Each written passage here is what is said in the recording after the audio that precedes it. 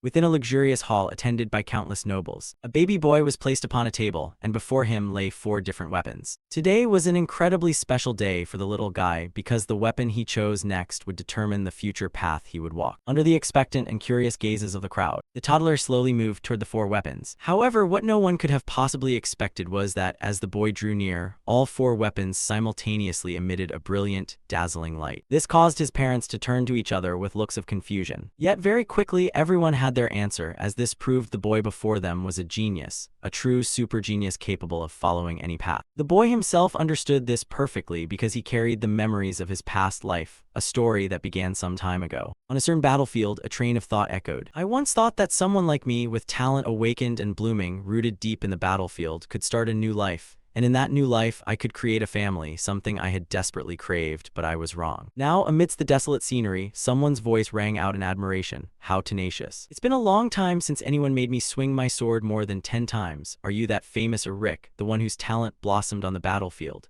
In his eyes, standing before him was a young warrior, but currently his left arm had been severed, and he was gasping for breath from blood loss and exhaustion. Hearing the man's words, Rick thought to himself, he knows me, I never thought I'd be happy about that. Thinking of this, Rick struggled to prop himself up with his sword, looking up to observe his opponent and greet him. Haha, it's an honor to be recognized by you, Duke Thurman. This young warrior was a Rick of the Drenic Empire. Before him, Duke Thurman saw the young man knew his name, and a flash of surprise crossed his eyes as he asked, Haha, you know my name. Yes, who hasn't heard of your reputation? One of the 6 hexagon-rank knights of the Althian Empire. Just one day on this battlefield was more than enough for me to feel the weight of the Black Wave. This man was Duke Boost Thurman from the Althian Empire. Back to the man, hearing Rick speak, he felt a genuine sense of respect for the young warrior. So, despite knowing who I am, you still choose to face me. It would be a great regret to end such talent so prematurely. Tell me, do you wish to surrender? He offered Rick a chance. But in response to this golden opportunity, Rick only glanced aside and shook his head. It was already clear. I was born on the battlefield, and so I shall die here. Saying this, Rick lifted the sword planted in the ground and gave it a powerful swing. It caused the air to vibrate violently. The gust was so strong that it blew away all the surrounding debris, creating an empty clearing around them. Back to Thurman, looking at Rick's face, he said quietly, even so, I can still see the regret in your eyes. You would have become a formidable opponent if you had been allowed to grow a bit more. However, if that is what you wish, then I hope you can let go of those regrets in your next life. As he spoke, he began to coat his sword in an aura, and he lunged directly at the young warrior. Just like that, after a few swings of the sword, the result of the battle was decided. My mother was a young widow, a war refugee. She left me behind in this chaotic world while I was still small, then drew her final breath. Everyone knows what happens to an orphan. Back then, Rick lived a life wandering the battlefields. A solitary life lived just to exist. He would do anything to survive. At 14, Rick was sent to his first ever battlefield, and there his talent awakened. The mana core in his heart enhanced his movements and senses to a level that was previously incomparable. At that time, a superior told Rick, Commander Rick, I intend to recommend you for the upcoming special knight appointment. With your talent, joining the Empire's 5 hexagon-rank knights is no longer an impossible dream. Hearing his superior say this, Rick couldn't help but smile. After surpassing 3 mana cores to become a quad core with 4, he had finally received the opportunity he had long awaited. After this war, I could have found peace in this weary life. I was finally about to have everything. Until that man appeared. With just one swing of his sword, Thurman easily shattered Rick's blade. And then his sword pierced through the boy's chest. What a shame, I wanted to reach even higher. I wanted a family, he thought to himself, before his body was blown back like a cannonball. And just like that, Rick's dream was miserably crushed. I thought that was the end, but after my vision went completely black, Rick suddenly heard a tender voice. Oh, is our little Dane awake? Haha, what a good boy, he isn't crying at all. How can these eyes be so clear and beautiful? This child is a gift that God has bestowed upon us. A beautiful woman with blonde hair spoke tenderly as she gently touched the tiny hand before her. Meanwhile, the man beside her wore a similar expression. Haha, the boy really is a great gift from God, he laughed. Only now did Rick realize his situation in shock. What? A baby? What are they talking about? As he thought, his face displayed a state of utter confusion while his hands flailed about wildly. As if sensing he was afraid, the man smiled and reached out, lifting him up to face him. Rick, you must become a magnificent spearman and follow in my footsteps. I'm your father. This man's name was Arkan Saugers. However, upon hearing this, Lady Lily Saugers immediately snatched little Dane from his hands and snapped, What are you talking about? Dane will become a magnificent assassin. Seeing his lady speak like that, Arkan's face turned awkward. Darling, come on. How could you let our youngest be an assassin? That's terrible. A man must use a spear. Using a spear is the most perfect and beautiful martial art, Arkan said with a bit of a dazed look. However, Lady Lily immediately brushed the idea aside. I told you being an assassin is better than being a spearman. The boy can hide in the shadows to eliminate targets without being noticed. That's way cooler, she yelled. To summarize, that's right, I thought it was the end, but I was reborn. Not only that, I was reborn in the Althian Empire, my enemy, as the youngest son of a count. And lately, my new parents have been arguing heatedly about my future. Surely because I was a late-born child, they want me to succeed them even more, Dane thought to himself. Back to the young couple, after arguing without result, Arkan finally said, then let's do this, we'll teach him both. Certainly, Dane will definitely be an assassin, Lady Lily laughed. Dane become a spearman, spearmen are the best, Arkan coaxed. The boy will be an assassin, Lady Lily reminded him once more. And while they were still bickering with each other, the driver in front turned back to remind them, Sir, we have arrived. Hearing this, Arkan was slightly startled, not realizing time had passed so quickly. What? We're here already? Now, Lily, take my hand. Oh my, what if the people in the castle see? The lady said bashfully. Come on, I just want to hold my wife's hand, what's wrong with that? Alright, be careful now. As he spoke, he proactively reached out to help his wife down, while Dane, in Lady Lily's arms, got a face full of dog food. What an eyesore, he thought. Then, after scanning the surrounding scenery, Dane's eyes couldn't hide his excitement. Oh my, it seems Dane is very happy to be home. Look at how happy he is. Yes, if this was my home, then it would be even easier for my talent to spread its wings. He thought with a smile, looking toward a new beginning. Time passed quickly, and 2 months had gone by. At this time, little Dane began to babble a few words, making Lady Lily incredibly happy. Oh my, Mommy's Dane is already babbling, and as if responding to her words, the protagonist's mouth also fired off sounds continuously like jumping shrimp. In truth, for him, this experience was quite novel. Realizing that he was babbling was truly a new experience. Because during the time he wandered far from school, he rarely had contact with children. The few children he met were all injured, bandaged, and crying because they had nowhere to go. Many were crying for their parents before they slowly starved to death and disappeared. Compared to that, the Sagar's house was a place of wealth and luck. I won't starve to death here, the main character thought happily, as he had been reincarnated into easy mode rather than hell mode. Right at that moment, his father, Count Sagars, pushed the door open and burst in. Haha, Dane, look at this. This is that spear. How about it, Dane? It's both long and beautiful, right? The man boasted excitedly. It seemed he wanted to instill ideas of being a spearman into Dane's head while he was still tiny, and in response to this, Dane could only manage a forced smile. This man is my father, the strongest rank 6 spearman in the kingdom, Arkan Sagar. His appearance looked gentle, but he was a heroic warrior known as the Blue Cyclone. Back to Lady Lily, seeing her husband bring a weapon into the room to show off to their lovely new son, she angrily snatched the spear and interrogated him. Seriously? How could you bring such a sharp object into our son's room? In response, Arkan's attitude weakened. I just wanted to show Dane. I already told you can't do that. If you do it again, I'll teach him basic stealth techniques from this age. Lady Lily said coldly, making her husband break into a cold sweat. Lady Lily was formerly the best assassin in the kingdom. Back to Arkan, though a bit afraid of his wife, he still argued back. Come on, everyone does it these days.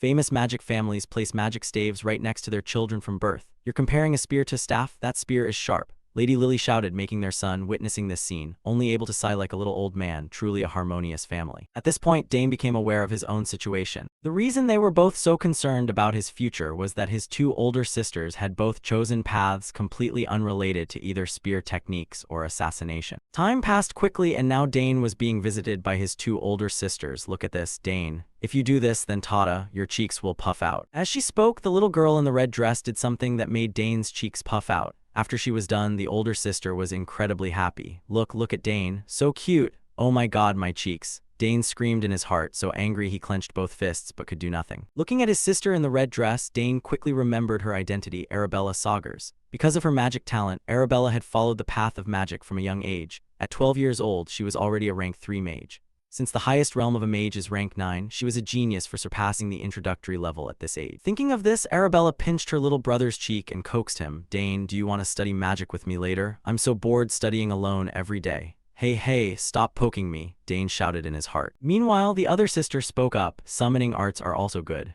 Hearing this voice, Dane shifted his gaze to the sister in the blue dress and thought. Claire Sagars. Claire was a talented summoner. She had known how to summon since age 7 and could now control 2 summons at the same time. At first I thought she didn't like me, but it seems more like the feeling of being jealous of having a sibling. She's less hesitant with me than before. At that moment, in Dane's eyes, Claire somewhat timidly used her index finger to lightly touch the tip of his nose. Then she quickly pulled her hand back. After that, Claire turned to Arabella with a puzzled look. Why is he so soft? Right, hee, Arabella chimed in. Next, Claire turned back to play with her little brother and said, Dane, if you have a talent for summoning, it will be so much fun. I'll teach you later, the sister laughed. in response to these offers. Dane could only manage a half smile in his heart. Haha. Everyone wants to teach me their talents. My father is a rank 6 spearman. My mother is a former assassin who once tried to assassinate the king. My eldest sister is a genius mage, while my second sister is also a genius summoner. The family of Count Saugers is truly a perfect noble family, exactly the ideal family I once imagined. So what's the point of revenge in this life? Even though my death was miserable, that place was a battlefield. Saying I'll take revenge on those who defeated me 10 years ago is just ridiculous, Dane thought wearily. It seemed at this moment, he decided to toss any thoughts of revenge to the back of his mind. Back to the story very quickly, he was awakened by the arguments in front of him. Spear techniques. He must choose the spear. Arkan shouted. Stealth and assassination techniques are more useful, Lady Lily reminded him. At the same time, the two sisters, Arabella and Claire, also voiced their opinions. No, in this era, magic is the trend. Summoning techniques are also good. Seeing them discuss his future like that, Dane, sitting still, instinctively let out a slight smile. I always wished I had a home. I'm so lucky to have been born here. Thinking this, the argument began to get louder. It made his head ache. Truly a harmonious family, right? Dane asked himself. Speaking further about the Saugers family, they had a very special ritual called the ritual of selection. When children in the family turn 1 year old, many objects are laid out on a table in front of them. People will predict the child's future based on the object they choose. And today was the day Dane turned 1. Today is young Master Dane's first birthday, right? Someone said, and the person next to them exclaimed, the young master is already 1. Time flies so fast. The young ladies have become a summoner and a mage, right? I wonder what young Master Dane will choose, everyone said curiously. We'll know after the ritual. Now let's go inside, a man said with a laugh. Following that, in the main hall, everyone quickly gathered to wait and see what Dane would choose. At this time, the little rascal was being placed on the table, and before him were 4 objects representing 4 different directions. From left to right, they included a spear, a golden plate, a small pouch, and a short blade.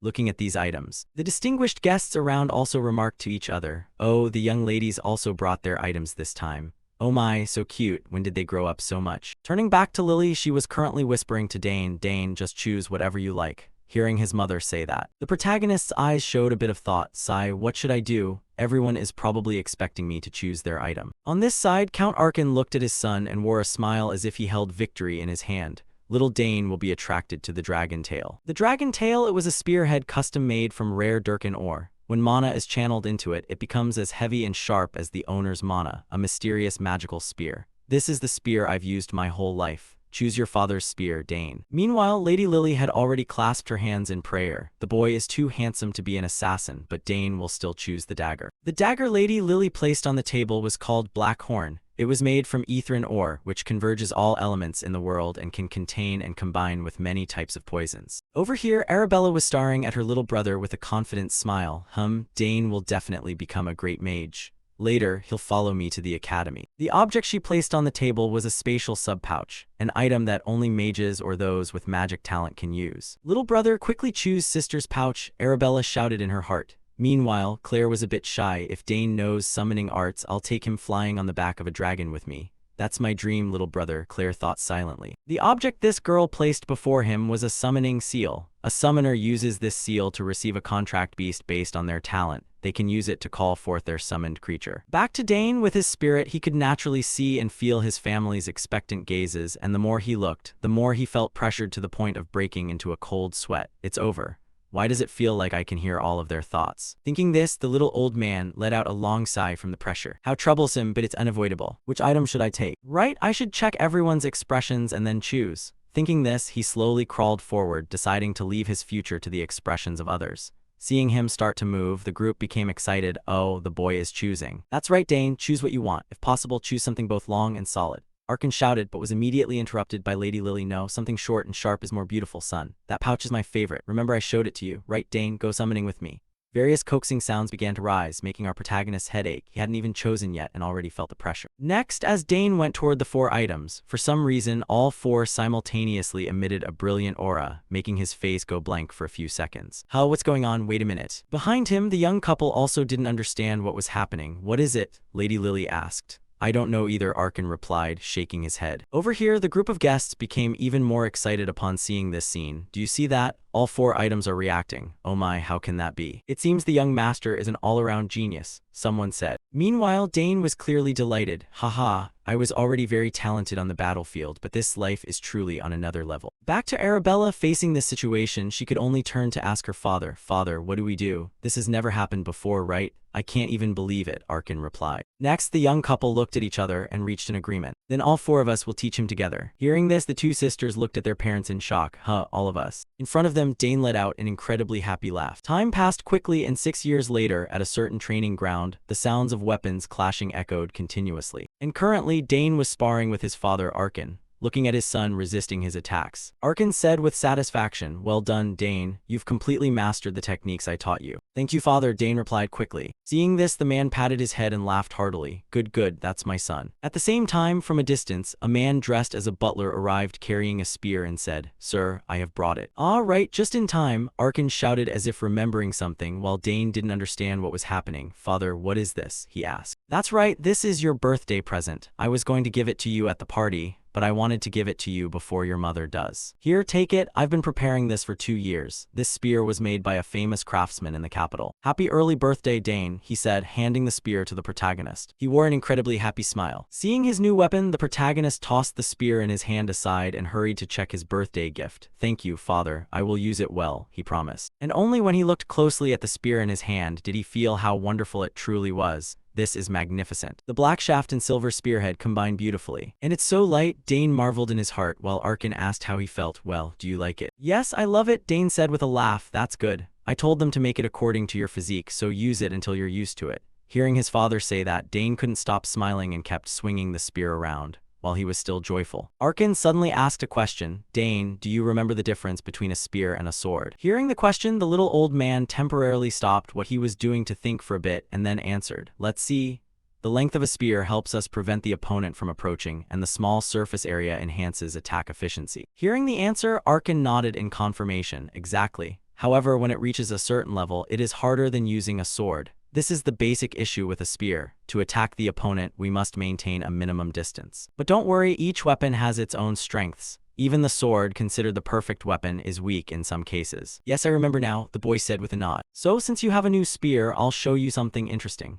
Saying this, Arkin began to spin the spear like a fan, creating a gust of air pressure that spread around. "So this is the mana of a rank 6 spearman. Just the mana he radiates is overwhelming," Dane thought to himself. Next in his eyes, Arkin's eyes suddenly closed. He spun around, putting one foot forward. Then, with both hands firmly gripping the spear, he thrust it forward powerfully. At the tip of the spear, the air twisted into a vortex. It left the protagonist with his mouth wide open. Incredible, he just thrust the spear forward. Turning to Arkin, at this time he pulled back the spear and explained, "The reason space is distorted here is that I released the mana in my body and thrust the spear at the same time. This is a technique that optimizes core characteristics by focusing mana at one point." Hearing him say this, Dane added, "Yes, I've heard my sisters say that I can surpass my physical limits.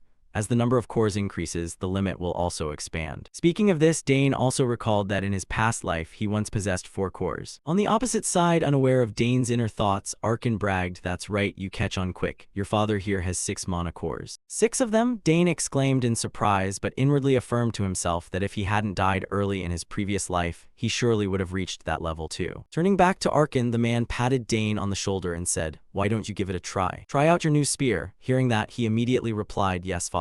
Relax your mind, forget what you're thinking about, and just thrust the spear forward. Following his father's advice, he immediately replied, "Yes, sir." In his past life, ever since he realized his innate talent for swordsmanship, he had lost all interest in spears, using them only as a backup weapon. Alright, time to give it my all. As he thought this, he tightly closed both eyes to focus his spirit intensely. Looking at his form, Arkin thought with satisfaction, his posture is quite perfect. It took me 7 years to pull off this technique, but with Dane's talent, I wonder if the boy. Just as that thought crossed Arkin's mind, his eyes suddenly went wide with shock. From his perspective, the moment Dane thrust the spear forward, cracks began to appear in the air like a sheet of glass about to shatter. "Dane, how did you do that?" "Haha, I've truly been astonished," the man laughed. Dane, on his part, hid nothing and spoke his mind. "When I thrust the spear, I concentrated my magic at a single point and transferred it into the spearhead. When the magic touched the tip, I cut off the flow abruptly." Hearing his son say this, the man was even more stunned. "Wait, you transferred magic into the spear and then cut the flow? Dane, have you already created a mana core?" "Yes, while reading the book on core creation, I tried practicing it and luckily I managed to do it," he lied smoothly. With his past life's knowledge, creating a mana core wasn't difficult at all.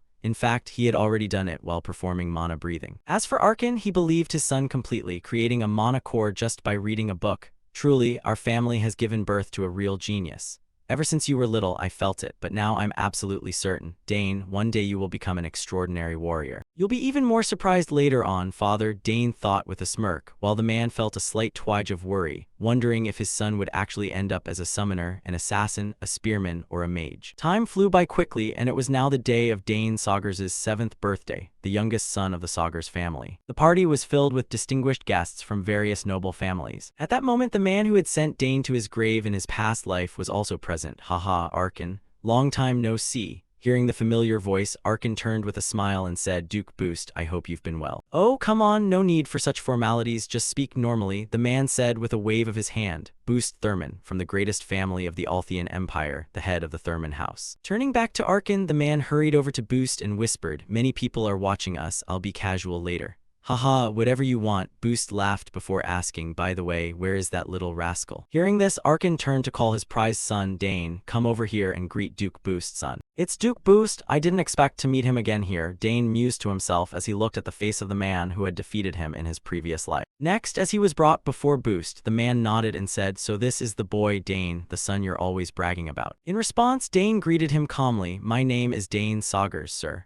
Although he was polite on the outside, the little rascal was inwardly irritated. He couldn't quite suppress his annoyance upon seeing him. It is an honor to meet you, Duke Thurman, Dane said as he bowed respectfully. Seeing this, Duke Boost burst into hearty laughter. Your son is very well behaved. It seems he doesn't give you any reason to worry. So he's studying spear techniques like you, right? That's right, Arkin confirmed just as a little girl walked up. She stood before the group and greeted them politely. Greetings, Count Saugers. My name is Layla Thurman. It is an honor to meet you. This red-haired girl was Layla Thurman, the youngest daughter of Duke Thurman. Moving on, after calling the two children over to greet each other, the two fathers shooed them away. Then, as if remembering something, Arkin turned and asked, I wonder how your lady is doing lately. In response to the question, Boost's face clouded with a touch of sadness as he said, I've tried everything, but there's still no progress. You've worked hard, but I'm sure she will get better, Arkin offered comforting words. However, Duke Boost knew the words were just meant to be soothing, so he gave a heads up, if you suddenly don't see me around, please understand, because at that point I'll have used magic to rush back to the capital. But where did Dane go? As he spoke, the Duke scanned the surroundings and didn't hold back on the praise, that boy is quite bright. I wanted to talk to him a bit more. Yes, I'm not sure either. I don't see Layla anywhere either, Arkin replied. Right at that moment, as Duke Boost looked out the window, he discovered something unexpected. The two children had dragged each other out to the garden, and he smiled. It looks like both of them are bored with this party. As for Layla, while walking in the garden with Dane, she suddenly broke into a smile and shared candidly, actually, I don't like following my father everywhere, but now I'm glad I came with him.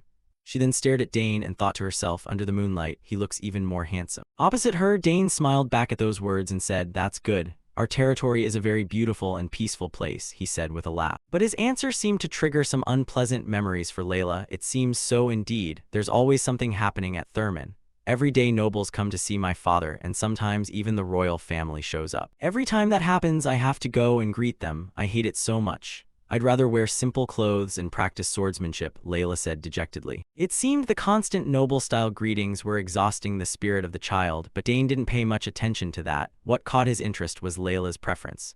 Oh ho, so she uses a sword too? The boy marveled to himself. Turning back to Layla as if feeling she was being a bit strange, she turned and asked, what about you? I like both places. It's not as bustling as the capital. But every day I look forward to the time I get to practice the spear, Dane said, sharing his thoughts and leaving Layla a bit surprised. The spear. She blurted out in surprise, but after remembering Dane's background, she quickly understood. Ah, right. I forgot Count Saugers' nickname is the Blue Cyclone. I've heard my father tell stories about how talented he is. At that point, Layla paused for a beat and asked Dane, so do you want to join the academy too? In response to the question, Dane just shook his head slightly. No, I don't practice the spear for that reason. Then why? Isn't it natural to train so you can join the academy? It's very hard to get accepted, Layla said hurriedly. At this, Dane somewhat shyly scratched his cheek and replied, well, I want to train so that when I eventually get in, I can do even better. Layla was genuinely stunned for a few seconds by that answer, But what if you fail, then I'll just try again. Dane shrugged and said, and if I still fail, I'll just consider that path wasn't meant for me, he answered while scratching his head, and his nonchalant attitude made Layla worry for him. I don't believe you. Aren't you afraid of disappointing your family? Not really, Dane mumbled, and hearing that, Layla felt a bit of envy toward Dane. I'm so jealous. My family sees failure as a disgrace. "Oh well, forget what I just said," she said with a wave of her hand. Seeing the girl before him presenting herself like a little old lady, Dane felt a bit of that pressure too. Sigh, I didn't know people actually worried about things like that.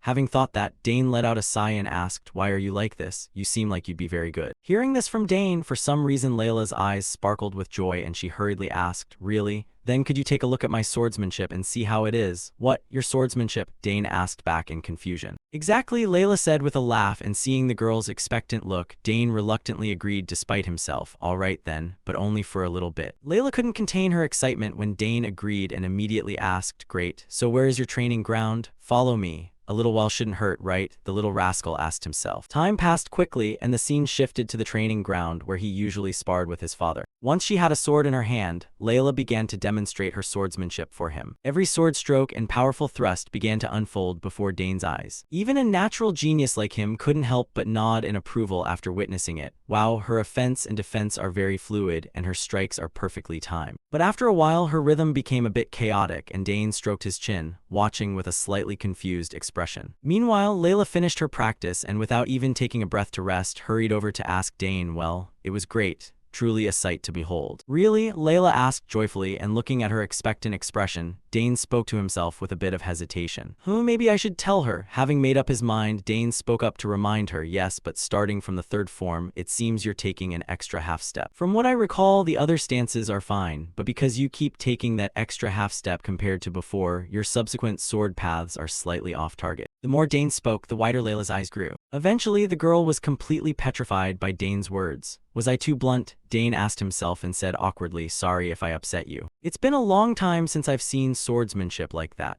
On Layla's side, it seemed Dane's criticism had wounded her pride, so she became determined to show the brat, "All right, I see how it is. I still haven't shown you everything." Thinking this, Layla gripped her sword and began to practice once more, until her footsteps tripped for a moment. She lost her balance and lunged forward, hugging Dane. "Thank you so much, Dane." Dane was a bit flustered. "Hey, what are you doing?" before he could finish his sentence. Layla said, "You really have a sharp eye, noticing the mistake I've been making for so long. Thank you, I'll definitely keep it in mind." As she spoke, the girl took the opportunity to rub her cheek against Dane's. This made the little rascal extremely embarrassed. "You're suffocating me. And could you please put that sword away?" Dane said as he hurriedly pushed the girl back. "Oops, sorry," Layla exclaimed before looking at Dane again with a very interested gaze. "She just suddenly hugged me," the little rascal said while fixing his clothes. At the same time, as if their disappearance had worried the servants, voices calling for them began to ring out. "Young Master Dane, where are you? Lady Layla." Hearing the calls, Layla snapped out of it and looked back. "It looks like they're looking for us. We should go back," Dane replied. When they saw them coming out, the servants let out a sigh of relief. "Oh, there they are. Where have you two been? We've been looking for you for ages." Scene changed to the main banquet hall. At this time, the most important part of the party was about to begin as Lady Lily handed him a small wooden box and said, "Happy 7th birthday, son. Congratulations on obtaining your first mana core." "Happy birthday, Dane." "Thank you, father," he replied softly. After opening the gift from Lady Lily, he was a bit astonished. "This is the family crest pin, the one my sisters are always showing off to me." Beside him, Lady Lily also smiled and said, "Keep it safe, Dane. This pin will be the proof of your honor and status." As soon as the words were spoken, the surrounding guests nodded and voiced their congratulations. "Happy birthday, young Master Dane. The youngest has finally been recognized as a member of the Saugers family. You will become a talented man just like the Count." Hearing these words, Dane instinctively broke into a smile. "This is the first time I've been praised by so many people," he thought happily. But just at that moment, the entire grand hall suddenly began to shake violently, as if an earthquake were happening. "That noise, what's going on? Damn it, is it an intruder?" the crowd said in panic. Meanwhile, seeing the situation turn sour, Dane hurriedly turned to look at his father, but as if he had already anticipated this, the man said helplessly, "Stay calm. There's no need to panic. Here we go again, and I thought we'd have some peace today. Can you guess who it is, Dane?" Lady Lily asked with amusement. As if thinking of something, the little rascal's eyes also began to widen. "No way," he shouted in his heart, and very quickly. At the ceiling of the grand hall, a source of blinding light energy slowly began to appear. It caused the group of nobles below to panic and hurriedly back away. "What is that?" someone shouted. And following everyone's gaze, from within that stream of light, a red silhouette suddenly leaped out. "Look at the clock, your big sister isn't late now, is she?" Arabella said with a laugh. Catching sight of her, the surrounding guests' eyes went wide. That was Lady Arabella, and it seemed. Did the young lady just use teleportation magic? Wow, I heard you need to be at least rank 5 to open a small-scale teleportation gate. Our young lady is a true genius. Voices of admiration began to rise, though Dane found the fuss quite bothersome, thinking to himself that she was as loud and flashy as ever. But it wasn't over yet. Very quickly, a terrifying scream rang out from outside, and upon looking out the window, the girls' faces turned pale. There was a monster in the sky. "Oh my god, it's a wyvern. This time it's Lady Claire," someone shouted in shock upon recognizing the familiar figure. And as they watched, Claire arrived riding atop a winged dragon. "It seems I've arrived a bit too late," Claire muttered to herself. She quickly landed and made her way into the grand hall. Looking at her, people began whispering to each other again. "I heard she's a genius summoner, but to tame a wyvern is just astonishing. Isn't she only 16 years old?" Ignoring the gossip, Arabella turned and greeted Claire as she entered. "So you've arrived?" "Yes," Claire replied. Then both of them turned toward Dane. "Dane, happy birthday to you." "I wish you a very happy birthday, Dane." "I do too," they said as both girls took out a gift to hand to the protagonist, leaving Dane feeling a bit flustered by their sudden appearance. "Thank you both for coming all this way to celebrate my birthday like this. Of course we had to come. Now open your gifts, I'm sure you'll love it," Arabella said with a smile. Meanwhile, Count Arkin was so moved by the sight of his two daughters that he actually teared up. "You two only gave me a letter for my birthday, yet you prepared gifts for your youngest brother," he grumbled playfully, making his wife chuckle. Back to Dane, after opening Arabella's gift, he discovered a ring inside, but upon looking at it, he noticed something strange. "Sister, isn't this a spatial pouch?" Dane asked Arabella with a puzzled look because its shape was quite unusual, and Arabella proudly replied, "Exactly. I designed it myself. It uses space magic at the highest level. Well, my professor actually made it." "Sincerely, thank you," I thought, knowing how incredibly difficult it is to carve space magic into an item. But the even harder part was designing a creation that could withstand that magical carving. The more he thought, the more Dane felt his monster of a sister was a bit too talented.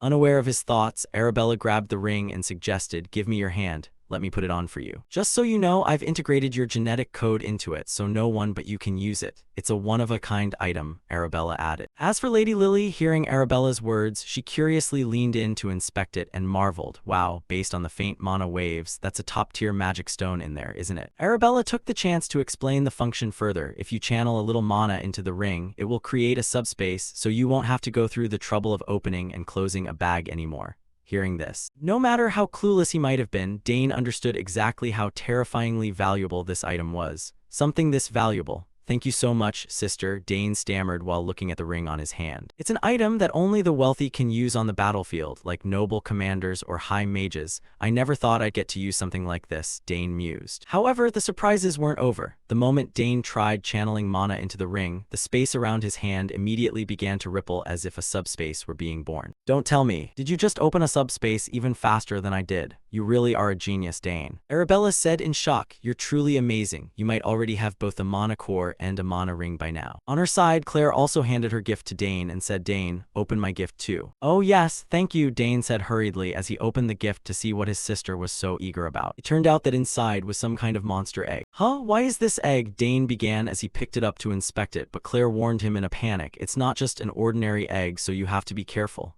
Hearing this, Dane frowned and asked, "Then what is it?" The others gathered around curiously to look at the egg, and Claire whispered into Dane's ear, "It's a familiar. I once tried to summon a Decoron and this appeared instead. I don't know what kind of creature will be born, but I know everyone in the world knows how valuable it is." Hearing this, Dane's eyes widened with a hint of alarm as he stared at the egg. "That's right, I've heard of them too. A familiar is different from a regular summon. It's a distinct entity. Although they share some traits, once a familiar is summoned, it can exist permanently in this world, unlike other summons." Turning back to Claire, seeing that her brother realized the gift's value, she patted his shoulder and continued whispering, "No one knows about it yet, Dane. Only you. So keep it a secret until it hatches." "Yes, certainly," Dane replied with a smile. Meanwhile, Arabella got annoyed seeing them whispering and shouted, "Hey, what are you two talking about for so long?" Ignoring her, Claire continued her instructions. "Dane, I don't even know when it will hatch. So remember to channel mana into it once in the morning and once at night so it can recognize you as its master."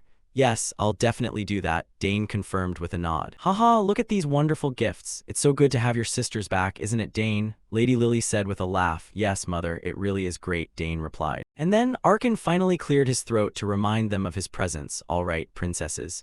Well, I'm glad you came home despite saying you couldn't. Shouldn't you greet your parents as well?" Hearing the reminder, Arabella suddenly realized they were there. "Oh, father, how have you been? I was so focused on giving Dane his gift that I..." I'm sorry. Haha, it's fine, the man said with a bright smile. Then, after looking over both of his daughters, he nodded. It seems you're both healthy. To travel such a long distance just to see your brother, make sure you get some good rest. Yes, father, they shouted in unison. Meanwhile, little Layla stood in the background. Watching their family reunion, her eyes seemed filled with a touch of envy. The protagonist quickly noticed this gaze and thought, Layla, is she leaving now? But why does she look so lonely? Dane wondered to himself. Time passed quickly, and the next morning, while taking a walk, Duke Boost was pondering his own matters. She exceeded my expectations. As expected of the Academy's best mage, she's a precious talent. She'd be a perfect match for my son, the Academy's best swordsman. If our two houses combine, we'll create a power that even the royal family would find hard to touch. That way, no one will be able to mess with my family or my descendants anymore. Alright, I should bring up the engagement between the eldest children of our two houses during today's conversation. Thinking of this, Boost suddenly stopped in his track. He heard a noisy sound coming from the distance. That sound, are they busy training? Who would be training this early in the morning? And the person training was none other than our protagonist, Dane. He was already at the training ground at the crack of dawn to get acquainted with his new gear. Each swing of his spear began to create the sound of tearing wind. It echoed throughout the area, and following that sound, Duke Boost found his way there. He was a bit surprised by the scene before him. Oh, is that the youngest son of the Sagar's family? Haha, how unexpected. His movement and concentration aren't like a 7-year-old's at all. Even his simple thrusts are so refined that even soldiers who have survived countless battles could learn something from them. It's truly hard to believe. I heard rumors about him showing incredible talent since he was only a year old. I thought it was just talk, but I never expected it to be true. His astonishment grew even further when the Duke observed Dane's footwork. Wait, those stances and those movements are also very much like a swordsman's. Don't tell me he's already mastered swordsmanship at such a young age, the man thought in amazement. Back to Dane, after a round of practice, he retracted his spear and said coldly, I don't know who you are, but you'd better show yourself instead of hiding in there. Hearing this, the man hiding to the side felt a bit startled. Damn, I've been spotted. But more importantly, those movements are incredibly familiar. I'm sure I've seen them somewhere before, the man thought with a frown, but he quickly pushed it aside and stepped into the training area. Forgive me, Dane. I didn't intend to eavesdrop on you. Seeing the familiar face, Dane quickly hurried over to greet him. Oh, it's you, Duke. One look at his eyes and you can tell he's no ordinary child, Boost thought to himself. After finishing his thoughts, Duke Boost quickly continued.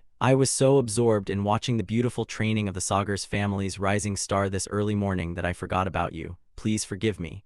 I forgive you, sir, Dane replied with a nonchalant shrug as if it were only natural. Truth be told, Boost had only said that out of courtesy. He never expected Dane to actually take him up on it. Ho ho, this kid's got guts, he laughed to himself. Only now did he have time to observe Dane more closely. Looking at him, he noticed something. How could this boy not be shaking at all after practicing for so long? At his age, Boost hadn't even possessed a mana core yet. Boost wondered briefly in his mind, then pointed at Dane's spearhead and asked, Your thrust is excellent. You've surely inherited Arkan's talent. But that spear you're holding, yes, I was told that my father put a lot of effort into preparing this spear for me. I'm grateful you recognized it, Dane replied with a smile, sounding as if he were showing off. This behavior made Duke Boost evaluate him even more highly. That's the best possible answer. My own son, though skilled and well-mannered in his time, wasn't quite at this level. Perhaps I should consider a marriage alliance with this house. Thinking of this, the man began to harbor the desire to set up his daughter with Dane, and to carry out his plan, he started probing. Actually, my Layla is also practicing the sword. You two are the same age, so you could be good friends when you join the academy. Yes, sir, I'm sure I'll get along with her, Dane replied with a smile. Ha ha ha, I like your straightforward personality, young man. Anyway, it seems I've bothered you enough during your training. Well then, as Boost spoke, he turned as if to leave, but at that exact moment, he suddenly remembered something and turned back to ask, by the way, Dane, I'm curious about one thing. Since you started, have you ever practiced the sword? Turning toward Dane, the Duke's question made him startle inwardly. Crap, it looks like my habits showed without me even realizing it. Surprising that he could spot it in just one look, Dane said to himself. Very quickly, he changed his expression and replied, No, sir. I've only read a few textbooks on basic swordsmanship, but I've never actually practiced it, glossing over the matter. But given what he had just seen, Boost still felt something wasn't quite right. Strange, I swear I felt something like a pure battlefield spirit from him earlier. He stared at Dane's innocent face and then shook his head. Haha, what am I thinking? There's no way, he's just a kid. Having finished his thought, the Duke decided to toss his suspicion aside and adjusted his clothes. Oh my, I only meant to take a light stroll, but I've been out far too long. Well then, it's time to say goodbye. I'll see you again. Yes, sir. I wish you a safe journey back, Dane replied with a polite bow. Turning back to Boost, before leaving, he didn't forget to invite the protagonist. Alright, if you ever have the chance to visit the capital, make sure to find me. I must return the hospitality I've received here at the Count's castle. Because I especially like you, certainly, sir, the little rascal affirmed. Watching the big man's retreating back, Dane smiled to himself. Interesting. I wonder if he'll remember me. The man who defeated me in my past life. Just thinking about it gets my blood pumping. If I prepare step by step now, I can definitely do it. Boost Thurman, I will surely defeat you in this life, he said to himself. Time passed quickly. After Boost left, Dane continued to plunge into training, especially since his determination to defeat Boost had surged. It wasn't until the butler, Herman, came to find him that he finally stopped. Young master, it's time to head back. Hearing this, Dane turned and said, Herman, have you been waiting all this time? It is my duty to silently fulfill all your needs, sir. Herman spoke calmly while handing Dane the towel in his hand.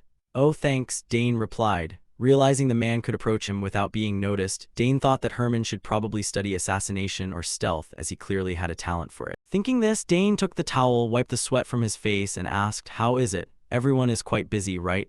Yes, it seems everyone is very occupied preparing for the next stage of the banquet. And it seems other nobles who were on their way have arrived. After all, it's very difficult for over 30 noble families to arrive exactly on the same day, Herman replied. Oh right, how are my sisters doing? Dane asked next. They have opened a teleportation gate together and headed back to the academy, sir. They said they had no choice because midterms are coming up soon. Well, that's a shame, but it can't be helped. Let's head back. Yes, young master, Herman nodded as Dane thought to himself, when I have time, I really should take a look at the gifts my sisters gave me earlier. Just like that, time flew by. After a period of partying and welcoming nobles from various families, Dane had to escape to the garden to catch his breath. Living a noble life is so exhausting. My schedule is even denser than usual because it's my birthday. At least I find some solace resting in the garden like this. As he spoke, he looked around and silently admired the gardeners. The gardeners here are truly skilled. I feel an unusual sense of peace just looking at these flowers. My eldest sister said that in nature, flowers contain the most mana within them. Since I have the time, I should probably analyze the mana of these flowers. No sooner said than done, Dane sat down before a cluster of flowers and slowly closed his eyes to sense them. I've practiced as much as I could. Even my magic and summoning arts haven't made any significant progress. I'm still not sure which one I should focus on. Having too much talent really is a hassle sometimes, the lucky youth silently complained about his own gifts. Before long, a light breeze erupted from his palm, blowing away the surrounding petals. The mana of the flowers, for such a small flower to contain such a large and violent flow of mana. If a person can sense the mana in nature and make it their own, then it will remain within their body and transform into a layer of magic. The mana suction of this body is truly terrifying. I can see things that others can only sense with their sixth sense, haha. At this moment, just by sensing a little, the surrounding mana actively poured into his body like a whale inhaling water. Feeling each flow of energy surging inside, Dane's eyes lit up with excitement. There it is. Before I could only sense mana very vaguely, but now I can sense it more and more clearly. Scene changed to another corner of the garden. Two boys were talking to each other. I'm so bored. As soon as we got here, father was busy talking to other nobles. He sidelined us. Let's just show our faces and then go back to the guest room like last time. The brown-haired boy spoke while using the stick in his hand to crush all the flowers around him, making his younger brother a bit worried. Are we allowed to do that, brother? In response, the older brother showed no concern at all and even snapped irritably. You're acting like it's our birthday. Who cares? Do you think the young master of the Sagar's family would care about things like this? Damn it, I think we're lost again. Why build such a big garden anyway? As he spoke, they spotted Dane up ahead. Hey brother, there's someone over there, the younger brother pointed out. Huh, is that kid lost like us? The older brother shouted before assuming an arrogant look. Hey you, in those clothes, are you a servant? Whatever anyone will do. Lead us to the exit, he said arrogantly. This caught Dane's attention and he turned around.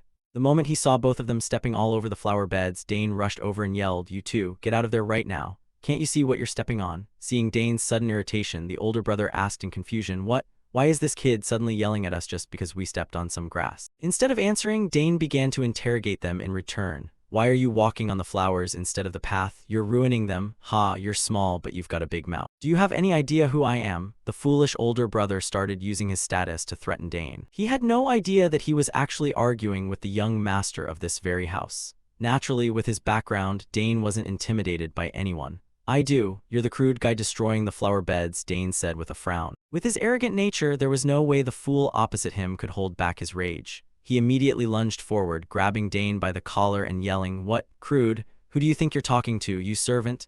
I am the son of Count Tyron, a guest of this castle. Opposite him, hearing this, Dane immediately recognized the identity of that Tyron.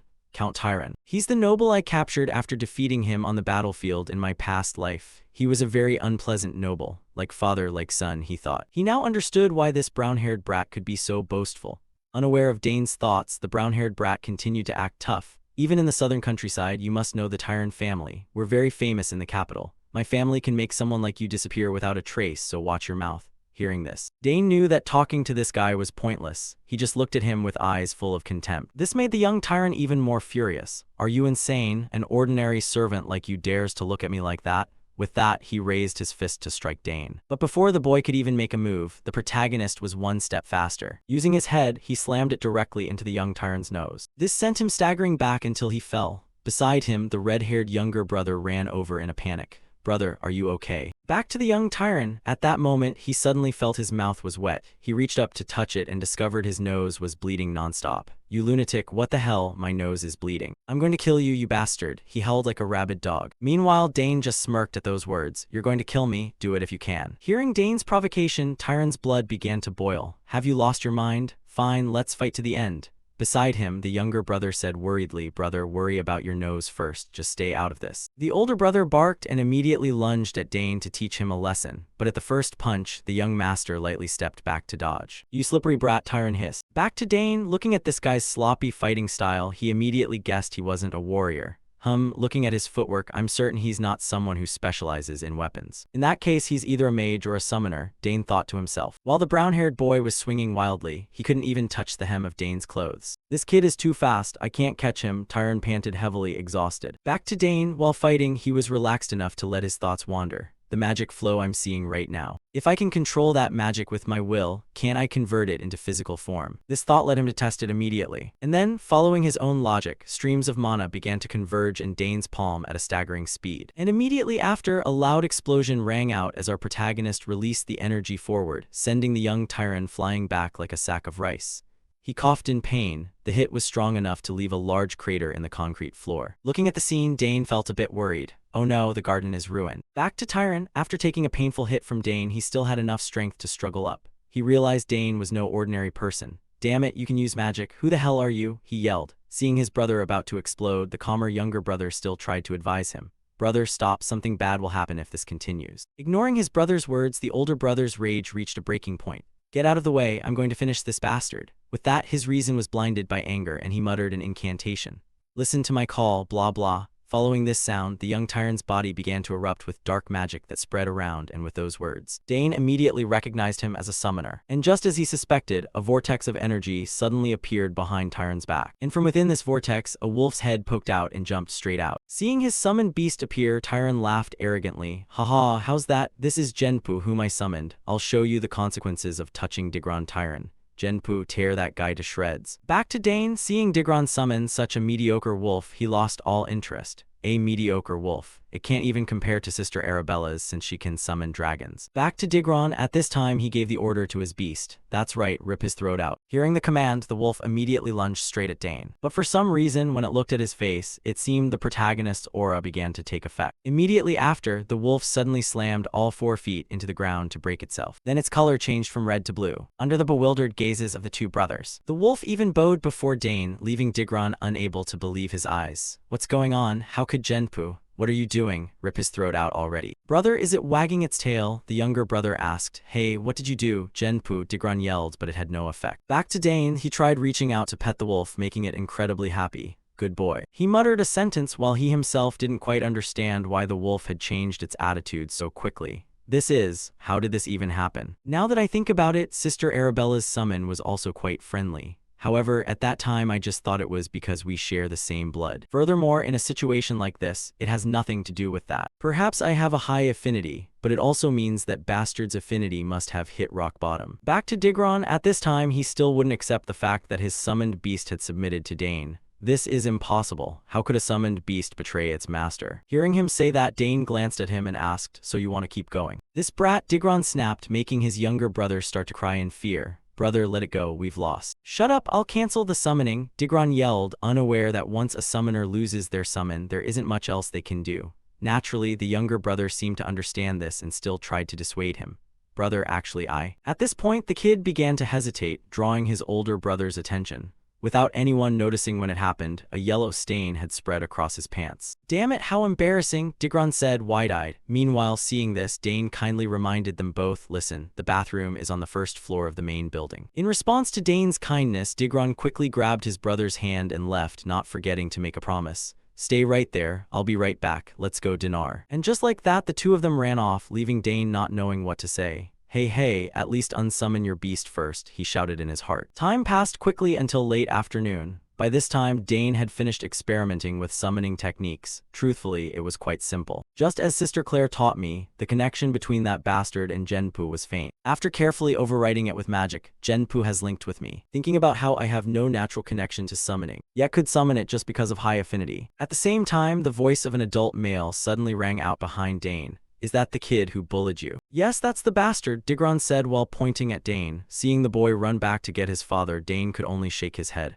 "Haha, that idiot is making a scene again. He didn't just bully me and Dinar, he even cancelled the connection between me and Genpu," Digron accused. And at that moment, a fat man stepped toward Dane and said arrogantly, "My name is Mogard Tyron.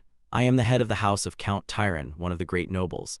Are you the brat who made my son's face look like this and forcibly took his summoned beast?" And Dane admitted it immediately. "Yes, that's right." As he spoke, he glanced at the fat man and thought to himself, he looks even fatter than when I took him prisoner. Peace must be treating him well." Unaware of Dane's thoughts, the rotten pig pointed at him and said, "As a guest, I intended to let this slide if possible, but this is not something that can be ignored. Why are you in a place like this alone? Reveal your identity immediately." Hearing this, Dane promptly disclosed it to satisfy him. Dane Sagars, youngest son of Arkan Sagars, Lord of the South and head of the house of Count Sagars, he introduced himself coldly. This caused the faces of the father and son duo to break into a cold sweat. What? This brat is Dane. However, very quickly an idea formed in Mogard's mind. The youngest of the Sagars family? It seems the tables have turned. I was once taken prisoner by that Arik fellow and gained nothing throughout the war. I will change the situation to make the Count take responsibility and use it as an excuse to demand mining rights. Those nobles who look down on me will have to kneel. Thinking this, he began to speak with a smile. So you are the host of this birthday party, Dane." "That's right," Dane said calmly without a hint of concern. At this attitude, a surge of anger suddenly rose within Mogard. "Arrogant brat, I didn't come to this remote southern land just to celebrate your birthday." He gritted his teeth inwardly. Then he turned and patted his son's shoulder, continuing, "So, what do you plan to do about this? You've injured my son, a guest you invited here, and you even took his summoned beast. This is a crime." "That's right, today is the end for you," Digron chimed in. "I will speak with Count Sagars and demand he takes responsibility." "Let's go," Mogard ordered. Turning back to Dane, naturally he didn't just accept it. "I understand, but before that, I demand an apology." Hearing Dane's demand, the faces of the father and son turned as purple as pig's liver. "What? An apology? That's absurd, this bastard." Not letting them finish, Dane raised his voice. "Correct. It's true I struck your son's nose and injured him, but since I was threatened, I was merely acting in self-defense, and I didn't steal the beast. Genpu followed me voluntarily." In front of him, the brat Digron screamed, "What? Genpu would never do that, father, he's lying." Unlike his son, the fat Mogard had heard information somewhere and had a different thought. "Wait, I heard the second daughter is a genius summoner. I see. Perhaps that girl taught the boy how to sever a link." He stroked his chin, thought for a moment, and continued, "Even if what you say is true, it is tragic when a summoned beast is taken away, yet you demand an apology." "Yes, exactly," Dane replied calmly. Meanwhile, the brat Digron kept barking, "HMPH, who does this kid think he is to act like this? So arrogant, interrupting while adults are talking. Talking to this kid is a headache," the fat Mogard thought to himself and lowered his voice slightly. "Fine then, I won't scold you anymore. Let's see what Count Sagars has to say about this." Turning to Dane, looking at the man's face, a thought suddenly occurred to him. It seems he is really looking forward to this. Just as the story reached this point, as if hearing the commotion, Arkan and Boost approached together. "Were you looking for me?" Arkan spoke up, startling the group. "Count Sagars." Even Duke Thurman had arrived. Time passed quickly until the sun had completely set. Now, the brat Digron was presenting the story the way he wanted. "My brother and I got lost in the garden, so I wanted to ask your son for directions, blah blah blah." On this side, Dane watched his father calmly listen to the story and admired him inwardly. "That's my father. He cares deeply for his family, but he isn't the biased type. Even in conflicts with outsiders, he can distinguish right from wrong." Back to Digron, he had reached the climax. "Suddenly he hit me in the nose and kept using that weird technique to mock me. So I only called my summon to scare him and he stole my summon. He even tried to attack me. the brat said, putting on a miserable face as if he were the victim, while his fat pig of a father, Mogard, smirked at his son's clever lies. Only Dane saw through their act and sighed inwardly. He can lie with such a straight face. I'm really looking forward to his future. Turning to Mogard after waiting for his son to finish, he spoke up. Count Saugers. I only intended to warn the boy, but stealing someone else's summoned beast is wrong. I can't just let this go. In response, Arkin replied calmly, we can't just listen to one side. I want to hear Dane's story, then evaluate the whole situation before reaching a conclusion, right?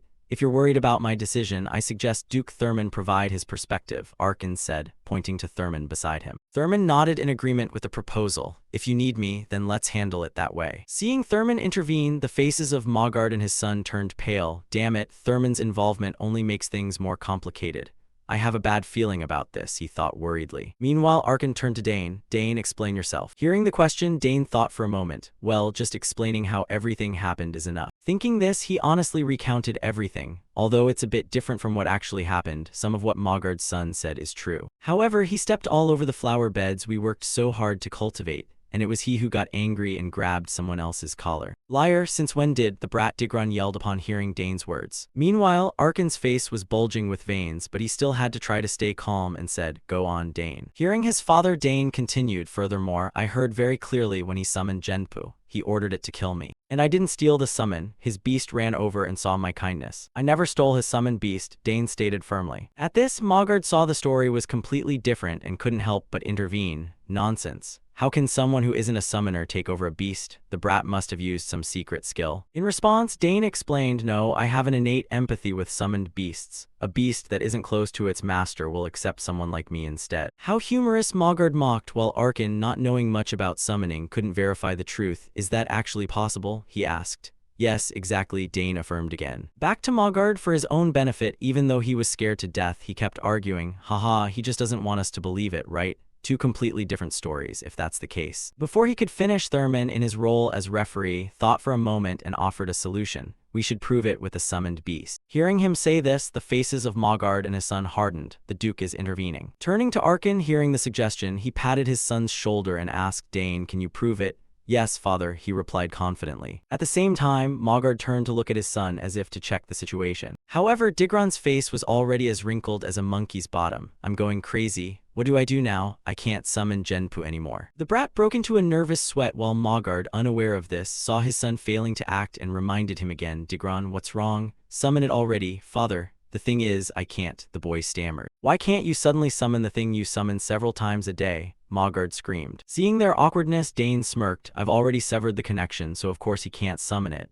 Thinking this, he turned to Arkin, father, I'll summon it. To do that, it seems I need the mark he possesses. In front of him, Digron questioned him. What did you say? My mark? I can't believe you want my mark. What nonsense. Even using a mark with another summoner's unique mana won't work. In response, Count Sagar said sternly, based on what you said, even if the boy uses your mark, it won't work. So there's no harm in trying, right? Won't it just prove your words? Damn it, I can't argue because he's not wrong, Digron thought in fear, while Mogard had no choice but to turn to his son. Show them your mark for a moment, Digron. But father, the boy said, his eyes beginning to tear up. Hurry up, Mogard barked. Left with no choice, Digron reluctantly brought out his personal code, thinking that because a summoning mark has a unique mana code, no one else can use it. But Genpu, whom Digron summoned, is covered in my mana. The mark is just a medium. Genpu has linked with me and will answer my call, Dane thought to himself. Then, before everyone's eyes, as Dane channeled mana into Digron's summoning card, a vortex of energy appeared, and from within it, a wolf appeared before Dane. It wagged its tail and licked his face with pure joy. Even though they had heard Dane say it before, seeing it with their own eyes left everyone unable to hide their shock. Father, how, my Genpu? It's impossible, the father and son stammered. Incredible, you said the boy never studied summoning, Boost asked, dazed. That's right.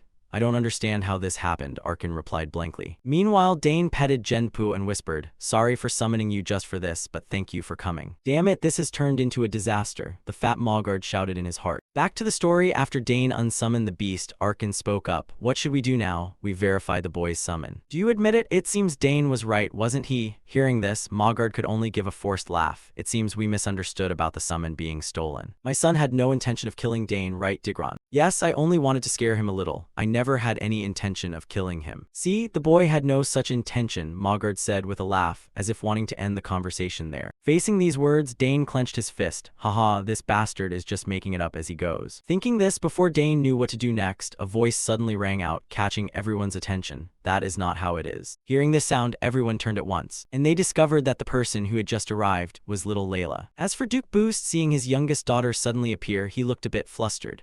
Layla, what are you doing here? I heard father's voice while passing by, the girl replied. Then Layla turned to Arkin and Mogard to greet them. Greetings, Count Saugers and Count Tyron. All right, the fat man nodded, though inwardly worried. Is this kid really the Duke's daughter? Ignoring his attitude, Arkin immediately focused on Layla's previous words and asked, anyway, what do you mean? Is he lying? The Count's face showed extreme anger as he spoke. At this, Layla spoke what she had witnessed. Actually, I happened to overhear their conversation while walking earlier. Hearing this, Digron's face turned pale. What? That girl heard everything, he screamed in his heart. Is that true, Layla? Would you mind telling us everything you heard? Arkin said hurriedly. Oh yes, what happened was, just like that, the girl began to tell what she had seen, sparing Dane from having to use his brain to explain. I didn't expect this, but with her here, everything has settled smoothly. Time passed quickly. With Layla acting as a witness, the father and son had no way to deny it.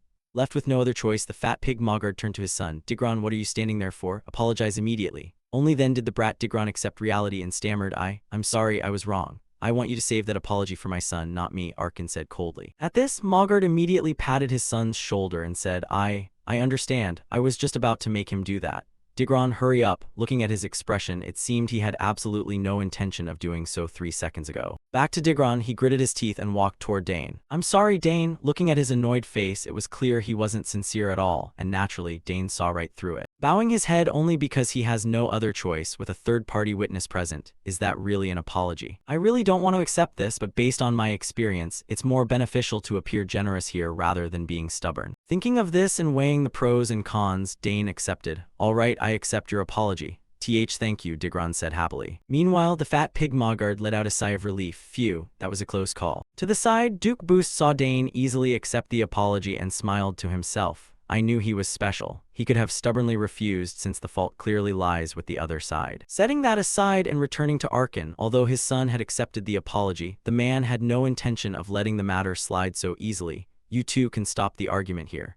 Dane has accepted the apology after all, but personally, I have no intention of overlooking this incident. Your son intended to kill my son using a summoned beast. Count Arkin, that wasn't the fat man scrambled to explain, but before he could finish, Arkin cut him off. I don't want to hear any more excuses from you.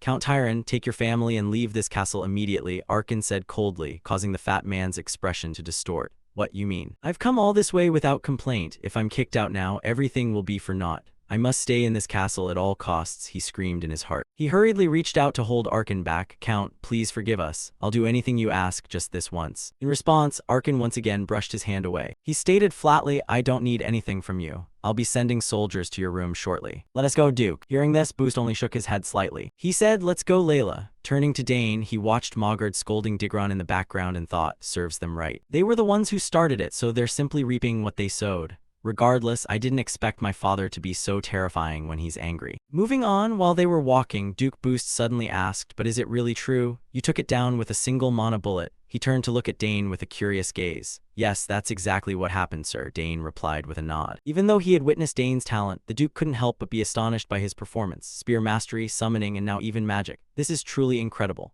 Has there ever been anyone this talented in history? Boost asked, turning to Arkin with an envious look that made Arkin feel quite proud. It truly is so. I am immensely proud to have such an outstanding son. Talent is one thing, but the boy is remarkably calm, isn't he? Usually, when children fight, they get upset and insist on coming out on top, but Dane isn't like that. I have no doubt your son will grow into a dignified man, Thurman remarked calmly. Although Arkin was ecstatic inside, he replied modestly, it's still too early to tell. We'll have to wait until the boy grows up to know for sure. Having said that, the man turned to Layla with a grateful look. Today's matter was resolved smoothly thanks to Layla. If you hadn't been a witness, things might have taken a very different turn. Back to Boost, hearing this, he immediately picked up on the signal. Oh ho, is he seeing Layla's good points, if that's the case? The Duke had still not forgotten his intention to match Dane with his Layla, so he proposed with a smile, haha. The girl simply recounted what truly happened. If it's alright, why don't we discuss a marriage between the two of them? He said as casually as if talking about buying vegetables at the market, a proposal that made Arkin jump. Don't tell me he actually wants Dane to marry his daughter. So the man began to play the distraction card. Oh my, the sun has completely set and it's almost time for the banquet. I'll go ahead to prepare, Arkin said, immediately turning to run off before Boost could say another word about marriage. Count Arkin. He shouted after him before turning to instruct his daughter, Layla, take your time walking back with Dane. After instructing his daughter, Boost hurried to chase Arkin. Lord Arkin, stay and talk for a moment. Hearing their conversation, Layla's face turned as red as a ripe fruit, while the protagonist's face remained blank as if he hadn't heard a word. I couldn't stop, father. Anyway, why did the summoned beast ignore its summoner and listen to you instead? I've seen many duels between famous summoners in the capital, but I've never seen anything like this before, Layla said inquisitively. However, Dane himself couldn't explain it. I'm not sure either, it just happened that way. However, Layla felt Dane was lying to her and pouted. HMPH, you're hiding something, aren't you? That's so unfair. I helped you, you know. What's unfair? I helped you too. Didn't I help you with your swordsmanship? Dane reminded her. Oh right, now that you mention it, that's true, Layla murmured. Back to Dane, it was true that she had helped him a lot this time, he acknowledged to himself and continued, so let's just consider it even for now, and we can continue to help each other in the future. Hearing this from Dane, for some reason Layla's spirits suddenly lifted. Well, that's a great idea. I want to take you up on it right now. She's certainly in a hurry. I wonder what she wants to ask. Dane wondered and asked, so what do you want to ask? Teach me how to use mana bullets, Layla replied, a request that left the protagonist quite surprised. What? Why do you want to learn that? Because I want to get better, of course. I want to have at least 2 mana cores before I enter the academy. I want to become really good and make my mother happy. You see, my mother loves me very much. She'll definitely be happy if I get stronger faster, Layla said cheerfully. Hearing this, Dane felt a bit curious. She was still so young, so why was she in such a hurry? Right, I heard the adults talking about this. The Countess Thurman is seriously ill. Thinking of the situation of the girl before him, Dane contemplated for a moment and agreed, all right, if that's the case, I can't refuse you. Really, truly, then let's start tomorrow. I'll stay here until then, or do you want to start tonight? The girl asked excitedly. All right, whatever you like. Mana bullets aren't difficult once you understand the flow of magic, Dane explained. I'm so excited, Dane, it's your turn. What is your request? Hearing this, Dane's eyes narrowed slightly as he said, let's see. What I want is. The next sentence was hidden by the author. Scene changed to the main banquet hall. The chaotic incident between Mogard's son and Dane had reached the ears of the distinguished guests. I heard Count Tyron was kicked out of the castle. What did he do to deserve that? Someone wondered. A person with quick ears nearby immediately answered, I heard it's because Tyron's eldest son caused some trouble. That's right, I also heard he picked a fight with young Master Dane and was taught a lesson, another added, to which everyone could only click their tongues. TCH, to come all this way and cause such a scene, how disgraceful. Also, have you heard, there's a rumor that young Master Dane is an exceptional summoner too. Really? If that's the case, will the Saugers family become a prestigious summoner family? Someone asked in admiration. Not just that, it seems he also knows how to use magic. Oh my, is that true? Voices of wonder began to rise. At the same time, our protagonist was welcoming a man with a goatee. So you are young Master Dane, the one from the rumors? I am Baron Open. Do you know anything about my open territory? Before him, Dane bowed and replied, I know a little. I heard it's famous for grilled salmon and sapphire stones. Seeing that Dane was knowledgeable about his territory, Baron Open burst into hearty laughter. Haha, quite a bright boy, that's right. The salmon and sapphires of the Open family are the best on the continent. I heard you have many talents in various fields. It seems that wasn't a lie. Anyway, I brought my daughter along. I almost introduced her too late. Here, Sylvia, come and say hello. The man said as he gently pushed his daughter forward. What, so suddenly? Dane groaned inwardly. Unaware of his thoughts, little Sylvia stepped before him and said politely, hello. My name is Sylvia. It's a pleasure to meet you. Oh yes, I am Dane, the little rascal replied blankly. Seeing Dane's gentle demeanor, Sylvia suddenly stepped close to him with a very cunning look. Hey, you're the future heir of the Saugers family, right? I'm not sure about that, Dane stammered. Don't play dumb. I heard you're very talented in many fields. Please look after me. After all, it's quite possible we'll become family in the future, the bold girl said, grabbing Dane's hand and making him back away in a bit of a panic. Yes, please look after me too. Why are kids so straightforward these days? Dane wondered. Just then, Layla's voice rang out beside them. Dane, so you're here. She then noticed Sylvia holding Dane's hand. She stared and turned to the protagonist to demand, who is this? Ah, well, she is, Dane stammered, unable to find the words. So Sylvia proactively introduced herself. Allow me to introduce myself, my lady. I am Sylvia Open, the eldest daughter of Baron Open. Turning to Layla, it was as if someone had stolen her prized toy. She didn't give Sylvia a friendly look at all. Oh, is that so? It's a pleasure to meet you, the girl said, but her expression didn't match her words at all. Next, as both of them smiled with narrowed eyes while observing each other, Dane felt a cold chill run down his spine. Oh boy, that familiar killing intent. Girls are truly terrifying, he thought tremulously, remembering his two sisters fighting with each other. Setting that aside, after the formal greetings, Layla grabbed Dane's wrist and said, "Excuse me, I'm borrowing Dane for a moment." "We have an appointment, right, Dane?" she said while glaring at him, emphasizing the word appointment so that Dane didn't dare say no. "All right, you're right. Sorry, Sylvia, let's talk later." Sylvia realized Layla was claiming ownership, but in her current position, the girl could only give a strained smile. Ah yes, how unfortunate. The two of them left Sylvia behind. HMPH, you're basically calling him a bad guy, aren't you? How dare she try to steal him, Layla thought while glancing at Sylvia with a look of extreme wariness while the protagonist instinctively gulped. The Duke's beloved daughter who holds power over 10,000 people, second only to the Emperor. Compared to the Baron's daughter from the East, those two really don't get along, do they? Dane thought to himself. Next, after heading outside, Layla asked him softly, "How do you two know each other? Is she the one you're going to be engaged to?" The straightforward question made Dane wave his hands in surprise. "Engaged? No, nothing like that. We were just greeting each other." "Really?" Layla asked happily. "Of course it's true," Dane replied, wondering why her expression suddenly turned so cheerful. Time passed quickly. Scene changed to some old ruins. Looking at the vast courtyard before them, Dane introduced it. "Look, we're here. This is a secret place that only I know about." Seeing this, Layla's eyes widened. "Wow, who knew a place like this existed?" "That's right, we won't be bothered by anyone here," Dane affirmed confidently. As they walked further in, seeing the giant vines and the foliage covering the area, Layla became even more excited. "Wow, this is amazing. I had no idea such a place existed. No one will know what we're doing here." Returning to Dane once they arrived, he got straight to the point. "That's right. This is a very suitable place for training. By the way, have you ever felt mana before?" Hearing the question, Layla thought for a few seconds and replied, "A little maybe. Not enough to create a mana center, but I've tried to absorb mana by breathing it in." At this, the protagonist's face began to scrunch up.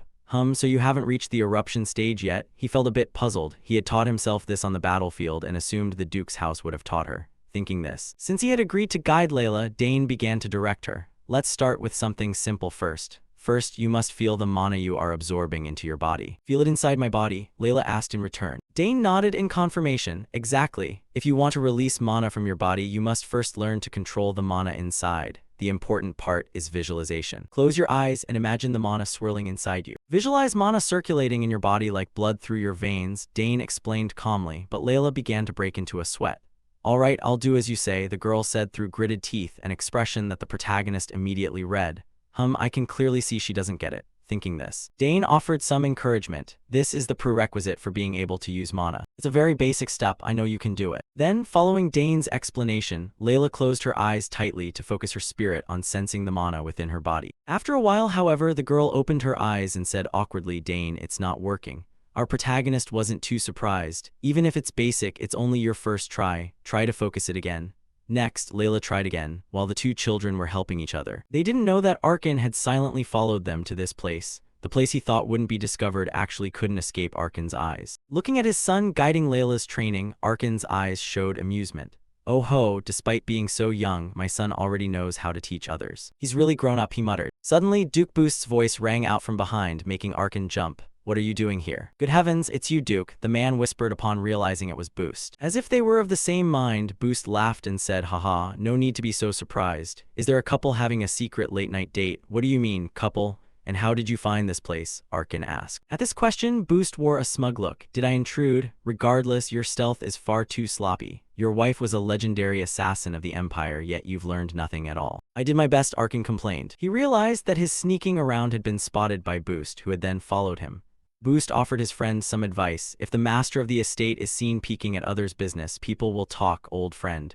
Hearing this, Arkan blurted out, "Peeking? I'm just following my son." "Oh, you too? I'm following my daughter," the man said with a laugh. This made Arkan sigh. "I have no right to say this, but you are truly a hopeless father." Setting that aside, since they were two of a kind, they both began to watch the pair ahead with interest. "Did you just find them? Let me see too." Then, as they watched, Dane held his hand out before him and channeled mana into his spatial ring, which immediately caused a ring of green light to appear. Seeing this, Layla's eyes lit up and she asked, "You have a spatial pouch like that?" "Ah, yes. My sister made it by hand and gave it to me as a birthday gift," Dane explained. Hearing this, the girl's face went blank. "Oh my god, I'm so jealous. My brothers haven't paid any attention to me since they left for the academy." She then noticed Dane pulling a mirror out from the spatial ring and asked in confusion, but why a mirror? I bought it because I needed it, Dane replied. What, really? Layla asked back. Seeing her confusion, Dane explained quickly, it's easier to visualize something in your head if you're looking at a mirror rather than just using your imagination. Is that so? Layla said, dazed, having heard this knowledge for the first time.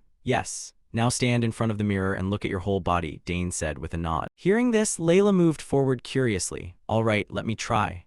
With that, Layla looked at herself in the mirror and closed her eyes, sensing the energy within her body. Looking at her form, Dane nodded. She's quite serious about this. As for the two fathers hiding in the distance, even as fools, they realized one thing. It seems Layla has taken a liking to your son, Boost remarked. Is it that obvious? Arkin asked back. Of course, she isn't usually this open. Those words made Arkin a bit surprised. Did something happen? She seems like such a bright child. At this question, Boost's expression turned a bit somber. She only looks that way on the outside. I'm not sure about the inside. After her brothers left for the academy, her mother has been bedridden, so she couldn't be by the girl's side like before. That made it hard for her to open her heart to others, so that's how it is. Arkin looked at his close friend in confusion. But if you understand her situation so well, why do you act so coldly toward your own daughter? At this question, Duke Boost's face showed contemplation. Do you realize? I have my reasons. When I raised my sons, I gave them a lot of attention and they were spoiled as they grew up. Hearing this, Arkin hurriedly reminded him, hey, don't group Layla with them, she'll be hurt. No wonder the girl asked Dane for help, Arkin complained. You're as nagging as ever, Boost grumbled. What, since when am I like that? Arkin blurted out. Setting that aside, Boost looked at Arkin expectantly. Tell me, will you send your son to the capital? If so, do you think it would be all right for him to stay at the Duke's estate? Turning back to Arkin, he looked toward his son ahead. Guided by Dane, Layla had successfully sensed mana. I did it. I succeeded, right? The girl said happily. Yes, you did well, Dane praised with a nod. Seeing the two children like that, Arkin broke into a smile and said, I've let Dane decide for himself, just like Arabella and Claire. However, if Dane wants to go to the capital, I will certainly do as you say. Oh, it would be great if you stopped by too, Boost suggested cheerfully. What, you want to bicker with me all day? Arkin shouted. You've gotten sharper, haven't you? Boost clicked his tongue when his intention was seen through. While they were bickering, they didn't know that. Their conversation was being observed by Lady Lily from behind. She had followed both of them to this place without them knowing. I was wondering where those two had gone. But why are they acting so disgracefully? She said with a chuckle. Truly, love for one's children has a strange influence on them. I'll just pretend I didn't see anything. Time passed quickly, and after instructing little Layla on how to sense the mana within her body, the two of them promptly left the ancient ruins. As they walked, Layla did not forget to thank him. Thank you, Dane. You truly are a genius. I've heard many people call me a genius before, but compared to you, I'm not that talented at all. Layla marveled at having witnessed what a true genius looked like. Meanwhile, hearing her words, Dane turned to encourage her. This is only the beginning. You will surely become even stronger. As he spoke, the boy glanced left and right as if searching for someone, thinking to himself, those two have quietly slipped away. It seemed Dane had realized he was being watched by the two fathers. Returning to Layla, who was unaware of this, she looked at him and asked, Will you be coming to the academy too? That is where all the geniuses of the Empire gather, she said, her eyes gleaming with expectation. However, Dane didn't seem to notice her look, simply shrugging nonchalantly. Well, I don't know yet. Is it really necessary to go? I can train on my own to become stronger. Hearing this, as if unable to contain herself any longer, Layla turned to knock some sense into him. You dummy, education isn't everything. That is the place where you establish your noble circle. You have to go if you want to form connections while you're still young, Layla shouted. Turning back to Dane, seeing his friend presenting herself like a little old lady, he could only scratch his cheek sheepishly. Haha, for a 7-year-old, she knows quite a bit about how the world works. Thinking this, although he knew Layla had his best interests at heart, Dane's answer remained unchanged. I know, but currently I have no interest in attending the academy. There's a mountain of books I still haven't read in the library, and I still have much to learn from my parents. Layla, hearing this, did not give up her persuasion. That's true, but don't you want to play with other children? I heard your older sisters have all joined the academy. She's certainly persistent, Dane thought to himself and nodded in agreement. I'll consider it later if I feel like going. Then you must tell me if you decide to go, Layla reminded him hurriedly. All right, I will, Dane replied. Attempting to entice the protagonist, Layla began to make promises. When you come to the capital, you must visit my house and watch me practice too. Promise? Certainly, I'll send you a letter if I come to the capital, the little rascal affirmed with a firm tone. Layla, remembering something, turned and asked, By the way, Dane, when are you going to tell me what your request is? I'll tell you when I come to the capital, Dane said with a smile. What? Layla exclaimed in surprise. Time passed quickly and the days of celebration for Dane's birthday finally came to an end. At that moment, Duke Boost's carriage departed from the Saugers estate. "We're heading out now," they called out. Watching the carriage pull away, Dane looked at the small box with a beautiful pattern in his hand and recalled a memory from earlier. This was the gift Duke Boost had given him before leaving. "What is this, sir?" Dane had asked. "It's a birthday gift for you. I hope you like it," Boost had replied with a laugh. Just by looking at the pattern on the top, Dane could tell it was something incredibly expensive. Turning back to the memory of Boost, the man had explained more specifically. "The symbol of our Thurman family is vengeance, the sword, and the blacksmith. The history of the Thurman house began with our ancestor, a blacksmith. Thanks to him, our family possesses the finest forge in the empire. No, it should be called the finest forge on the entire continent. All the weapons created by the Thurman family that have led the empire were made at that forge," Boost said proudly, without needing much of an introduction. With the knowledge from his past life, Dane understood this perfectly. "Yes, I know, that place has every type of ore and every kind of weapon and mystical artifact forged on the continent. This symbol is used to identify those with honor and skill," Dane thought to himself. And just as he predicted, Thurman then explained the function of the item. "If you go to the forge and show them that symbol, they will craft a weapon of your choice for you." Behind him, Arkin and Lily could not hide their shock upon hearing this. "Good heavens, such a precious gift. Isn't that something even the royal family desires?" Arkin exclaimed, his face breaking into a sweat as he realized the sheer value of the gift. However, to Boost, it didn't seem quite so precious. Before leaving, he gave Dane a pat on the head and instructed him. "Grow up well and help your father." "Thank you for the gift, Duke," Dane said hurriedly. Up ahead, little Layla smiled and waved goodbye to him. Returning to the present, seeing his son's contemplative look, Lady Lily sat down beside him and patted his shoulder in comfort. "Are you sad to say goodbye to her, Dane?" Hearing his mother, Dane shared with a touch of sadness. "Yes, I am. She was my first friend. When you go to the capital, you'll see her again. Become even more handsome and give her a shock," Lady Lily said excitedly. Turning to Dane, hearing this, he began to pull himself together. He couldn't stay here forever. He would see her again when he visited the capital.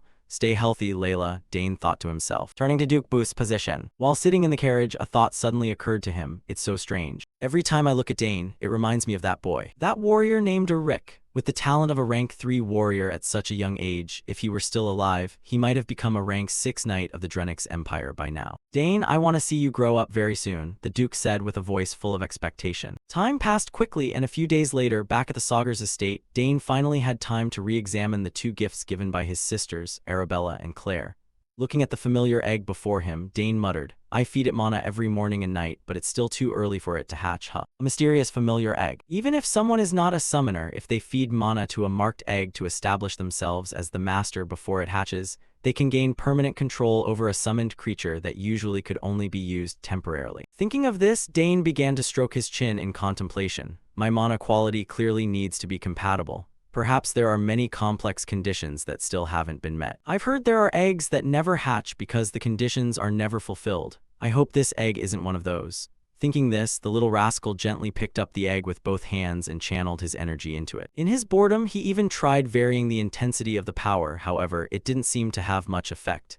"Even if I change the flow and strength of the mana, there's no reaction." At this point, Dane felt that he was being a bit too hasty. So he quickly calmed himself, put the egg away, and let out a breath. "Phew. Expecting success on the first try, I was being too greedy." He blamed himself for a moment just as Herman's voice rang out from outside the door. "Young master, are you finished?" "Oh, is that you, Herman? I'm coming." Dane replied and hurriedly walked toward the door. But just then, the egg behind him suddenly emitted a soft light and moved slightly, causing the protagonist to stop in his tracks. He turned back quickly to check. "I just heard something," he said while staring at the egg. At the same time, the butler Herman, hearing the commotion, hurried inside. "Young master, what was that sound I just heard?" "Wait a moment while I check the egg." As he spoke, he opened his eyes wide to inspect it, but his face soon filled with disappointment. "I don't see anything different. Was I just imagining it? Haha, I got my hopes up for nothing." Seeing his disappointed expression, Herman guessed what was happening and asked, "Did the egg have a reaction?" "No, I must have just imagined it." "Let's go," Dane said with a wave of his hand. Time passed quickly, scene changed to the training ground. Today, instead of spear training, the protagonist was practicing with a sword. Once he finished, Herman, standing to the side, clapped in praise. "Excellent, young master. Since when did you practice the sword?" "I just wanted to swing it around for a bit," Dane explained calmly. "Truly a genius. You have a talent for the sword as well," Herman continued to praise him. Turning to Dane, looking at his own reflection on the sword's blade, a surge of joy rose in his heart. "Learning to use a new weapon is quite fun. I haven't been able to hold a sword for all this time because father was watching too closely. Luckily, my skills haven't rusted yet." As for Herman, he brought out a tray of cookies and said, "Please have a light snack before we continue." All right, thanks, Dane accepted happily. Training here is quite nice, he said as he enjoyed the cookies. In another development, his father, Count Arkin, was having his own reflections. Phew. Every year is exhausting, but we gained a lot from that final banquet. I can confirm that many nobles are focusing their attention on the South. Most of them want to build a good relationship with us. Since the war ended, the South, with its good climate, holds many things that the nobility craves. Their interests have become very clear. But those interests still can't compare to the amount of attention Dane received. The conflict with Count Tyron's eldest son was unexpected, but the boy calmly and clearly explained the situation before the adults. He even confidently revealed his talent. The boy is far too mature. Sometimes I wish he could act a bit more like a child, true to his age. I suppose that's just my own wish. Thinking this, Arkin looked at the clock beside him and muttered, "It's almost time. Dragon Tail, let's let the boy give it a swing today." No sooner said than done. Shortly after, Arkin brought the spear to the training ground to find Dane. And there, he discovered Dane practicing with a sword in his hand. Swordsmanship, but why is Dane using a sword instead of a spear? Arkin wondered to himself. But very quickly, he deduced a reason. Right, that old duke must have said something to the boy. Why else would he be here practicing sword techniques after spending all that time on the spear? But it seems the boy is quite experienced with the sword. The strength he's showing is something even those who have practiced swordsmanship their whole lives couldn't replicate. Where on earth did he learn this? Regardless, one thing is for sure. The boy has talent for the sword too, Arkin thought. After observing Dane practice for a while, he spoke up, interrupting him. Dane, I've been watching for a bit, but since when did you learn swordsmanship? Hearing this, Dane stopped his movements, feeling a bit worried. Crap, I've been caught. Maybe it's better to tell father the truth. Thinking this, Dane spoke up. I didn't actually learn it. Huh, is that so? So it really is just natural talent. Spear techniques, magic, assassination, summoning, and now even swordsmanship. If it were anyone else, I would never believe a child could have talent in all those fields. Having said that, as if making a decision for himself, Arkin proposed, Dane, are you curious about this world? Pardon, what do you mean, father? Dane asked curiously. Exactly that, the world outside these walls. I think this territory is too small for your talent. If you stay here, it would be a disservice to you. The man shared his thoughts honestly, leaving the protagonist in silence. It seemed he had realized that he couldn't keep him here forever. Dane then replied, I'm not sure, but I am a bit curious. Turning back to Arkin, hearing Dane's answer, he broke into a slight smile and continued. That's good, now we need to prepare for you to step out into the world. Really? Dane said inquisitively. Of course. Although it's a bit sad, I must follow my son's wishes. And today, I brought you something a bit special. As he spoke, he firmly planted his own spear into the ground. Do you recognize it? It's the dragon tail that reacted to you on your very first birthday. Arkin added, making Dane vaguely remember the weapon. Right, I remember, it reacted to me. Here, give it a try, Arkin said, handing the spear to Dane. And the moment his hand touched the dragon tail spear, our protagonist immediately felt an explosion of power surging within his body. Incredible, there's so much power here. Dane marveled to himself while Arkin smiled and stroked his chin. It reacts even more violently than when he was a baby. Now no one can say it's just my imagination. I need to, no, I will make his talent with this spear shine the brightest on the continent. Thinking this, a sense of excitement rose within Arkin and he patted his son's shoulder. I'm thinking of at least helping you master the spear before you leave. So, get ready. One day, this spear will be yours. Before that day comes, become strong enough to hold it with pride. Of course, father, instead of the dragon tail, I will work hard to follow your teachings with pride. Dane's affirmation made Arkin burst into laughter. Haha, just as expected of my son. All right then, shall we begin? Time passed quickly. After an exhausting training session with his father, Dane returned to his room in a daze, staring up at the ceiling and letting his mind wander. The outside world. I've always been curious about it. Even during the days I spent on the battlefield in my past life as a Rick, all I knew was war. Cleaning the camp, maintaining weapons, eating tasteless food, and heading back to the battlefield. The only escape was for the war to end or to die on the field. There were only those two ways. I couldn't even imagine what life outside the battlefield would be like. But as Dane, the situation is completely different. I don't know how my talents will be used. How will the world receive me? Or what can I do in this world? But I have the opportunity to go anywhere and do anything. For a moment, I just wanted to stay here and enjoy the warmth of this place. But thanks to father's words, my mind has changed. All right, it's time to step outside, Dane blurted out, and his words were overheard by Lady Lily, who had just arrived. So you've made your decision, son. She spoke up, making Dane startle slightly. Mother. Since when were you here? Don't worry. So you were so deep in thought that you didn't even hear your mother knocking. She smiled gently at her son's focus. Ah, is that so? Dane said bashfully. Lady Lily, not minding Dane's distraction, asked, That's right, I heard from your father that you'd be lost in thought. So are you curious about the world outside our territory? At this question, the protagonist's expression changed and he lowered his head slightly. Yes. Father said it would be a waste of my talent to stay here, and after thinking for a while, I'm curious about the outside world too. I'm sorry, mother, he said, sounding as if he had done something wrong. At this, Lady Lily sat down and gently stroked him in comfort. There's no need to apologize, Dane, but your sisters aren't here anymore, and if you leave too, Dane stammered. I'm fine, your mother understands you, Dane. I know how great your talent is. Even if you didn't want to, the outside world would eventually call for you anyway. It would be wonderful if you could stay with me longer, but what kind of world would allow that? So go and do what you want to do, Dane. Over on this side, faced with his parents' advice, Dane finally became more resolute in his thoughts, but he didn't forget to affirm, yes, mother. Even if I leave this home, I will still return to visit often and tell you everything I've seen in the world. Thank you, my son. Well then, it seems I also need to prepare to send you out into the world just like your father, she said calmly. Pardon, prepare, meaning what? Dane asked back in confusion. I was planning to teach you reconnaissance and take it slowly from there, but it looks like you'll have to learn how to set and avoid traps now too, Lady Lily said with a laugh. It seemed she had been waiting for this day for a long time, while only Dane felt his idle days were coming to an end. Oh boy, I have to take special lessons from mother too. And skills for disposing of corpses as well. Ah, that's right, you also need to learn the structure of the human body, Lily added.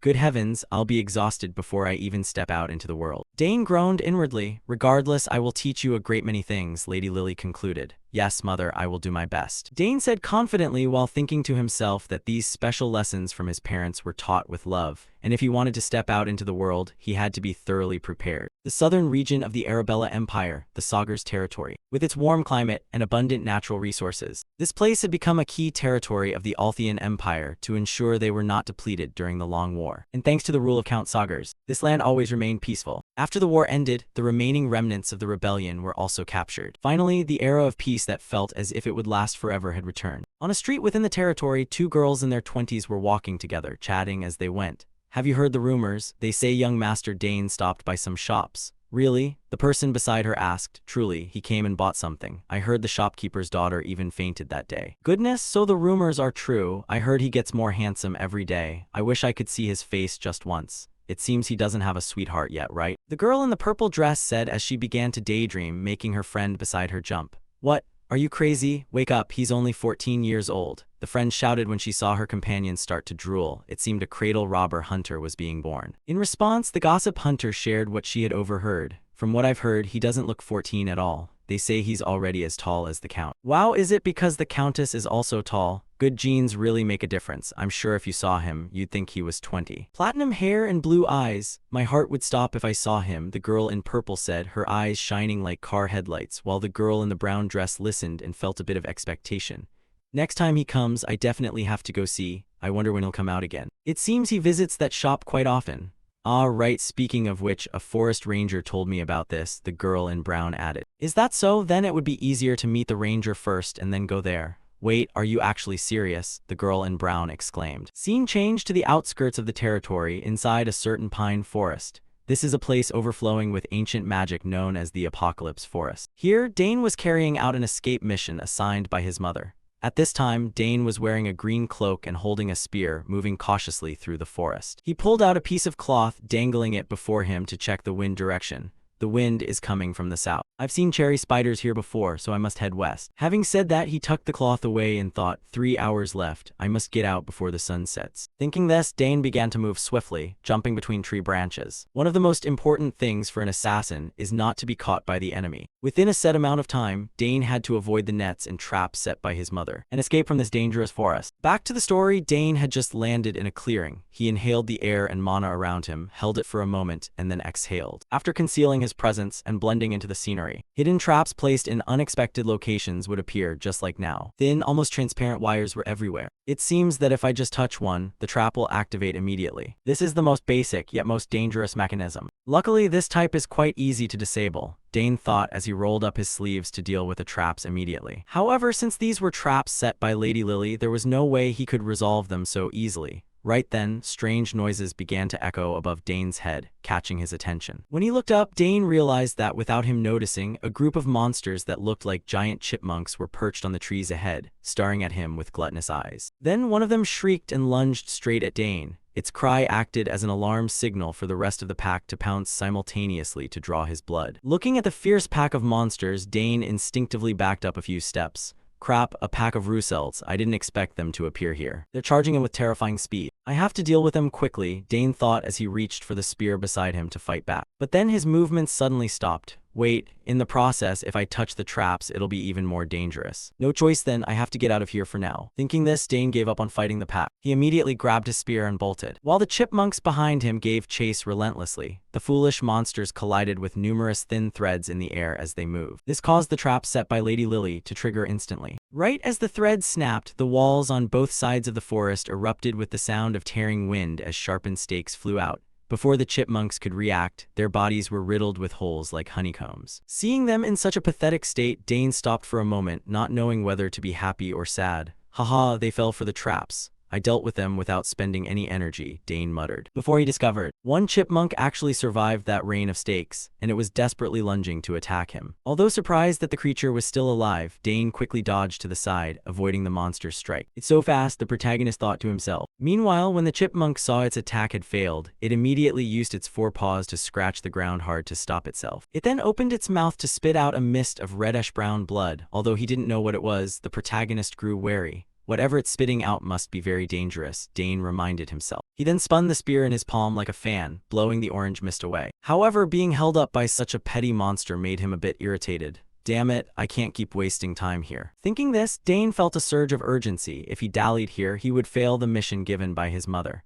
Left with no choice, Dane took the initiative to attack to send the monster to the afterlife, while the chipmunk also lunged to get a piece of him. Just like that, the two of them charged directly at each other. After a few sounds of tearing wind, the creature was sliced in two by the protagonist's spear. In his annoyance at being hindered, he even swung the spear back once more. He directly sliced its head in half. Time passed quickly until late afternoon. Finally, Dane escaped the forest and was lying on the ground, panting like a dying dog. Huff huff, I'm going to puke. But at least I've safely escaped the forest, Dane said wearily. However, as if the heavens wouldn't give him a moment's rest, strange sounds began to echo again, forcing the exhausted young master to sit up and prepare for any situation.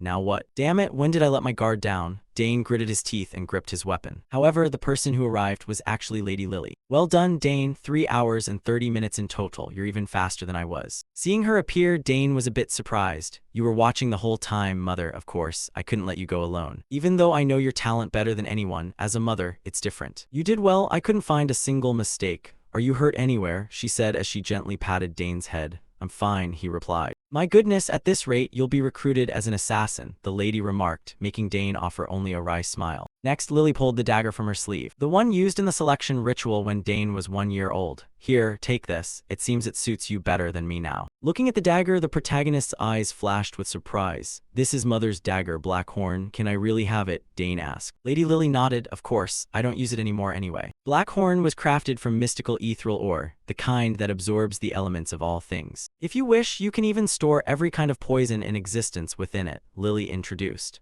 Without her saying more, Dane already knew the function of the dagger by heart. I even know it can absorb toxins and use them, he thought. He quickly took the dagger. Thank you, mother. I will keep it well, he said hurriedly, making Lady Lily happy. Thank you, Dane. Shall we head back? I guess that's everything mother had to teach me, Dane thought. However, just as they were about to return, a blood-curdling scream suddenly rang out from within the forest, causing the surrounding birds to fly up in terror. Both Lily and Dane froze. Mother, did you hear that? Dane asked with a frown. Yes, it seems someone is in the forest. Let's go, Dane. Yes, he replied hurriedly, and both of them ran toward the sound. Time passed quickly. Scene changed to the auxiliary tower of the Sagar's family. In a certain room, an old man with white hair and a beard suddenly woke up with a look of terror, as if he had just had a nightmare. A few seconds later, he calmed down enough to scan his surroundings. Where am I? I remember I was eating mushrooms in the forest. Hearing his voice, Dane entered the room carrying a cup of tea. So you're awake. The detoxification process is still ongoing. Don't move too quickly. Seeing Dane enter, the old man wondered about his identity. Detoxification, did you save me? That's right, you ate red-capped mushrooms. Luckily we found you in time, Dane said calmly. However, at the mention of red-capped mushrooms, the old man's face turned pale. So those were red-capped mushrooms. In response, Dane handed him a cup. They are poisonous. If we had been any later, you would have been a corpse. Here, drink some water. Thank you, the old man said, reaching out for the cup. He immediately drained it. Looking at his appearance, Dane began to speculate. There's a Nixian magic tower badge on his belt. He's no ordinary person. Without Blackhorn, even I wouldn't have been able to save this old man. Back to the old man after drinking, he asked, "Thank you. So where am I?" "You are in the auxiliary tower of the Saugers family," Dane said with a shrug. Because the Saugers family was famous, the old man guessed where he was, but it gave him a headache. "So not only am I lost in the south, but I ate poisonous mushrooms and ended up here." Unaware of his thoughts, Dane saw his complexion improving and said, "Just rest. I've informed my father. He will come to see you soon." "Your father, then you are?" the old man asked. Dane nodded. "That's right. I am the youngest son of Count Saugers, Dane Saugers." Hearing this, the old man remembered something and stroked his beard. "Haha, is that so? You are Arabella's brother, the genius all the magic towers have their eyes on." "But how did you find me?" he asked with interest. Dane saw no reason to hide it. "Actually, I was training with my mother in the forest." "What, in that crazy forest?" the old man shouted in shock, remembering his own painful memories there. "Even as a rank 8 mage, I got lost and my mana flow reversed while casting spells, causing me to collapse." Thinking of this, the old man looked in disbelief. "Seriously? That forest is full of ancient energy and traps." "That's right, that forest is our family estate. It's extremely dangerous for outsiders, and since the energy there is different from what modern mages use, it's best not to go there." "You were in critical condition from the mushrooms too," Dane explained, helping the man understand. "So that's how it was. I almost died there," he remarked, before realizing something very serious. "Wait, does that mean this boy is strong enough to train inside that forest?" Thinking of this, he instinctively asked, "Were you also the one who made the antidote?" "Yes, that's right," Dane admitted. This astonished the old man even more because Dane looked so young, just an adolescent. Yet he had crafted an antidote requiring vast knowledge and precise skills. "Haha, how can such a family exist in this world? Besides 2 genius daughters, even the youngest son is." If this were still wartime, the Saugers family might have become the most powerful noble house in the Althian Empire. After finishing his thought, the old man laughed and said, "Haha, I told you quite a lot, didn't I?" "That is indeed true, sir," Dane replied with a nod, and this unconventional answer made the old man fall silent, thinking to himself that this kid was quite bold before pausing for a few seconds and continuing, "Let's see, I should repay those debts. But first, allow me to introduce myself. I am Sidrain Gauss. Not long ago, I was the master of the Nixian magic tower. If there is anything you want, just say the word, for I have everything in this world except for the things I don't have," Sidrain said arrogantly. He must be talking about subspaces. Many mages can live without a house by placing everything into a subspace, Dane thought to himself before asking to be sure. "Oh, is that really true?" Dane spoke calmly, looking as if he didn't care at all. This once again caused the old man Sidrain to stall, thinking, "What is this?" "I told him I was the master of a magic tower. Any normal person would be shocked or show me some respect, yet this brat remains as steady as a rock." Thinking of this, as if afraid Dane didn't understand the value of his words, the old man gesticulated wildly to explain, "You will never have another opportunity like this in your life. There's no need to be modest. If you want something, just tell me." Hearing this, Dane began to frown slightly, as if contemplating his reward. This expression brought a triumphant smile to the old man's face. However, Dane's next words immediately made that smile vanish. "I'll take some time to think about what I want and tell you later." Hearing this answer, even a man with 1 foot in the grave couldn't hold back his anger, thinking, he really doesn't care at all. What kind of creature is this kid? Since he was finished here, Dane promptly prepared to leave, saying, "Well then, you should rest up and get well," as he quickly made his way out of the room. He left behind a bewildered Sidrain who still hadn't fully grasped the situation. "Haha, he's the first person to ever treat me like that," the old man laughed foolishly to himself before making an important decision. "I intended to stay for a day or two and then leave, but I guess I won't. I need to stay here to investigate this interesting young fellow more closely." Time passed quickly. Scene changed to the training ground. Now, after finishing his practice and while resting, Dane told Herman about how he had found Sidrain in the forest, and upon learning the man's identity, Herman couldn't hide his shock, exclaiming, "The master of a magic tower. He must be extraordinary in the field of magic." "Certainly, from what I've heard, he's a rank 8 mage," Dane said with a nod. "Rank 8? That's even higher than Lady Arabella." Herman asked in return. "Well, that's true if it's indeed the case," Dane replied, and hearing this, Herman's voice grew excited. "Young master, that means a very powerful person owes you a debt. Magic towers function like independent territories on this continent, almost like their own nations," he remarked in awe, while Dane himself found his luck hard to believe, thinking, who would have imagined he was such a high-profile figure? Back to Herman, after congratulating his young master, the man began to wonder, "But I wonder what the master of a magic tower was doing wandering in the forest like that."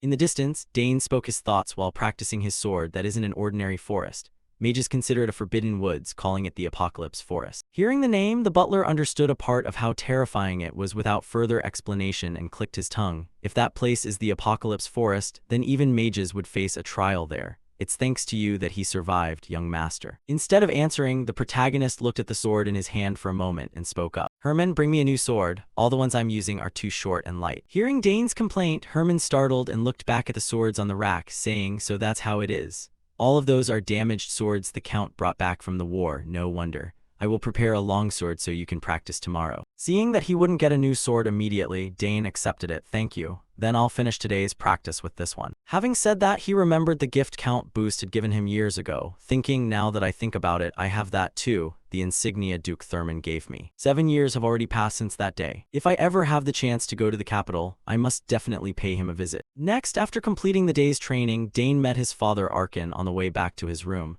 It seems you practiced very hard today. Yes, father. I thought you had business to attend to. You're back early. Dane said in surprise. Things finished faster than I expected, and I had a reason to return home in a hurry. Arkin said with a smile, and Dane immediately guessed why his father was in such a rush. Is it because of the Magic Tower Master? Dane asked with a smile, and the man admitted it, marveling, that's right. Who knows, maybe he can be of help to Arabella. He might even be a good mentor for her. Back to Dane, hearing his father say this, he began to visualize some unpleasant images, thinking, just as I thought, father thinks the Tower Master can help Sister Arabella, but I'm not sure if he can handle her temper, seeing how decisively she punched that senior earlier. Dane thought worriedly while Count Arkin patted his son's shoulder and praised him. Regardless, you've saved another life. You've done well, Dane. I only did what I had to do, father. He replied modestly, not everyone can do something like that. What you did is truly wonderful. Arkin reminded him. Then, as they walked together, Dane remembered something and asked, by the way, are my sisters not coming this time either, father? At this question, Count Arkin replied regretfully, regarding that, it's so hard to see my daughter's faces these days. Arabella just finished her extended semester and is choosing a magic tower to join, and I heard Claire was requested to attend a meeting as a teaching assistant for her professor. Seeing that both his sisters had their own achievements, Dane was happy for them. They both are quite impressive. Dane said with a nod, your sisters are indeed impressive, but I have high expectations for you too. I wonder how the world will treat a multi-talented child like you. The man wondered aloud. I don't know either, Dane replied with a shrug, making the man burst into laughter. Just thinking about how you surprised Boost makes me laugh, Arkin said cheerfully. Back to Dane, hearing Arkin mention Boost, he felt a bit of expectation, thinking, Duke Boost Thurman, I want to test my swordsmanship against him again one day. Anyway, I wonder how Layla is doing. The last time I received a letter from her was a year ago. Oh well, I guess I'll find out when I go to the capital. Time passed quickly. A few days later, Sidran was shouting at the top of his lungs, what? I haven't fully recovered yet. I'm going crazy staying in this room for so long. Seeing the old man complaining so much, a person dressed as a doctor grew exhausted and gave in. Then just don't go too far, and for the time being you are not permitted to use magic. What, not permitted? Sidran shouted. Because for a mage like him, not being able to use magic was like an addict without their fix. Opposite him, the doctor, fearing the old man didn't understand the gravity of the situation, reminded him, that's right, your magic flow hasn't purified yet, and we haven't neutralized all the toxins in your body, so you must wait a bit longer. Hearing this, although he really wanted to use magic, the old man wasn't stubborn and accepted it. TCH, I guess it can't be helped. It's been a while since I couldn't use magic. I'll consider it a change of pace. But I can't stay here any longer. Let's go out. With that, the old man excitedly stood up like a child wanting to explore, while the doctor could only sigh at the sight. You don't even know your way around here. Ignoring him, Sidran slammed the door, leaving the doctor with a sense of worry that if the old man caused trouble, he would be the one punished. He spoke to himself. Scene changed to a corner of the territory. Some maids were gathered together gossiping. Mages only fall into two categories, a genius on the left and a madman on the right. Listen, he's walked up and down every floor in the house dozens of times, and now he's been staring at the flowers in the backyard for hours. But isn't he supposed to be the strongest among mages? If so, then what? He must be crazy. Lady Arabella needs to live a normal life, but as they gossiped, for some reason, the old man Sidran was indeed sitting and staring at the carefully tended roses before him, wondering to himself, I'm really curious who created this garden. I didn't expect these flowers to have such extraordinary magic. While the old man wondered, Dane approached and greeted him. I stopped by to see how you were, but couldn't find you. So you were here. Hearing the familiar voice, Sidran turned and replied, haha, did you think I had run off somewhere? He explained, that's right, that is actually what I was hopping for, Dane said with a smile. Back to Sidran. Looking at the peaceful scenery around him, the old man felt as if his soul was being healed. This region is truly a good place for someone to rest and recover. Now I can understand why nobles come to the south when vacation season arrives. You're right, this place is wonderful. I'm a bit sad I have to leave so soon. Dane agreed with a nod, but the information made Sidran curious. What? You're leaving? Where are you going? In response, Dane shared bluntly, not very far. I plan to go to the capital. Oh, the capital, then you must be planning to go to the academy. And your sisters are also at the academy, right? That's right, they'll have an easy life there, Dane said with a laugh while Sidran began to observe Dane with curiosity, thinking, his sisters are famous for being exceptionally talented, so I wonder how talented this boy is. Should I try testing him, he thought. The curiosity took hold of the old man's mind, and he couldn't help but use his sensory ability, enveloping Dane's body, and immediately discovered that the boy's body contained an incredible source of energy. This caused him to break into a cold sweat, thinking, good heavens, what is this dense mana? His mana is unbelievably concentrated. If mages consider the geniuses of his age group to be streams, then this boy is a violent waterfall. Such a large amount of mana would normally be unstable enough to erupt, but how? Back to Dane, how could the old man's probing escape his eyes? He reminded him, don't you think it's a bit rude to evaluate someone's magic without their permission? Dane said irritably, making the old man scratch his head sheepishly. Ah, you noticed? You have skills. I apologize, I was very thoughtless. Then the old man began to scream inside his mind. There's no way I can believe something so absurd. Can someone who possesses mana as concentrated as this boy actually exist? He spoke while looking at Dane as if he were an alien, leaving the protagonist confused about why he was so shocked. Back to Sidran, after focusing on Dane for a bit longer, the old man was shocked once again.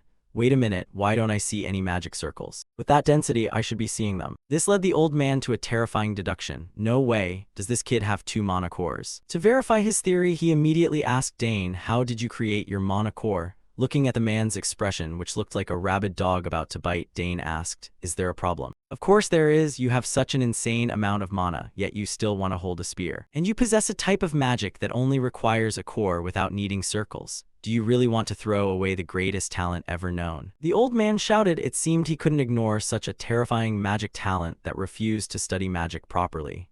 Dane shrugged and said, then why not just use both? Back to the old man, hearing Dane's answer, Sidran's teeth began to chatter, while his face crumpled and he pulled at his hair, thinking, this is maddening, so frustrating, where should I even begin explaining? Next, to knock some sense into the boy, Sidran took a deep breath and explained slowly, do you know why the lifespan of a magic swordsman is so short?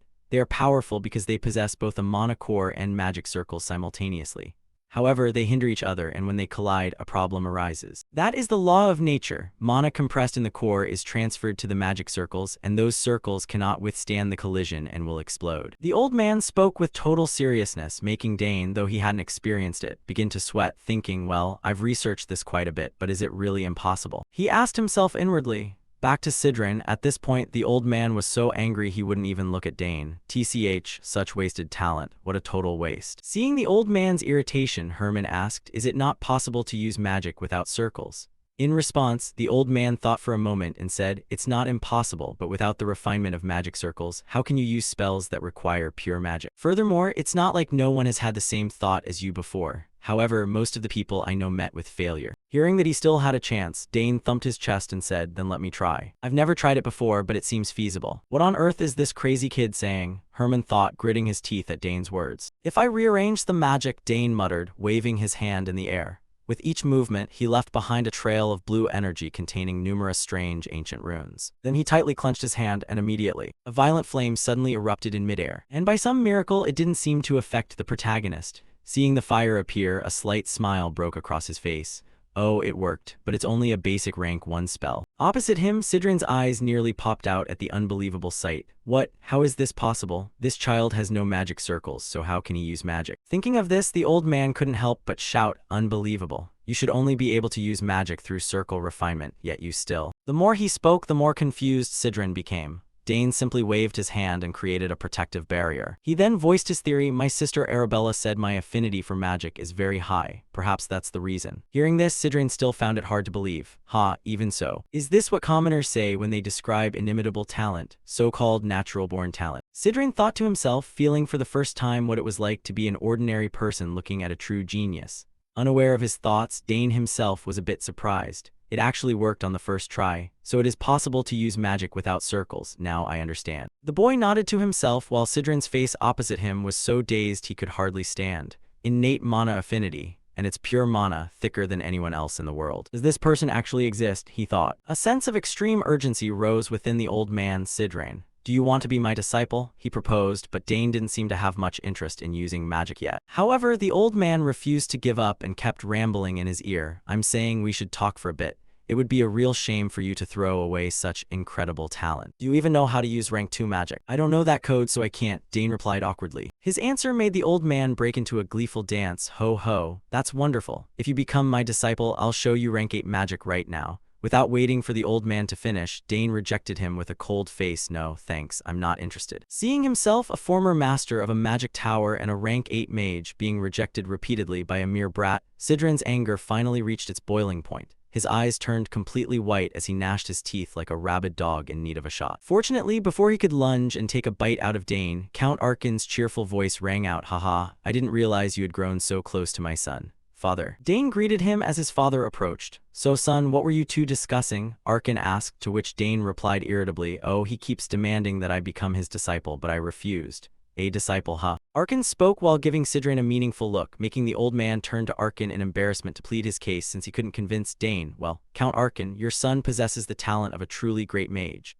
Haha, is that so? The man replied calmly, for he knew his son was 10 times more talented than this old man could imagine. Back to Sidran, fearing Arkin didn't believe him, he patted Dane's shoulder vigorously and affirmed, he's likely even greater than you imagine. He can even use chain-tier magic without needing any magic circles. At this, Arkin's expression shifted slightly and he turned to his son to confirm, without magic circles. Is that true, Dane? Yes, father, the young man replied blankly. I'm quite certain you don't even have the most basic magical knowledge, Arkin laughed, making the boy's talent seem even more impressive. Sidran agreed, and with this praise, Arkin mentally labeled the man as having a good eye for people.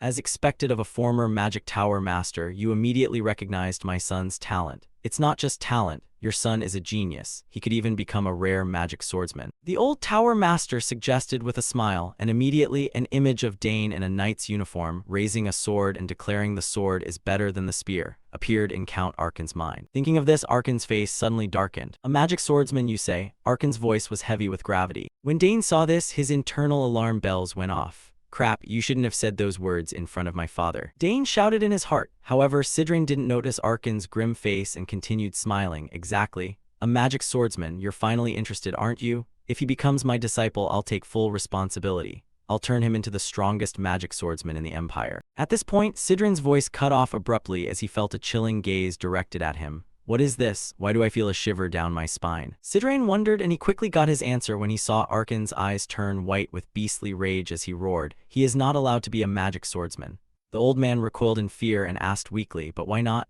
A magic swordsman uses magic. Don't you see how perfectly suited he is? My son Dane will not be a magic swordsman. He will become a magic spearman. The Count bellowed, causing Sidran to jump back several steps. What? That's the issue. Having said that, he turned to look at Dane's resigned face. He could only laugh inwardly. Haha, why is everyone in this family like this? Time passed quickly. Dane was now reading in his room, and the matter of becoming Sidran's disciple remained undecided. Currently, the protagonist was researching magical knowledge. For a mage, becoming a disciple was a significant event. Mages usually nurtured successors through a process called inheritance.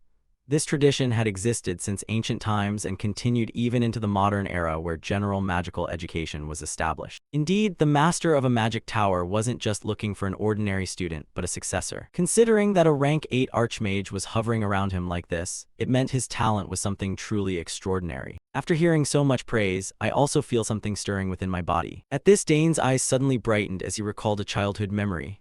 I know. The image of Arabella bringing a crystal ball to him appeared in his mind, telling him, if you ever want to see me, just pour magic into this crystal ball. Thinking of this, the young master immediately opened his wardrobe, took out the magic crystal ball, and said happily, all right, I'll just ask Sister Arabella. Elsewhere, in a place that looked like a library, Arabella suddenly heard her brother's voice. Sister Arabella, it's me, Dane. Hearing the familiar voice, the pen in her hand stopped as she said joyfully, Dane, my little brother. Quickly, Dane recounted everything that had happened to ask for her advice, and naturally, Arabella was astonished. What? Dane, you can use rank 1 magic, but you don't even have magic circles yet. Well, it's true I don't, but I can still use it. He shrugged, leaving her to offer a wry smile. I knew you were a genius, but I didn't think you'd be this good. Back to Dane, he continued, magic circles only function to purify and circulate mana. Maybe it's because my mana is already pure. On the other end, Arabella nodded. That sounds reasonable. I have a way to test it. Dane, I'll send you a magic stone through the transport device in your room. Just pour a little mana into it, okay? Understood, Dane replied happily. He marveled at his luck in having such a sister. Eldest sister is so good to me. Mana has always made me curious. Advice from a rank 6 mage was incredibly useful. On the other end, Arabella reminded him, speaking of which, if you can already use magic, you're going to get a lot of attention at the academy. I don't want that, Dane said in fear. It's unavoidable. Talent is the most attractive thing there. Make sure to tell me if you get bullied at school. I'll deal with anyone who dares touch my brother. Arabella spoke confidently, making Dane remember something. I almost forgot. I heard you broke the nose of the guy who was hitting on you. He was the second son of Duke Well, right? At this, Arabella remembered the man's annoying face and hissed, "Don't mention that bastard again." She barked out the words, making those around her look at her with apprehension. Seeing this, Arabella quickly lowered her voice and continued, "By the way, even without magic circles, can your mana become even purer over time?" "I'm not sure about that," the protagonist stammered. "Well, I'll look into it later," Arabella said with a nod. However, before she could talk with her brother much longer, a female student ran up to her. "Senior Arabella, the professor is looking for you." Hearing this, Arabella reluctantly said, "Dane, I have to go. I'll call you back later." "All right, see you later then," Dane said. "Okay, I'll send the magic stone as soon as I can." Back to the protagonist, after his sister disconnected, he broke into a happy smile. "I'm about to step into a new horizon. I didn't even expect my mana to be this pure. Do I have the heart of a dragon or something?" Dane muttered as he placed a hand on his chest. Elsewhere at that moment, the old man Sidrain, unable to convince Dane to be his disciple, was sighing wearily like a dying man. "Oh, I'm going to die. I used mana to probe him and it made my condition even worse. I plan to leave early, but I can't yet. Not until he accepts my offer. But what do I have to do to make him agree? Should I give him some magic artifacts, or the accumulated knowledge of my many lives?" Sidrain asked himself, but quickly shook his head. "No, that's too much. If I give them to him and he still refuses, I'll be leaving empty-handed." The more he thought, the more his head felt like it was graying. Just then, Dane's voice rang out from outside. "Are you in? It's me, Dane Saugers." Hearing Dane looking for him, a spark of hope lit up in Sidrain's eyes. "Why is he here? Has he agreed to my offer?" With expectation on his face, Sidrain called out, "Come in." Dane opened the door and entered quickly. "Great, you're here. I have something to tell you." "Oh, what is it?" the old man said snootily, and after looking at Dane's form, he immediately imagined Dane was there to beg for discipleship and laughed. "Haha, I knew it. You want to be the disciple of a great rank 8 mage like me." The old man laughed triumphantly, but Dane bluntly corrected him, "No, that's not it." At this, the smile vanished from Sidrain's face as he clicked his tongue. "TCH, then what are you here for? Didn't you say you weren't interested in magic?" "It's not that I'm not interested," Dane shook his head. "Then why won't you be my disciple? Do you already have a master?" Sidrain asked, but Dane shook his head again. "No, I don't have one." At this point, even a saint would be annoyed. "This is maddening. Is this kid playing with me?" "If that's not it, then what on earth are you here for?" Sidrain gritted his teeth. Naturally, Dane wasn't there for idle chat. "I don't know how to progress to the second tier. It's hard for my sister to teach me from so far away. Ultimately, the best way is to learn from Sidrain. He still owes me his life after all." Thinking this, Dane decided to use that debt. "I don't just want to be an ordinary mage." The old man deduced, "What, you want to be a magic spearman?" "No, I'm going to be a mage, a spearman, an assassin, and a summoner." The little rascal listed off a long string of professions, leaving Sidrain's mouth hanging open. What, does such a profession even exist? He scratched his head, but it wasn't over. And a swordsman too," Dane added, and Sidrain could only shake his head. "How absurd. This is hard to say. You're still refusing me even though you know this is a once-in-a-lifetime opportunity?" "That's right," Dane replied calmly, and at this resolute tone, Sidrain fell into thought. "Damn, he's so stubborn." The old man grumbled to himself, but in difficult moments his mind began to work and an idea occurred to him. Maybe this will work." Thinking this, Sidrain slammed the table and shouted, "Do you want a letter of recommendation? I heard you want to enter that academy. If I write you a recommendation, you'll be admitted immediately." Sidrain said excitedly, and for Dane, this bait was incredibly tempting. "That is indeed a very attractive offer." "All right," he sighed. "Excellent, now let's discuss the details." Sidrain shouted, "Can I make a condition?" Dane asked, and the old man smiled to himself. He's bitten. I'll grab this chance and make sure he can't escape." "Of course, go ahead and speak." "Well then, can you teach me how rank 2 magic functions?" "Of course, I understand every type of magic in the world," Sidrain boasted. "Oh really? Then I'll count on you." The protagonist spoke with a voice full of expectation. "Haha, it's nothing." The old man waved it off, thinking to himself that a letter of recommendation and rank 2 magic were nothing to him. He wanted to show off his great knowledge immediately. "Shall we begin right now?" "Even though my condition isn't great, it doesn't matter." "All right, let's start," Dane agreed. He's fallen completely into my trap." Sidrain laughed inwardly, but Dane wasn't that foolish. "By the way, I'll consider this your repayment for me saving you in the forest." Hearing this, Sidrain's face went blank. "What? You said it yourself, you owe me your life so I can ask for whatever I want." And I've already stated what I want, Dane said with a cunning smile. This made the old man's eyes pop out. Wait a minute, what about you becoming my disciple? Absolutely not, Dane said with a shake of his head. No matter how slow he was, Sidrain realized he had been played. What, have I just been tricked by a 14-year-old kid? His mind started racing again and he realized a detail in Dane's request. Wait, you're asking for two things, but I only owe you one favor. At this challenge, Dane replied coldly, I don't think so. First, I saved you from the forest. Second, I removed the poison from your body. Furthermore, I had to carry you all the way back here, but I didn't even count that. The protagonist confidently listed his life-saving merits, leaving the old man's face looking defeated. How can this child be so shrewd? Goodness, my back hurts a little. In the end, old experience cannot beat youthful enthusiasm. Time passed quickly. Scene changed to the training ground. Having been cornered by Dane, they were now there to practice magic. But of course, Sidrain didn't intend to give up easily. It's fine. If I keep persisting, maybe he'll change his mind. It would be a waste to ignore such a natural talent. Thinking this, the old man began his instruction. The fact that you condensed a mana core before having magic circles is not worth mentioning. The important part is using magic without circles. The rank 2 magic transfer method I'm about to explain is very complex. Countless people have given up at this step. So listen very carefully, Sidrain said, glancing arrogantly at Dane behind him. Fine, Dane agreed calmly. Haha, look at those sparkling eyes. But I won't let you achieve your goal easily. I'll show you what respect means, the Tower Master shouted in his heart. Finally, the lesson officially began. Rank 2 magic is on a completely different level from rank 1 because you have to calculate the amount of mana, the mana density in the air, and even your physical condition at the time. The reason most people give up studying magic is because it's so complex, the old man explained. Meanwhile, Dane was busy taking notes in a small notebook, and seeing his focus, Sidrain felt a bit of doubt.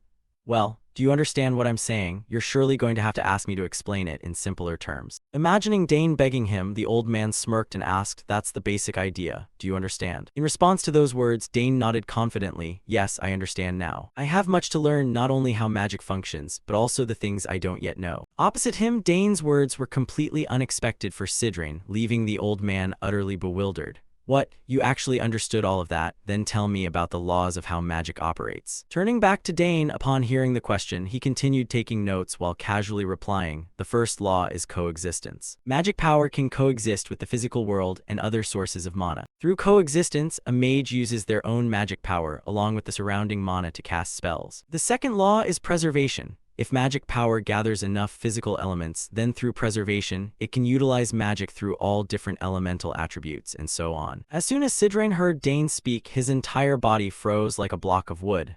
Unbelievable. He completely understands the true nature of magic, and he's even adding his own interpretations. Most people find this subject tedious, but he doesn't seem to feel that way at all. How can someone like this even exist? The old man marveled inwardly. Then, because Dane had answered the question so excellently, he began to dive deeper into the lecture. With every rank, magic becomes exponentially more complex. Instead of explaining, I'll demonstrate it for you. Saying this, the old man paused and waved his hand to the side. This caused his arm to be enveloped in bands of blue energy, which quickly intertwined to form a grid-like symbol.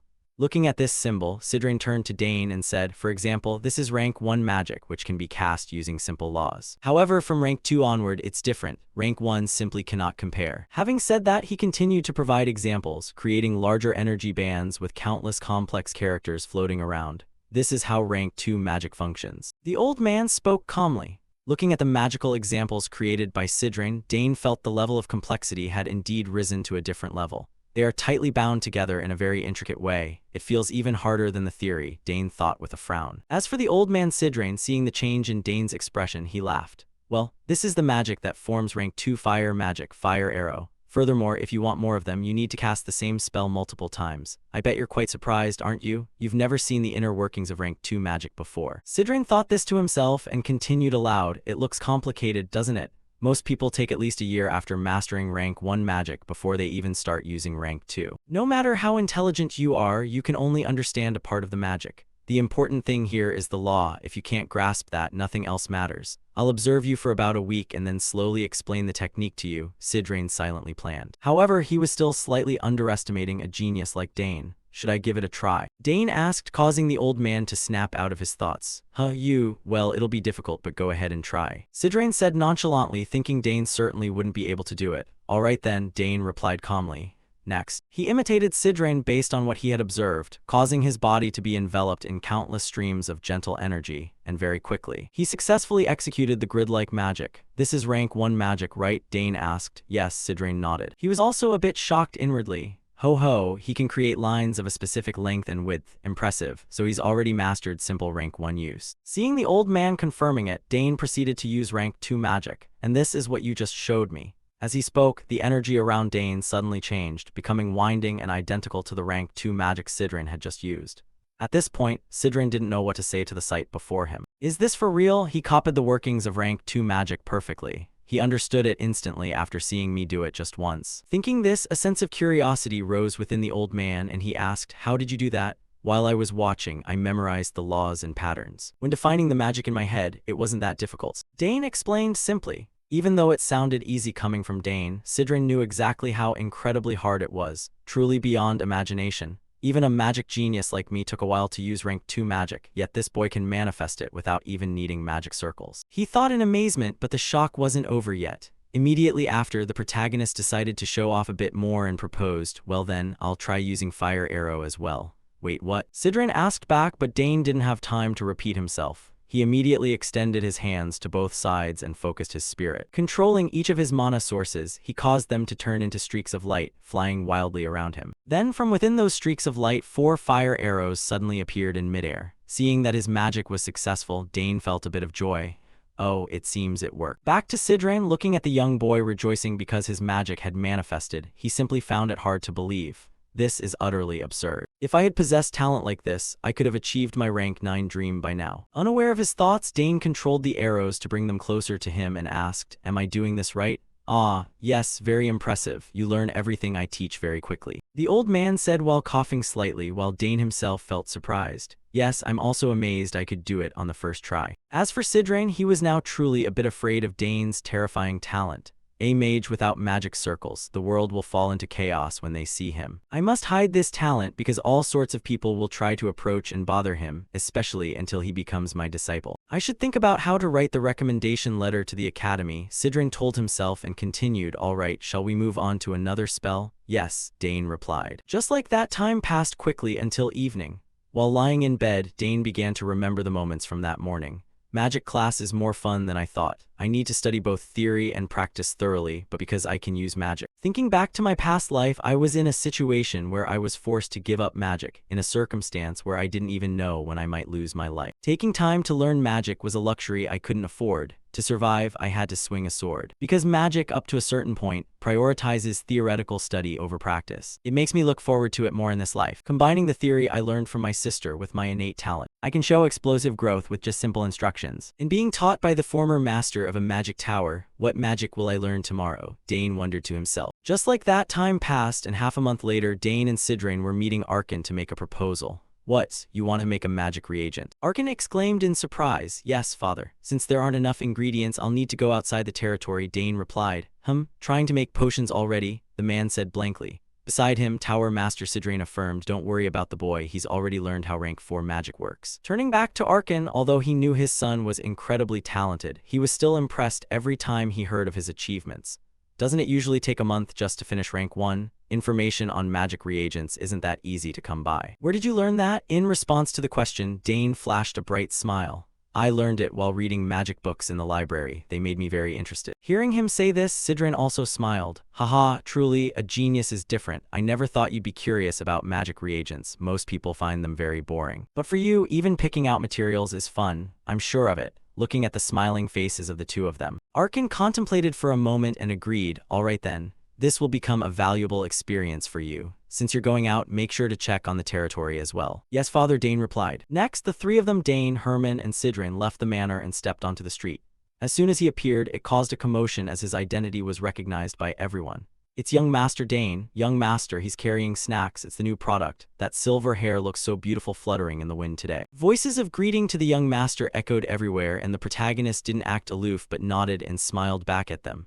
I hope everyone is doing well. I'll come back for more snacks later. Beside him, Sidrain observed how the people treated the young master and thought to himself, it seems Count Saugers is not a bad man. Well, based on how the boy treats me, that makes sense. Thinking this, he looked around at the bustling scene and remarked, there's a lot of delicious food here in the south. The weather is harmonious and the people are friendly. It's a scene rarely found in the capital. Yes, this place is very warm, Dane replied. So how much longer until we reach the magic tool shop? Sidrain asked. However, for a homebody who spent all his time in the castle, this question was a challenge for Dane. Well, I'm not sure because I've never been there before. What? Really? Sidrain exclaimed in shock while the protagonist took the opportunity to turn to his butler. Herman, I'll need you to lead us from here. Yes, young master. Herman nodded. Next, the man nudged his horse and took the lead, saying, this way, it's not much further. Time passed quickly. Scene changed to the magic tool shop. Dane's group had just arrived. Upon seeing them enter, the shopkeeper said excitedly, oh my, is it really young Master Dane? Your silver hair and emerald eyes are as incredible as the rumors say.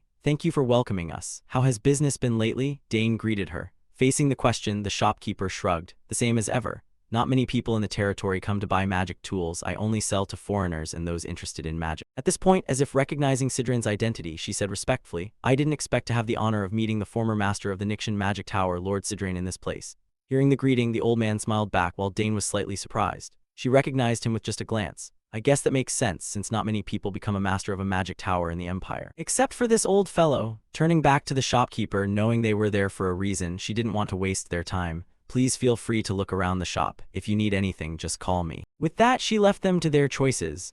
Since this is your first time at a magic tool shop, feel free to look around. I'll talk with the owner for a bit, Sidrain said. That works. Herman replied. Next, while the old man was chatting, Dane took the opportunity to observe all the different items and jars on the wooden shelves and marveled. Wow, there are so many interesting things here. And there's something strange too, a very familiar feeling, the protagonist wondered to himself. Furthermore, if I touch the magic tools, I can see their magical reactions. It must be because my magical sensitivity is quite high. Thinking this, Dane suddenly sensed a strange presence that caught his attention. What is that? There's a fairly strong reaction coming from over there. What is it? As he spoke, he looked toward where he sensed the presence. Beside him, the shopkeeper saw Dane's posture and reminded him, young master, those are just decorations.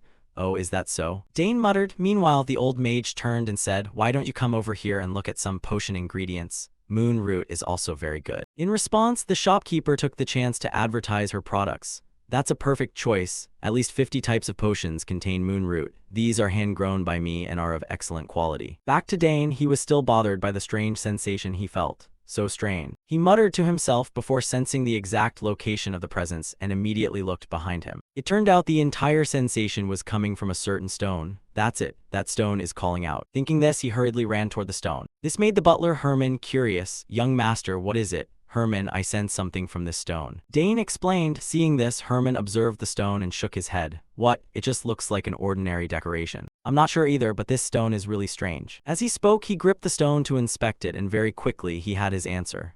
I see. The more magic I channel into it, the stronger the reaction becomes. Could it be that it only reacts to my magic? Unaware of the stone's strangeness, the shopkeeper was still introducing her wares. Your eye is quite good, Lord Sidrain. Using that as a sample is perfect. Let's see, then give me those moon roots and some conwell berries. May I ask, what is this? Dane said as he held up the stone in his hand. Hearing the question, the shopkeeper looked at the object and said in shock, where did you get that stone? Is something wrong with it? Sidrain asked. Oh no, those are just decorative items. She waved it off. This only made Dane more confused. Decoration? No way. What kind of decoration reacts to magic? As for the shopkeeper, seeing the stone in Dane's hand made her face scrunch up. Sighed, just looking at that stone makes me annoyed. Hearing this, the old mage asked with interest, why? Were you cheated by someone? The shopkeeper let out a sigh and said, a few years ago, some peddlers paid me with a large packet. When I opened it, that rock was inside. The man had already left. I didn't know what it was, so I had it appraised, but in the end, it was just a rock and nothing more. I didn't know where to put it, so I just left it there. Strange, this stone is definitely not ordinary. Dane wondered to himself, but instead of telling Sidrain, he decided to keep it to himself for now. Seeing that Dane still hadn't chosen anything, the shopkeeper suggested, young master, if you want something better, look over here. I have some very special magical artifacts. I'll show you. With that, she pulled out a roll of paper and introduced it. This is a directory roll, blah blah. Ignoring the advertisement, Dane remained focused on the stone. Even though there are many cool things here. I only want this, unaware of his thoughts. The woman continued her enthusiastic pitch. If you place it inside, it will automatically save the information you want, and you just have to call out the person's name and their card will appear. Also, before she could finish, Dane interrupted, I'll take the directory roll and this stone. The fact that Dane wanted the useless stone shocked the shopkeeper. What? Why would you want that useless rock? On the other side, the tower master also asked curiously, what do you plan to do with it? In response, Dane just smiled without much explanation. After getting what they needed, they quickly left the shop.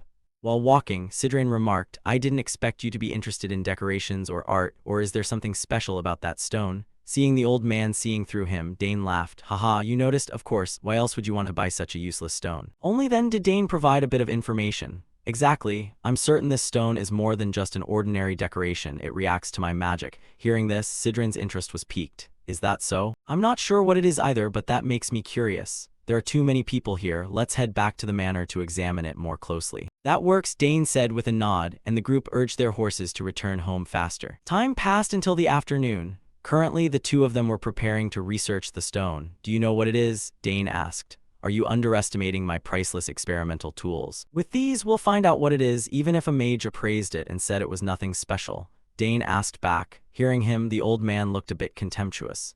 HMPH, no matter what he said, how could he compare to my tools? I poured all my money into these advanced tools. They can analyze anything you place on them. Sidran said as he looked at the magic tool he had just pulled out from his subspace. Seeing his confidence, Dane felt a sense of expectation. Great, let's give it a try right now. Alright, I'm quite excited myself. Just place the stone on here. Then channel your magic into it. As he spoke, the tower master placed the piece of stone on the star-shaped symbol. Once he channeled mana into it, the magic circles hidden within the device activated and began analyzing the item. There's something special here. Finally, I can stand tall with pride, the old man chuckled to himself. Very quickly, numerous bands of energy were shot out from within the star symbol. Looking at the ancient runes within the energy flow, Dane gasped. It's magic code. Beside him, with his vast knowledge, Sidran also recognized the anomaly and pointed it out. That's right, but it's no ordinary magic. Staring at the incredibly complex flows of magic dancing in midair, Dane could only stand there wide-eyed in awe. It was truly astonishing. This was a magic containing laws, structures, and casting methods he had never seen, perhaps even as complex as rank 6 or rank 7 spell. Thinking of this, things began to become clear. So the magic hidden within the stone is what manifested that spell? Dane muttered, and the old man beside him laughed and said, correct. As you said, your magic was the key to unlocking it.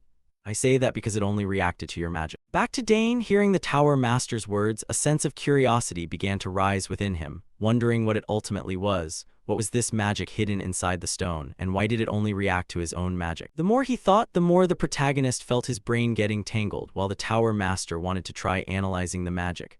Let's see. The ceiling magic inside is a bit unfamiliar to me, but since I am the former master of the magic tower, I'll give it a try. Turning back to Dane, seeing the old man personally step up to handle it, he asked, if successful, perhaps I can find out why my magic is different from everyone else's. Perhaps. Let's hope it works, Sidran replied with a nod. Scene changed to another location, inside Arabella's private laboratory. Currently, she was reviewing a bunch of analysis reports carefully taped to the wall, muttering, it really is different. It's clearly distinct from ordinary magic. A unique trait, there is a specific characteristic in Dane's magic that even I don't possess. However, the results don't show which field of magic this fits into. Magic reagents, magic gates, magic engineering. If it's not magic belonging to these fields, then what on earth is it? It must fit something. The eldest sister was deep in thought until a flash of inspiration struck her mind like a reminder. Right, there is a field of magic that has been lost to time. Dane's magic might be compatible with it. Thinking this, she hurriedly checked her pile of magic books.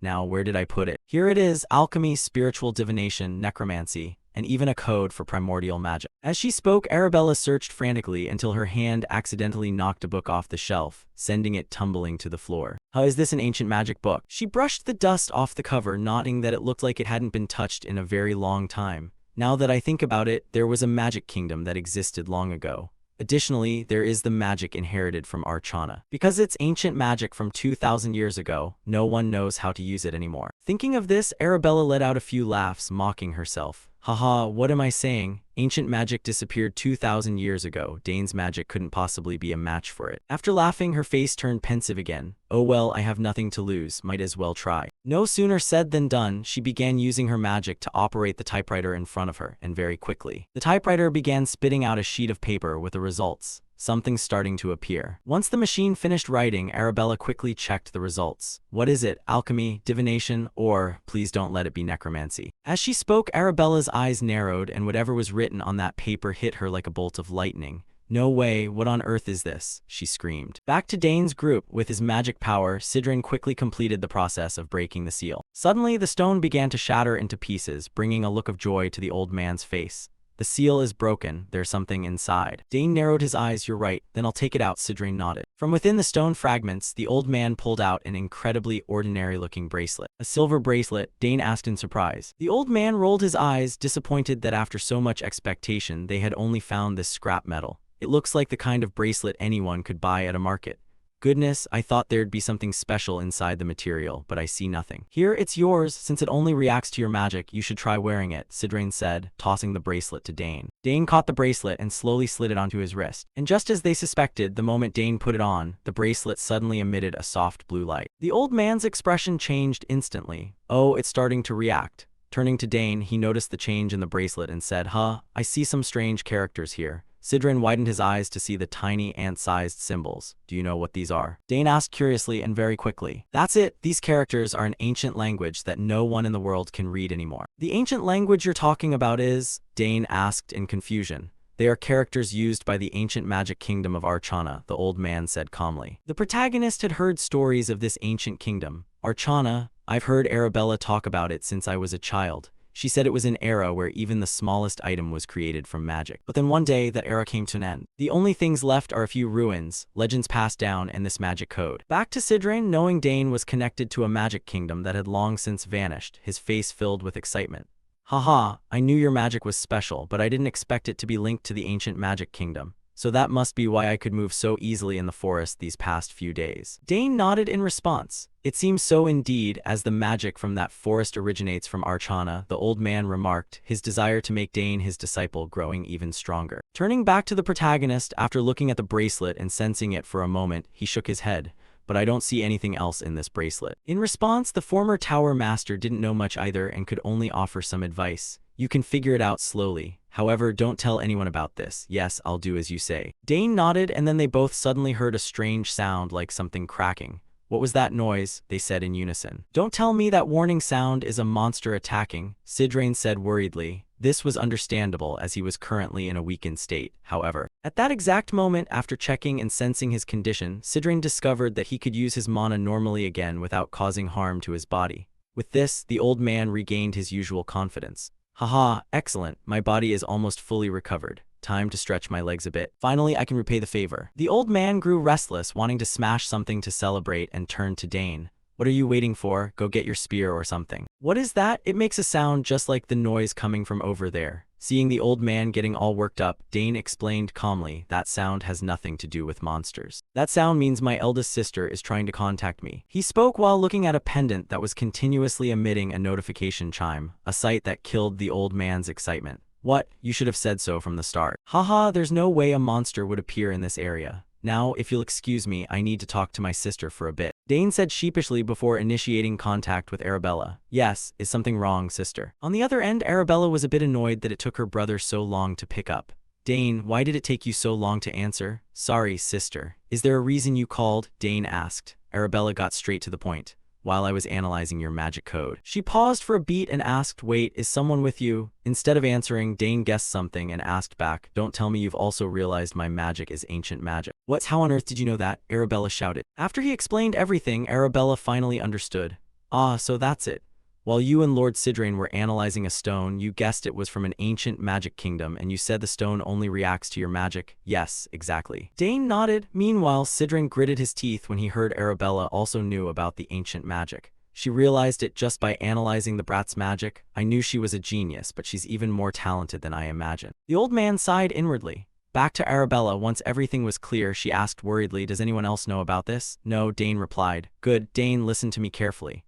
Lord Sidrin, please listen too. It's best if you keep this a secret. If you reveal this now, you won't be able to handle the consequences, Dane. Hearing Arabella mention him, the old man cleared his throat. Ahem. Lady Arabella, I've heard quite a bit about you from Dane. Oh, Lord Sidrin, I realize I went straight to the point without introducing myself. Don't worry, I will keep this secret. Because if this gets out now, not only Dane but the entire Sagar's family will be in huge trouble, the old man affirmed. As expected of you, you grasped the issue immediately. Arabella said happily, is this conversation being recorded? He asked. No, the moment this call ends. It will automatically disappear. Good, no one wants to leave random evidence behind. Besides, I plan to return to the magic tower to investigate this matter further, Sidrin added. Thank you for your help, sir. No, Lady Arabella. I'm doing this out of a mage's sense of responsibility, so it's nothing. The old man waved it off. Then, as if remembering something, he asked, by the way, I heard you're looking for a magic tower to join. Have you decided which one yet? Arabella understood Sidrin's implication. Not yet, sir. However, I am not considering the Nixian magic tower. It doesn't specialize in the field I'm interested in, she said awkwardly. I was wondering who that brat took after with his decisiveness. It seems it's from his sister, Sidrin thought to himself. However, since his focus was on Dane, Arabella's rejection didn't disappoint him too much. Haha, I understand. Regardless, you don't necessarily have to come to our tower. Arabella offered some comfort. I'm sure there are many talented people out there who will join your tower. Anyway, Dane, we'll discuss the details later, okay? All right, take care, sister, Dane said with a nod and quickly disconnected the device. After the call ended, the tower master nodded. Your sister has become quite a capable person.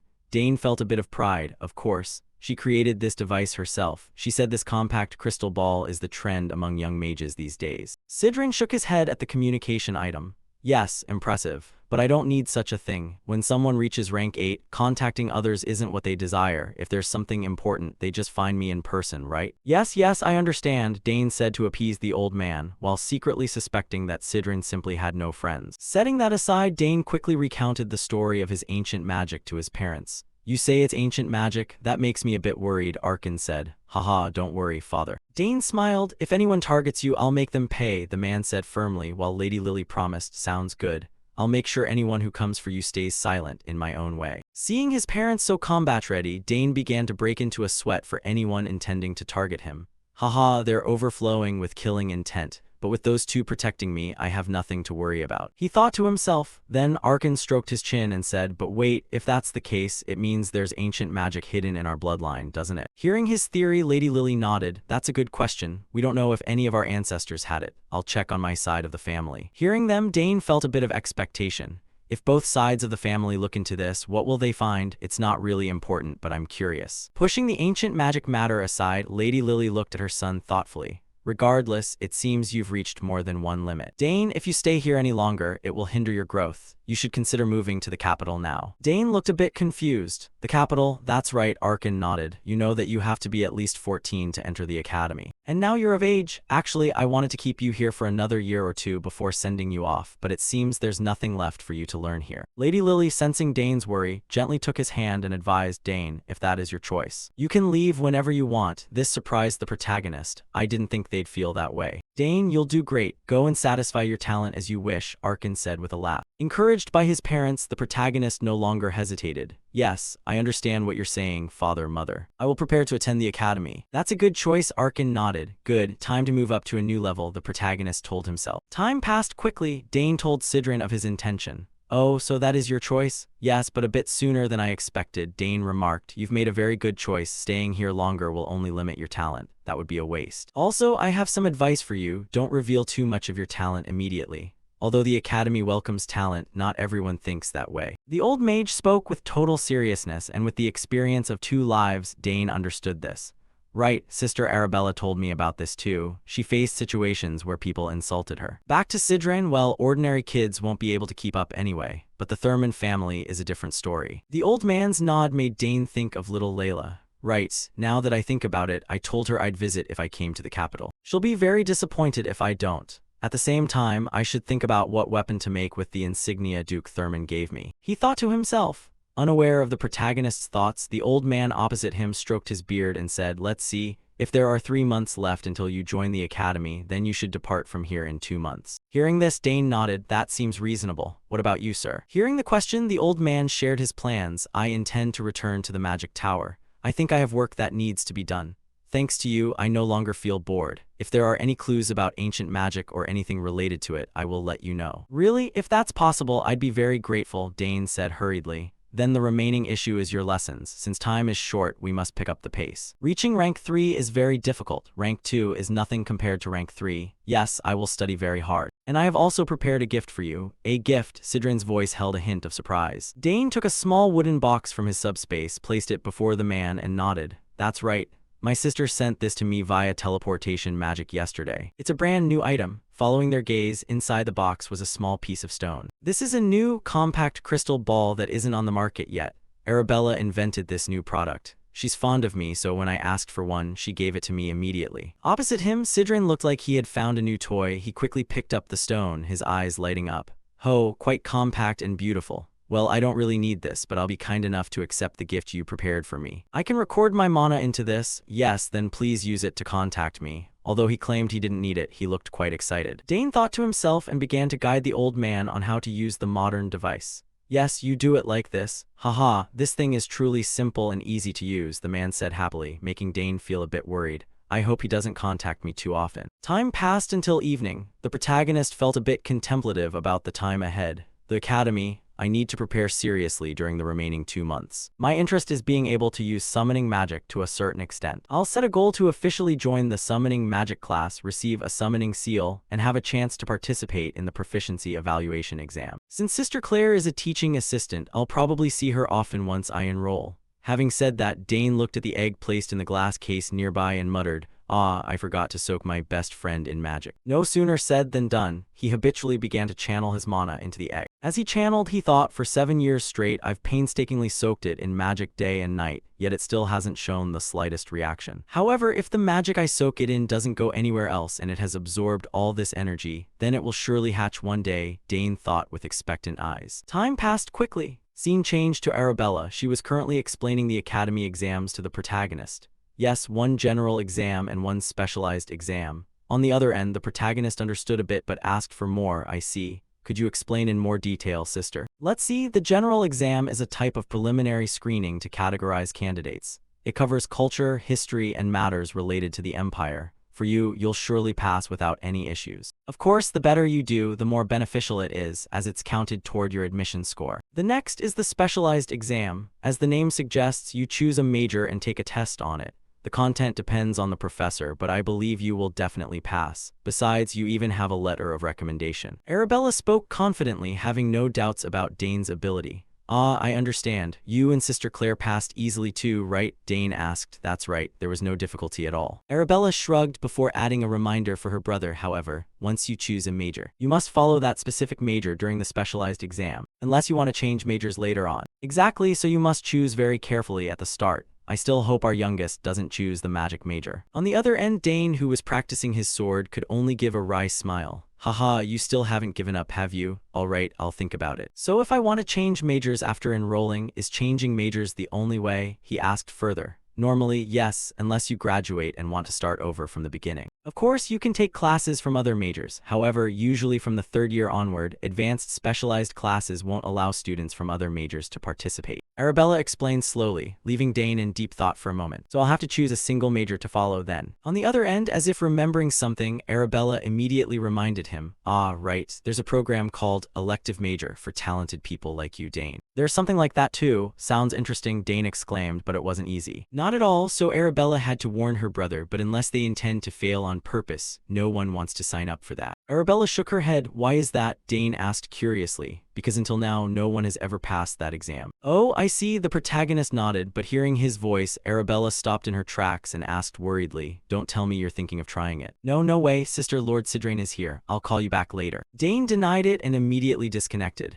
At this point, Arabella felt a bit regretful. Am I forcing him too much? No, but magic is still better. At the same time, a female voice rang out ahead. "Senior Arabella, the professor is looking for you." "All right, I'm coming." Back to Sidrain that afternoon, he brought Dane the recommendation letter as promised. "Here, the recommendation letter I promised you." He handed over the letter, and on the opposite side, Dane took it quickly. "You really wrote it for me?" At this, the old man stroked his beard and puffed out his chest. "I put a lot of heart into both the form and the content. I've written several recommendation letters before, but this is the first time I've dedicated so much effort. Consider it an honor." Looking at the old man's face, though he was arrogant, it was undeniable how much effort he had put into the letter. Dane felt a genuine sense of gratitude. "Yes, I will try not to disappoint you." Turning to Sidrain, looking at Dane, he suddenly sighed. "I wish you wanted to be my student. But even if I took you as a student, I don't think you'd obediently call me master anyway." The words hit the bullseye, making Dane's breath hitch for a second. Haha, how did he know? The little rascal thought awkwardly. Setting that aside, Sidrain asked, "By the way, have you finished preparing for the trip?" "Yes, actually I don't have much to bring, and the academy dormitory facilities are already very good, so most necessities are already provided." Hearing this, the old man clicked his tongue and shared some experience.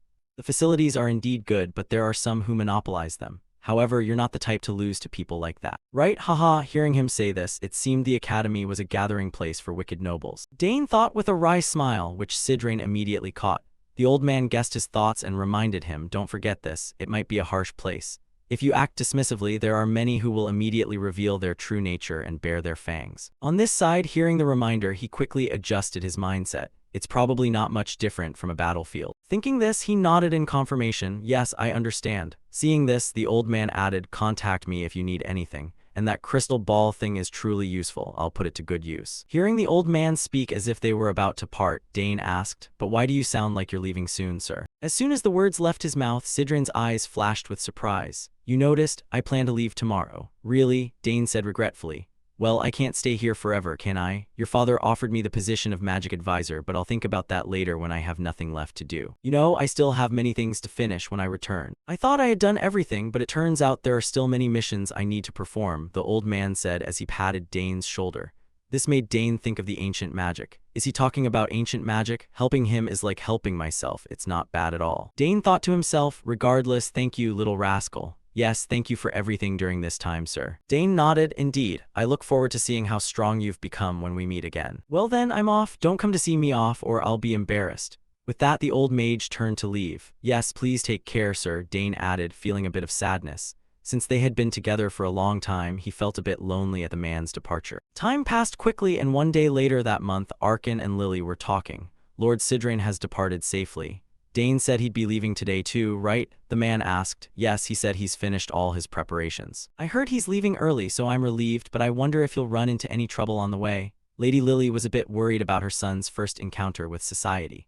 At this, Count Arkan patted her shoulder and reassured her. We're using the teleportation gate Arabella prepared, so what could go wrong? Hearing this, the lady's expression relaxed a bit. Yes, I suppose I was worried for nothing. Thinking of the love the family members had for each other, Arkan broke into a happy smile. Whatever anyone says, I think we've raised our children very well, while children in other families are busy fighting each other for the position of family head. We'll have to decide clearly one day, but I don't favor anyone. At the same time, the door opened and Dane entered. Currently, he had finished all necessary preparations and came to say goodbye to his parents. Father, mother. Seeing him enter, the two of them nodded. Oh, Dane, you're here. Are you ready to leave now? Did you bring the insignia I gave you in Black Horn? Lady Lily asked. Of course, mother, Dane said with a smile. Seeing this, Lady Lily couldn't help but add more instructions. If you truly encounter a difficult situation, go to the place I told you and show that insignia, okay? Yes, I remember. Are those people your former colleagues, mother? Dane asked curiously. That's right, they are very close friends of mine. Even though it's been a long time, they will surely help you. The lady spoke confidently while Count Arkan broke into a bit of a cold sweat. Is our Dane really going to start the path of an assassin there? Thinking this to prevent Dane from going there, Arkan hurriedly reminded him, Dane, when you arrive in the capital, go find Duke Thurman before entering the academy. The Duke will help you. Yes, father, he replied. Before parting, Lady Lily suddenly couldn't hold back her tears. Dane has grown so much that he's already leaving us. Beside her, seeing his wife like this, the man could only give a wry smile. Haha, let's send him off with a smile, dear, you're right. We won't be far apart, she said as she gently wiped her tears while Dane felt a bit of a lump in his throat. Now that he was about to leave, his legs suddenly felt heavy. Then I'll be going now, Dane said, trying to force a smile. Next, watching his back from the window, Arkan's expression turned cold as he instructed a shadow behind him, Gilad, follow him carefully. Ensure Dane reaches the teleportation gate safely and return to report to me. Yes, master, Gilad said coldly like a machine. He turned to leave to ensure the young master's safety. Seeing her husband's arrangement, Lady Lily remarked, it's been a while since I've seen Shadow. You know what to do, right? Watch Dane's teleportation to see if there are any abnormalities. Back to Dane's position. For some reason, the teleportation gate wasn't set up inside the manor but in an empty clearing. When the butler Herman looked at the gate, his eyes went wide. Young master, seeing something like this in person is truly impressive. That's right. This is the teleportation gate my eldest sister prepared beforehand. Dane said with a smile. Looking at the sophistication and complexity of the gate, Dane had to take his hat off to his sister. Yes, now I understand why she spent a whole year investing in this. Beside him, the butler asked, if you enter here, will the teleportation be activated? Yes, I believe so, Dane replied with a smile. At the same time, he remembered the time before when the gate was first being built. I wonder how much effort she put into this. Teleportation can't be done just by rearranging code like other spells. It also requires combining that rearrangement with continuous channeling of magical energy to work. However, the gate sister installed is a perfect device, meeting all conditions for teleportation. Dane thought to himself. Next, before parting, Herman said sadly, "Then, young master, please take care." "Yes, stay healthy, Herman," the boy said as he patted Herman's shoulder, seeing the man was on the verge of tears. Next, he slowly stepped onto the pedestal inside the gate and thought. She said that just by channeling magical energy into the gate, it will activate. No sooner said than done. Dane's entire body began to overflow with magical energy, and he channeled it down into his feet. Immediately after, the gate suddenly emitted a shimmering light, and finally, Dane's figure vanished within the energy layer. Time passed quickly. Scene changed to the capital. It's unknown where exactly Dane was teleported, but currently he was on horseback at the city gate. Looking at the bustling crowd ahead, Dane's expression showed a hint of joy. "I'm here." The entrance to the capital of Althian. The young master said with a smile. Just then, as if recognizing Dane's identity, a knight raised his hand in greeting. "I've been waiting for you, young master Dane Saugers. I am Luik Ismar, captain of the First Knight Order of the Thurman family." "Oh, it's you." Dane replied as if it were natural. Although he didn't know who this fellow was, having the captain himself come to pick him up made him feel a bit uneasy. Unaware of these thoughts, Captain Luik continued, "From now on, we will escort you." Having said that, he turned to instruct his two subordinates. "Ensure the safety of the travel route." "Yes, Captain," they replied in unison. "Then let's head out immediately. I look forward to your assistance." Dane nodded in agreement, though he harbored a peculiar thought in his heart. Actually entering this place felt strange, and he never imagined the day would come when he would set foot in the heart of the Thurman Empire, the very one he once loathed, now as a figure of great promise. Next, as they traveled the road leading to the castle, Dane heard the sounds of countless merchants hawking their wares. "Hurry up, it's cheap. Frozen parfaits made with magic, only 1 silver coin." Hearing these sounds, Dane couldn't help but be intrigued, scanning the crowds and praising the scene inwardly. "Haha, so many strange things. I never expected the capital to be this bustling." Just as he thought this, Captain Luik turned back to remind him, "Over there is the Thurman family estate. We have arrived." At those words, Dane looked ahead and was overwhelmed by its sheer scale. "The estate is magnificent," he blurted out, for before his eyes stood a massive architectural complex. However, before he had time to observe it further, the protagonist suddenly felt as if someone were watching him from behind. "Something is very strange. It's as if someone is following me, or is it just my imagination?" Dane asked himself inwardly. Setting that aside, following the knights, Dane quickly arrived at the main entrance of the grand building. On both sides stood servants in a solemn formation to welcome him. "Welcome, young master Dane Saugers." Hearing this, Dane nodded in greeting. "Thank you for the reception." Afterward, he praised the group. "Your ranks are truly orderly. The protocol and etiquette are standard, radiating a natural strength quite different from my home in the south." Having thought that, he stepped forward to face Duke Boost Thurman, the man he had last seen as a small child. Standing before him, Dane did not forget his manners. Kneeling on one knee to greet him, Dane Saugers pays his respects to Duke Thurman. In response, the man gave a bright smile and a nod. "Indeed, it's been a long time, Dane. Have you been well? The journey must have been exhausting. Go inside and rest immediately." With that, the Duke hurriedly led the protagonist into his home. As they walked, he took the time to carefully observe Dane's current appearance and couldn't help but marvel. "Oh, just a glance shows you're completely different from 7 years ago. Among children of your own age, no, compared even to those a year or two older, there is perhaps no one who can rival you. Arkin must be very proud of you." With that, the Duke gave Dane a pat on the shoulder in praise, while the protagonist replied modestly, "You flatter me, sir." Hearing this, Boost instructed further, "Though it cannot compare to the Beekjang, you should rest comfortably while preparing for the academy entrance exam. I will also arrange a private servant for you, so let me know if you need anything." Turning to Dane, in response to the Duke's thoughtful arrangements, he expressed his thanks and turned to ask about the girl, Layla. "Yes, certainly. By the way, how is Layla doing lately?" "She's healthy, of course, but could it be that you're having a quarrel with her?" the Duke asked with a laugh, leaving Dane completely confused. "Pardon, what do you mean by that, sir?" His voice was full of confusion. Thinking of his daughter's expression lately, Boost only sighed wearily and shared, "Lately, whenever you are mentioned, she looks unhappy. Perhaps it is partly the pressure of the entrance exam, but for Layla, she will pass easily." He laughed, finding it increasingly incomprehensible. "I wonder where the source of her irritation actually comes from." In response, Dane said he would meet Layla in person to ask her what was wrong. However, he had a private suspicion. Could it be because she has reached puberty? On the other side, Boost understood that these matters were better discussed among young people, so he nodded in agreement. "All right, we'll talk about that later. Just a reminder not to be too harsh with her. You'll understand soon enough. Now go back to your room and rest immediately. A servant will show you the way." Just like that, a servant quickly arrived and led Dane to his room. Before leaving, the servant bowed and said, "I hope you can rest comfortably. All right, thank you. Dane nodded, and once the door had completely closed, the protagonist scanned his room and muttered, so I'll be here for about a week preparing for the entrance exam. This guest room is a bit too luxurious, isn't it? First, I'll unpack my luggage and then I'll find the training area later. With that, he tossed his bag aside, but before he could even begin to sort his belongings, the closet door swung open. A silhouette with pink hair stepped out and spoke up. I will lead you to the training area. Dane, why are you just now arriving? I've been waiting for you for a long time. Hearing the familiar voice, Dane turned back eagerly and replied happily. Layla, long time no see, how have you been? Contrary to Dane's cheerful attitude, Layla's mood was inexplicably irritated, just as Duke Boost had mentioned. I'm fine, perfectly fine. But don't you have anything you want to say to me? As she spoke, she marched aggressively toward the protagonist as if to settle a score, making Dane back away a few steps in fear of her angry aura. Huh, what do you mean? Dane stammered, why didn't you write back to me? Layla shouted, and only then was Dane finally enlightened, realizing why his close friend was so angry. His expression filled with guilt as he explained, I intended to reply, but I simply forgot. I'm sorry. Is sorry all I get? Layla continued loudly, causing the protagonist's face to crumple as he tried to explain further. I came here directly, didn't I? Because I had to prepare to leave my family. I wasn't in the right frame of mind for anything. Forgive me this once. On the other side, Layla puffed out her cheeks and turned her face away, refusing to look at him, which let Dane know she was truly furious. Having no other choice to help Layla cool down, Dane gritted his teeth and said, so what can I do for you to apologize? I'll do whatever you say. Hearing this, Layla finally looked at him and asked, really? Turning back to Dane, he reminded himself, first, I have to get out of this situation, but what does she want me to do? Dane thought and asked again, yes, what should I do for you? Hearing that, Layla immediately proposed excitedly. All right, how about a light sparring match? A match? Dane asked, confused. Yes, duel me, Layla reminded him happily once more.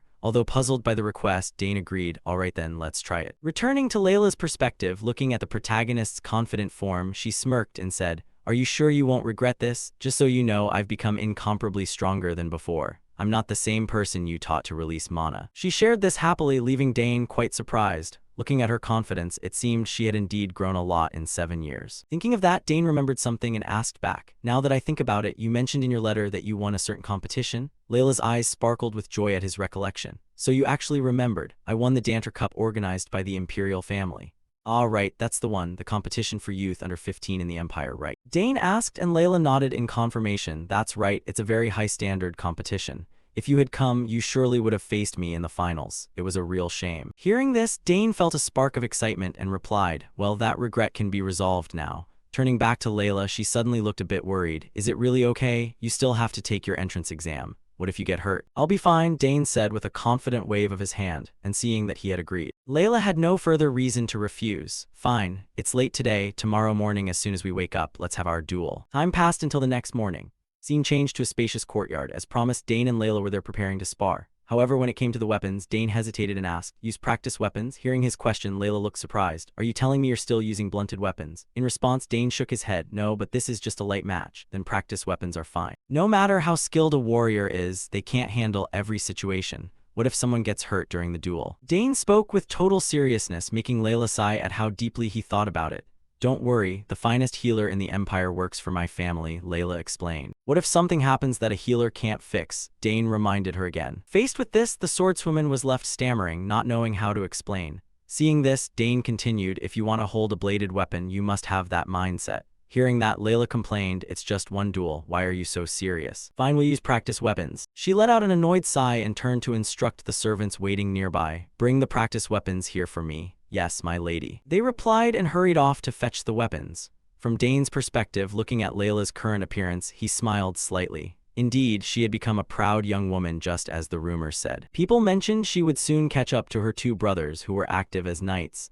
Perhaps Duke Thurman had sired his first female head of house. Truly, that mana release back then had become a great motivator. Dane thought to himself. Meanwhile, Layla had similar thoughts. Dane, thanks to you, I was able to learn the basics of mana control faster than my peers, and now I have 2 mana cores. Thinking of this, Layla glanced at Dane and said, I've waited a long time for this day. Will you be sad if I win? Just then, a servant arrived with 2 practice weapons. My lady, the weapons have arrived. Yes, thank you. Layla nodded and tossed a wooden spear to Dane. The moment he caught it, the protagonist swung it a few times to test its quality. Right, since it's a practice weapon, it's quite light. Is something wrong? On the battlefield, I can use anything. Dane told himself and immediately took an offensive stance. Shall we begin? Seeing this, Layla gripped her sword and nodded, ready. Just like that, the two stared at each other and did not rush to attack. From Layla's perspective, she told herself, luckily I've faced spearmen before. I faced a spear-wielding opponent at the Danter Cup and it wasn't hard. A spear has long range, but its power drops sharply when the distance is closed. In that case, I'll close in at once. Thinking this, Layla gathered strength in her legs and lunged forward. She was as fast as an arrow, aiming to get close to Dane to limit his range. Once near him, Layla thrust her sword forward powerfully. However, before the tip could touch the protagonist, his figure suddenly vanished. This caused Layla's movement to stop abruptly. What? Where did he go? Layla wondered in shock just before the protagonist's spear tip was placed against her arm from the side. It left Layla in disbelief. Since when were you there? She asked, bewildered. Beside her, Dane looked at her with a reproving gaze. It's a good thing this is a practice weapon. If it were real, it could have been a serious incident. In response, the pink-haired girl was still reeling from her quick defeat. I clearly touched the sword. Turning back to Dane, seeing his friend's unwilling expression, he proposed again. Now then, shall we start again? The same method won't work, so move carefully. Hearing his words, Layla instinctively gripped her sword and reminded herself, I was just a bit tense because it's been a while. I absolutely won't hold back this time. Thinking this, she noticed Duke Thurman, observing them both from the balcony, and naturally, Dane noticed his presence as well. He even guessed why the Duke was watching. Duke Thurman is here to check the final result. I know his intention. Since Layla has put in so much effort after winning the Danter Cup, he's very anxious. Today I'll put those worries to rest, Dane thought. Turning back to Layla, having Thurman there watching only made her more determined. Dane, get ready. Since father is watching, I'm going to fight with everything I've got, she said with clear resolve. In response, Dane nodded and said, as much as you like. Seeing that, Layla said no more and immediately gripped her sword, swinging it powerfully toward Dane. Her attack created two blades of wind headed straight for the protagonist. However, Dane simply spun his spear like a fan to easily block them. But Layla took the opportunity to close the distance. How's that, Dane? Not so easy, is it? She said as she brought her sword straight down. However, Dane's eyes showed a hint of disappointment. You still have a long way to go. Give it your all. Back at Boost's position, he was focused on the match between the two. Up to now, it seemed like an even fight, and he wondered how it would unfold. But what is this uncomfortable feeling? The smile on Dane's face had completely vanished, and his current appearance was like that of a soldier about to head into battle. Returning to the battle, Layla was constantly on the move, attacking Dane from every direction. However, she still couldn't break through his defense. With his skills, Dane blocked every one of Layla's sword paths with incredible ease. With no other choice, the swordswoman was forced to attack continuously to find an opening, until she noticed Dane suddenly leaving a gap at his waist. Seeing this, Layla's teeth clenched as she reminded herself, here's the chance. No sooner said than done, she thrust her sword toward that spot without hesitation, unaware that all of this was within the protagonist's calculations. Just as her sword tip lunged forward, Dane slammed his spear hard against her wrist, causing the sword to immediately fly from her hand and drop to the ground. It seems I've won this time too, haven't I? Dane said calmly. At the same time, Duke Boost witnessed the result and asked the knight standing behind him, another loss, what do you think, Luik? Can this help make Layla a bit less complacent? Hearing this, the knight captain broke into a sweat and let out a sigh. So you already knew about that, sir. In response, Boost's gaze never left his daughter. Of course I know. She showed signs even before the Danter Cup, and after winning the championship, it was fully revealed. I intended to have a serious talk with her, but I thought it would be better if she realized it herself. Behind him, Luik agreed, calling it a very wise decision. Then the Duke turned his gaze toward the protagonist and asked softly, in your opinion, how many mana cores does that boy have? Hearing that, Luik watched Dane fighting below and offered his guess, at least 3 cores.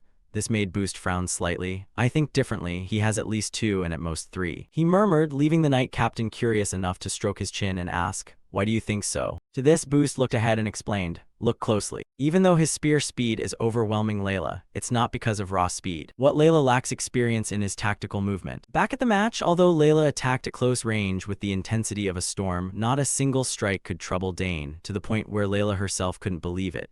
You can block everything, she asked, and Dane confidently affirmed to her, I can see all of your moves. Back at Boost's position, his eyes showed a hint of nostalgia, recalling that Layla's greatest period of growth was after the Southern Inspection Tour 7 years ago after meeting Dane, and perhaps this time would be the same. Behind them, the knight Luik, after observing Dane's power, did not spare any praise. It's quite interesting to watch. The young lady won the Danter Cup but can't use her full strength.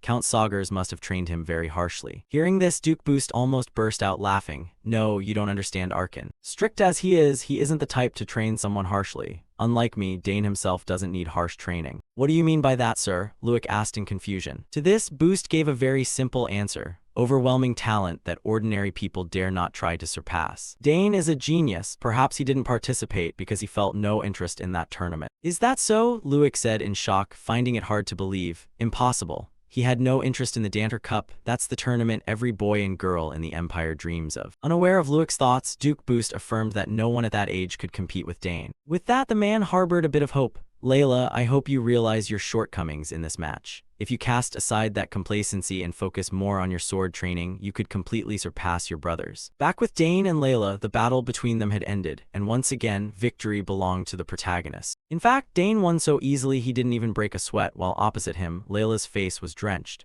Facing consecutive losses, Layla had to admit defeat despite her reluctance.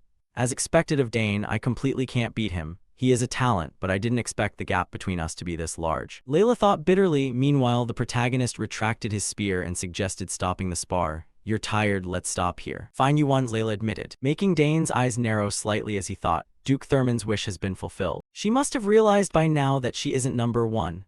Thinking this, after teaching the swordswoman a lesson about who the true genius was, Dane turned to leave. However, at that moment, the swordswoman stared and shouted, "You, how on earth did you train?" In response, Dane simply said two cold words, "Hard work." But this answer didn't satisfy Layla. She challenged him, who doesn't work hard. Ahead, Dane's footsteps paused for a beat as he murmured, "Then you just need to work even harder. I'll be going now." His words left Layla stunned for a moment. Then she shouted loudly, declaring, "You won't win next time." "Fine, I'll be waiting," Dane replied and calmly walked away. Back to the swordswoman's thoughts, watching her friends retreating back, she began to recall childhood memories.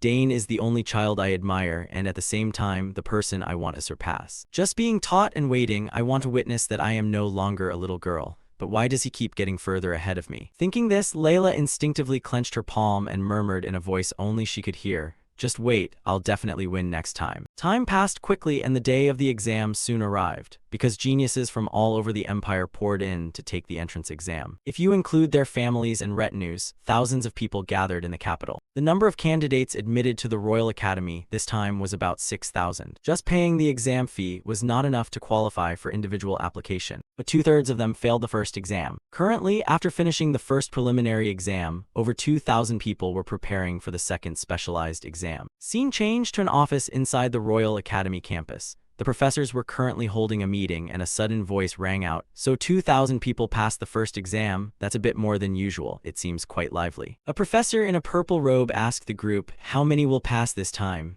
In response, a blonde woman offered her guess, "At most 200 people, right?" On another side, a question was raised, "How are the children in this recruitment? There are some potential talents." Someone answered, "Is the summary of the first exam not finished yet?" Professor D. Nabo, head of the magic department, spoke up. Female Professor Ingrid, head of the spearmanship department, complained, "It's still being summarized. I wonder who will get the highest score." She spoke curiously, but other professors already had their suspicions. "The top student in swordsmanship is Duke Thurman's daughter, right?" "Yes, she's the one who won the Danter Cup. That final match was wonderful. Duke Thurman raised his children very well." "It looks like the top swordsmanship student is someone to look forward to," female Professor Del Pinso, head of the summoning department, said expectantly. The head of the swordsmanship department, Esther Rand, affirmed with absolute certainty, "Look forward to what? It's practically guaranteed." "Right, because there's no competition," another added, making the rest of the meeting feel envious of Esther Rand because the swordsmanship department had gained a talent.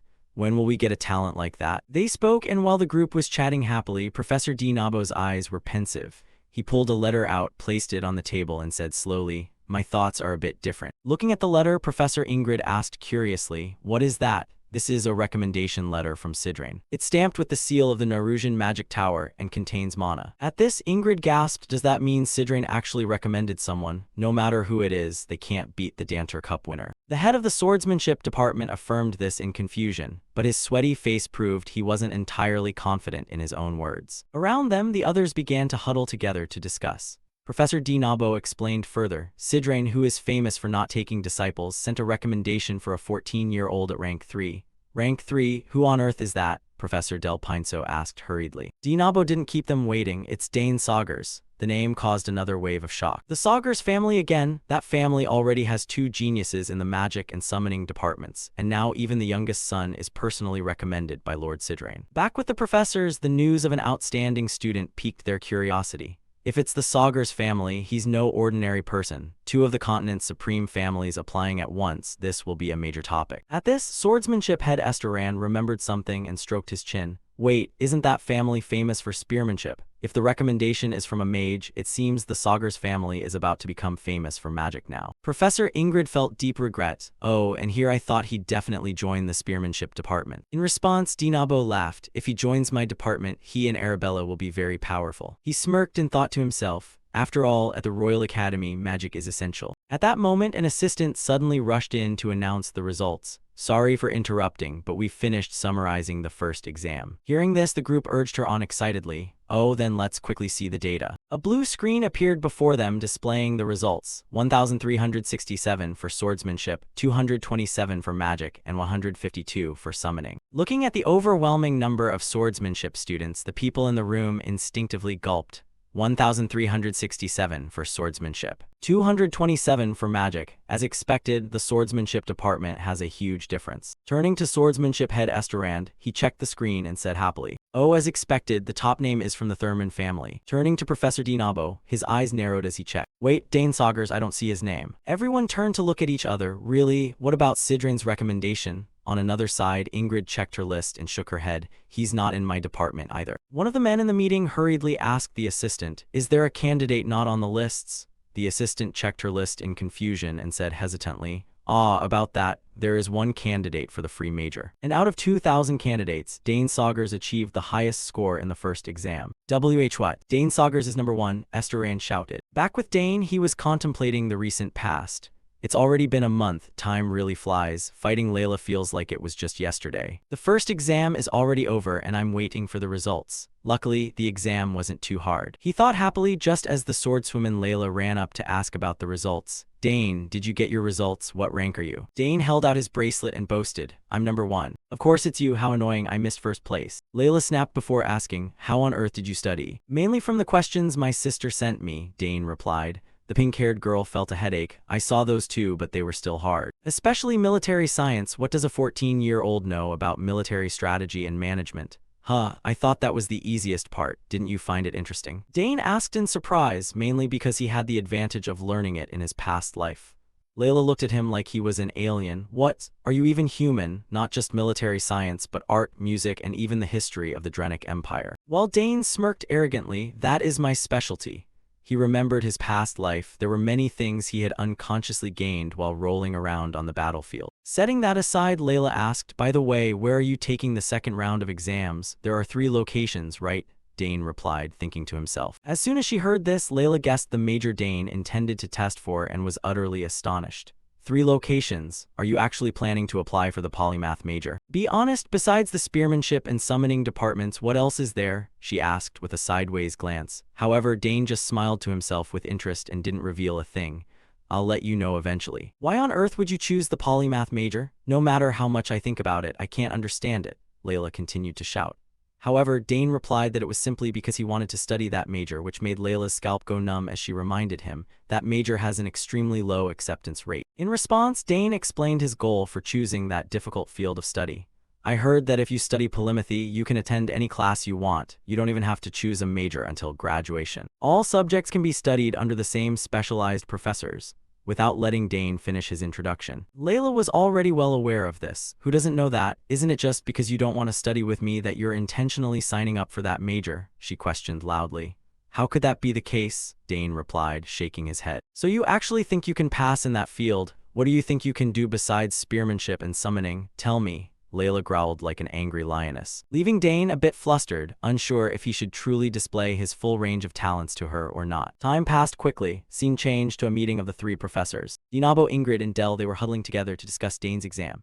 We've finally gathered everyone. The polymath major exam requires passing 3 rounds. There's no other way. It seems he must take the test. Spearmanship and summoning core and magic circles are inherently contradictory. It's nearly impossible to master both. What is he thinking? Although some have passed 2 rounds in the past, most fail the final one, right? Dell said, looking at her colleagues.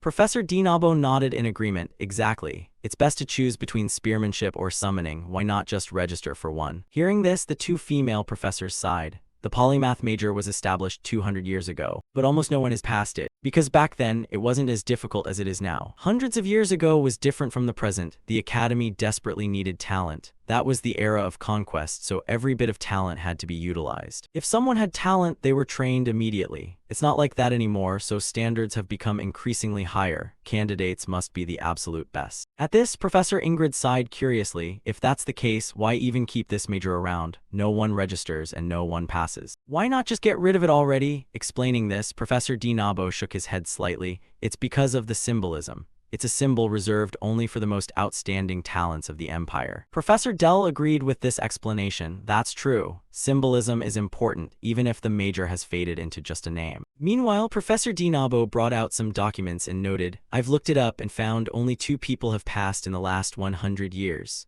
One dropped out and the other was the former emperor. Hearing this, Professor Ingrid broke into a sweat, worrying for Dane. That means unless you're a genius, there's absolutely no chance of passing. In response, Professor Dell nodded silently. If he is the youngest son of the war hero Arkan Sagars, I have high expectations. This is not an ordinary family. Then again, he might just be an arrogant child. Ingrid shrugged. If it's our decision, he could get in, but as professors with certain positions, we cannot be careless. Let's see how this unfolds. Does he have enough confidence to challenge this symbol? The group murmured. Time passed quickly. Scene changed to the second examination hall. All 3 professors were present, preparing to test Dane. Standing before them, the protagonist introduced himself calmly. I am Dane Sagars, applying for the polymath major at the Royal Academy. Hearing this, Professor Dinabo nodded and asked, do you know what it means to apply for this major? Of course, I heard that I must pass all 3 rounds to be accepted, Dane said with a bow. Then, as if to give him one last chance, Professor Ingrid spoke up. You say you are Dane, right? It's not too late yet. I have great respect for Count Sagars. He is the best in the empire. I don't want to see the son of such a man disqualified, so. Not letting her finish her sentence, Dane interrupted. Thank you for the advice, but I came here with the intention of giving it my absolute best. His voice was filled with resolve, extinguishing any further attempts to dissuade him.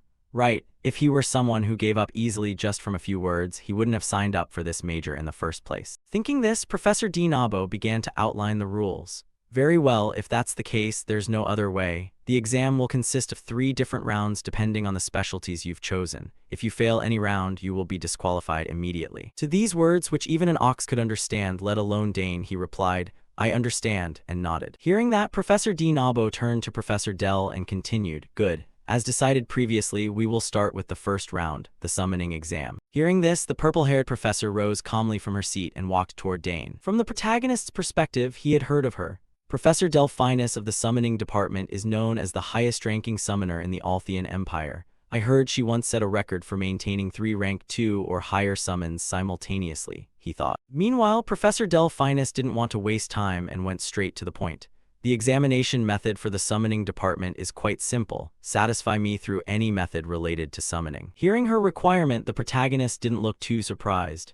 As expected, this is a free-form challenge, no fixed standard or specific format. Thinking this, Dane proposed, then, could you call forth a summon for me? A summon. Delphinus asked back, looking as if she hadn't quite caught Dane's meaning. Yes, any type will do. Dane nodded again. At these words, the other 2 professors watching almost fell backward. What did he just say? An applicant is asking a professor to perform a summoning, Ingrid said, dazed. Meanwhile, Professor Dinabo was sweating as he tried to guess Dane's motive. What is his intent? Since there's no fixed format, I thought this could be explained theoretically. Does he actually want to encounter a summon directly? Turning to Professor Delphinus, after a few seconds of silent thought. Although she didn't know Dane's intent, she nodded and granted his request. Fine, it's bold but interesting. I know this isn't normal at all, so I'll have to keep my eyes wide open to see what's about to happen. With that, she began to mutter an incantation, and following her chant, bands of glowing energy began to swirl around. Finally, they gathered together and formed a spatial portal in the air. As soon as it appeared, a strong gust of wind blew through, causing several nearby observers to tumble to the ground. Ignoring this, a giant wolf's head then emerged from the spatial portal. This was a summon with a wolf's head but a human-like body.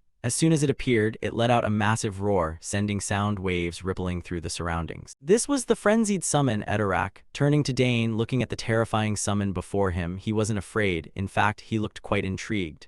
The sound is bone-chilling. It's the most ferocious among rank 4 summons. It's famous for attacking anything it sees. Since this is an entrance exam, I didn't expect much. But this is going to be truly interesting. Thinking this, Dane broke into a grin of pure excitement. Opposite him, Professor Delphinus looked at Dane with an interested and somewhat challenging gaze. Now, I've called out whichever summon I wanted. What do you plan to do now? Nearby, several teaching assistants watched with wide eyes, terrified for Dane. Edorak is the most vicious type in rank 4. Even multiple knights in a duel would find it hard to defeat. What on earth are they planning? Professor Ingrid said worriedly. Then, under everyone's gaze, the young man slowly began to walk toward the giant wolf. This left even Professor Delphinus alarmed as she tried to stop him. What are you doing? Stop right now if you provoke Edorak. Before she could finish, the giant wolf began to go into a frenzy, letting out a series of ghastly sounds to warn Dane not to come any closer. However, our protagonist continued to approach at a slow, steady pace. I just need to prove it in any way possible, right? He asked once more. Yes, but if the way you prove it puts you in danger, Delphinus warned. But before she could finish, Dane cut her off and affirmed with absolute certainty, that won't happen. No one need worry. As he spoke, he reached out his hand slightly. This action immediately put the giant wolf on guard. It growled and snarled threateningly, staring at Dane with eyes full of madness. However, for some reason, the longer it looked at Dane, its frenzy began to subside. Finally, it bowed its head in submission before Dane. There's a good boy, he praised. The unbelievable sight left Professors Dinabo and Ingrid truly unable to believe their eyes. What exactly is going on here? Dinabo asked in bewilderment. Meanwhile, Dane reached out to pet Edorak's massive head. You're much bigger than Genpu, aren't you? As for Professor Delphinus, as the one who had summoned the creature, she understood it better than anyone and found it hardest to believe. This is impossible. I can't believe the ferocious Edorak would submit so easily. At this, she suddenly noticed a band of blue energy connecting the summon to Dane. Is that a monolink cord with Edorak? The color is faint, so it's not total obedience, but it completely erases Edorak's hostility, she whispered to herself. Naturally, the other two professors could see the cord as well.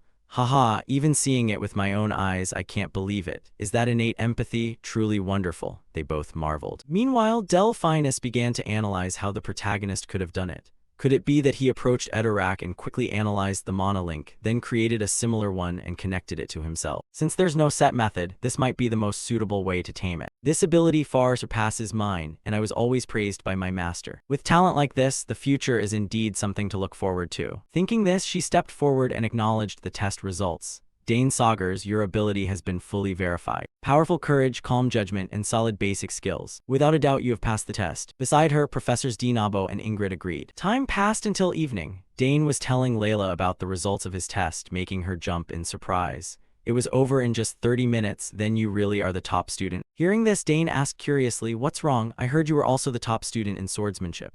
No, you are the top student, Layla said, shaking her head. Cheer up, they've opened a banquet to celebrate us passing, haven't they? Dane said with a smile, but Layla couldn't stop her tears from welling up.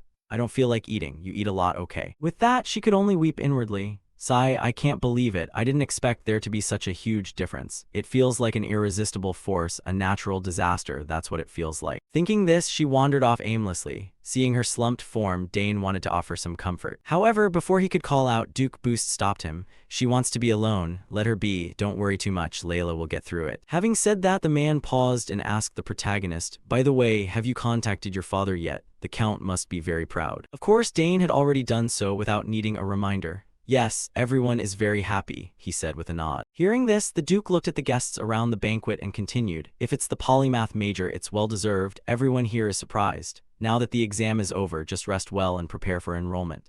In response, Dane didn't forget to thank him. Yes, thanks to your care, I've had a very good time. Boost then remembered something and asked Dane, right, have you thought about what item to commission from the forge? At this, Dane shared his thoughts honestly. Actually, I'm thinking of a sword, but I don't have a concrete plan yet. My body is still growing, so I don't know what kind of sword to make. I'll think about it a bit more since this is a great opportunity. Hearing his explanation, Boost nodded as if he understood. True, there's no need to rush, leave it at that. At the same time, a servant nearby reminded the Duke, Duke, you should head to the Duchess's quarters now. At this, Boost's expression changed and became hurried. I know, well then, I'll be going ahead. With that, he quickly went to see his wife. Watching him leave, Dane guessed that the Duchess's illness was still ongoing. Beside him, Layla explained in more detail for Dane. Luckily, the symptoms aren't getting worse, but they aren't getting better either. It's been like this for several years now. Turning back to Dane in this situation, he could only sigh inwardly. It was truly a regrettable matter. As someone who had never seen a family member fall ill, it was a feeling he couldn't possibly understand. Should I go comfort Layla? He asked himself. Time passed quickly, and 2 days later, on a morning at the Royal Academy, the students who had passed the entrance exams were gathered for the opening ceremony. Currently, an old man stood before everyone to give a speech. I am very pleased to meet you, the new students of the Royal Academy. I am Achold Hamet, the principal of this academy. Seeing the new students who have overcome fierce competition to stand here today, I believe the future of the empire will be very bright. All of you are the gifted talents of this empire. But specifically among the freshmen this year, there are many exceptional geniuses. There is even a student who passed into the polymath major, a feat only 2 people have achieved in the last 100 years. This student has been accepted by 3 department heads, the departments of spearmanship, magic, and summoning. Hearing these words from the principal, the students below began to panic and look at each other in disbelief. What? Someone passed the polymath major? Unbelievable. Who on earth is that talented? Back to Hwold, not keeping the crowd in suspense for long, he immediately called the person up to represent the freshmen. Top student Dane Saugers, please step forward. Hearing his name called, Dane calmly walked to the front. Upon hearing his surname, the surrounding students were struck with awe once again. Is that guy the one who passed the polymath exam? What kind of blessing has the Saugers family received? At the same time, Dane's parents were present to witness their son participating in the opening ceremony.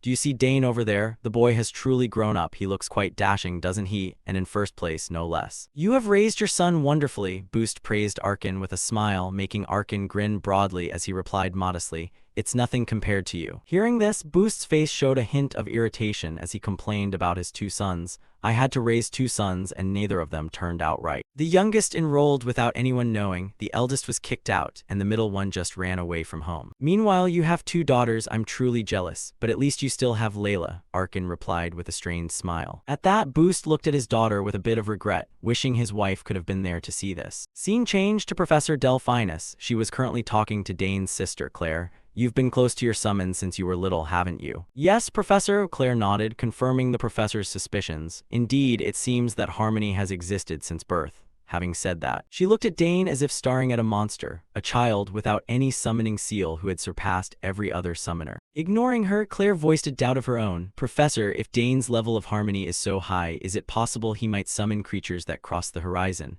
Cross the horizon. That is another world where summoned creatures that disappeared 100 years ago once connected. To this question, Professor Delphinus could only give an uncertain answer. Who knows? Those creatures choose their own mages, so there is a possibility. Back to Principal Hwold, looking at Dane's face, he nodded with satisfaction. So you are the rumored Dane Saugers. You are free to display your talents within this academy. With that, he handed the protagonist a piece of paper. Dane reached out to take it and affirmed, I will keep that in mind, Principal. And now, the representative of those who passed the exam will take the oath, someone shouted. Just like that, the opening ceremony concluded. Looking at the paper in his hand, Dane reminded himself, I've finally entered the academy. It took a long time to get here, but I won't waste this new life. From now on, this is a new beginning. Scene changed to the main lecture hall. The teaching assistants were reminding the new students, the academy orientation ends here. From now on, this is a new beginning. You may take a break for now. For the next part, please enjoy the refreshments in the back and rest comfortably. Hearing this, the students began to look at each other and chat animatedly. Meanwhile, the swordswoman Layla didn't forget to warn her close friend, listen, Dane, many people will be targeting you from now on. Whether their intentions are good or bad, you must be careful. If anyone makes an offer, consider it very carefully. She paused and whispered to Dane, I heard this place is full of strange people who weren't raised properly at home. Looking at her acting like a worried young mother on her child's first day of school, Dane said dejectedly, understood, I know already. Layla immediately realized Dane wasn't taking her seriously and warned him again, don't just ignore me, listen carefully. At the same time, upperclassmen began to run in with smiles, pitching their clubs to the freshmen like pyramid scheme recruiters. Haha, look at these new recruits. Catch that red-haired kid, that's the talent we're looking for. They spoke excitedly while approaching the freshmen, making Layla sigh in exasperation. The seniors have already started hunting new students during the break. For Dane, the scene was somewhat amusing. I heard about this from my sister. It seems there are many interesting clubs. Unaware of Dane's thoughts, the upperclassmen soon noticed his presence and shouted to one another, find that top-ranked kid from the Saugers family. We have to get him into our club. They all turned to stare at the protagonist simultaneously, making Layla panic. Dane, everyone is aiming for you. What do we do? First, let's just get out of here. With that, the swordswoman grabbed the protagonist's wrist and pulled him away. However, the seniors weren't about to let them go so easily. Dane Saugers, join the bodybuilding club, the place that nurtures and trains the perfect physique. A muscular senior spoke enthusiastically. Elsewhere, a blonde senior shared her pitch. Hey rookie, what do you think of the map research club? If you join now, you'll have access to a completely new map. Our astrology research club gathers all the best talents. Over there, that's the heir of the Thurman family. We can't let our precious lady escape. They shouted while chasing the two like zombies after fresh meat. Layla, hearing this, was a bit spooked by their intensity. Not joining, I'm not joining. The the red-haired girl screamed. Meanwhile, the chase felt somewhat familiar to the protagonist. I'm used to being chased by enemies, but this is a first. Being at the top of the list is truly exhausting, the young master grumbled to himself. Time passed quickly. Scene changed to a hallway where a professor was walking calmly. His identity seemed somewhat special, causing the assistants to gossip. Is that Kelthas Redfield? Someone asked. The friend beside them nodded. Yes, I heard he resigned as the leader of the Imperial Knights to become a professor. Wow, such an outstanding figure has come here. But now it might be a bit troublesome. A new student in the free major after decades. Lately, life was so comfortable just writing occasional essays and getting average grades. That peaceful life is over now. I guess you'll have to prepare a curriculum now, right? Even I find it troublesome. Sounds of complaining rose up while Professor Kelthas felt a massive headache. The orientation for new students is ending. It's an unbelievable situation. Why does it have to be the top student right now? Thinking this, he looked at Dane in front of him and asked, You are Dane Saugers, right? You're here early. Hearing someone call him, Dane turned and bowed. Hello, Professor. It's a pleasure to meet you.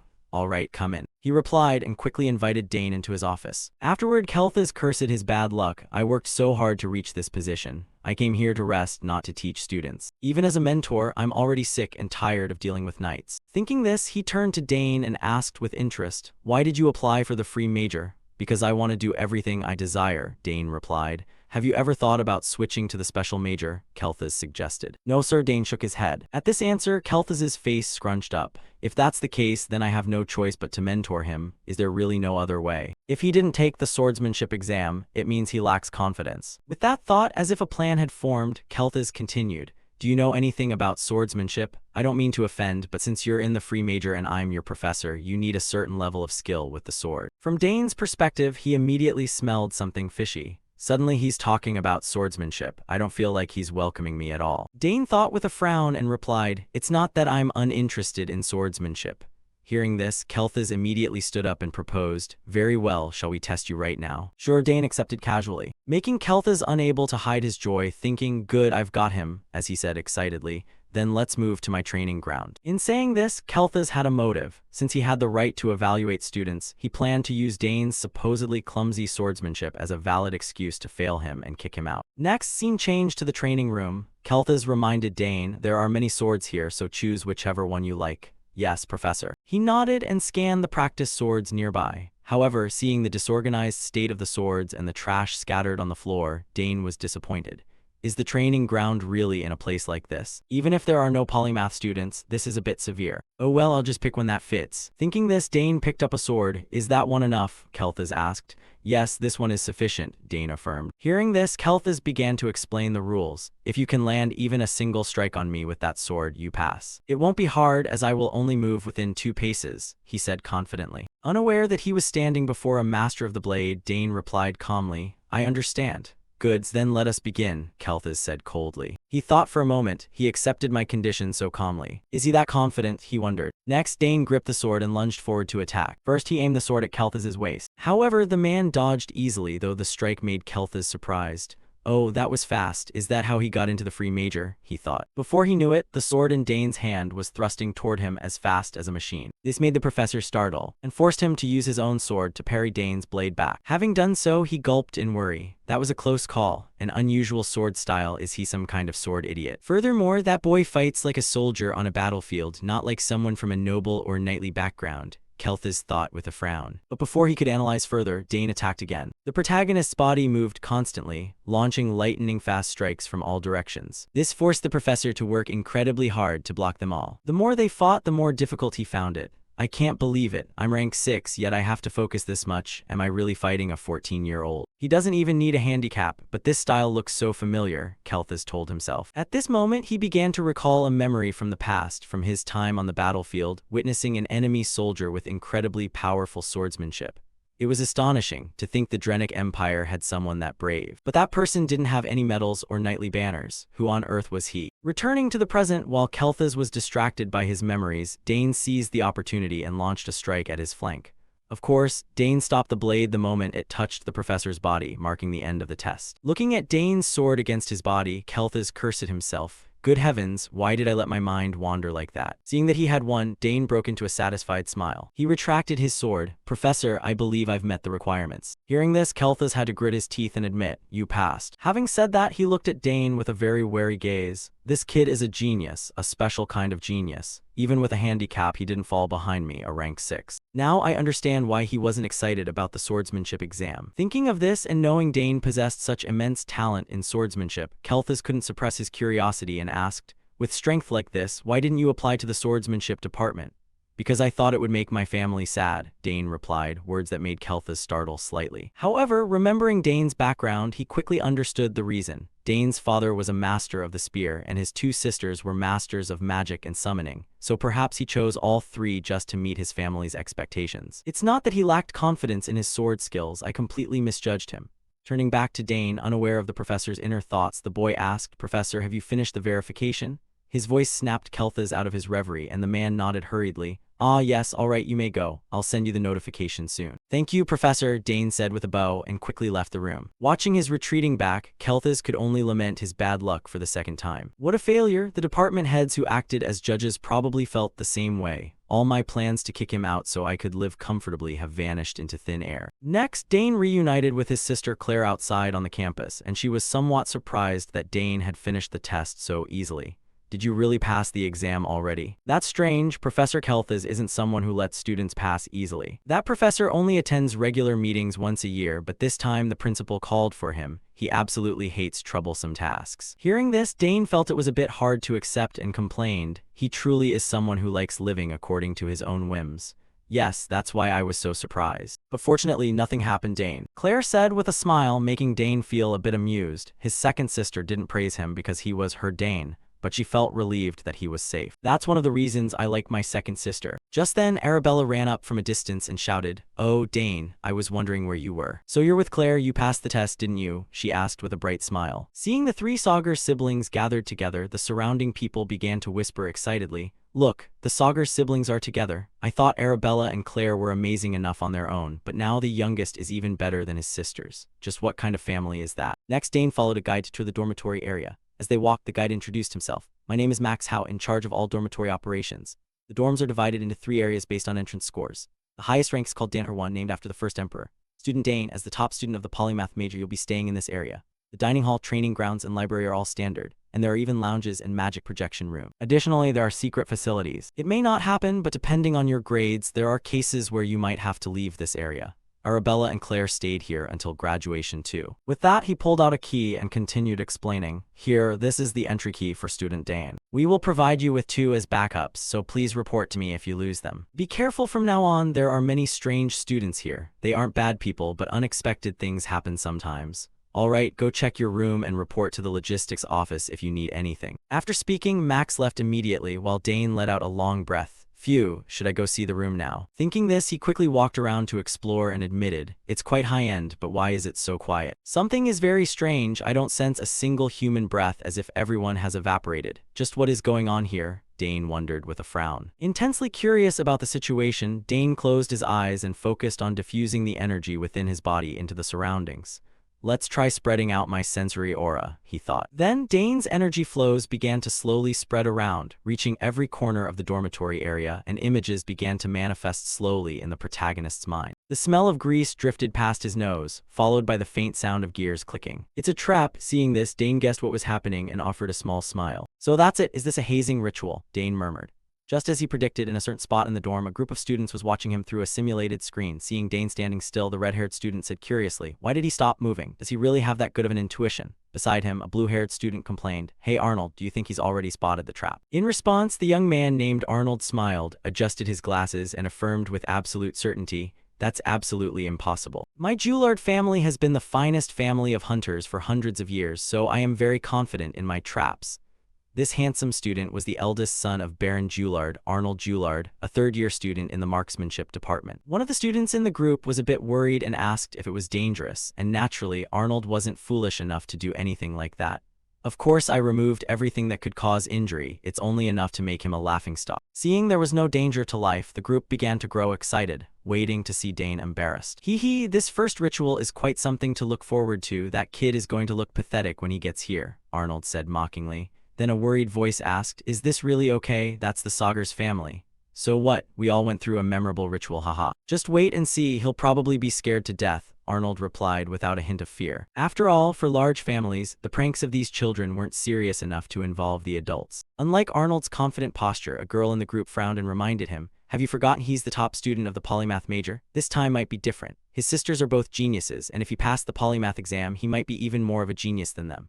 This girl was Priscilla Nellil of the Nellil family, a fourth-year student in the neurology department. Turning to Arnold, faced with Priscilla's doubt, he bristled and shouted, "What did you say? Are you suggesting he won't fall for my traps?" Before Priscilla could answer, a brown-haired student teased, "Don't you look a bit insecure yourself?" "Don't laugh, that's not it at all," Arnold bellowed. However, despite his loud talk, he was panicking inside. Adjusting his glasses, he tried to comfort himself with optimistic thoughts. "There's no way he realized they're my traps. I used invisibility spells and lubricated the mechanisms to be silent." Just as he thought that, Dane began to move again. This caused the group to scramble to watch. "Hey, he's moving. Really, move over," the group shouted and jostled for the best viewing angle. Back with Dane, the traps before him were mere child's play compared to those set by Lady Lily. With a single glance, he had spotted them all. Starting with a tripwire, it'll trigger with just a light touch. Then I'll use a mana bullet. Thinking this, Dane began to accumulate mana in his palm. He fired a mana bullet straight at a brown bag on the ceiling. Upon being hit, the brown bag exploded. This caused the water inside to pour down like a waterfall. However, after observing the volume, Dane was a bit surprised.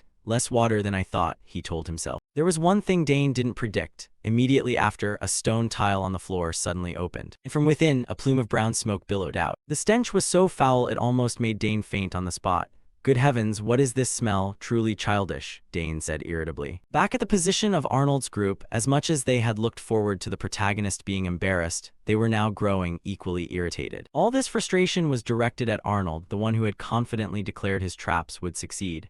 "Hey Arnold, what is this? You said he absolutely wouldn't detect them. It's barely started and it's already like this?" It's just a coincidence, Arnold stammered. "What do you mean, coincidence?" Priscilla's voice was full of suspicion, but Arnold kept nodding frantically. "Exactly, I went a bit too easy at the start, that's why he spotted it. Just wait, he'll definitely fall for the next one." The bespectacled boy gritted his teeth, and seeing him stake his heart and soul on that claim, his two friends nodded, choosing to trust him one more time. Maybe there was just a mistake. Let's try trusting Arnold." Hearing this, Priscilla only sighed inwardly as an invisible sense of unease began to surround her. "Why do I feel so uneasy?" she whispered. Meanwhile, after continuing down the hallway, Dane quickly discovered the second trap. He muttered in disappointment at this latest snare. "Sigh, the second one is just as clumsy. Should I just break it now?" Next, the traps Arnold had set were triggered. At that moment, countless boxing gloves began to fly out from all sides of the corridor, firing wildly everywhere. However, with Dane's incredibly agile movements, he dodged them easily without any difficulty. Even the stake traps, arranged with great sophistication, could do nothing against our protagonist. In the observation room, watching Dane's performance, the group of young people was stunned into silence before exclaiming in awe, just as expected of the Saugers family.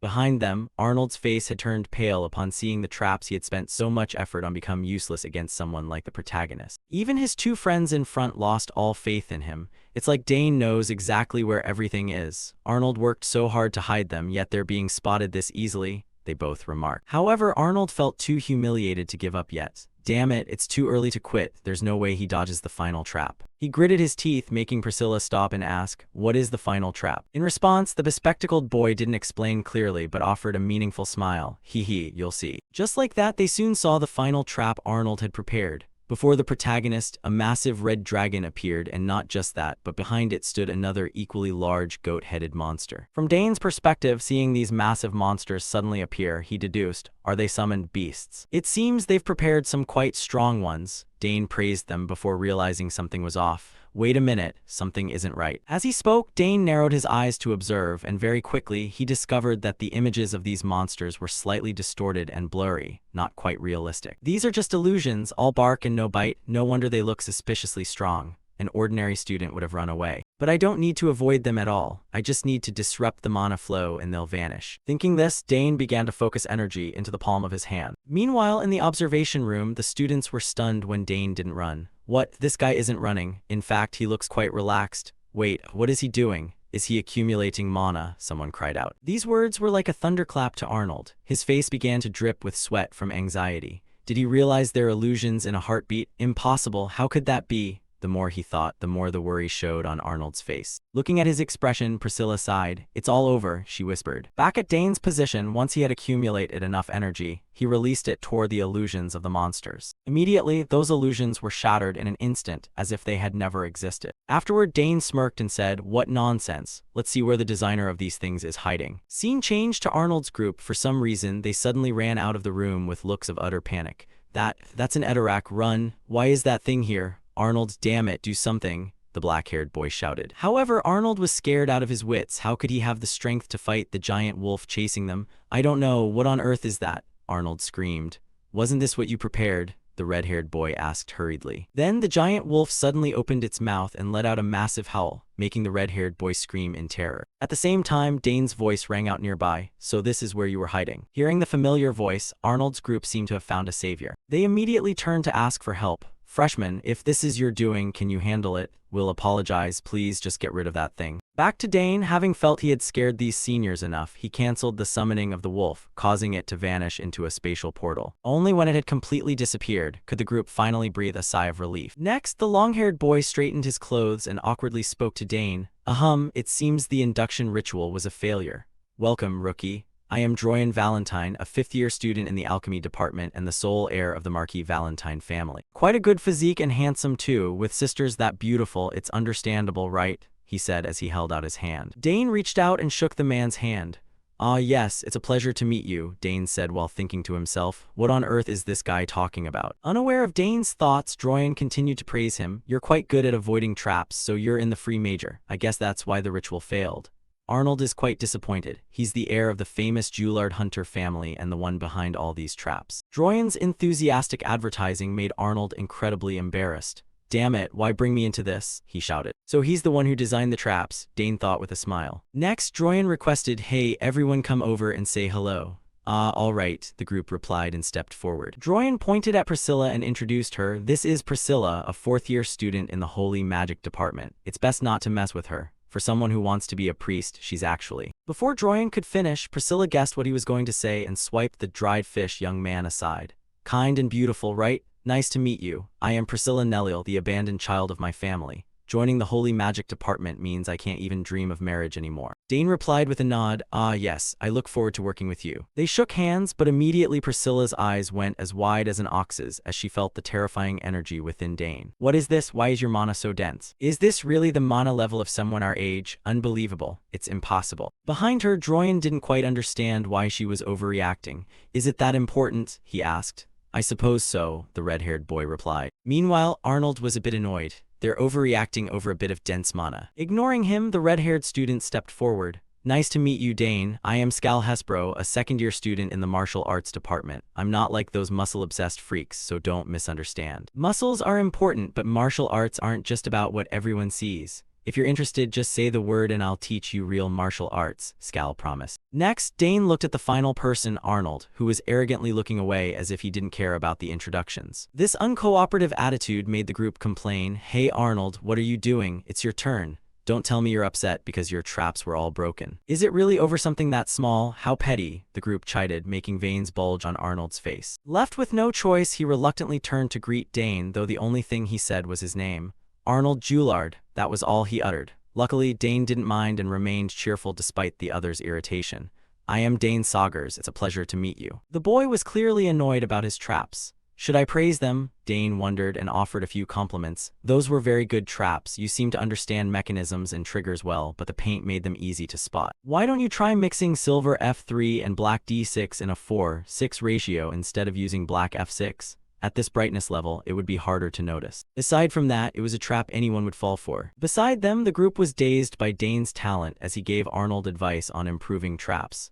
Is he teaching Arnold how to set traps? You really are an interesting person. After the greetings were finished, the group led Dane to his room. Following them, Dane thought to himself, these people are quite interesting. It feels good to have some decent friends. Things are starting to get interesting. Time passes quickly and the scene shifts to a corner of the school grounds. Dane is currently talking with his close friend Layla. It is unclear what he said, but the female swordsman screams in shock after hearing it. "What, you're taking 6 major classes this semester?" In response, Dane slowly explains that there are only 3 majors, and each one requires attending 2 lectures. Seeing this, Layla still shakes her head at his overly calm attitude. There are general education courses too.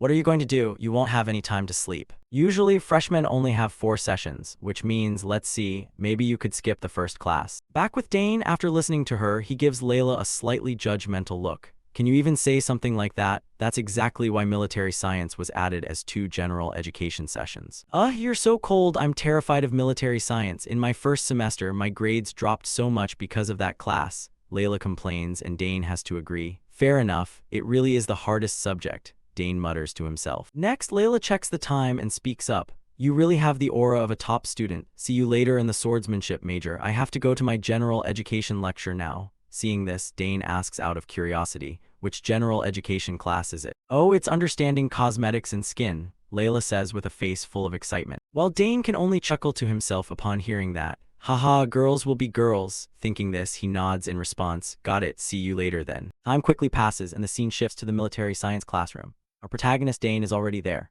With his appearance, it is naturally impossible to avoid the curious stares and observations from everyone in the class. That's Dane Saugers. Why is he here? Is he actually planning to attend the lecture? Could it be, since he's account's son, he seems a bit cold? I think I know what you mean. The whispers fall straight into Dane's ears, making his face look slightly annoyed.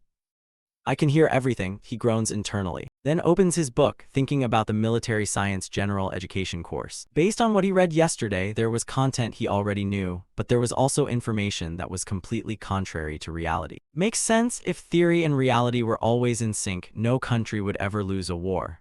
But the reason military science is taught is that basic theory is vital. Just as he thinks this, a middle-aged professor with a stern face enters the classroom from the door, causing the entire room to fall silent. Hello, everyone. I am Francisco Gabius, and I will be in charge of teaching military science theory. You can just call me Professor Gabius. We start the lesson right after roll call. From the protagonist's perspective, just looking at the professor's solemn face makes him respect the man a few notches more. Looking at that face, this seems like someone with extensive experience on the battlefield. This is something to look forward to, Dane whispers to himself. Once roll call is finished, Professor Gabius begins his lecture. His voice echoes through the quiet room. One must delve deep into military theory to be effective on the battlefield. Soldiers can be reckless, but a commander must always weigh victory against the lives of their troops. Clearly, theory is crucial. You must rely on theory to understand the field, and by recognizing inconsistencies in reality, you will understand the true utility of military science. I'm truly curious to see how many talented students here will become elite. What do you all think is the most important thing in war? In response to this question, while everyone is still hesitating on what to say, Dane suddenly raises his hand. Seeing this, the professor's eyes narrow slightly as he asks, "All right, let's hear from the student with his hand up." Answering the question, Dane says with a completely confident face,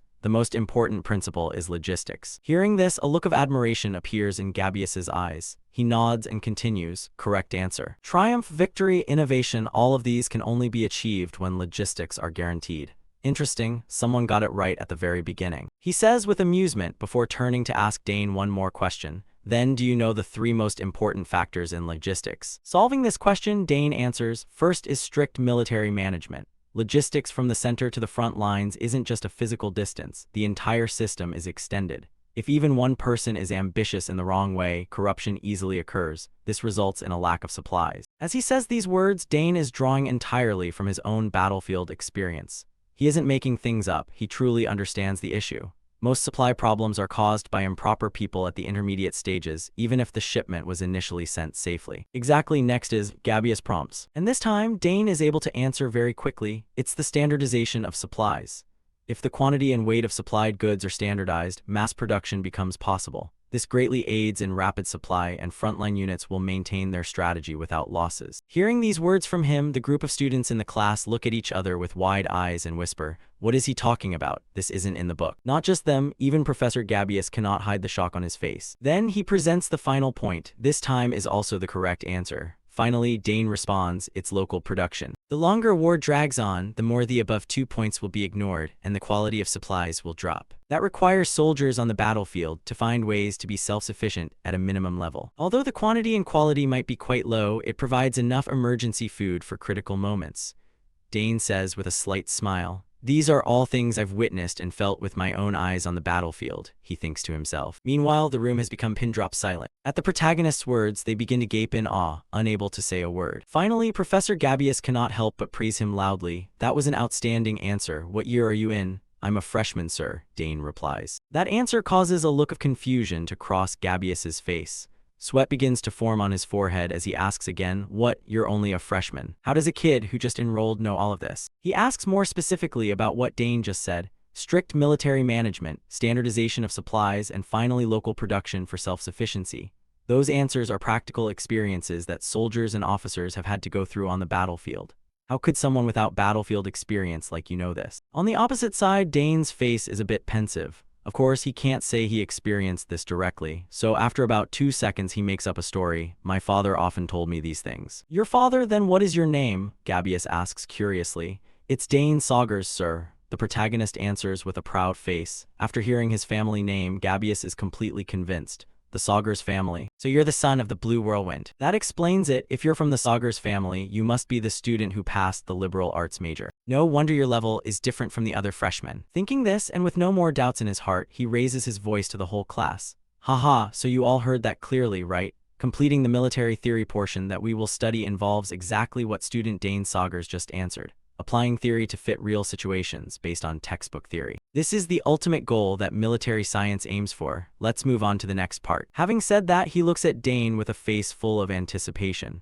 It's been a long time since such an exceptional Saugers appeared. Time passes quickly. After the class ends, Dane is running away in a panic. As he walks, he mutters, "I almost ended up in the Great Academy." As soon as the class ended, Professor Gabius called him immediately, even trying to persuade him to register for the Imperial Great Academy. It seems the professor was a bit too eager. Thinking of this, Dane remembers the advice his sister Claire gave him. If anyone advises you to enter the Imperial Great Academy, just refuse, reject them, and leave immediately.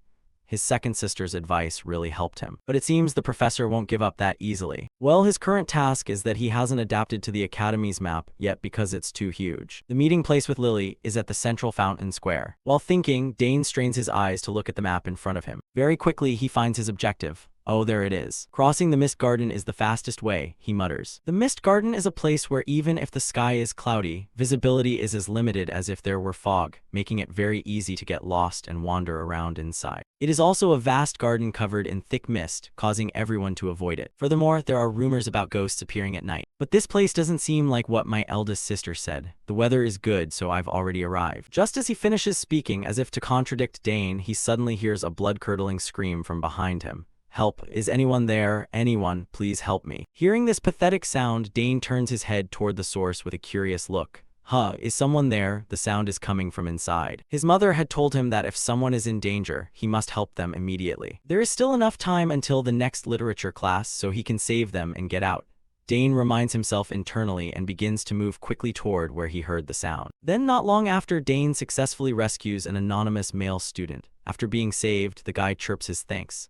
"Thank you, I thought I was going to be trapped in there forever." In response, Dane just waves his hand and checks on him. "All right, are you hurt anywhere?" This guy with glasses says he's a bit tired, but fine. Then he introduces himself. "I'm Ernest Dyland, a freshman in the exploration department." Hearing this, Dane looks at the dazed young man as if looking at an alien. A student from the exploration department got lost?" His voice is full of shock, making Ernest's face look a bit embarrassed and flustered. It's because I was so excited that I walked around unconsciously." "How excited do you have to be to lose your way like that?" Dane sighs, skipping the mention of Ernest's scatterbrained nature. He notices the guy's last name and asks, "If you're a Baron Dyland, the family should be in the west. The crest is probably a ship and sailors." Of course, that's the most famous lineage for exploration, right? Dane asks, and this guy Ernest nods. "That's right, my family has been exploring the seas and unknown lands for generations. But for you, that seems a bit difficult," Dane silently notes to himself. Then this guy Ernest scratches his head shyly and asks Dane back, "It's surprising that you know about our family. What is your name?" "I'm Dane Saugers," the protagonist answers with a smile. And just hearing his surname, Ernest's expression immediately changes and he exclaims, "So you're the new student who passed the liberal arts major after 100 years. "Yeah, that's me." Dane scratches his head awkwardly. Meanwhile, Ernest starts looking at him as if seeing his idol. "Oh my god, how lucky, I've wanted to meet you at least once." From Dane's perspective, Ernest's overly enthusiastic attitude makes him even more flustered. Then, after calming down, Dane suddenly notices Ernest's appearance is a bit unusual and frowns in thought. He said he wasn't hurt anywhere. But what are those bruises? And there are scars too. They're very different from scars gotten from exploring. Could it be? Dane speculates internally and seems to have some sort of idea. Then, to verify his hunch, the protagonist speaks up. "Are you exploring this garden?" Hearing that, his friend Ernest shares, "Exploring? I feel excited. Actually, for me, not just the garden but everything new I approach is an exploration. not just this maze-like garden but people and objects too. Having said that, Ernest opens his backpack to show Dane the countless items he has collected. "Look at this." Beside him, Dane is somewhat surprised and says, "Is all of that exploration gear? That's a lot." "My goal is to explore every corner inside the academy," Ernest continues. Then, pausing for a moment, he whispers a warning to the protagonist. "This mist garden is obviously one of them. There's definitely something here. The sky is cloudy, yet the mist is this thick. Isn't that just too illogical?" Back with Dane, talking about the garden makes his expression change and he nods. "You're right, so have you found out anything yet?" To this question from Dane, Ernest can only shake his head regretfully and answer, "Not yet, but I'm sure there's some kind of power inside this garden. But hasn't it been that no one can clarify it?" Dane shrugs in response. However, Ernest has his own thoughts on this. "True, but what if there's a reason no one thinks of clarifying it, or they tried and still couldn't? A reason it can't be clarified," Dane exclaims in wonder. And at this point, the guy with glasses slowly reveals his speculations regarding the garden's strange phenomenon. "Exactly, it's impossible to know right now. But suppose it's a power created by unknown factors or objects, such as the legacy of a lost ancient kingdom, or things summoned from beyond the horizon." Back with Dane, the words coming from Ernest's mouth begin to pique his interest. "If it's the legacy of an ancient kingdom, that would be quite interesting, wouldn't it?" Dane nods. As for Ernest, seeing someone agree with him makes him very excited. "You think so too, right? I really want to find the secret of this place." Speaking of Dane, he hasn't forgotten that he needs to go to the lecture hall, so he temporarily stops the conversation. "Oh right, I'm on my way to a lecture." Hearing this, Ernest is startled and hurriedly apologizes to Dane. "We should get out of here quickly." However, before they can even move, the weather suddenly changes and rain pours down in torrents. Causing Ernest's expression to change, he turns back to warn the protagonist. "This is bad. I heard that if it rains, the mist gets even thicker." "What? If that's the case, it'll be hard to get out, right?" Dane asks hurriedly. "Right, we'll lose our sense of direction," Ernest says, gritting his teeth. Sure enough, as they said, waves of mist begin to rise continuously around them, causing their visibility to decrease visibly. Even when Ernest takes out a compass from his bag to determine the direction, its needle just spins around like a wheel without fixing on any direction at all. "Just as I thought, the compass isn't working either. We can't move like this," the guy with glasses says bitterly. Meanwhile, Dane asks back, "Can't we solve this with exploration abilities?" Ahead, Ernest shakes his head slightly and puts the compass away.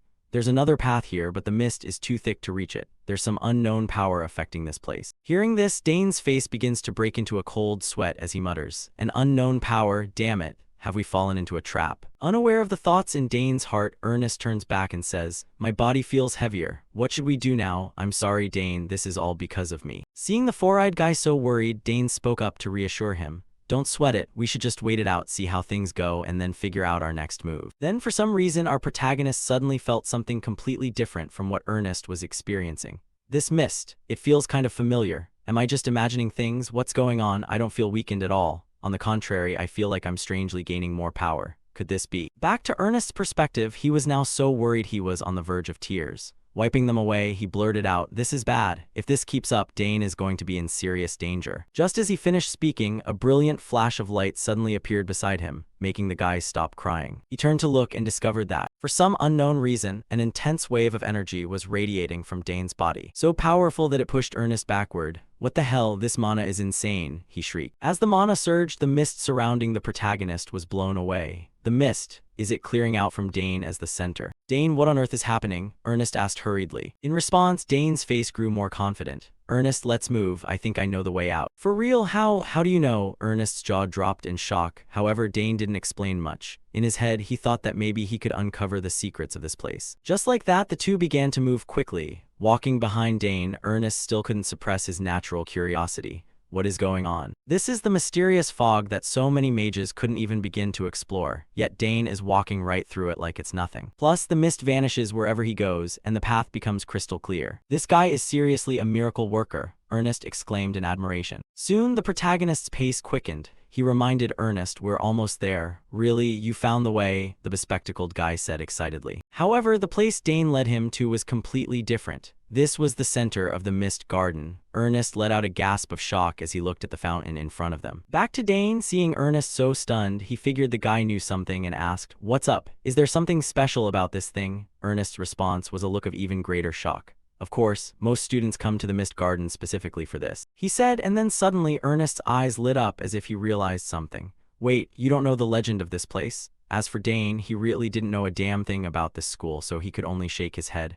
Legend, this place actually has a legend. Explaining further, Ernest said calmly, there's a legend that if you reach this spot before the mist clears, you'll be reunited with the one you desire most. Beside him, Dane lost interest as soon as he heard that. Just another typical romance story. The protagonist sighed inwardly and shrugged, following up with Ernest. But if the path here is this difficult, how could it even function? At this prompt, Ernest's eyes reflected his curiosity, and he nodded in agreement. You've got a point. Then Dane focused his gaze, staring intently at the fountain, and noted, unless someone is constantly supplying it with mana. Is it possible there's an energy source so powerful it doesn't need to be refilled? Hearing this, Ernest's eyes slowly widened, and he shouted, if that's the case, this whole garden could be a giant mechanism. Dane nodded in agreement and explained further. Given how unnecessarily complex and confusing the layout of this garden is, that might actually be true. No way, if this garden is a massive mechanism, then this magic fountain could be an ancient artifact, Ernest said excitedly, his eyes gleaming with more curiosity and thrill than ever before. Meanwhile, our protagonist had a few more speculations of his own, and the mist might be linked to it as well. This feeling, without a doubt, was as if something inside was reacting, like meeting an old friend. This is ancient magic, Dane quietly analyzed in his head as he reached out to touch the fountain, slowly feeling its magic. Then, suddenly, Ernest discovered some ancient characters engraved inside the fountain and cried out in shock, wait, this is the ancient secret language. Ancient secret language? Dane's voice was tinged with curiosity. The bespectacled guy nodded and explained, exactly, I wasn't sure at first because I couldn't see it clearly, but now that I'm touching it, I'm certain. This is the language of the forgotten secret ancient kingdom. Hearing this, Dane couldn't hide his surprise and praised him. You actually know this too? Of course, I'm a Dylan. Learning ancient languages like this is essential for explorers. It's so frustrating to reach a ruin and not be able to read what's written there. Obviously, I haven't mastered every language yet, but I learned this one from my father when I was a kid. Let me try to decode it, Ernest said, his eyes shining like stars, the excitement and thrill clear on his face. The guy even took out a pen and paper to start taking notes. Without waiting for Dane's approval, he dove straight into the exploration, leaving Dane with a blank smile. Haha, his explorer instincts are really on fire. As time passed, Ernest squeezed every bit of his intellect to decode the language on the fountain. As he worked, he muttered to himself, this word means, qualification, what's this one? Yes, that's it, if you put these words together. Dane, I've finished decoding it, he shared excitedly while Dane asked what it actually said. Answering the question, Ernest immediately showed his notebook to the protagonist and shouted, those who are qualified shall prove their strength. It was a rather cryptic sentence, leaving Dane completely confused. Qualification, proof. Could qualified here refer to ancient magic? Somehow, the closer he got to the center, the more familiar it felt, Dane thought to himself. Meanwhile, Ernest was thinking along the same lines. Kind of funny, right? If the qualification this place mentions is ancient power, then it's impossible for anyone to fit that. To this, Dane replied plainly, thanks, Ernest. Saying that, he began to focus the power within his body into the bracelet he and old man Droyan had obtained before. From Ernest's perspective, seeing Dane suddenly use his power as if he had an idea, the explorer hurriedly asked, hey Dane, what are you doing? Without answering Ernest's question, Dane remained lost in thought. They say runes have power just from their shape. If I use this bracelet, it might react. Then, exactly as Dane predicted, the ancient characters engraved on the bracelet began to appear. Strange symbols are appearing on the bracelet, Ernest shouted. Then our protagonist reached his hand forward, and the bracelet automatically detached from his wrist, flying toward the fountain and beginning to trigger some kind of resonance. Next, the entire ground around them shook violently. What's going on? It's shaking like crazy. Dane, what did you just do? The fountain is sinking into the ground, Ernest screamed in shock. While Dane himself couldn't contain his joy. Awesome, that really was the right answer, he told himself. By this point, even a fool would have realized what was happening. What is this? Even the mist is clearing away, activating an ancient artifact this easily. The qualified one the fountain mentioned turned out to be Dane. As he thought this, Ernest stared intently at Dane as if trying to figure out who his friend really was. However, before Ernest could think further, the giant blue crystal in front of them suddenly emitted a blinding light. Seeing this, Dane quickly warned his friend, Ernest, look, something is glowing in the center. Hearing this, Ernest temporarily cut off his thoughts and watched closely. Next, both of them stood there jaw-dropped at the sight before them. Wow, it's beautiful, it's like a jewel. That must be the power source that runs the fountain. Ernest spoke his mind and Dane agreed. Maybe, it's also the cause of all the weird phenomena in this garden. And now, let's face this ancient power together, Dane said calmly. Following that, a complex magic circle appeared beneath the protagonist's feet, radiating an intense aura. Dane himself reached out, sensing the energy it was emitting. This power, ancient magic, it's identical to the power I have. Then he noticed the ancient text written on the crystal and speculated. Arcana once existed and was destroyed. This is its legacy. This is great. I can understand the ancient language I couldn't read before. This really is the legacy of the Arcana Magic Kingdom. So I've absorbed this power, the protagonist said happily. However, just a second later, a sharp pain suddenly shot through his chest, making Dane instinctively clutch his heart. My heart, it suddenly hurts so much. Something is happening to my heart, Dane screamed internally. Then, according to his senses, a magic circle was rapidly forming inside his heart. Is this a magic circle? Dane asked himself. A core and a circle. Their roles are completely opposite. Having both is extremely rare. This combination is inefficient and can even damage the body. That's why magic swordsmen always have heart problems. That's why I didn't want to create a circle just for magic, but I never expected it to be forcibly implanted into my heart. The protagonist groaned, and the anxiety on his face was so clear that Ernest could easily notice it. He turned to ask Dane, "Are you really okay? You've been looking pale for a while now." Ernest's voice was full of concern. Seeing this, Dane didn't want him to overthink it, so he forced an awkward smile and waved his hand. "Don't worry, I'm just deep in thought." Hearing this, Ernest stayed quiet for a few seconds, then, not wanting to pry further, he nodded. "Right, I was shocked too, but that power you absorbed, right? The mist, the ancient language, it seems like it's all connected to you." From Dane's perspective, Ernest being this curious didn't surprise him much. Ernest must have a million questions. He had witnessed everything. It's best to get a handle on the situation first, Dane thought to himself. With that in mind, he pinned all the responsibility on his sister. "I just did what my sister taught me. I don't know the details myself." "Oh, really? Well, let me know when you figure it out," Ernest said with a laugh. Dane nodded for sure. As they left the garden, Ernest thought back on everything that had happened today and shared excitedly. "My blood is pumping today. This is exactly how an explorer should feel. Dane, do you want to explore the Academy's mysteries with me? We can share any weird phenomena or mysterious places we find." "Sounds good to me," Dane replied with a smile. At the same time, he felt a bit of anticipation. Maybe there were other places containing magic like this. Then Ernest suddenly remembered something and reminded Dane. "Wait, Dane, didn't you say you had a class coming up?" Ernest's reminder startled Dane, who suddenly remembered his class. He gave Ernest a pat on the shoulder and bolted. "Right, Ernest, sorry, I'm heading out first." "See you later." "Yeah, see ya," the bespectacled guy called out with a smile. Watching Dane's figure grow smaller in the distance, he thought to himself, he really is an interesting friend. If I keep exploring with Dane, I'm sure some amazing things will happen. I can't wait. Back to Dane, his body was currently racing forward like the wind. As he ran, Dane began to feel some differences after his body absorbed the energy from that blue crystal. Weird, why is moving around so much easier now? Even though a circle and a core coexisted, there was no discomfort. Normally, a circle would obstruct the mana from the core, making it extremely inefficient. But now, no matter how much mana I generate, nothing feels off. No, actually, it's the opposite. The mana flows through the circle and then seems to gather back into the core. Plus, the mana in the core is even purer than before. This is amazing. I should get in touch with my eldest sister, Dane told himself. Time passed quickly. The scene shifted to a territory located in a desert region. This was the district of Hangston. At this moment, our protagonist, along with countless students from the Royal Academy, was present here for an unclear reason. Beside Dane, his close friend Layla shared excitedly. "So this is the famous Hangston district I've heard so much about. Oh, I see the entrance." Right now, a massive gate stood before them. Looking at it, Layla let out a gasp of admiration. "This must be the famous magic shield." "A magic shield?" Dane's voice was full of curiosity. Hearing that, Layla immediately realized Dane didn't know a damn thing, so she gave a cheerful explanation. "It was created by Saul Hangston, a legendary mage of the Academy. This is a shield that activates once a year specifically for freshmen with magical talent. As you pass through it, the shield displays a color depending on that person's quality and level of magic. Originally, it was a device used to detect and eliminate dark mages infiltrating the Academy. But after dark mages became extinct, it was repurposed into this." At this, Dane's face lit up with a wave of intense interest as he asked, "Which level does each color represent?" Explaining the question, Layla spoke up. "Oh, it's like this. If there is no talent, no color will appear at all. If the talent is decent, it's yellow. If the talent is significant, it's blue. And if the talent is overwhelming, it will be red." Layla explained everything very fluently, making Dane couldn't help but be impressed as he turned to praise the young girl.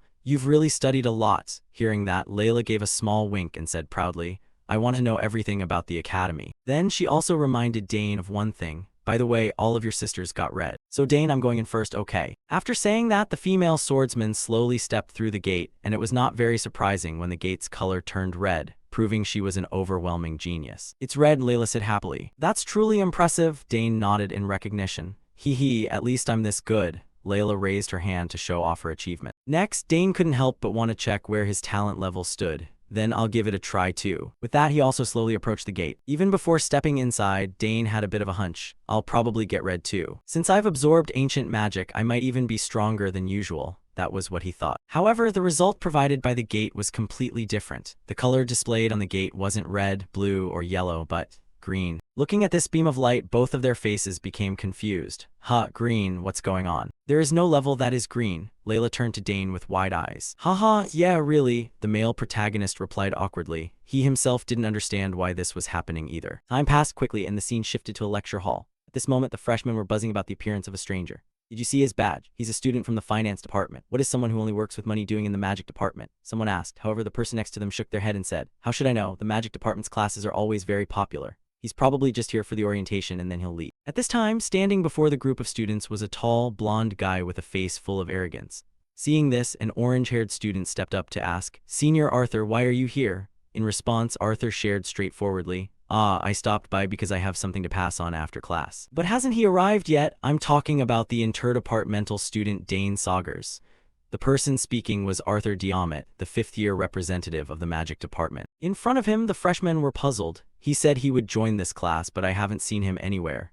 Hearing that, Arthur scanned the surroundings and nodded. Is that so? He's probably just taking his time getting here. When he comes in, lead him to see me. After all, he is Senior Arabella's younger brother, so I have to give him some special attention. Yes, sir, the freshman replied hurriedly. Just as Arthur was about to turn and leave, he was attracted by the noisy sounds rising from all sides. Wow, he's really handsome. Look at those eyes, they look just like emeralds. Being the top student is so nice, he's the center of attention wherever he goes. Is that Layla Thermine standing next to him? Sounds of admiration began to echo. However, for someone who disliked noise like Dane, being noticed and discussed by so many people gave him a massive headache. Meanwhile, his close friend Layla teased him playfully. This is great. The top student is always the talk of the town, no matter where you go. On the other side, Arthur smirked upon seeing Dane's figure. Oh, he's finally here. Saying that, he stepped forward and spoke up to greet him. It's a pleasure to meet you, Dane Saugers. I saw you clearly during the entrance ceremony. As expected, you really stand out. His sudden words left both Dane and Layla stunned. They wondered to themselves, who is this? He looks like a senior, but why is he acting so familiar? Thinking this, Dane couldn't help but ask out of curiosity. But who are you? Doesn't the magic department teach even basic manners? If you have business with me, shouldn't you introduce yourself first? Dane's voice carried a hint of complaint. Hearing those words, the arrogant Arthur's face immediately turned veiny with rage. His eyes bulged and he grit his teeth. This arrogant brat, he cursed inwardly. Not just him, but even the freshmen standing around felt the atmosphere become tense. Arthur was like a bomb that could explode at any moment. They couldn't help but worry for Dane. Did he really just talk to Senior Arthur like that? Isn't this going to become a big problem? If you offend a senior, your life at the academy is basically over. Back to Arthur, after taking a few deep breaths to try and stay calm, he spoke to Dane reproachfully. I specifically came here because you are the younger brother of a senior I respect. Yet you show an arrogant attitude, not knowing your place. Have you ever considered that your behavior could affect your family's reputation? Hearing that, Dane simply replied sarcastically, I've never thought about that. From what I see, aren't you the one being rude? On the opposite side, Arthur grit his teeth once again. He said in a cold voice, can you really not see the situation in front of you? With that, he also reminded himself, if I let this pass, my honor will be damaged. Senior Arabella will surely understand. Thinking so, he decided to teach Dane a lesson. It seems you need to be taught a thing or two, don't you? As soon as he finished speaking, Arthur began to gather mana in the palm of his hand. But unfortunately, before the two of them could start fighting, a shouting sound rang out. Thud! The professor slammed his book down on the table and shouted, what is going on over there? Is there a problem? Hearing that authoritative voice, Arthur immediately backed down. He hurriedly explained, Professor, I just stopped by to welcome the freshmen. For the head of the magic department, Drivo, he understood perfectly that things weren't as simple as Arthur claimed. However, since no serious incident had occurred yet, he didn't intend to dig deeper and only gave a cold reminder. Is that so? Then keep the socializing for after class. Hearing these words, Arthur had no more reason to stay. However, before leaving, he dropped a few suggestive words to Dane. I'll let it slide this time. Watching his back as he left, Layla whispered a reminder to Dane. You should be careful. That guy doesn't look pleasant at all. And exactly as Layla thought, Arthur had no intention of letting this go easily. He coldly ordered a subordinate next to him, take him to that place. This command made the subordinate jump. But that's Senior Arabella's younger brother. Is it really okay to do that? Arthur just narrowed his eyes, his voice icy. I'll explain to the senior later, just take him there. Returning to the classroom after the noisy crowd had left, Professor Drivo began his lecture. Today is orientation, so we'll keep things simple and then end the class. But since this is a practical combat course, let's start by measuring everyone's mana. As he spoke, he placed a device on the table that looked like a disc with a hemisphere on top.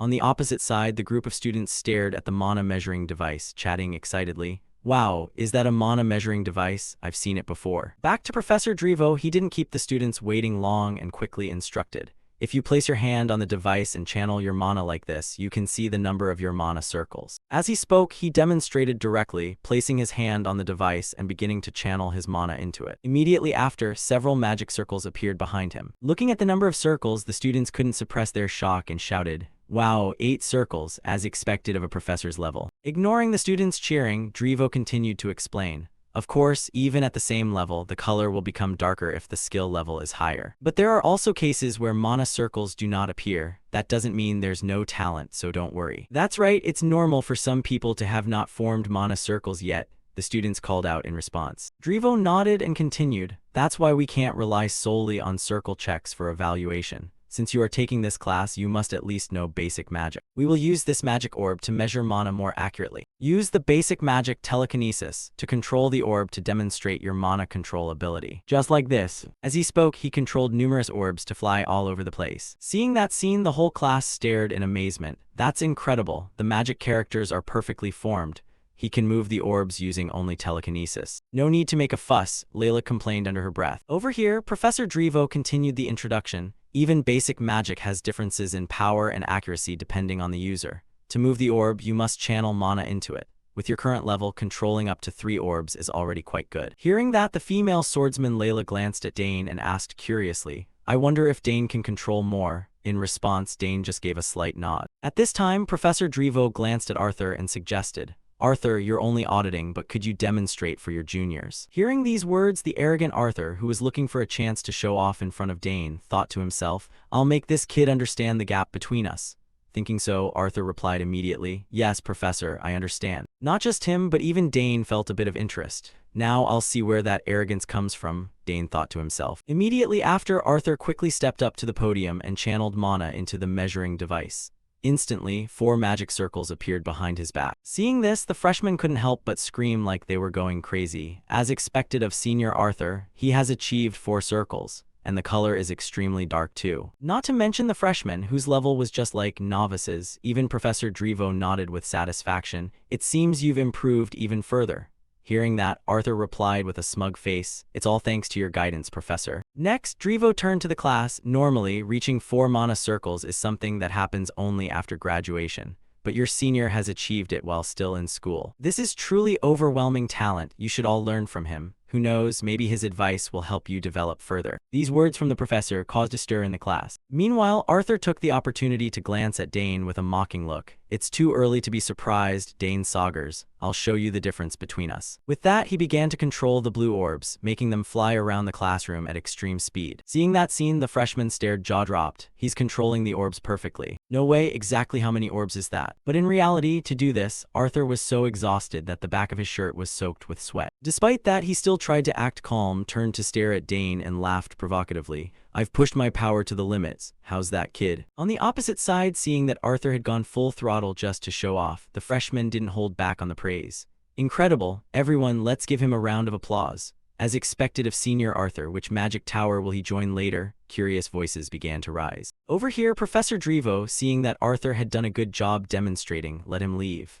"Well done, you may go now," Arthur replied with a smiling face. "Yes, Professor." Having said that, he turned to look at the protagonist again and gave a smug smirk. "Hee, I really want to see your mana level." Unaware of these thoughts, Professor Drivo turned to the rest of the students. "Anyway, if you have no mana, nothing will happen. If you are worried, you may leave the lecture hall now." To this statement, the entire group of students remained pin-drop silent.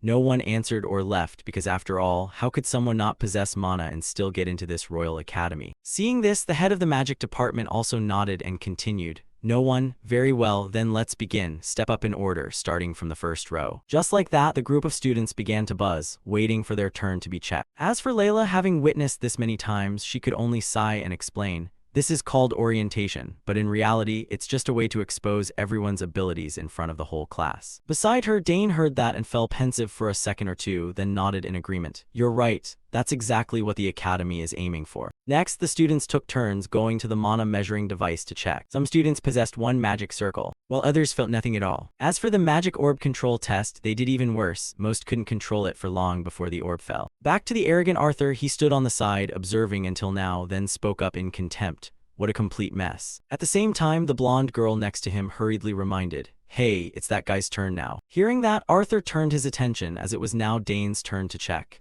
"Dane, I'll be watching to see how far your arrogance can take you," he muttered to himself, but no one heard. Even without him, Dane himself wondered about his current ability. To be honest, I'm quite curious too. Since I've absorbed ancient magic, something must have changed. With that thought, without further delay, Dane began to channel his energy into the measuring device. Over here, Professor Drevo was also looking forward to Dane Sagers' performance. During the entrance exam, he solved my test perfectly. I'm looking forward to seeing how many magic circles he possesses. With that thought, he widened his eyes and focused his observation, not wanting to miss a single second. But then, something completely unexpected happened. The measuring device suddenly displayed a bright red screen with the words, "Unable to measure." At that moment, the entire classroom suddenly fell into chaos. What does that mean? Is it broken? If he doesn't have mana circles, then he just doesn't, but why is it unable to measure? The group of students chattered as they moved toward Dane, trying to get a closer look. Meanwhile, our protagonist had a slight hunch in his heart. Could it be because of the ancient magic I absorbed? As for Professor Drevo, he was the most shocked person there, even more so than the students.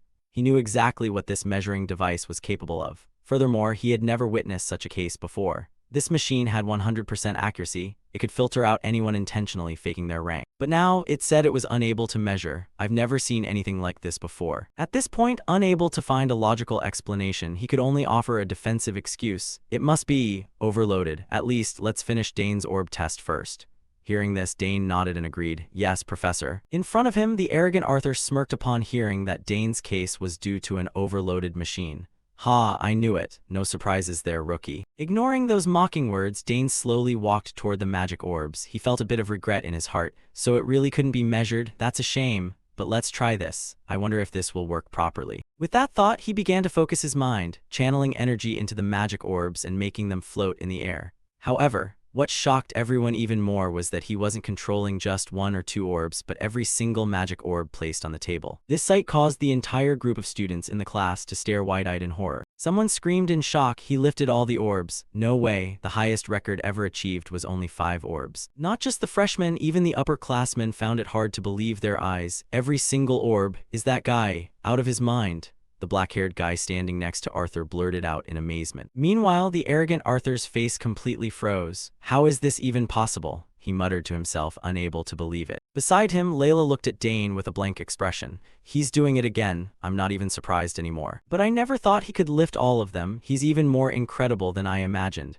It seems after absorbing ancient magic, he's grown even stronger. She silently speculated to herself. From Dane's perspective, controlling these magic orbs felt quite fun. So, he decided to unleash a bit more of his power. Alright, let's make this even more impressive. With that, he began to manipulate the orbs, arranging them into a specific pattern. Seeing this, Professor Drevo broke into a cold sweat. What am I witnessing right now? He's arranging the orbs with such precision. To form a picture, even Arabella couldn't pull this off. Following everyone's gaze in the air, the image of a lion and a snake gradually appeared. Someone screamed in shock upon recognizing it. That's a lion and a snake. That's the Sagers family crest. Witnessing the commotion Dane caused, Layla could only sigh and offer a piece of advice. It's my turn now. Calm down, Dane. Dane slowly withdrew his magic at his close friend's request. Meanwhile, Professor Drevo didn't hold back his praise. Truly excellent, Dane Sagers. Even Sidrain, who has never taken a disciple, would be proud to call you his own. Responding to the praise, Dane simply gave a slight nod. Thank you, Professor. All around, people's jaws dropped upon hearing this earth-shattering information. Wait, what? He's the disciple of the former Magic Tower Master? Now I understand why he entered the advanced magic major. Back with Arthur's group, the black-haired subordinate was now breaking into a cold sweat and hurriedly asked, "Arthur, what do we do now? That guy, he's not normal. He might even be stronger than you." In response, Arthur, who was also scared out of his wits, barked back, "Shut up, I'm thinking." With that, he tensely clenched his fist, silently cursing Dane in his heart. Damn it, the Sagers family is terrifying. Why are they all monsters? With that level, we need to change the plan. How frustrating, but if I pick a fight and end up being inferior in skill, I'll lose face. If I can't defeat him with skill, then I'll have to win him over another way. the arrogant Arthur silently schemed. Then, as if he had made a decision, Arthur said to his two companions, "We need to pull him into the student council." "What? The student council?" the other two screamed, but Arthur only nodded in confirmation and explained his reasoning. "Yeah, since I already have a foot in that council, it'll be easier to control him if he's under my wing." Hearing this, his two companions still couldn't accept the decision and tried to advise him, "But he's just a freshman," the brown-haired guy spoke up. The orange-haired girl also hurriedly chimed in, "Exactly, even we wouldn't dare dream of joining it." However, Arthur was determined to pull Dane in at all costs and completely ignored his subordinates' words. "It's unprecedented for a freshman to join the student council. But who cares? Rules were made to be broken, right? Trust me, if we have him, the reputation of our magic department will be known by many." With that, he smirked and thought, "And of course, my own reputation and career will also soar." Ignoring him, Professor Drevo spoke with a face full of painful regret. "Perfect, Dane Saugers. If I had known this beforehand, I would have competed with the other professors to ensure you join the magic department." Hearing this, Dane remained calm and replied, "I will do my best, regardless of which department I am in." Professor Drevo then turned and shouted to the other students, "Did you all hear that? The students in the magic department better be more on guard." With that, he patted the protagonist on the shoulder and instructed, "If you have some free time, come see me." For Dane, being able to meet freely with the head of magic was a good thing, so he agreed, "Yes, Professor." Thus, when the class ended, Dane and Layla quickly left the lecture hall. As they walked, the female swordsman Layla complained, "How did you do that? And why do you keep doing such unbelievable things?" Dane shrugged, responding nonchalantly, "Well, to be honest, I don't know either." His slightly smug tone made Layla a bit annoyed. "Do you think you're so special or something?" Seeing his best friend looking upset, Dane quickly diverted the conversation by praising her. "But you also made 5 orbs fly up." Hearing that, Layla only muttered petulantly, "You're not making me feel any better." Then she turned her head away, refusing to look at Dane anymore. Seeing her attitude, Dane could only manage an awkward smile and thought, "Why does it sound like she's sulking at me?" Before Dane could think much further, Arthur approached him with his 2 close associates and greeted him. "I've witnessed your skills. I acted improperly the last time we met. Can we talk privately for a moment?" Arthur's current attitude and tone left Dane unable to hide his shock. "Is he completely changing his attitude after seeing my skills?" Dane frowned in speculation. Immediately after, Arthur didn't beat around the bush and went straight to his request. He wanted to invite Dane to the student council. The student council was the place that decided policy and managed the academy's treasury. The members of the council were all legendary figures who possessed many unique privileges. For example, the student council could issue disciplinary punishments to students or approve departmental events. As for Dane, he had heard a bit about the student council through his genius sister Arabella. "I've heard about it from my sister. It's an incredibly powerful council, and only a few students ever get the chance to join." Dane thought as Arthur continued to try his hardest to persuade him. "What do you think? I'm planning to nominate you for that council. You've already far exceeded the entry requirements, no test needed. If you become a member of the student council, you'll automatically become part of the Dantera Society." Hearing this, Dane frowned and reminded him, "I'm already in it." Arthur obviously knew this, but he continued, "Well, that's true, but who knows if you can stay in it forever. Not only that, student council members have the right to be exempted from many other things." Hearing this, Dane found it hard to believe. Exactly how much authority do they have? Do they really have that many privileges? While Dane was wondering to himself, Arthur continued to widen his eyes, speaking like a multi-level marketer trying to lure someone in. "Are you interested in joining the council?" To this question, Dane flatly refused without hesitation. "No, I don't want to. Even if I were to join, I'd only be interested if I got in through my own merit. Besides, benefits granted for no reason usually come with a very high price." Opposite him, Arthur's 2 subordinates looked at each other with eyes full of shock. As for Arthur, Dane's refusal made his blood boil a little. "Do you realize what you just missed? Getting a foot into the student council is the dream of countless other students. Once you spend some time at the academy, you'll understand how amazing this offer is. Come on, think it over. An offer like this doesn't come easily." Layla, standing nearby, was fuming after seeing Arthur pester Dane over and over. "What the hell? Why is this guy so stubborn?" She complained inwardly, then quickly pulled Dane to the side. "Dane, if we die, the tarts will be gone. Hurry up." Seeing this, Dane understood that Layla was trying to bail him out and immediately agreed. "Ah, right, I almost forgot." Behind them, Arthur saw them leaving and called out in panic, "Hey, where are you going? I'm still talking." Dane only replied with a smile, "I have something more important to do, so please excuse me." Having said that, he didn't forget to silently thank his best friend. "Thanks, Layla, your timing was perfect." Watching their backs as they left, Arthur still didn't give up. He called out loudly, "Dane, I haven't given up yet. I will convince you, Dane Saugers." Time passed quickly. At this moment, Layla was still complaining about that guy Arthur. He really is a nuisance. It seems he really wants to pull you into the student council. If you accept that offer, it'll be a perfect stepping stone for him to turn you into his pawn." Hearing this, Dane smiled and said, "Thanks for helping me get away from him." Layla replied with an extremely annoyed face, her eyes wide. "The point is he didn't even acknowledge me. He didn't even bother to ask me a single question." "So that's why you're feeling angry," Dane said with an awkward laugh. Then Layla let out a sigh and continued, "It's probably because of your ridiculously high talent. Today's test confirmed it." "So you're finally admitting it?" Dane asked with a laugh. "Well, there's no way around it." Layla shrugged in response. Then Dane asked her, "By the way, do they actually sell tarts?" Layla replied, "Of course, this is the Royal Academy. If a dessert exists in the Empire, it'll be here."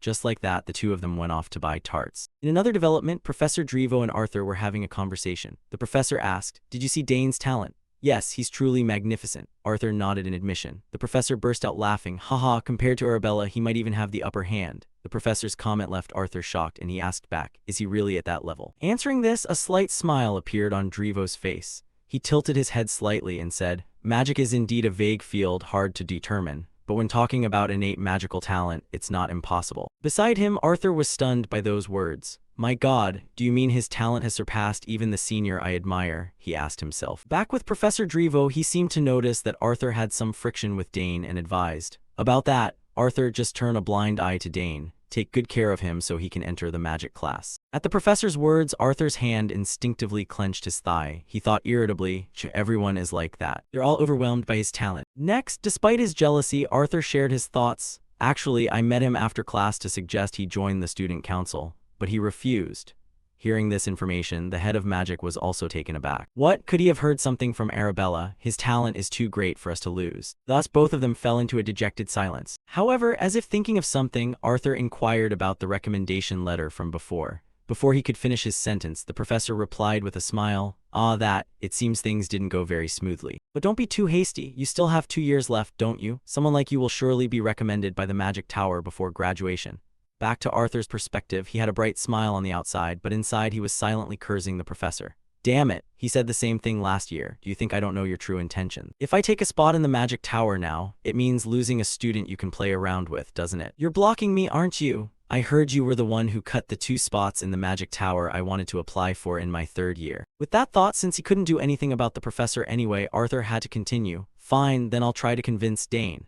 Hearing this, Drevo nodded with satisfaction. "Very well, Arthur, I'm counting on you then." This made Arthur's face freeze for a beat. Damn, my future is being held over my head by him. Whether I like it or not, I have no choice but to follow along. This damn old man, he silently cursed. Meanwhile, back with Dane, he was carrying a large bag on his shoulder and turned to ask his best friend, "By the way, Layla, is the path to the cafeteria always this crowded? Why are there so many club events?" To this question, the female swordsman explained, "If a club has too few members or cannot prove its activity, it'll be disbanded." "This is the first time I've participated in so many events like this," Dane added. Beside him, Layla glanced at the bag Dane was carrying and smiled. "Well, we've won so many prizes. 20 mana-infused stones, 15 lunch coupons, 5 meal vouchers, 8 convenience store discount coupons, and a treasure map." Then Layla reached out to take the map and asked, "What's this?" Dane replied, "The senior hosting said it was bought from an auction in Arkinder." Hearing this, the female swordsman's eyes lit up like car headlights. Bought from an auction in Arkinder, then this must be quite valuable. Seeing her money-hungry face, Dane just gave a slight smile and thought,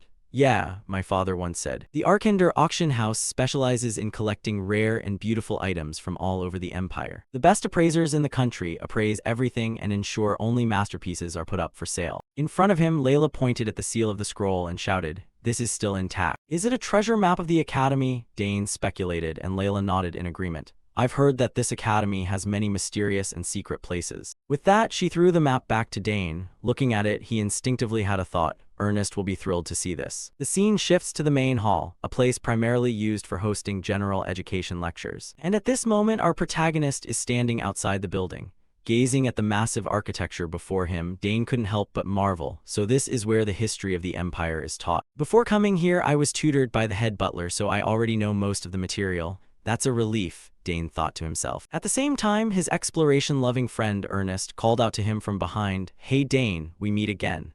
Hearing the familiar voice, the protagonist turned to reply, "Is that you, Ernest? You're in this class too." To Dane's question, Ernest happily introduced, "This is a mandatory subject for freshmen. I figured I'd run into you here." I guess we did run into each other. How are you feeling? Is your body doing okay? Dane smiled, but the answer was a bit vague. Not much has changed. It's a bit complicated. I'll explain the details later. Oh, that's right, Ernest, I have something to tell you. Dane smiled, likely wanting to mention the treasure map he had just acquired. However, before Dane could speak, a red-haired guy leading a group of people approached Ernest to cause trouble. Hey, you're Ernest, right? Hearing this voice, Ernest's face turned to panic, which did not escape Dane's sharp eyes. He wondered to himself, what's this? Ernest's eyes just changed. He's trembling. He looks absolutely terrified. Opposite them, the reddish-brown-haired guy leading the group smiled as if the two were the best of friends. Wow, Ernest, didn't expect to see you here. It's been a while, hasn't it? For some reason, sweat began to pour down Ernest's face more and more from the tension. This made Dane think he looks no different from a soldier suffering from psychological trauma. Then Ernest hesitantly replied, Braun, hello. Seeing this, Braun spoke reproachfully. If you've started classes, why didn't you let me know? I got here first. Beside them, Dane thought, are they friends? But this relationship doesn't look normal at all. He continued to watch closely as Ernest bowed his head and said, sorry, I didn't know. Braun stepped closer, rubbed Ernest's head and continued, damn, how did you even get in here? I thought you wouldn't make it. You're always shaking like a leaf when we talk, aren't you? Perfect timing, I'm too lazy to go out and buy stuff and we just happened to meet here. Go buy me a sandwich. He laughed loudly, making Ernest's face turn pale as he exclaimed, what right now? For Braun, seeing Ernest refuse him caused his expression to shift slightly as he growled, what's that? You don't want to go, Ernest? Ernest awkwardly explained, I'm hanging out with a friend, so it's a bit inconvenient. Turning his gaze toward Braun, the guy eyed Dane for a moment and teased, your friend, well, he looks pretty tough. Which department are you in? If you're hanging out with Ernest, I can already guess your skill level. His tone was filled with contempt. This sparked a flame of anger inside Dane. I don't know what family he's from, but that carefree attitude reminds me of the thugs on the battlefield. The more he thought, the darker Dane's expression became. Braun continued to mock him. This guy isn't going to answer. However, just then a teacher noticed their group and shouted, hey, you kids, what are you doing? Class is about to start. Get inside now. Hearing this, Braun turned to reply, right, we're heading in now. After speaking, he glanced back and warned Ernest, we'll talk after class. I have a lot more to say to you. This academy is about to get interesting.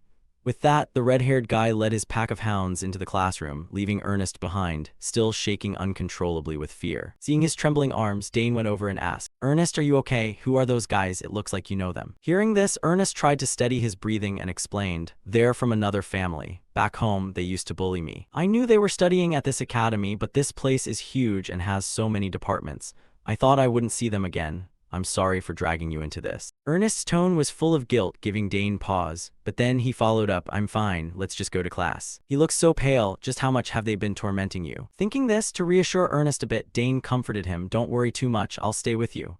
These words left Ernest unable to hide his surprise, but immediately after he shook his head in refusal. Stay with me, there's no need, I can handle it myself. Back to Dane, looking at Ernest's scrawny frame, he knew that handling it likely meant becoming a punching bag for Braun's group. Dane asked, are you planning to just go alone and do whatever they say? If you do that, they'll just keep bullying you like before. Come on, you saw my magic at the fountain. What are you still worried about? The protagonist's reminder brought Ernest back to the moment Dane unleashed that terrifying source of energy at the fountain. He suddenly realized just how powerful Dane was. Inside him, a flicker of hope seemed to rise. Seeing this, Dane settled the matter, so let's go together. Time passed quickly. Soon the history class ended and the two groups met once again. On the opposite side, Braun said nonchalantly, it's so quiet here. Quite pleasant. Hey Ernest, bringing back any memories? Without letting Ernest answer, our protagonist spoke up first. Are you really his friend? Why are you dragging him out here just to pick a fight? Braun's response was a warning stare directed at Dane. He turned to glare at him and growled, and who the hell are you to interfere? You looking to die? Dane replied coldly, I could ask you the same thing. For an arrogant bully like Braun, how could he stand someone standing up to him? His face began to bulge with veins as he screamed, what? You arrogant brat, just because you got into the academy, you think you're something special. You've heard of the Sauer family, haven't you? I am the heir to the most powerful family in the West. Dane just picked his ear provocatively and shrugged. The Sauer family. Never heard of them. On the other side, Braun's face was as dark as a ticking time bomb. At this point, the lackeys standing behind him joined in. What did that kid just say? Braun, are you just going to stand there and take that insult? Seeing how eager his subordinates were to fight, Braun didn't disappoint them. He ordered, hey, go on, give him a beating. For the lapdogs, seeing their master give the order made them visibly delighted. Unfortunately, they didn't know Dane's true strength, so they were still very confident. Ernest, you really picked the wrong friend. Now you're going to get hit twice as hard. The threat from the thugs frightened Ernest, who took a step back and turned to advise the protagonist. Stop it, I think we should leave while we still can. No matter how strong you are, they are truly dangerous. Especially Braun, he's been called a swordsmanship genius since he was a kid. Hearing this, Dane's eyes became a bit more focused. He said with amusement, now I'm starting to get interested. Ernest, I'll leave one of them to you. Knock him down with your own fists. Me, Ernest screamed in disbelief. Dane continued, trust me, you can't go on living like this forever, can you? Turning back to Ernest, he really couldn't understand what Dane was saying anymore. However, they weren't given any more time to talk. As one of the thugs in the group lunged forward and barked, what are you acting so calm for? You're dead meat, you bastard. As soon as these words rang out, he swung his fist directly at Dane's face, causing his head to tilt to the side. Seeing this, Ernest cried out in worry. While the thug was utterly smug, how's that feel, you bastard? Have you snapped out of it yet? I'm not done with you yet. With that, he swung his fist again, intending to teach Dane a direct lesson. But there was no way the protagonist would let him achieve his goal so easily. Dane just calmly raised his hand, easily blocking the fist. Then he spoke in a cheerful voice, clearly, you made the first move. So from now on, this is self-defense. On the opposite side, the thug heard Dane's vague words and cursed, what the hell are you talking about, you bastard?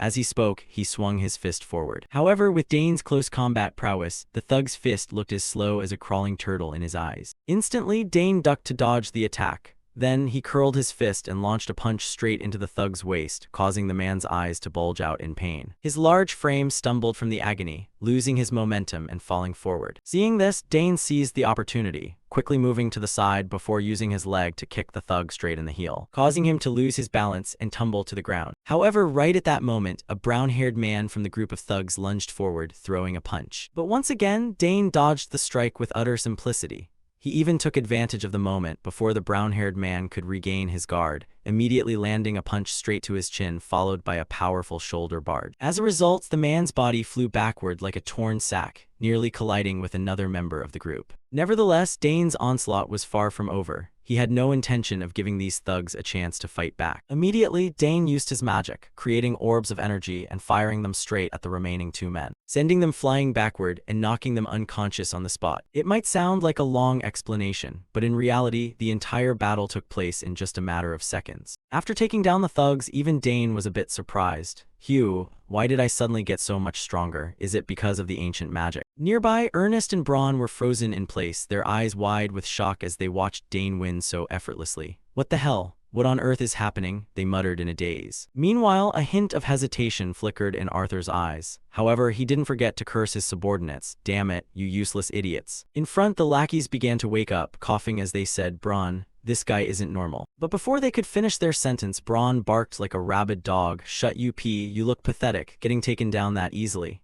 Hearing this, Dane turned to provoke him. What's the matter? Planning to keep going? Or are you only good at talking? Dane's provocative words made Braun's eyes bulge with rage. He questioned, What did you just say? In the back, one of the remaining subordinates, having witnessed Dane's power, hurriedly advised Braun, Stop, that guy is too strong. Look at the way he fired those magic bullets. But for Braun, how could he endure the humiliation and let things end here? Coward, you'd suffer humiliation in front of these brats. Get out of the way, I'll handle this myself. As he spoke, he began to use his mana, creating a spatial portal beside him. From within, he pulled out a long sword and spoke in an icy voice. In a secluded place like this, there's no one around, so it should be fine. You've just made a huge mistake forcing me to draw my sword. Seeing this, Dane only gave a faint smile and praised, That sword looks like the real deal. Unlike Dane's calm demeanor, Ernest was worried sick. This is bad. Braun has drawn his sword. This could end very poorly. When he saw Braun draw his weapon, Dane actually felt like applauding him. Is he stupid or just impossibly confident? This guy is truly reckless. Doesn't he care about the academy rules? Dane thought to himself. But Braun continued to threaten him. You know what? When the sky is overcast, mist rolls into this area. A mist so thick that no one can ever find a missing person. Beside him, one of his subordinates seemed to understand the academy rules well and said worriedly, Braun, is this okay? What if we get expelled? That well-intentioned advice was met only with a crazed glare from Braun. He snapped back and ordered, Shut your mouth, go beat up that idiot Ernest and bring him to me. Looking at Braun's predatory gaze, the subordinate didn't dare advise him any further. He could only accept it bitterly. Fine. With that, both thugs lunged forward at once. Meanwhile, Ernest was so terrified witnessing this that he nearly wet himself. Damn it, what do I do? Dane, if you're fighting Braun, then what about me? Hearing this, our protagonist remained perfectly composed, speaking calmly, Don't worry, those guys are nothing to fear. If it's one-on-one, you can win. You've done a lot of exploring, your lower body strength must be excellent. So just close the distance and land one powerful strike. Ernest stared at Dane with wide eyes, unsure whether to believe him or not. However, by this time, Braun and his gang had closed in on them both. You're all dead meat, Braun sneered. Yet right at that moment, Dane suddenly spun around and ran to the side, infuriating Braun. HMPH won't let me get close, so you've actually picked up some real combat experience lately. Dane didn't respond to the provocation. Before leaving, he just said confidently to Ernest, just do as I said. With that, the two of them quickly moved away from the area. Meanwhile, Ernest seemed to feel more confident thanks to Dane's words. He clenched his fists and reassured himself, right? Dane is right. I can't keep living like this forever. On the opposite side, the brown-haired thug stepped up in front of Ernest. He scratched his head, speaking in a tone full of contempt. Clenching your fists now, you've got a bit of fire in your eyes. I guess friends really are important, huh? Seems like just standing next to him makes you feel braver. He sneered and continued, come on, just take a few hits and get lost, okay? I'll be gentle. As he spoke, he cracked his knuckles to warm up. Meanwhile, sweat was pouring down Ernest's face. He told himself, don't panic, think, what would Dane do in this situation? Right then, an image of Dane dodging the black-haired thug's strike flashed through Ernest's mind. But before he could come up with a plan, the brown-haired thug laughed loudly, let's just start with a few punches. With that, he swung a fast fist toward Ernest. However, right before the punch hit his face, Ernest immediately lowered his body, using the top of his head to take the blow. Then he suddenly lunged forward, throwing a punch with all his might. The person you knew, the old me, is dead. Ernest's powerful punch landed squarely on the thug's face, making the man spit out saliva in pain. Looking at the thug writhing in pain on the ground, Ernest could hardly believe he had actually taken him down. Sweat covered his face as he shouted, I did it. Not far away, Dane heard Ernest's victory cry and teased, hey Braun, looks like your buddy is down for the count. Hearing this, Braun cried out in panic, what? No way. My friend lost to a pathetic loser like that? As he spoke, he turned around to check.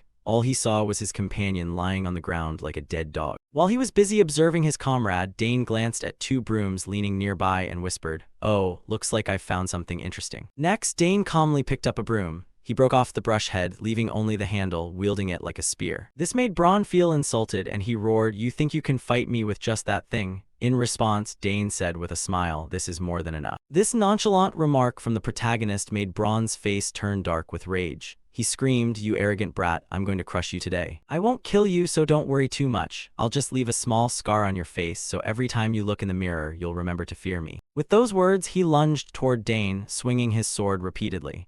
Each of his strikes created a whistling sound as they cut through the air. However, to Dane, these attacks were far too simple. With just a few basic movements, he dodged them easily. Seeing this, Braun didn't hold back his praise, you're better than I thought. In response, Dane smirked and criticized, it's because your sword path is way too predictable. Braun roared in anger, what do you know about my swordsmanship? You think you're the son of Duke Thermion or something? As he spoke, Braun silently analyzed the situation. He's trying to hold out by channeling mana into that stick, but he won't be able to keep that up for long. With that thought to make Dane more tense, he began to throw threats. You're just a rat trapped in a cage. What can you possibly do with that broken stick? Opposite him, Dane only smiled silently. Next, he concentrated more mana into his stick and thrust it forward with great force. The lightning-fast thrust hit Braun square in the chest, making his eyes roll back in pain. Before he doubled over like a shrimp and rolled on the ground. How can a wooden stick have this much power? The thug thought in panic. As the explorer Ernest witnessed this scene, his eyes went wide as he said in a daze, incredible. He took Braun down in a single blow. I knew Dane was strong, but I didn't expect him to be this powerful. Unaware of Ernest's thoughts, Dane walked toward the groaning Braun and said, get up.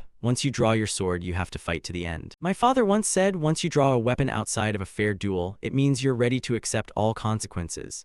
As for Braun, no matter how foolish he was, he now realized that Dane was not as simple as he had thought. He whispered internally, damn it. This guy is on a completely different level. Then he turned and shouted, who the hell are you anyway? Hearing this, Dane introduced himself in a cold voice, Dane Saugers, eldest son of Count Saugers, freshman in the liberal arts department. Hearing this, Braun's eyes bulged because the name Dane Saugers was far too familiar. Count Saugers, then are you the first person admitted to the liberal arts department in 50 years? The genius, the youngest son of that family. I guess I'm a bit late with the introduction, Dane whispered. While Braun was regretting his life choices, he thought to himself, damn it, no wonder he's so confident. But why would someone like him be hanging out with an idiot like Ernest? Turning back to Dane, he began to weigh his options. So what should I do with you, Braun? What should I do? You drew your sword and you lost. Should I take your life? From my perspective, this wasn't exactly a fair fight to begin with, but since you actually drew your sword. As he spoke, Dane's gaze grew colder. A murderous aura began to radiate from him, making the foolish Braun's face turn pale. This bastard, he actually intends to kill me. With that thought to save his own life, Braun didn't hesitate for a second.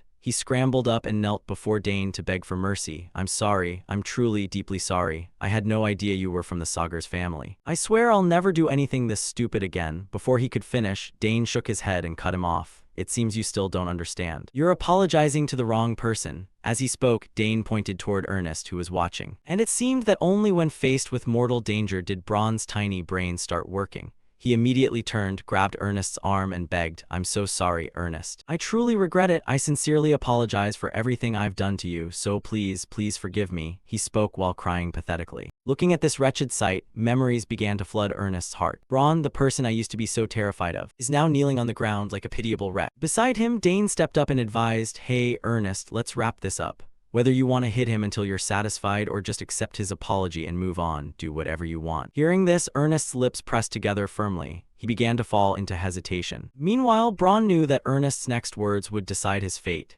His hand instinctively gripped Ernest's arm as he admitted, "That's right, you can hit me as much as you want. I deserve it." Back to Ernest's perspective, seeing Braun so pathetic, the fire of anger in his heart suddenly seemed to die out. "To be honest, I really do want to punch him just to vent," he whispered to himself before issuing his challenge. "Braun, next time, fight me in a fair match. After that, I'll forgive you." This sudden offer made Braun so shocked he actually stopped crying. However, Ernest didn't pay it much mind. He turned around and added, "So for this time, I'll let you go." Beside him, Dane saw this and gave a slight nod. "You did great, Ernest." Just like that, the two of them quickly left the area, leaving the thug Braun standing there in a daze. At the same time, the female swordsman Layla caught up to them. "Dane, I've been waiting forever. You never showed up, so I had to come looking for you." Having said that, she noticed the thugs sprawled across the ground and turned to ask, "What's this? Were you in a fight?" Hearing that, Dane explained the story. "Someone else picked a fight with me first." As he spoke, Dane cast a brief glance at Braun in the background. This piqued the female swordsman's curiosity. "I wonder what kind of idiot would dare challenge Dane. Of all people, they chose to mess with you." In the back, Braun witnessed Layla's arrival and his face turned as pale as a sheet.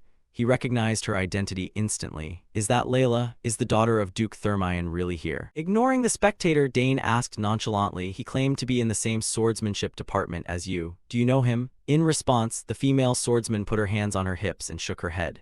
"No, I don't know him, and I'm not really interested either." Then she curiously turned to Ernest and asked, "And who is this?" Dane replied, "This is Ernest Dillon, a freshman in the exploration department." Beside him, the explorer scratched his head awkwardly and greeted her, "Lady Layla, it's a pleasure to meet you." "Oh my goodness, there's no need to be so formal. Just treat me like a friend." The female swordsman waved it off before asking curiously, "So what do you study in the exploration department?" Ernest replied, "Things like ruins, secret locations, basically exploration." Walking between the two, Dane chimed in, "His family is famous for their expeditions." Hearing this, Layla's eyes lit up and she said excitedly, "Then we should show him that map we have, shouldn't we? Who knows, maybe he has a clue." Dane replied with a wink. After all, this had been his original plan when he went looking for Ernest. Meanwhile, Ernest was still clueless, not understanding what they were referring to. "What map is this all of a sudden?" Dane turned back and said with a smile, "We participated in that club event earlier and won a treasure map." Hearing this, everything clicked for Ernest and he let out a gasp of admiration. "I heard someone had obtained a treasure map, but it turns out it was you guys." As he spoke, Ernest's face seemed to light up, making even Layla marvel. She remarked, "It's like he's turned into a completely different person." Dane replied, "It's probably an obsession with artifacts." Next, the female swordsman suggested, "Let's find a quiet place and examine it." After observing the map in his hands for a moment, Ernest's eyebrows furrowed slightly. "This map seems quite complex, doesn't it? Since it's a treasure map, it's not something you can understand at a glance. It doesn't show the entire academy, it points to a specific area." Saying that, she pointed to a spot on the map and asked, "What's this?" "There's a lot of strange writing on the map." Beside her, Dane watched intently but shook his head. "I can read it, but the meanings don't connect. Is there some kind of pattern?" At this point, they hadn't made any new discoveries. Layla asked, "So what do we do now?" Ernest replied, "First, we have to find out who created this map. Things like this don't have a standard orientation, but once we know the creator, we can guess what to expect." Hearing him say that, Dane stroked his chin thoughtfully. "So decoding it immediately might be a bit difficult, right?" Before our protagonist could finish, the explorer pointed out a detail. "But one thing is for sure, this map isn't within the academy grounds. These architectural patterns were only used during the time the academy was being built." Hearing this, Layla and Dane both nodded in realization and exclaimed, "So it's somewhere nearby." From Ernest's perspective, seeing the joyful expressions of the two as if they had already found the treasure, he dejectedly reminded them, "The problem is this architectural style uses a secret magic unique to Saul Hankston." This was a very famous name. Layla had heard it countless times, so she turned and asked, "Saul Hankston, Isn't he the founder of the academy and a legendary archmage? Unlike her, Dane immediately guessed what Ernest meant to mention. That kind of magic can't be used anymore, right? Because Saul Hankston didn't leave any disciples behind. Ernest nodded in agreement. You know a lot, Dane. Back to Layla, she finally understood why Ernest looked so discouraged. I guess this wouldn't be easy, but I didn't expect it to be this hard. Hearing that, Ernest simply shrugged nonchalantly. Ultimately, the key is still finding out who created this map. That way, we can find the clues to decode the symbols and read the map. Beside him, Dane suggested with a smile, once we've decoded it, let's go treasure hunting together. His proposal was immediately met with enthusiasm from the other two. I'm in. That sounds like fun. Before entering the academy, I only worked with my family. This is my first time having an experience like this. Their childlike excitement for a camping trip made Dane laugh to himself. You two seem really eager, don't you? This could take quite some time, so let's investigate it slowly. Hearing this, Ernest nodded. I'll look into it more. Here, take your map back. As he spoke, Ernest rolled up the map to return it to the protagonist. However, Dane refused. You keep it. Isn't it better for you to have it while decoding? Oh, there's no need. I've already memorized it all. Ernest spoke confidently, making even a super genius like Dane jump and shout, no way, just how good is your memory? Not just them, but Ernest himself didn't quite understand why he had such a superb memory. He explained, I don't know why, but I remember things like codes and texts very clearly. Dane and Layla gasped. So that means you have an incredible talent in certain areas. That'll definitely come in handy for exams, huh? But anyway, I get it. If you need help with anything, just let me know. Saying that, Dane reached out to take the map back, and Ernest said with a squint, thanks. This is the first time I've searched for something without a guy accompanying me, so I'm really happy. To celebrate, Layla suggested, let's go eat. We can call it a celebration for becoming a team. Sounds good to me, the other two agreed. And so the group headed off to eat. Time passed quickly, and the scene shifted to the dormitory. Specifically, Dane's private room. Only now did he have time to organize his things. Phew, a lot happened today. I should take a moment to tidy up. Where should I put the important gifts from my family so they're visible? But this summoning beast egg, where should it go? They say you shouldn't put living creatures in subspace. As he spoke, Dane looked around for a suitable place to put the large egg. However, right at that moment, the egg suddenly began to shake violently, making Dane panic slightly. Why is this happening all of a sudden? In 7 years, nothing like this has ever happened. Is it because I moved to the academy? No matter how mysterious this academy is, the mana distribution here isn't that different from my room. Then, it can only be because of that ancient mana I absorbed in the garden. I didn't expect it to trigger a reaction from the egg immediately. Alright, I'm going to put all my effort into this. Maybe it'll hatch today, which means no hesitating for even a second. Dane immediately placed the egg on the table and transferred his mana into it. Next, without Dane even needing to be proactive, the egg itself emitted a powerful suction force to absorb the protagonist's mana, which took him by surprise. My mana is being drained nonstop. I've been feeding it mana for 7 years. Exactly how much more does it need? I can't stay here. This room is about to collapse. What should I do? This seems like the perfect opportunity to hatch it. The more he thought, the more flustered Dane became. Finally, he took a risk and brought the egg to his sister Claire's laboratory.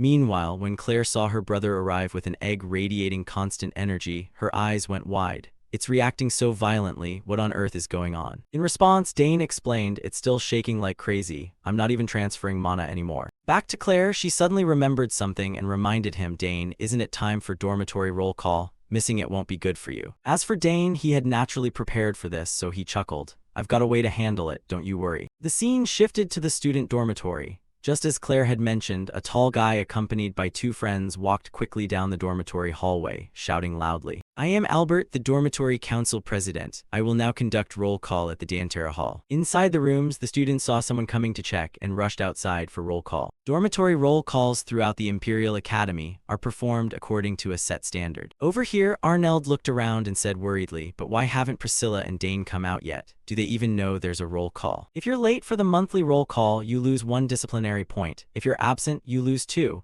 If you're late more than 3 times in a semester, you'll face disciplinary action and mandatory service. If you're absent more than twice, you'll be downgraded from the dormitory. Back to Albert, seeing everyone whispering, he shouted, no moving and no talking. 9th floor, Dantera Hall, today won't be easy to slide by. His harsh attitude made Arnold a bit anxious. For some reason, the atmosphere is so serious today. Then, to satisfy his curiosity, Arnold asked, what do you mean by that? Hearing this, Albert waved his hand in the air, summoning a blue screen, and said, in the newly installed mana surveillance footage, it's quite interesting. There's a scene where someone inside the dormitory, named Arnold, snuck out. We tracked and confirmed she left the dormitory premises just 5 minutes ago. but now the system shows that student Priscilla is still inside the classroom. Having said that, he immediately opened the door and stepped into Priscilla's room, and as expected, she was nowhere to be found. Seeing this, Albert was so furious he almost laughed, his voice emphasizing every single word. Normally, we don't check for physical presence, but from now on, perhaps the rules will have to change. His dangerous tone made Arnold's group turn pale. They silently thought to themselves, damn it, a penalty point storm is coming. Next, after a period of checking, Albert's anger seemed to subside temporarily. The rest of you are generally fine, the rooms are clean. Arnold will lose 2 points for being absent without permission. Make sure it's announced clearly. Yes, understood, the group replied weakly.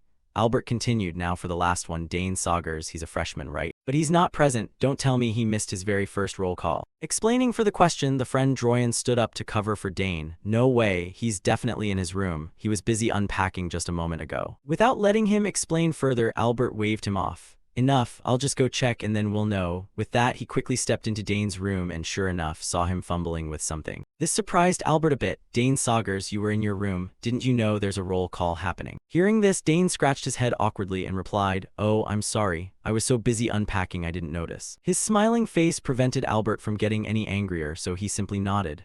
Ah, all right, it's the first day, so it's understandable. The scene shifted back to Claire's laboratory. Naturally, he was actually inside the lab. The Dane Albert had met was a fake. Claire shouted, isn't that an MK1 illusion projector? Over here, the protagonist smiled and explained his trick. You once said most people wouldn't be able to detect that my image is being projected from the machine connected to this device. As he spoke, Dane opened his hand to reveal a circular device within his palm, leaving his sister speechless. After a few seconds, she complained, I heard that thing is very hard to use. Because it's remote controlled, the signal is easily interfered with. Even a slight malfunction and you'd be caught instantly. In response, Dane shared, I anticipated that and checked it multiple times. As long as they don't get too close, it'll be fine. His confident look made his sister admire him a bit. Internally, she thought, you've got a lot of nerve. But anyway, how is the egg? It's clearly reacting to your mana, Dane. That means there's a high chance it's about to hatch. But there have been too many eggs that react this way and still don't hatch. Still, just having a reaction like this is a step forward. Hearing her say that, Dane frowned and asked, so what do we do now? Should I keep feeding it mana? The blonde summoner stroked her chin thoughtfully for a moment before saying, there are still too many unknowns regarding the summoning process, so putting it in a mana stabilizer now is quite risky. But I don't think we should stop here either. Besides, I think this lab is the best place for it to hatch. Doesn't our eldest sister always maintain a mana barrier to keep things secret? Her words immediately gained Dane's agreement. He nodded, you're right. If we leave it like this, it might hatch anytime, anywhere. After thinking for a while with puffed cheeks, Claire made her decision and said, all right, let's begin. Dane, your mana is really pure, but I'll attach a mana filter just to be safe. Next, once again, Dane began to transfer his mana into the egg. And this time, the suction force from the egg was even stronger than when it was in his room, to the point that Dane's face was covered in sweat. Geez, is it still hungry? It's absorbing so much mana, what on earth is in here? Not to mention him, Claire, watching from the side, was also incredibly anxious.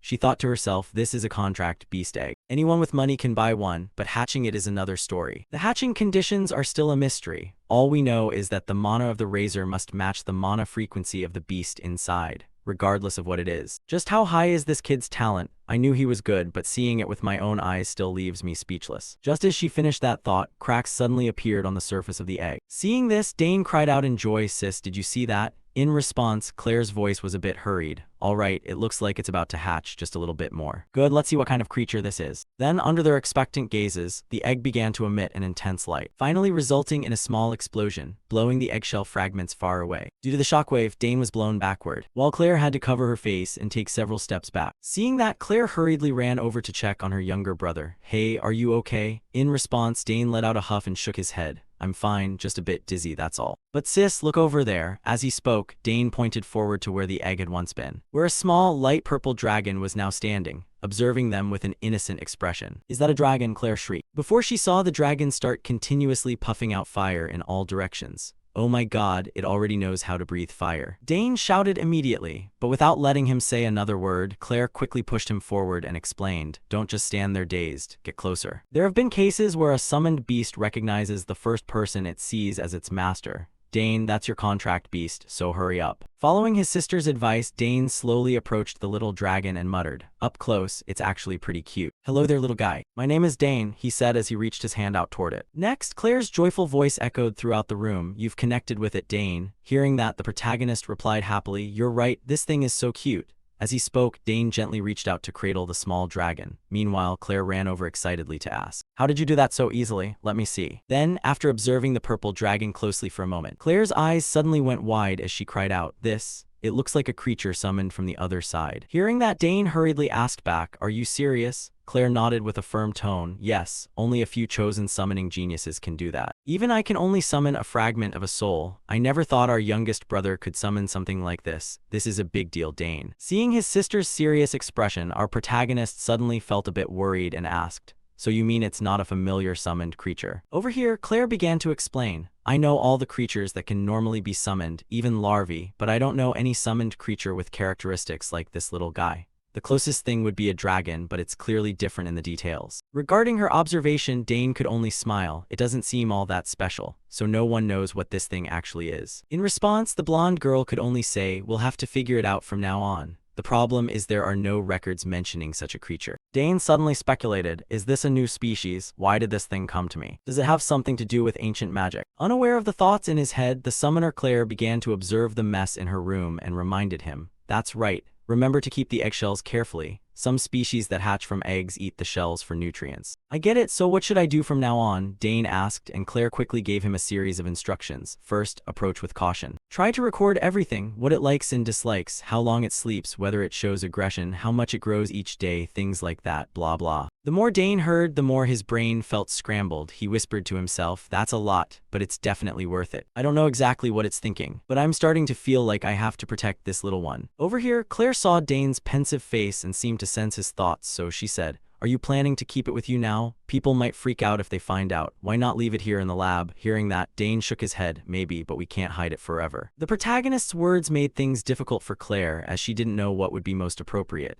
But without letting her think too much, Dane waved it off. "It's fine. Even if I get caught, I still have my sisters. It'll feel imprisoned if it's stuck inside the lab." Claire could only sigh in agreement. "That makes sense. Then let's use this opportunity to officially register you with a title, a summoner title." Dane asked back, and the blonde girl explained with a smile, "Exactly, you're still a rookie, but your talent is obvious. It'll be hard to manage everything at once, but now you have a summoned creature. This is your chance." Returning to Dane's perspective, after a few seconds of deep thought, he stroked his chin and nodded. "Sounds right, then let's do it." In response, Claire asked, "All right, you've already registered for the summoning course, haven't you? The orientation is tomorrow. Isn't the professor to Splavo? If you show your talent there, someone will surely mention special admission. Normally, meeting the requirements is hard, but you're different, Dane. Of course, it'll need approval, but I'm sure you'll meet the criteria." As she spoke, she patted Dane on the shoulder with complete certainty, and the protagonist himself seemed a bit interested in this. Special admission? Sounds interesting. What should I call it? Time passed quickly, and Dane had now returned to his dormitory. As soon as he spotted him, his friend Droyan asked worriedly, "Dane, where were you? You weren't in your room after roll call." In response, Dane replied, "I had something urgent to take care of." Dane's words made Droyan even more curious. "How did you get out during roll call?" Priscilla was caught immediately. "Well, there's always a way." Dane shrugged, making Droyan sigh. The Sagar's family always surprises people. His casual remark made Dane a bit curious, and he glanced over to ask, "Were my sisters like that too?" Droyan nodded and replied, "Your sisters are legends in this dormitory. Just ask any dormitory student and you'll know right away. But don't worry, I'm the only one who knows you were out, so there's no need to worry." After saying that, Droyan waved goodbye to Dane. As soon as he returned to his room, the protagonist lay tiredly on the bed and sighed. "Phew, good thing we made it back safely. What was Priscilla thinking, just going out like that?" Having said that, Dane noticed the little dragon constantly flying in the air, occasionally puffing out small clouds of fire. Dane whispered, "It's so excited, but it really is amazing." Memories began to surface in Dane's mind about how he could return to the dormitory without being detected. "Here it is. This is the secret passage my sister told me about. The entrance was closed. This was the first way to get back. They've surrounded the entire dormitory with a mana barrier. How can I break through it? First, I'll try to sense the mana flow. There must be a weak point." As he spoke, Dane gently touched the barrier, slowly feeling it out. However, before Dane could neutralize the barrier, the dragon beside him began to breathe fire, immediately causing a large hole to appear in the magical barrier. In short, that was how Dane returned to the dormitory, without being detected by the management team. Just thinking about the little dragon's ability made Dane's whole body surge with excitement. Is that a fire that temporarily neutralizes mana? Unbelievable. This dragon really is an extraordinary summon creature. Time passed quickly until the next day. The protagonist had now told Ernest about his new pet. but the name Dane gave the dragon left Ernest feeling quite confused. Happy? You seriously named it Happy? Who names something like that? Dane turned and said, I think it's friendly and easy to call. Why don't you think of a different name then? These words surprised Ernest a bit, and he eyed the dragon for a moment. Let's see, it's cute, but maybe the name should have a bit more weight to it. Seeing Ernest's serious expression, Dane burst out laughing. You don't have to be that serious. Next, after a few seconds, Ernest thought of a name and said, Karnas. How about Karnas? Hearing that, Dane stopped in his tracks. He turned back and nodded. That's good. What does it mean? Mystery. It fits quite well, doesn't it? Ernest replied. And Dane was extremely satisfied with the name. Perfect. So from now on, your name will be Karnas, he said as he looked at the little dragon Karnas. Time passed quickly and the scene shifted to Bermuder's Hall, named after the scholar Bermuders, which was where the summoning department's class took place. At this moment, the students had quickly gathered there. In another corner, Digron, who had fought with Dane when they were younger, was also present. He recognized the protagonist immediately, though he was a bit shocked. Is that Dane Saugers? He stole my summoned beast. And after we were humiliated at the banquet, my family's public image completely collapsed. Now the family can only barely maintain its status as city nobility. Of all the places not to meet, I run into him here. Is he here for the summoning class? Why do I have to take this class now instead of some other time? I have to do my best to avoid him. Digron silently reminded himself, his face dripping with sweat from the tension. However, just then, a large guy called out to him from behind. Hey Digron, is this your first time retaking the class? Hearing that, Digron turned back in confusion and replied, Oh yes, senior, right after he spoke. The large senior put his arm around Digron's shoulder and reassured him brightly. Come on, it's no big deal. Everyone retakes a class once. This is my second time retaking this one specifically, and that's just the subject. Just look at it as an easy way to get an A and outshine the rookies. The large senior happily bragged about his track record, while Digron, having heard it, could only respond awkwardly so as not to offend his senior. Then, not long after, the professor entered the classroom, causing the noisy sounds to suddenly vanish. In front of everyone, the handsome Professor Turmeric spoke up. This lesson will begin with the basic theories of summoning. This is vital knowledge for those who have just entered the path of a summoner like yourselves. This theory will appear later in the summoner certification exam, so study it well. Right after his words, the listening students broke into a buzz of conversation. Wow, this professor seems really strict. I heard the official summoner exam is actually incredibly difficult. Over on the other side, the professor heard the chatter and nodded, giving his students a little warning. Of course, if you qualify, you can pass through the special admission process, though saying that it's not easy at all. To this, a student shouted out a question. Professor, what are the requirements for that special admission? In response to the question, seemingly enjoying himself, Turmeric spoke up cheerfully. Right, I knew you asked that. Look here. With that, he waved his hand, creating a blue screen in the air and explaining. First of all, you must summon a rank 5 or higher summoned beast using a blank mark. Secondly, you must maintain the summon for more than 30 minutes. In the back, the students who heard these sky-high requirements stood jaw-dropped, looking at each other with skeptical faces. A rank 5 summoned beast? Even with a summoning mark, that's impossible. A basic rank 7 beast is already hard enough, and maintaining it for 30 minutes, how? Without letting his students talk further, Professor Turmeric turned back and stated the final condition. Finally, you must demonstrate your unique character to be eligible for special admission. Even if you succeed in the first 2 conditions, you'll fail if you don't satisfy the third. Regardless of what it is, you have to make an impression to be called special. At this point, the students in the class really couldn't accept it. That's just ridiculous. The first conditions were already hard, but now there's a subjective condition too. Has anyone ever actually passed this exam? Not even mentioning them, even Dane had to pout at the professor's condition. In short, basically, if the professors like you, you pass. If they don't, you fail. Returning to Turmeric's perspective, the reaction of this group of students didn't surprise him much, as if he had witnessed it countless times. Now you understand why this is called the special admission exam. Oh, and you also need recommendation letters from at least 2 experts in this field to even apply. On the opposite side, the students went silent, not saying another word, looking at their dazed faces. Turmeric laughed silently to himself. Right, I knew you'd all be speechless like this. Now no one will dare try. Next, the professor glanced over at Dane and thought, Dane Saugers, right? If it's that interdepartmental student, then what? I heard about his entrance exam from Professor Delfinso, about how he could create a secondary link with the rank 4 Etherach she summoned. But unless I see it with my own eyes, I won't be able to believe it. It's possible she has a connection with the Count Saugers' house and made it up to help him. I want to verify this for myself. Turmeric then continued with his lecture. Your first goal is to pass the regular periodic tests, so keep working hard. If you can already summon, it'll be an easy pass, though I don't think any freshman can. On the other side, the students continued to look confused, glancing at each other without saying a word. Even Digron gulped nervously, while the protagonist's face was full of skepticism. He thought silently to himself, The new students must be very confused since they've only gone through theory and compatibility tests. Up front, Professor Turmeric continued to smile, provoking his students. Is there really no freshman student who knows how to summon? This year is quite a disappointment. As he spoke, he nonchalantly glanced at Dane. This made the protagonist's scalp feel a bit itchy. He thought to himself, he's looking right at me. Does he want to test my abilities himself? If that's the case, then it means Dane decided to prove his strength a bit, so he stood up and said, I can give it a try, Professor. His declaration was immediately met with a response from the handsome professor. Oh ho, is that so? What is your major and your name? Hearing that, Dane replied, I'm a freshman and interdepartmental student, Dane Saugers. Ah, I've heard about you from the head of department. I heard you have outstanding talent. Turmeric praised, and Dane replied with a wave of his hand. Well, if that's what the head has evaluated me as. From Turmeric's perspective, his expression stiffened slightly as he silently evaluated Dane based on their brief exchange. Well, let's see. Look at this kid. Usually, people are either overly humble or full of themselves, but he handles himself with such fluid confidence. With that thought, Turmeric spoke plainly. There are many rumors about you, but that level of talent, generally speaking, is frankly absurd. That said, would you be willing to demonstrate your abilities for everyone right here, right now? Now he's just putting it all out there, Dane thought to himself and nodded in agreement. If that's what you want, I can do it. No problem at all. But if I prove myself, may I ask you to write a recommendation letter for my application to the special admission exam? Dane's sudden request caused the professor inside the lecture hall, and every single student to freeze and stun silent. It took a few seconds for Turmeric to find his voice. You're asking for a recommendation for special admission? You understand what that implies, don't you?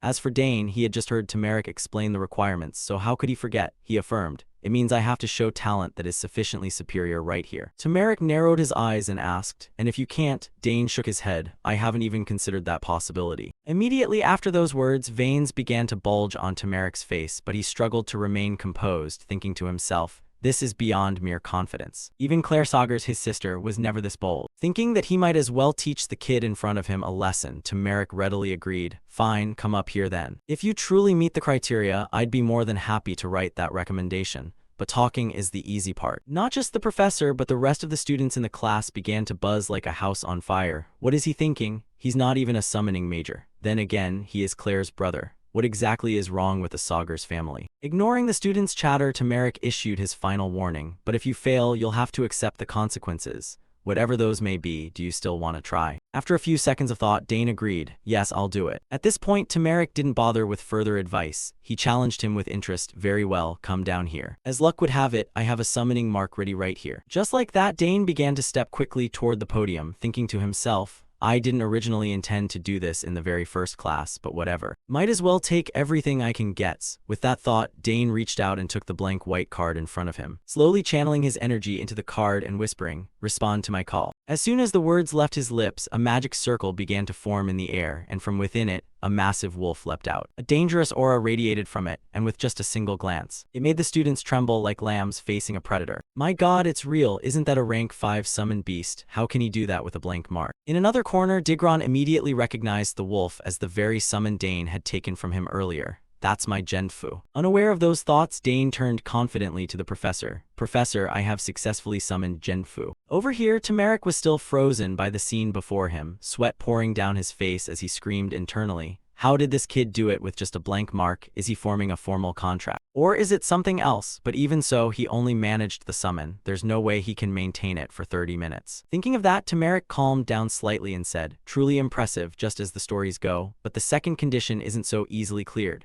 In response, not wanting to waste time, Dane proposed an alternative. That is true. I wouldn't want to take up too much of the class's time either. How about I show you something else instead? His words piqued the professor's curiosity and he asked, what something else? Not just him, the students were equally curious, glancing at each other and whispering frantically. What is he planning now? The Saugers family really is terrifying. Returning to Digron's train of thought, for some reason he felt a bit anxious. Lord, the third condition is to show something special. Ultimately, it all depends on the professor's judgment. Since the professor is being so adamant, is he really going to do it? With that, all the students in the class watched the protagonist intently, determined not to miss a single moment. The professor also nodded in agreement. Fine, let's see what you can do. At that, Dane began to part his lips, reciting a cryptic incantation. And before the astonished eyes of everyone present, Genfu's body slowly began to swell. its claws becoming sharper than before. Seeing this, even Dane himself, the one using the magic, was amazed. This really is the power of ancient magic, he thought to himself. While the students practically went wild as the wolf roared as if they were seeing a dinosaur come back to life, enhancing a summoned beast. Isn't that something only fifth-year students can do? And he's not even a summoning department student. At this moment, the giant wolf Genfu let out a thunderous howl, instantly silencing the students. Dane himself gave a small smile, looked at Tamaric, and asked, "Is this enough to prove my special quality, sir?" Returning to Tamaric, the teacher was now completely stunned. Lord, he can even perform link enhancement, so everything they said was true. How can this kid have such unbelievable talent? I can hardly believe my own eyes right now. The more he thought, the wider his mouth hung open. Seeing that, Dane almost burst out laughing. Looks like even the professor is in shock. Can't blame him, even I feel that way, he thought while reaching out to stroke Genfu. After a few seconds, Tamaric finally regained his composure, cleared his throat, and said, "Ah yes, this truly is special. We'll discuss the recommendation letter later." "Yes, I understand," Dane said with a smile. While Digron watched from behind, silently gulping in anxiety. He's grown so much more than before. What a terrifying kid. In summary, after the commotion, the class resumed. I could always feel the professor's gaze fixed on me, but I didn't bother to react. Dane could constantly feel the professor's eyes, sometimes with a look of confusion. I heard he was very serious. My second sister will probably find this quite amusing when she hears about it. That's one part of the recommendation letter down. Should I ask Professor Delphine so for the rest? Dane wondered to himself. Not long after, the class finally came to an end. All right, our class for today ends here. Just like that, groups of students began to leave their classroom one by one.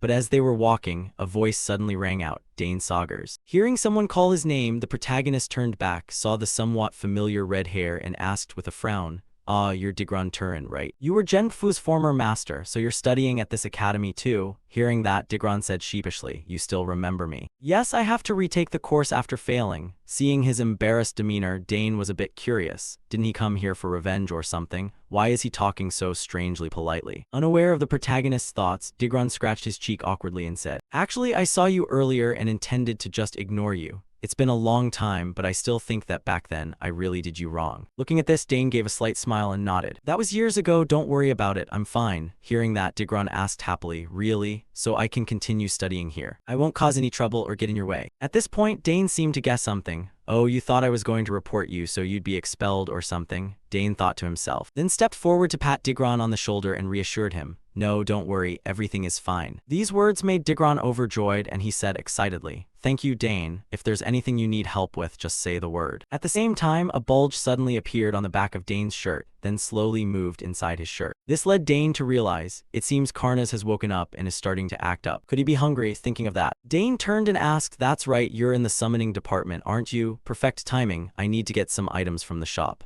Can you show me the way?" In response, Digron shared enthusiastically, "Sure. That place is called Use and Bowden. I'll probably be heading there often. It was founded by 2 former students after they graduated over 30 years ago. Regarding the common items, blah blah, recent trends are blah blah." Seeing that this friend was quite talkative and sharing so cheerfully, Dane thought, he seems truly remorseful, doesn't he? Guess there's no need to hold an attitude. At the same time, the little dragon Karnas suddenly poked its head out, looking around curiously, which forced Dane to quickly warn it, "Settle down, Karnas." Immediately after, the two of them walked to the shop together. The pale yellow sunlight filtered through the trees, adding a touch of warmth to the afternoon air. On the way, Digron turned and asked curiously, "What do you need? I can help you find it." "Actually, just tell me the level of your remaining summons and I'll handle it," Dane replied. "I just need some food for it." Digron nodded, stroking his chin thoughtfully, his eyes sparkling with confidence.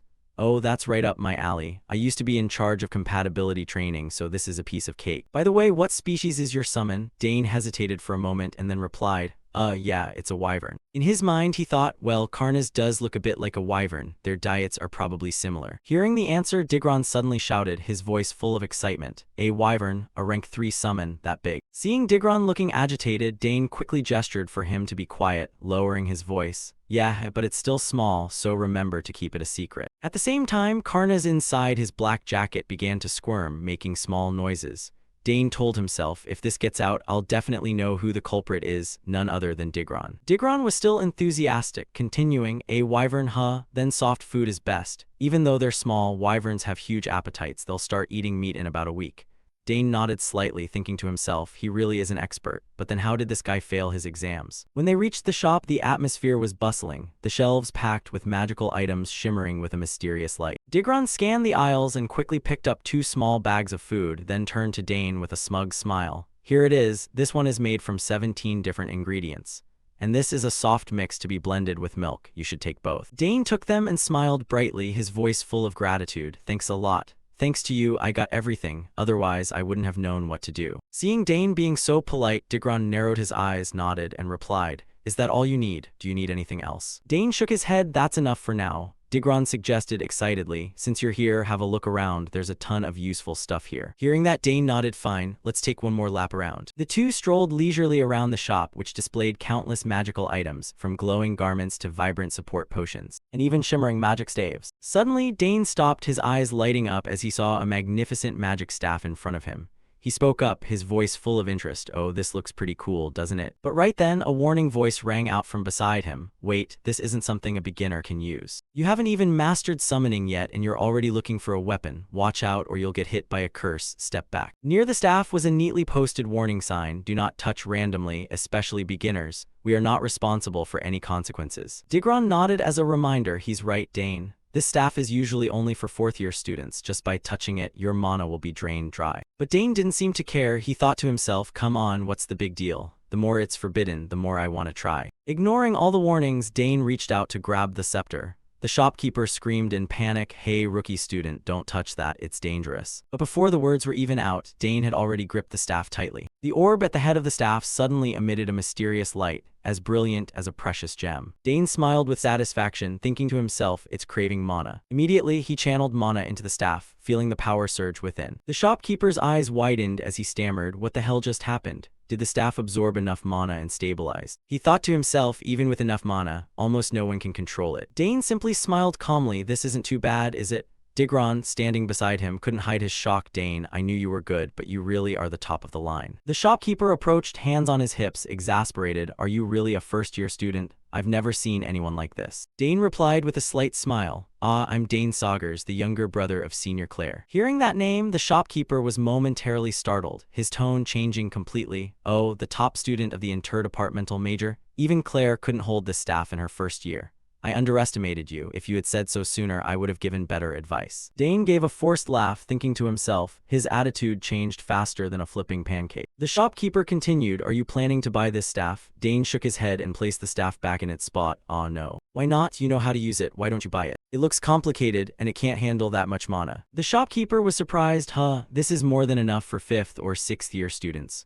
Dane looked at the staff and thought, it feels like pouring an entire well into a teapot. It's not worth it. Finally, he said, I'll just take these bags of food. The shopkeeper muttered, Are all the Count's children like this? Even your sister? To which Dane asked how his second sister was. In the 4th year, everyone was excited to hold a staff, but she was the only one who refused, saying it didn't look cool. Dane narrowed his eyes and nodded, thinking to himself, that sounds like my sister. After thinking, Dane said, well, if I need anything, I'll come back later. Having said that, he quickly left the shop. Digron, let's go, let's take these. After that, Dane and Digron paid and left. The shopkeeper watched them go, muttering, why is every genius so weird? After leaving the shop, Dane found a quiet, deserted corner. He carefully took the 2 bags of food he had just bought and placed them in front of Karnas, who was wriggling excitedly inside his jacket. Looking at the tiny wyvern with eyes shimmering like 2 gems, Dane laughed and spoke gently, Here, is it good? Take it slow, don't choke. Karnas didn't pay any attention to the warning, diving into the food bag and making delighted little sounds. Each piece of soft food melting in her mouth made her snuggle closer, her small tail wagging rapidly. Watching this, Dane shook his head, thinking, the next class is a basic one. Layla said there's only 5 minutes left. I have to get back to the dorm quickly. Suddenly, a strange noise rang out from a nearby alley, breaking the peaceful atmosphere. The sound of clattering, accompanied by debris flying everywhere, made Dane stop in his tracks. He frowned and muttered, what was that? The noise was coming from that alleyway. Profane shouts echoed out from the narrow alley, sharp as a knife's edge. Kid, drop that attitude of yours. Beat him to a pulp for me. Another voice was equally spiteful. Stupid clown, can't even open your mouth after just a few punches. Dane narrowed his eyes as a sense of unease rose. Someone else trying to act tough. No one was here yesterday. Today you're just unlucky. A weak voice replied, trembling but unyielding, I'm not afraid of you anymore. Hearing this, Dane froze, his heart pounding. Wait, that voice is. He immediately turned his head, his sharp gaze directed toward the alley. There, Ernest was being cornered by 3 thugs. His appearance was beyond pathetic, hair disheveled, glasses askew, limbs trembling, yet his eyes still flashed with a spark of resilience. The red-haired guy, clearly the leader, sneered with utter contempt. "Did you hear what he said? Says he's not afraid." The guy beside him guffawed and added, "Big mouth for someone shaking like a leaf." Ernest grit his teeth, his hands clenched tight, thinking to himself, "These bastards, waiting for me to be alone to gang up on me." One of them spoke up, his voice arrogant, "Who goes first? There's no one around here." Another laughed nastily, "Let me, my jaw still hurts from him last time." The 3 of them advanced aggressively. Even though he was scared, Ernest took a defensive stance and growled, "Don't come any closer." The 3 burst out laughing, mocking him, "Haha, this failure dares to raise his fists. Got lucky once and now thinks he's a tough guy." Inside Ernest, despair welled up. "It's over. Is there anything I can even do this time?" But right then, the sound of decisive footsteps echoed from the distance.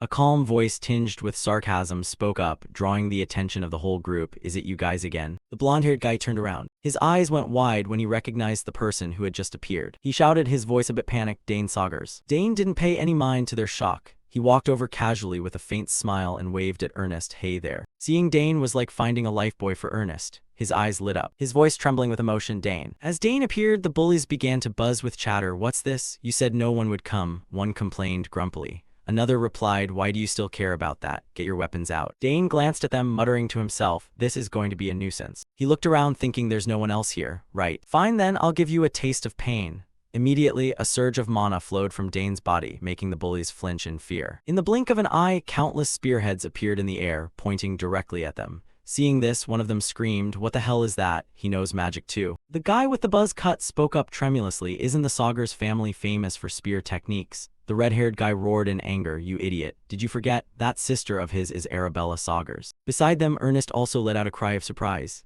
Dane, with the spearheads hovering in the air, directed them at the bullies and said coldly, "All right, choose, either back off quietly, or get beaten to a pulp." Hearing this, the faces of the 3 bullies turned pale as a wave of fear washed over them. Immediately afterward, the nearby wall was covered in countless cracks as if pierced by something. The ground suffered the same fate. The bullies were now sprawled face down on the ground, let out agonizing cries. Ernest, still shaking, approached and spoke up, "Thank you, Dane. My limbs are still shivering over here." Dane smiled and replied, "As long as you're safe, that's what matters." Then he continued, "Ernest, let's start practicing together from now on." Hearing this, Ernest rubbed his still aching arm and asked in surprise, "What?" Dane replied, "You said you wanted to defeat Braun, didn't you?" Ernest nodded with a forced smile, "Ah, that's true." Dane continued, "So I'm going to help you get stronger." Ernest could only smile, "Haha, I'm always relying on you." Afterward, the 2 walked together across the school grounds. Dane turned and asked, "Oh hey, have you joined any clubs yet?" Ernest replied, "Not yet. I've been looking but I can't find any exploration or archaeology clubs." Dane wondered, "I thought there would definitely be one." Ernest explained, "There's a map research society in our year. But that's a mandatory course, not a club. I also checked out some map analysis clubs, but they all just use it as an excuse to be lazy. It's really disappointing." Hearing this, Dane stroked his chin, pensive. "It seems most people just want an easy life." Ernest nodded in agreement, then asked, "But why are you asking about clubs? Are you planning to join one?" Dane replied, "It's just that everyone is so active in recruiting freshmen. It made me wonder if it's actually important."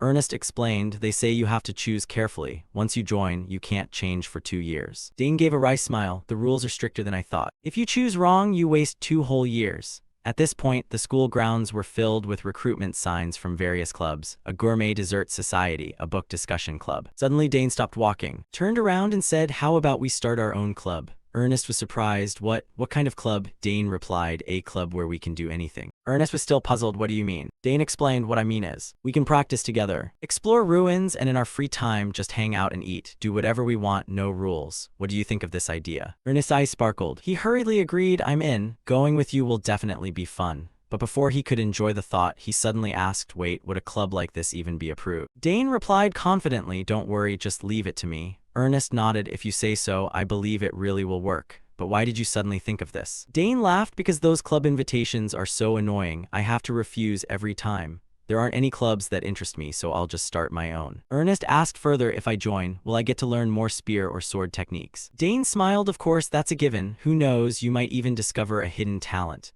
Ernest was overjoyed. "That's great. We'll definitely learn a lot from each other." Then he suddenly remembered, "But I heard you need at least 3 people to form a club, right?" Dane nodded. "We have Layla too. I'm sure she'll join." Ernest gave an embarrassed smile at this. He continued, "Now that you mention it, let's go ask her." The scene shifts to the club registration office. The 3 of them chatted as they walked. Ernest spoke up, submitting this form here is all it takes, right? Layla was excited. Sounds simple enough, hurry up and fill it out. Dane glanced at her, thinking to himself, classic Layla. She ditched the dessert exploration club just to come with us. Layla turned and said happily, the dessert club specializes in gathering to try sweets every week. It was a perfect match. Dane nodded, we can do that too if you like. Ernest chimed in, I love tarts too. We can do whatever we want anyway. Dane added, if you want to get to know the seniors, feel free, but just following Ernest is fine. Hearing this, Layla looked satisfied and beamed. The form is done, let's go register. At this moment, the three of them were standing in front of the office door to register their society. The three of them filled out the club formation form together and took it to an office for confirmation.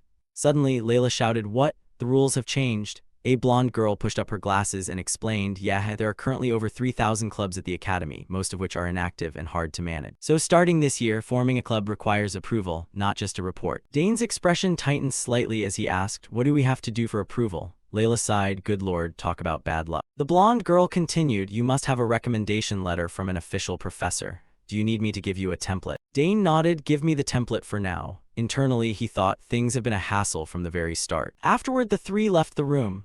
Layla complained, where are freshmen like us supposed to get a recommendation letter? Ernest nodded in agreement, seriously. We haven't even met any professors yet. Layla continued, we can't just pick a random teacher and ask for a signature. Dane smiled, actually I have someone in mind. Layla and Ernest shouted in unison, what, who? We're just freshmen, they'll probably look down on us. Dane gave a confident smile, just trust me. Ernest and Layla could only stare wide-eyed speechless. The scene shifts to the office of Professor Lott of the Liberal Arts Department, Keltas. Dane sat presenting his plan to establish the club. After a while he thought to himself, damn, he said he'd listen, but why is this so difficult now? Keltas spoke up, why have you all come here? Dane replied, Professor, we actually want to establish a club. Keltas was quite surprised, oh that sounds interesting. What kind of club is it? Dane smiled, a club for sword practice, exploring the academy, and having fun adventures. But now we need approval, so we need a recommendation letter from a professor. Keltas wondered, a recommendation letter? Dane nodded, yes, we're looking for a great professor to ask. Hearing this, Keltas stiffened slightly, thinking to himself, looking for a professor? You came all the way here to find me and you're still saying that? You brat, do you really think you can find a better professor than me? As soon as the thought finished, Keltas broke into a smile and spoke up, haha, isn't there a professor right here? No need to look far, I will recommend you myself. Dane replied, you're always busy, sir. I was afraid of bothering you. Before he could finish, Keltas cut him off, how busy? At the very least, I can do this. Now, what do I need to do? Dane smiled, really? Then please sign here, Professor. He quickly pulled the registration form from his jacket. Keltas happily took the pen to sign the form and said, my only student wants to start a club. Of course I have to support you enthusiastically. Dane smiled and bowed, thank you very much, Professor. Once he had the signature, he thought to himself, that went smoothly. After finishing the task, he immediately reunited with Ernest and Layla.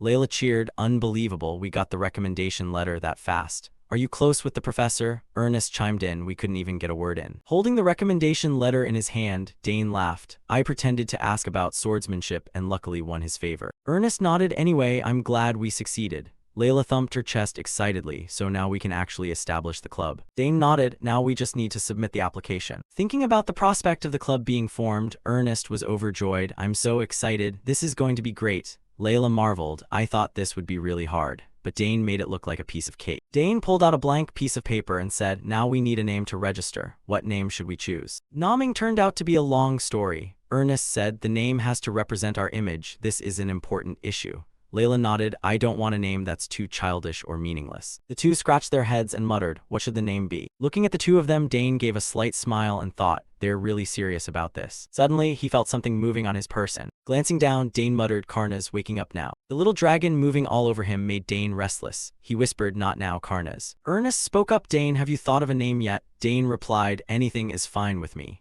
Layla wondered, what? You're the one who proposed this and you don't have any ideas. She pointed toward Dane's jacket. Hey, your jacket has a lump. About to be exposed, Dane muttered to himself, I haven't even introduced it yet. He stammered, well this is. Ernest and Layla's eyes were fixed on him. Layla pressed, what are you hiding? Suddenly Dane's button popped off and a dark shadow darted out. It turned out to be Karna's, the mischievous little dragon, escaping. Seeing the adorable little dragon, Ernest and Layla stared wide-eyed, their mouths forming an O. Dane gave a forced smile, thinking to himself, the cat's out of the bag now. Layla pointed accusingly, what is that? A summoned beast? Why did it come out of your jacket? Don't tell me that egg you took from Claire's place hatched. The little dragon circled around Dane's shoulder, letting out a cute growl. He nodded, yes, it was born not long ago. Its name is Karna's. Ernest said happily, hi Karna's, long time no see. Layla was furious. Ernest, you knew about this too. Dane quickly changed the subject. Anyway, the club name is more important, Karnas. Let's think while we walk to the registration area. At the registration office, the blonde girl held the paper and frowned. The magic exploration, summoning, spear technique, and swordsmanship club. The three could only laugh awkwardly at the name, which couldn't be more mundane. The girl asked again, are you sure you want to use this name? Dane nodded, yes, please approve it for us. After being approved, the three left the registration room. Layla turned and chided Dane, don't ever name anything again. Dane frowned, doesn't it sound okay? Layla barked, no, it's not okay at all. Ernest hurried to mediate, haha, don't worry too much. We can always change the name later. The scene shifts to the office of Turmeric, the professor of the summoning department. Someone walked in and spoke up, I hope my stopping by isn't too much of a bother. Turmeric replied, haha, not at all, head of department. The person who came is Delphinso. She sat down and asked gently, how have things been lately? Turmeric replied, there are many talented students, but I worry the professors will be overloaded.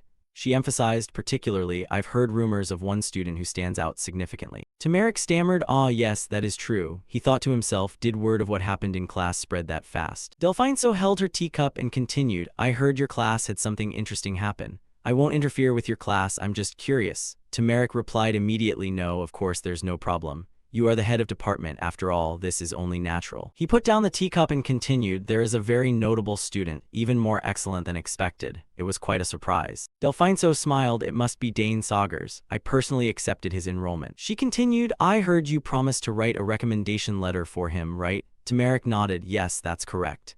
Delphinso added, since the special admission requires 2 letters, I think I'll write the other one. Turmeric was surprised, you're writing it personally. She laughed, he clearly has talent, how could I just sit still? Turmeric fell silent, thinking to himself, such a cunning snake, she's trying to snatch everything. He clenched his fist and muttered, right, she's always been like this. I underestimated her. Delphinso spoke up, Professor, is something on your mind? Turmeric was startled and quickly replied, no, not at all. Delphinso looked him straight in the eye, is that so? When you've finished writing the letter, show it to me. After all, we should be straightforward with each other in this matter. Turmeric frowned slightly, feeling nervous, that goes without saying. Having achieved her goal, Delphinso stood up, then I'll be taking my leave. Watching her back as she left, Turmeric grit his teeth, pensive. His hand was clenched so tightly it shook as he muttered, do you think I'll just sit by and let everything go your way? She's trying to pull Dane to her side, but this time I won't let that happen. I have to win over that genius first. The scene shifts to the school grounds. Dane walked along, muttering, only the Empire's Foundation history class is left today, right? Dane sighed, there's still time. Maybe I'll go get a tart or something. Suddenly, a figure approached and called out, Dane Saugers. Dane turned his head and saw a blonde girl he had never met. He asked, who are you? She replied, greetings, I am a messenger from the academy.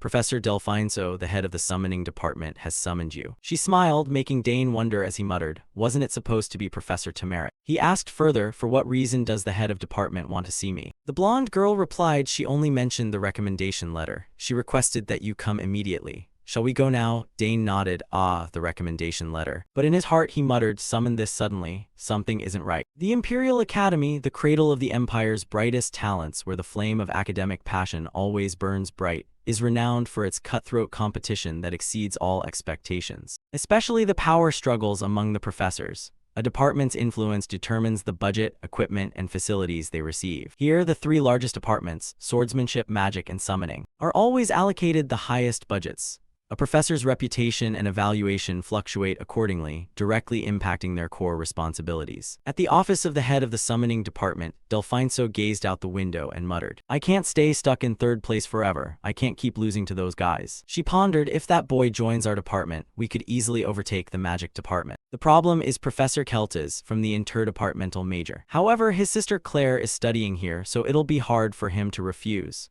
As long as I pique his interest in summoning, the opportunity will come. Suddenly, a voice echoed from outside. Professor, I have brought Dane. Delphinso replied immediately, come in. She smiled and spoke up. The academy must be quite busy, isn't it, Dane? With your abilities, I'm sure many places are inviting you. Dane replied humbly. I still have much to learn, so I am approaching everything with the mindset of a freshman. Delphinso nodded, humble indeed. A desire to learn is a very valuable attitude. Is there any subject that particularly interests you? Dane laughed softly, haha, I haven't chosen a specific subject yet. I want to do well in all of them. Delphinso nodded in approval, wanting to be well-rounded. That is truly the spirit of a new student. You know why I called you here, right? Dane shook his head, looking unclear. She continued, I heard about the miraculous event in Professor Turmeric's class. You summoned Dentfu and performed an enhanced link. With skills like that, how could a department head like me sit still? She smiled. With your capacity, you should participate in the special admission exam. Delphine continued, Professor Tamaric and I have agreed to write recommendation letters for you.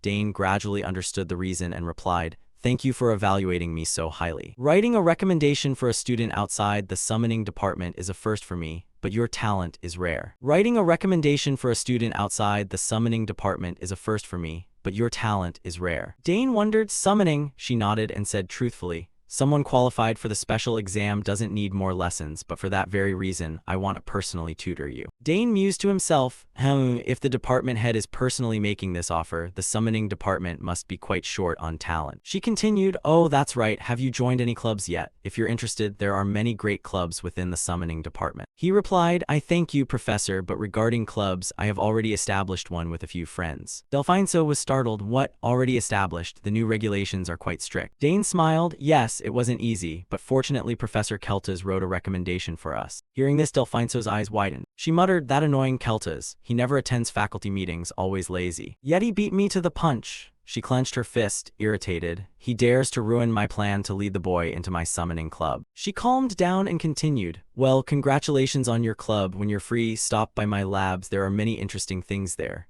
She muttered internally, I'll cast the bait for now. Then she added, I have some rare items like unhatched spiritual beast eggs. Hearing this, Dane was a bit shocked. He asked, Spiritual beast eggs? She continued, Yes, a single unhatched egg is valued at the price of an entire castle. They are that rare, so definitely stop by and see. Dane was startled, touching his jacket, thinking to himself, Oh no, I'm already raising one. Delphine smiled, Don't worry about the recommendations. Professor Tamaric and I will provide them for you. If you have any questions about the exam, feel free to ask me anytime. Dane replied happily, Thank you for your concern, Professor. She took a cookie and said, Have some dessert while we talk. What you brought looks delicious. As she enjoyed it, she muttered, Tamaric is probably planning to beat me to it again. I must write that letter quickly to see the look on their faces when they see it. The next day, Claire met Dane and said, Dane, Professor Delphine just contacted me. Dane wondered, Contacted you? Claire nodded, Yes. After sending the recommendation, the Summoning Association contacted her today. They are sending an examiner to the academy immediately.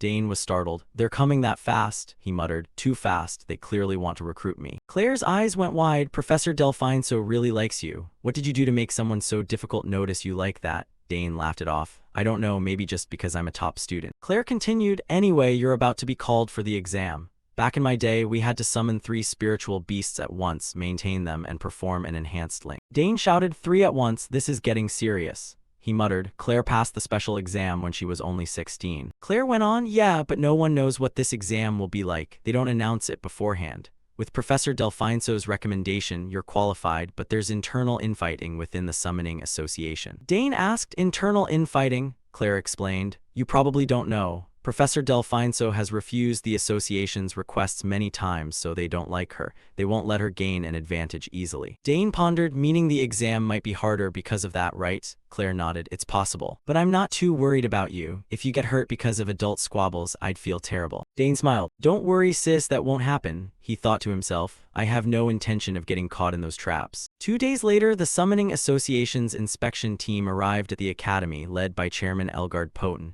He spoke up. Long time no see, Professor Delphine.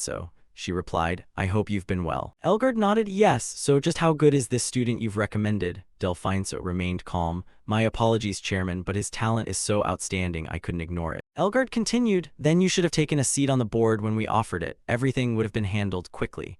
Delphine gave a forced smile. You know I still value my responsibilities at the academy. If I joined the board, I couldn't be fully devoted here. She grit her teeth, thinking, Do you think I don't know you're trying to pull influence to your side? Because of the association's greed, I almost died several times during those reckless missions. She turned, Then follow me, we can talk as we walk. Elgard nodded, Fair enough. He thought to himself, the recommendation was sent, so I will cooperate, but I don't like this kid one bit. On the way, Elgard asked, The boy is Dane Saugers, Claire's brother, right? Delphine replied, Yes, his talent truly reflects the Saugers bloodline.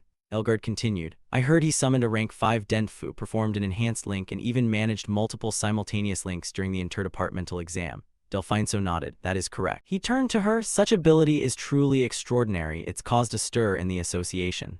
Even for a Saugers, I didn't expect the younger brother to surpass those who came before him. Could he already be on par with Galderin? Delphine smiled dismissively. I'm not sure if he's reached Galderin's level yet, but once you see him with your own eyes, you'll understand. Elgard frowned, We will evaluate him very strictly. The special admission exam has always been that way. Delfinso nodded, yes, I understand. The appearance of the Summoning Association caused a buzz among the students. One exclaimed, what, the Summoning Association is here, what for? Another replied, I heard Dane Saugers received a special recommendation.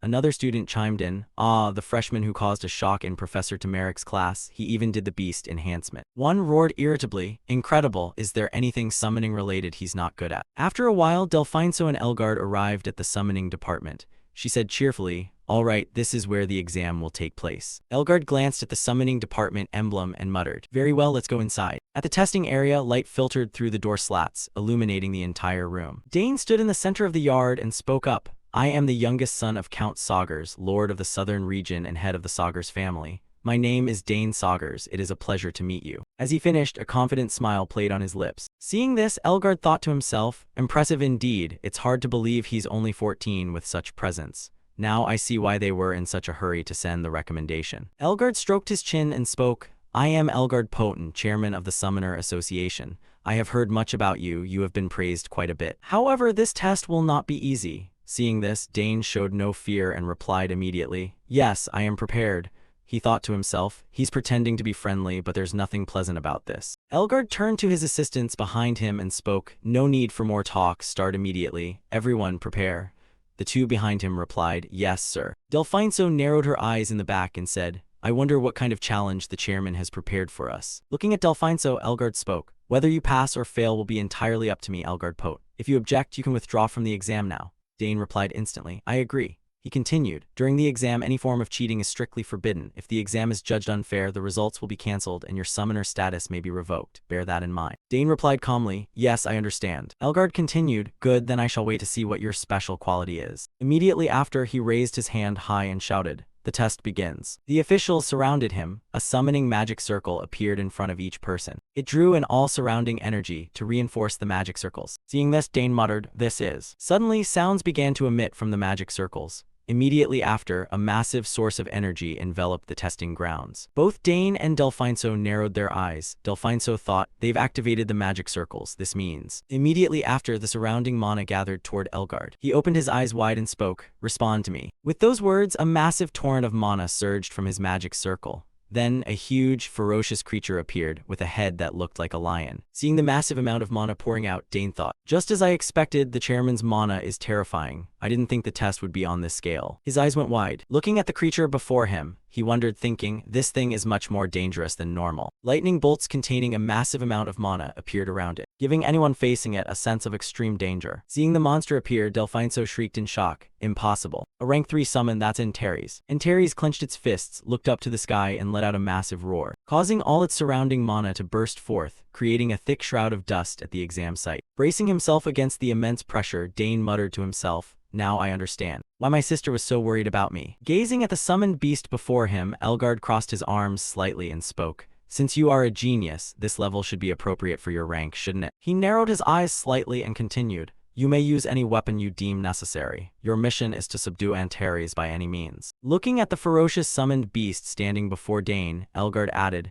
this is the requirement for the special admission selection test. Witnessing this scene, Delfinso grit her teeth, fuming inwardly. That old man clearly wants to see me disappointed. He's trying to make me lose face. Elgard spoke in an irritated tone, but with your superior talent, there's surely nothing to worry about, right? Of course, if you're afraid, you can still withdraw right now.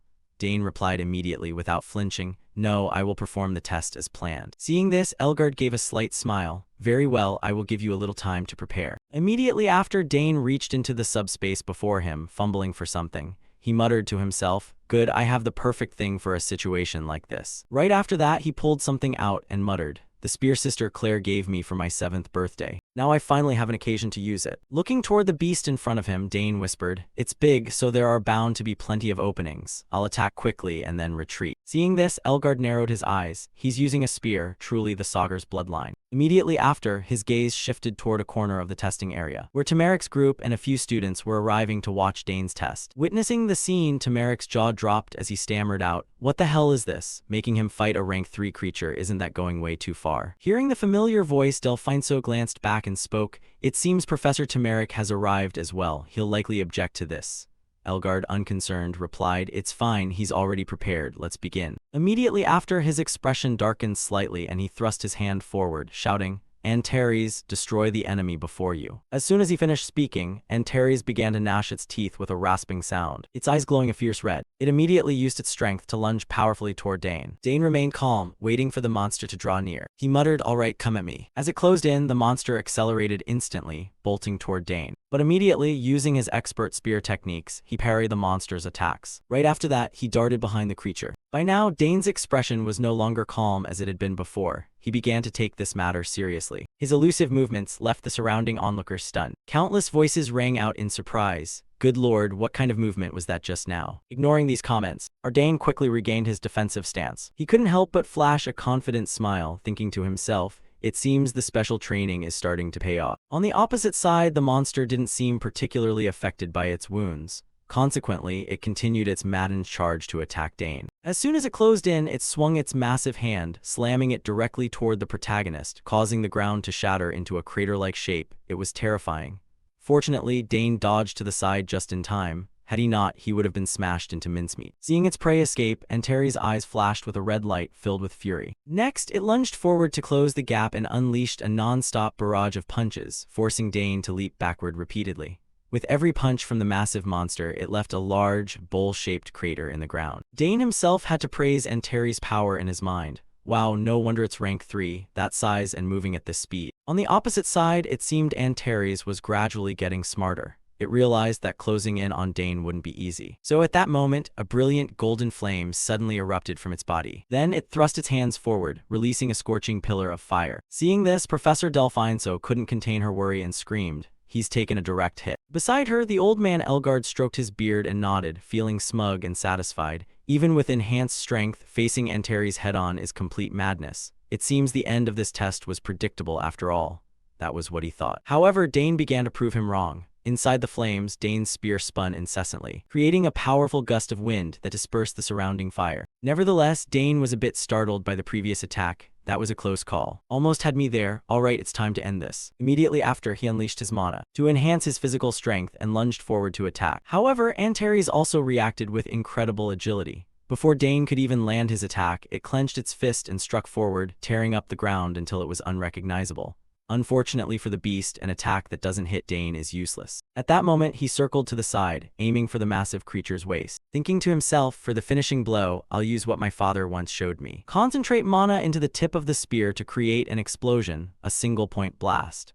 Just like that, taking advantage of the moment before Antares could regain its guard, Dane's explosive spear thrust struck the creature's waist directly, easily piercing deep into the massive body. The agony of the wound made the monster roar ferociously. Meanwhile, Dane gripped the spear tightly, thrusting with all his might. Ribbons of blue energy were constantly being released. Finally, the explosive power of the strike took effect, causing the monster's waist to be blasted open into a large hole. However, it was as if this lion man was on some kind of performance-enhancing drugs. After taking such a hit, it could still concentrate strength into its arms, as if preparing to counterattack. Regarding the crowd of extras observing, witnessing the protagonist's power, they were all left with their mouths agape. Incredible, the summons attack barely landed, and what on earth was that amount of mana? Back on the battlefield, this massive monster was clearly a cheat. At that moment, the site of its wound was enveloped in a brilliant golden flame. In just a few seconds, its wound had recovered as if nothing had ever happened. In fact, being wounded only served to make the monster even more enraged. Frenzied sounds began to emanate from its mouth. In fact, being wounded only served to make the monster even more enraged. Frenzied sounds began to emanate from its mouth. Seeing this, Dane's scalp felt numb. Oh boy, it looks like it's really ticked off now. As soon as he spoke, the lion man opened its mouth and spat out a scorching flame, causing Dane to jump to the side in alarm. However, his spear remained stuck in Antares' waist, leaving his expression momentarily dazed.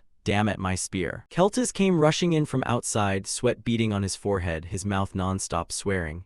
Damn it, I'm not late, am I? Why on earth would they hold the exam in such a remote place? His heart pounded, a mix of worry and irritation. The moment he pushed the door open and stepped inside, the scene before him made Keltas freeze, his eyes widening in shock. He grit his teeth, his gaze fixed on the brilliant mana barrier before him. His voice trembled with disbelief, a barrier in the testing area. What on earth are they summoning? From within, Antares tilted its head back toward the sky and let out a savage roar, the sound seemingly tearing through the air. Its eyes seethed with the fire of rage, flashing brilliant red streaks that struck Kelta's eyes directly. His face darkened and his heart raced from the shock. He clenched his hands and shouted, his voice full of indignation, "What? A rank 3 Antares?" The mix of horror and excitement made his body tremble slightly. In the arena, Antares had just swatted away Dane's spear, sending it tumbling across the ground, leaving long scrape marks. The wound caused by the spear was still oozing blood, unable to recover immediately. The monster growled, its eyes bloodshot, staring straight at Dane as if it wanted to devour him. Dane stood opposite it, muttering to himself in his mind with a hint of admiration. It took a hit like that and didn't even flinch. It's certainly stubborn. He nodded, the corners of his mouth curling into a confident smile. In his head he thought, the spear won't be enough to wound it anymore. Then he flicked his hand, his eyes flashing with resolve. "Sorry, father, but in the end, I'll have to use my sword." Immediately, Dane drew the sword from his hip, the blade shimmering under the mana light. He narrowed his eyes, looking straight at Antares, a confident smile on his lips. "Let's start round 2. His movements left the entire gallery stunned. Elgard stroked his chin, his eyes sparkling with curiosity as he spoke up, "Ha ha, using a sword." Delphinso beside him nodded, her voice full of contemplation. "It makes sense. This is an independent exam, so a bit of eccentricity isn't strange." Elgard nodded in agreement, but his eyes betrayed his shock. "True, isn't it? But the terrifying thing is that he remains so calm. That stance, it's like a warrior who has fought through countless battlefields."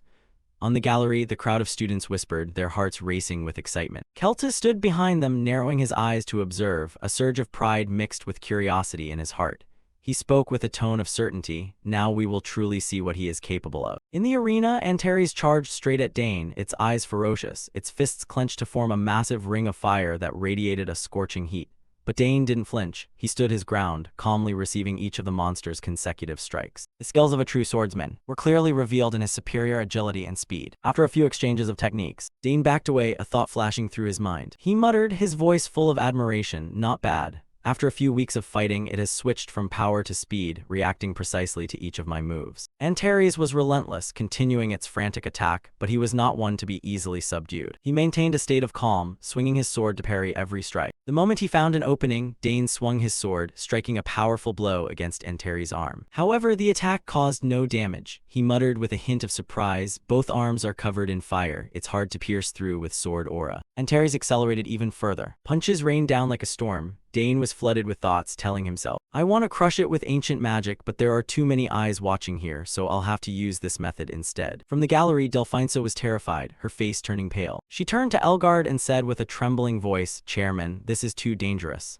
If the student is injured, none of us will escape punishment." She placed her hand on her chest, preparing to activate a forced unsummoning. But Keltis appeared from behind and spoke up to stop her, his voice low but full of confidence. "Wait, just keep watching." Delphinso turned back with a start, surprised. "Professor Keltis, when did you get here?" Keltis smiled, his eyes sparkling with faith. "I understand your worry, but it seems Dane has found a strategy." Inside the arena, Dane continued to swing his sword to parry Antares' relentless attacks. Suddenly, he spotted an opening. His eyes widened, flashing with a decisive spark. A magic circle manifested beneath his feet. Mana erupted brilliantly as Dane accelerated, lunging directly toward Antares, and unleashing a rapid succession of sharp slashes. Deep gashes appeared on Antares' thighs, causing it to throw its head back and roar in agony. The wretched sound echoed through the area. The monster lost its balance and its strikes became imprecise. It slammed its hands onto the ground, its face contorted with fury as flames erupted around its body. Elgard flinched from the gallery, his voice full of shock. Did he just combine swordsmanship and magic in that single moment? Keltis nodded, a confident smile on his lips. "It seems we should have summoned something even stronger." Hearing this, Elgard's expression darkened and he clenched his fist, thinking to himself, "Damn it, a rank 3 summon should have been enough to make him fail. Yet he has far exceeded all my expectations." His heart pounded with a mix of irritation and genuine admiration. In the arena, Antares opened its mouth wide, rings of fire manifesting around its jaws, signaling a catastrophic attack. Dane gave a small smile, thinking to himself, a final struggle, truly a king of stubbornness until the very end. He clenched his fist, his eyes flashing with resolve. "I didn't want to resort to this, but it's time to wrap this up." Above Dane's head, 3 spears enveloped in mana suddenly appeared, hovering in the air. He stared straight at Antares, a smirk appearing on his face, ready to deliver the finishing blow. The atmosphere in the arena was suffocatingly tense, as if the whole world was holding its breath before the collision of rank 3 Antares' terrifying power and Dane's explosive magic. Sensing the danger, Antares tilted its head back and let out a savage roar, a sound like rolling thunder that shook the ground. It opened its maw, spewing a brilliant pillar of fire that lunged toward Dane with a heat that incinerated everything in its path. But just as it prepared its strike, Dane's 3 spears, wrapped in shimmering mana, bolted forward at a terrifying speed. Antares was stunned, its eyes widening in shock, unable to dodge in time. The energy from the spears erupted, creating a massive mana explosion that made the entire arena tremble. The 3 spears pierced straight through Antares' body, leaving 3 large holes in its torso.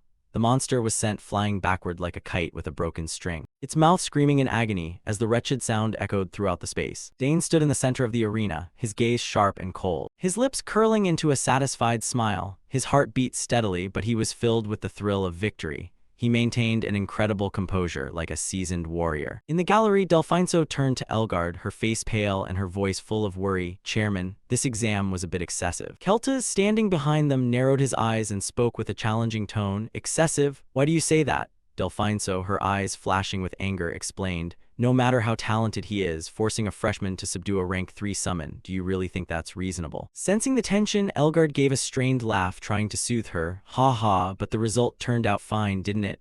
His words only made Delphine explode further. She shouted in a voice full of indignation, "Fine. It was so good it'll be recorded in the history of the Empire. A freshman using spears, swords, magic, and even a forced link to subdue a rank 3 summon. This is absolutely insane."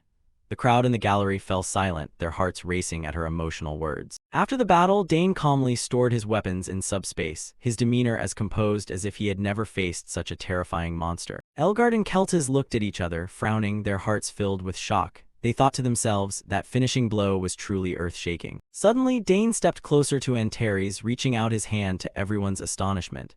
The action caused the gallery to erupt in whispers. It was a reaction to pure power. Dane established a force link with Antares, suppressing its hostility. In terms of both tactics and results, it was a flawless conclusion. Delphine, still angry, spoke up. "If word of today gets out, people will call this an unfair test designed to make him fail." Cornered, Elgard turned to explain. "Professor Delphine, I had established clear safety measures."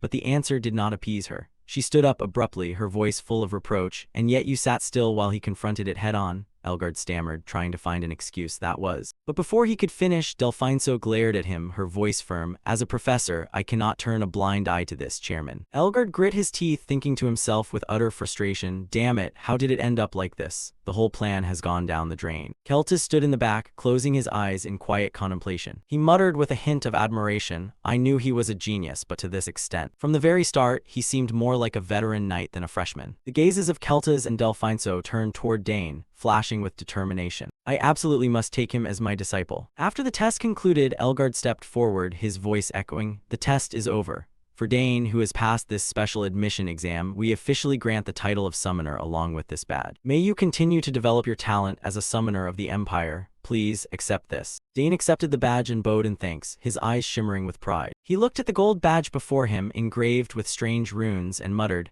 "A gold badge is only given to those who pass the special exam. That really is cool." Holding the badge, Dane paused for a moment, then held it high. Channeling a massive amount of mana into it, he whispered, "Respond to my call." Instantly, mana poured from the badge, shooting straight into the air and creating a massive magic circle. From within, a tide of mana surged out, and something bolted forth, leaving everyone stunned. Elgard opened his eyes wide and shouted, "What is that?" In the arena, a creature with long ears and stubby legs appeared. It was a summoned beast that looked like a rabbit.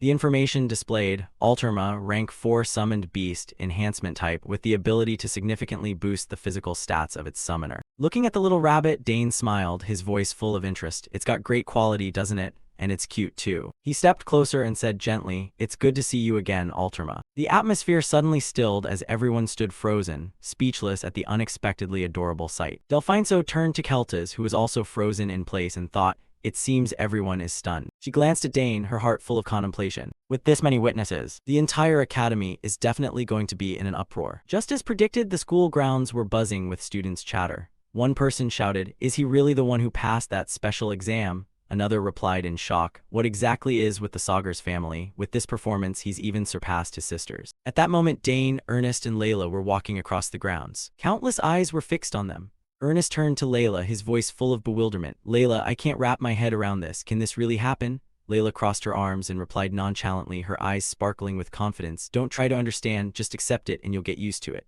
He comes from another world." Ernest changed the subject, his voice excited. "Oh, that's right, I finished decoding the map." Layla was overjoyed, her eyes lighting up. "Really? You're amazing." Dane added in a calm but expectant tone, "Well then, once it's decoded, let's have our first club meeting." Hearing this, the whole group was thrilled. Layla was beaming, "Wonderful, I was getting bored to death." Ernest clenched his fist, his voice cheerful. I'll try to decode it even faster then. Dane remained composed and smiled, thinking to himself, actually, I'm quite curious about it myself. Then he turned to the others. Professor Keltis is calling me. I have to go. See you all later. In the training room, Keltis was waiting. He looked at Dane, his voice deep and full of authority. Alterma is a terrifying summon. A summoner from the Renick Empire once called out 2 of them, and it was a nightmare. Just 2 of them took down 3 knights and dozens of soldiers. Dane was startled, thinking to himself, I remember now. I heard Professor Keltis was actually present at that battle. Keltis stepped closer, his gaze sharp, and yet you defeated that creature without a single scratch. Dane scratched his head sheepishly. It was just luck, sir. Keltis shook his head, his voice serious. Sometimes excessive humility is a double-edged sword. In my opinion, your decision to switch to the sword was the right one. Dane was startled, thinking to himself, he's no ordinary man. Keltis turned and walked slowly. Only 14 years old, yet your skill and composure with the sword far exceed your actual age. He stopped, his voice dropping low. Because of that, I want to ask you, would you like to officially learn swordsmanship from me? The proposal made the air feel as if it had frozen. Dane's eyes became resolute, his heart pounding with a mix of excitement and pressure. He took a deep breath, preparing to answer, carrying the determination to change his fate. On the paper, lines of text were written by Dane reporting his safety to his family. Dear parents, I hope you are both well. The hot summer is approaching, and outside the brilliant sunlight shines down on the vast school I am attending. Today is the same. Your youngest son is still busy with academy life. Currently, Dane was studying swordsmanship with a professor at the school, and he happily shared this information with his family. Oh, I have completed the swordsmanship class with Professor Keltis, whom I mentioned before. He was very dedicated and joyful while teaching, and Dane could feel it too. I have learned so much theory, which makes me think that coming to the academy was a wonderful choice. The brush flew quickly to record Dane's thoughts. Now I can perform sword techniques much more proficiently. Thinking of something happy, he smiled with interest. Perhaps it is time for me to forge a sword at the smithy. A moment later, Dane stopped and dipped his pen into the ink pot. The content of the letter was not just about Dane himself, but also his friends. Oh, Ernest finally decoded the map. He even discovered the designer was Saul Hangston. There was also an adventure into an ancient ruined place within the academy. Far to the east of the academy, beneath the now abandoned St. Amer Hall, it is said that something extraordinary is hidden in the crypt of the saints. Dane reread the letter and felt somewhat dissatisfied, wondering if writing it this specifically was too much. Then he took the pen and crossed out a few words. I shouldn't record too many details. He remembered the wooden door blocking the passage and changed the news he had just written. After all, that place was a forbidden area, strictly off-limits. Dane thought silently. More importantly, there was the major issue of the undead appearing there. He had told Ernest and Layla about the presence of the undead, and both were terrified. Undead. The two looked at Dane with piteous expressions and wailed, "That's so scary, Dane." In the letter, Dane continued to record his story. I thought about giving up, but luckily I received help. The help he mentioned was a beautiful blonde girl. When she heard his request, she was shocked and terrified. What? You want me to go into the forbidden area with you? Are you crazy? He clearly wrote her identity for his family to know. The person who helped was Priscilla, a student of the Holy Studies department. Then there was a small lesson that Priscilla taught Dane's group of 3. Listen carefully, the undead will vanish if you destroy its core. She gave careful instructions. Oh, but before that, you must definitely receive a baptism from me. Ernest and Layla could only listen in a dazed stupor and follow her lead. Later, all 4 of them explored the crypt together, fighting the undead. Dane, break its core, concentrate all the dense mana into one strike. Purple light flew through the air, helping everyone stop the dry bones. As expected, Priscilla's holy power was terrifying.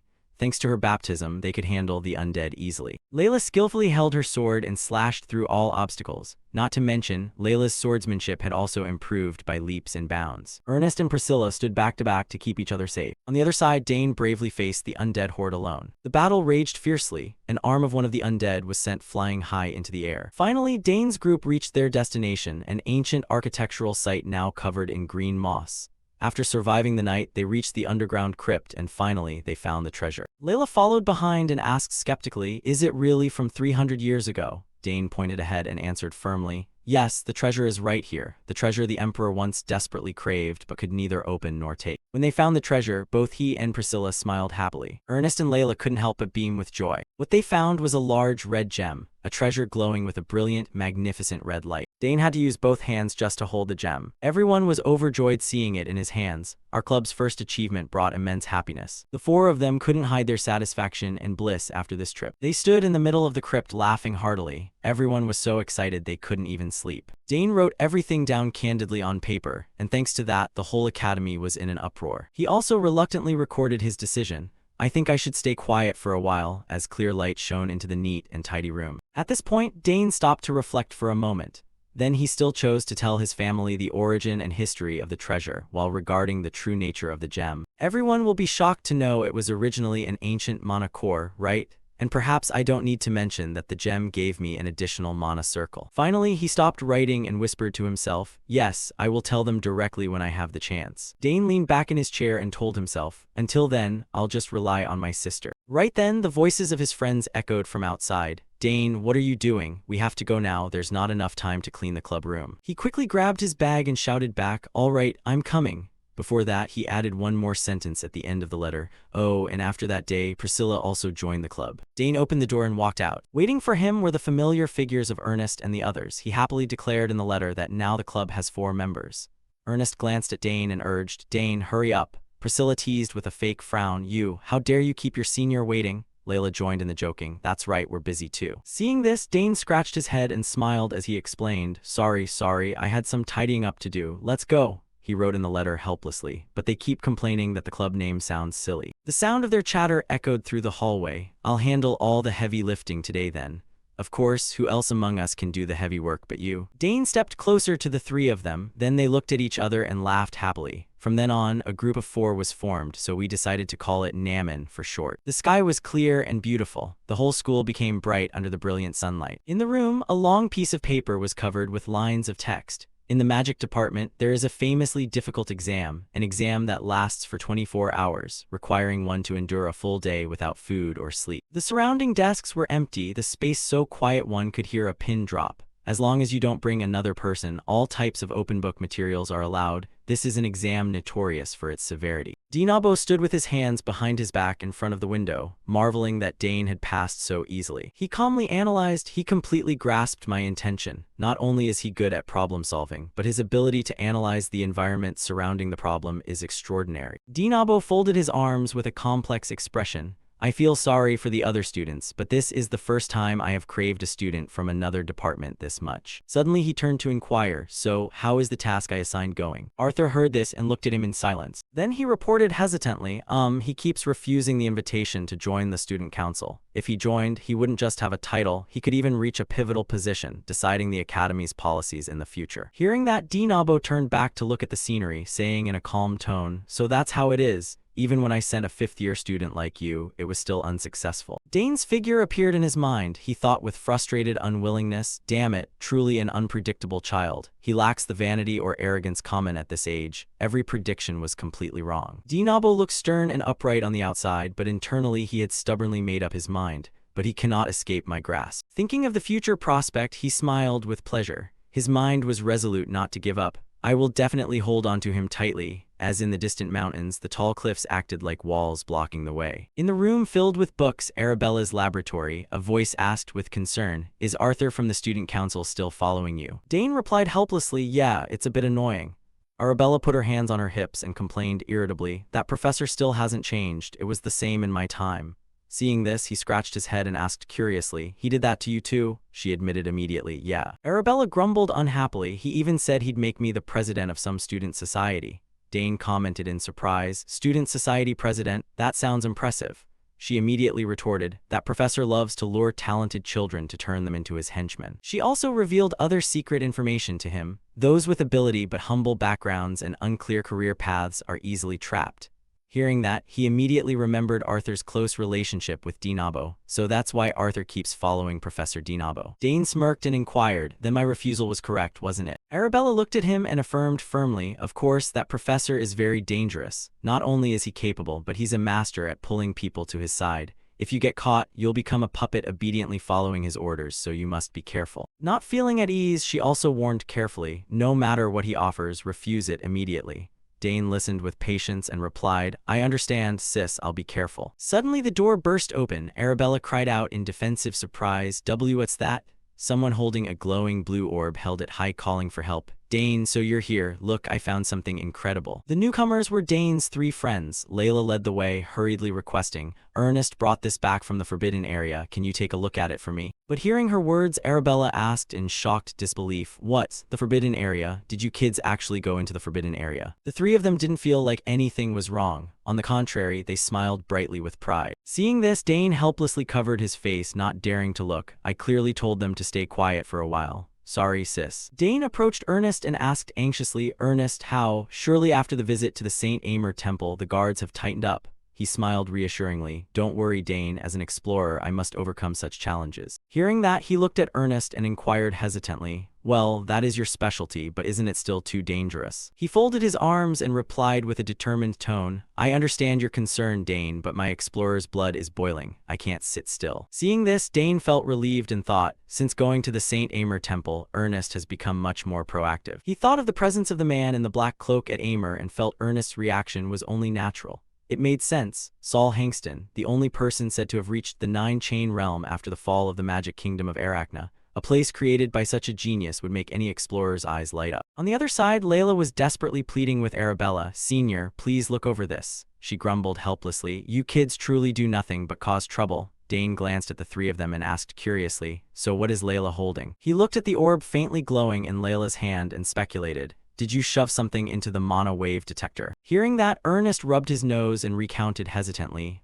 It was like this. Last night I couldn't sleep, so I took a stroll into the forbidden area. When he got there, he discovered something suspicious. You know Saul Hangston's laboratory is in the forbidden area, right? I kept hearing strange sounds coming from inside the building. Ernest had glanced around in fear, searching. It sounded like machinery operating or something being manufactured. It gave me goosebumps. Furthermore, the noises coming from inside kept ringing in his ears, and they included human voices too. Dane listened but still felt puzzled. So, even if it's a forbidden area, guards still have to go in and out, so hearing human voices isn't strange.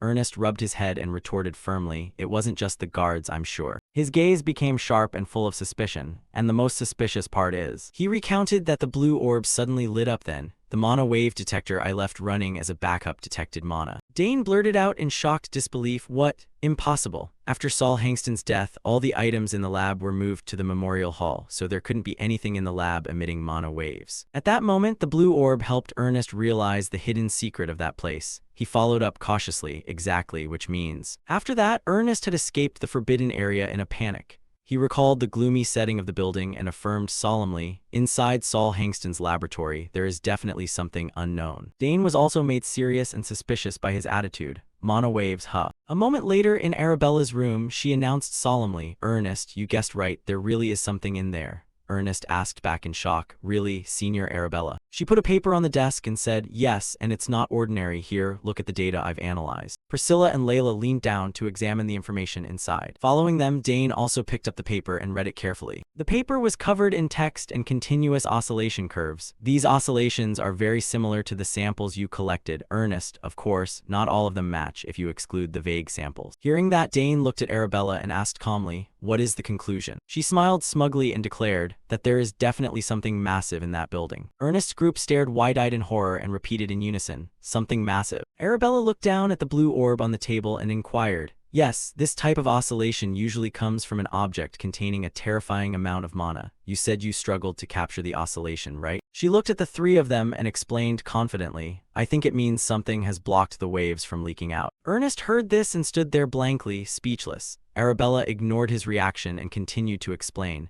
as for whether the one who hid that mana wave was Saul Hangston or someone else, we don't know yet. Beside her, Dane again looked at the data on the paper and pointed out seriously, the only thing for certain is that whatever it is, it's valuable enough to hide the mana waves. Arabella nodded in agreement with Dane's thought. She folded her arms and recounted, in short, that's it, and as far as I know, guards don't even step into Saul Hangston's laboratory. In the past, I even used to sneak into the forbidden area when I was too bored. Priscilla opened her eyes wide in surprise and asked, really? Dane looked at the pride on Arabella's face and thought helplessly, even you, sis? Yes, I guess no one can resist the allure of Saul Hangston, truly a mage in his prime. Finally, she summarized, anyway, I don't know what they're hiding, but if it's related to Saul Hangston, it will definitely be an earth-shattering discovery. It could be something containing Saul Hangston's mana, or even more powerful. As on the table, the mana detector continued to emit a faint blue light. Hearing that, Ernest clenched his fists and spoke with joy, if that's true, it would be wonderful. Layla asked with some confusion. But why would such a thing be in an empty laboratory? Arabella praised approvingly. Ernest is truly extraordinary. He found this entirely through instinct. Seeing this, Ernest immediately thanked her solemnly. Thank you, Senior. You've helped me a lot. Arabella looked at him and asked helplessly, this kid, what are you planning to do with something like this? Beside her, Dane harbored a suspicious guess,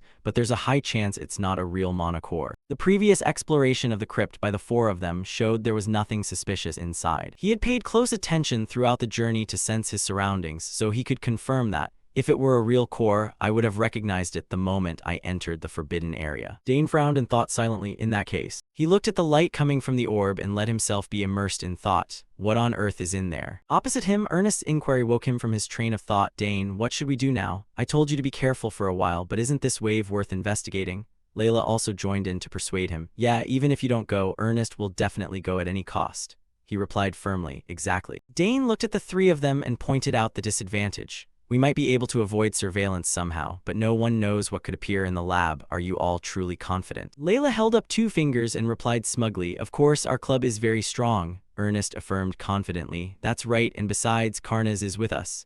Priscilla folded her arms and replied firmly, I won't back down. Seeing this, Dane complained helplessly, Ernest and Layla aside, but now even Priscilla.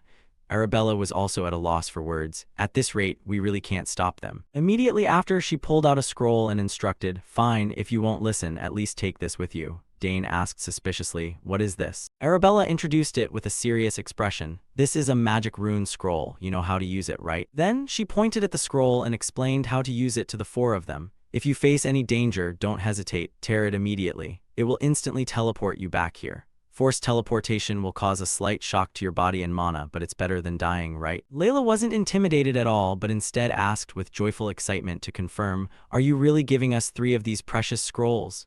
While Priscilla expressed her gratitude. Thank you, Senior Arabella. She also carefully reminded them, bear this in mind. You tend to forget that entering forbidden areas leads to suspension, and being suspended twice will certainly lead to expulsion.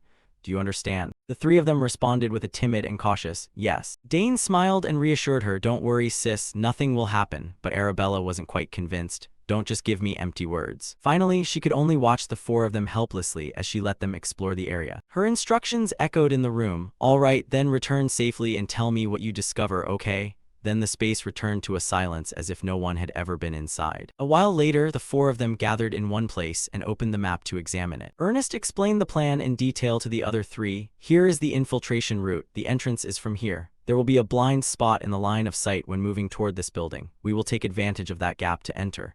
Dane praised him with satisfaction. Ernest, not bad at all. After finishing the discussion, everyone reorganized their backpacks and necessary supplies. We will begin the operation in 2 days. We have distributed the exploration equipment according to the number of people and checked the infiltration route details. Ernest thoughtfully instructed everyone on things to keep in mind. From here on, we must scatter anti-tracking powder as we move. Once we arrive, Karnaz's role will be very important. To dissolve the dense mana barrier without leaving a trace, we need Karnaz's flame. Dane nodded in agreement. All right, I'll be prepared. Priscilla folded her arms and also offered her opinion. We must also prepare a plan B for emergency situations. Instead of blindly tearing the scroll, we should assume a course of action for each case. Layla agreed in surprise. That sounds reasonable, Senior Priscilla. Finally, Dane formulated the combat plan, calmly assigning roles to each person. Let's do it that way. We will arrange the combat formation like this. I will be in charge of detecting mana in the front, while Layla and Ernest will be in the back. He indicated to Priscilla, and Senior Priscilla will stand in the middle. Senior Priscilla is quite vulnerable to ambushes. She agreed without a moment's hesitation. All right, understood. Then he turned to assign a task to Ernest. Ernest, this time use a short bow instead of a staff. You've practiced a lot, so just shoot with a supportive mindset. He accepted happily. All right, just leave it to me. Dane looked at everyone and gave a serious and cautious warning. Everyone, please remember. He reminded them again of the danger of the forbidden area. The top priority is not to be detected. We don't know what is hidden in there. Ernest massaged his arm and spoke up curiously. All right, I wonder what will be in there. I'm so excited.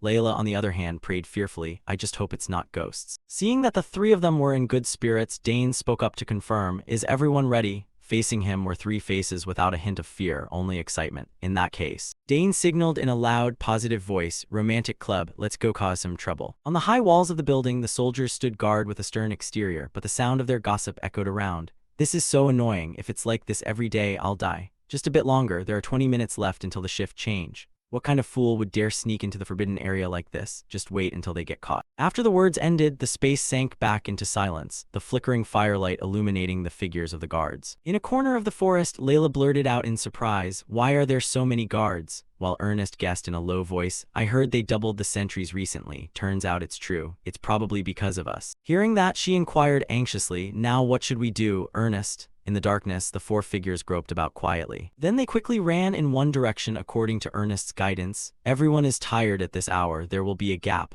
I know where the sentries are weakest. Let's go that way." On the high wall, another squad of soldiers arrived to announce, "It's time for the shift change." A soldier who was standing guard looked at them and grumbled, "I'm bored to death. I almost fell asleep."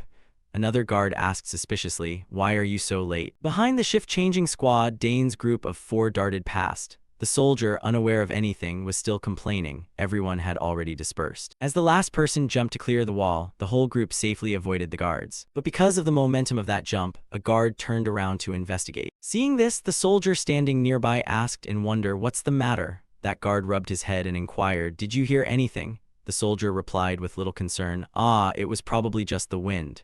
The guard confirmed suspiciously, "Really?" Luckily, that guard didn't pay it any more attention, and finally that group of sentries left. "All right then, thank you for your hard work." From the wall, the guard's confident voice echoed, ensuring that not even a mouse could slip through. Below, Dane's group of four all knelt on one knee to keep their balance. He reported calmly, "Good, so we have successfully infiltrated." Under the moonlight, the large building was silent without a single sound. But now, at the stairs inside the house, a person's voice rang out as a reminder, "Everyone, watch your step, we're about to see the door to the basement." A while later, Dane's group stopped in front of a tall, large door. Priscilla marveled, "Is it here?" Thanks to Ernest, we got in quite easily. Having him lead the way was truly a wise choice. Suddenly, Dane discovered something and spoke up to stop them. "Wait, is there a mana barrier here?" He looked closely at the blue light surrounding the door and muttered a speculation, "The closer we get to the center, the stronger it gets." Saul Hangston was truly cautious about preventing intruders.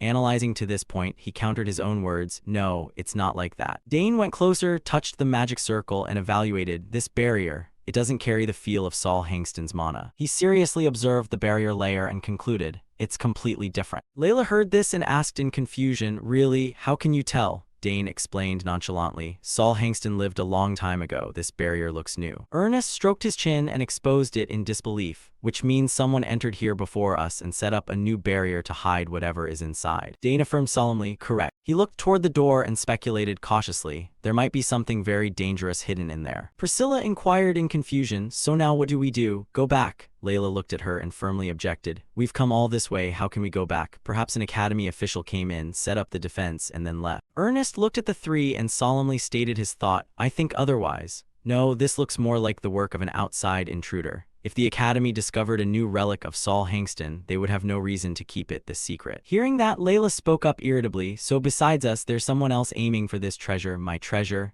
Priscilla folded her arms and helplessly corrected her, "We're here to explore, not to steal treasure." Suddenly, Dane solemnly affirmed, "That's right." He looked around the architecture of the forbidden area and analyzed calmly, "They are different from us. They deliberately set up a barrier to hide something. Whatever it is, if we encounter them, it will be very troublesome." Layla also sighed sadly and pointed out, "If they have malicious intent, it will be hard for us to stop them." But Dane smiled and expressed a positive outlook. "True, this place may have become much more dangerous, but I believe in the power of the romantic club. We are strongest when we are together, right?" But in his heart, Dane thought differently. "That sounds reasonable, but honestly, I'm dying of curiosity." Ernest, unaware of his thoughts, was moved to tears and called his name, "Dane," while Layla folded her arms and agreed with a bold confidence, "Well, few can beat Dane, that's for sure." Seeing this, Priscilla helplessly followed the majority opinion, "If I let you go, something will surely happen, so I'm coming along. I have no choice." Ernest and Layla looked at her with sparkling eyes. Having determined everyone's wishes, Dane smiled and declared, "No one objects, right? Good, then we'll go all the way." Then the group turned to seriously handle the barrier on the door. Despite some hesitation and fear, we decided to continue moving forward. They summoned the little dragon to breathe fire onto the barrier. Karnaz did a great job breaking the mana barrier. That barrier couldn't withstand Karnaz's flame. A while later, the door finally opened as we opened the door and stepped inside. The four of them had to undergo intense and dangerous dodging. Before them was a hallway full of traps stretching endlessly. Dane warned as they went, "Ernest, get down. Everyone, be careful, the floor is collapsing, just follow me." They quickly jumped high to avoid the traps. The stone path echoed with the movements the four made. Then they went to a large, gloomy room. After overcoming countless traps, we finally arrived. What is this place? I didn't expect such a large room beneath the ground. There's a giant room here. Wooden chests and sacks of rice were piled there. Another corner even had a dining table and a bed. Ernest was the first to discover this. He called to them to take note. Everyone look, there are piles of food here. Someone has definitely been living in this place. Dane also pondered in confusion. Strange, the space has signs of daily living, as if they've been here for quite some time. Layla turned her head and asked him doubtfully, could it be that the academy came here to conduct research? He disagreed with this idea. That possibility is very low. Dane glanced around and indicated, look closely. He pointed at the piles of wooden chests around and analyzed carefully. If the academy were truly investigating, they would have provided the equipment. The items here are all different, coming from various places, and some are even illegal. If it were truly the academy, they wouldn't have made it this secret. Dane looked at everyone and drew a conclusion. Senior Priscilla is right. Clearly this is due to someone else, not the academy. Ernest became silent and apprehensive upon hearing that. Then Dane assigned everyone to find out about the things in the room. Let's quickly check the surroundings. We don't know when the owner of this place will return.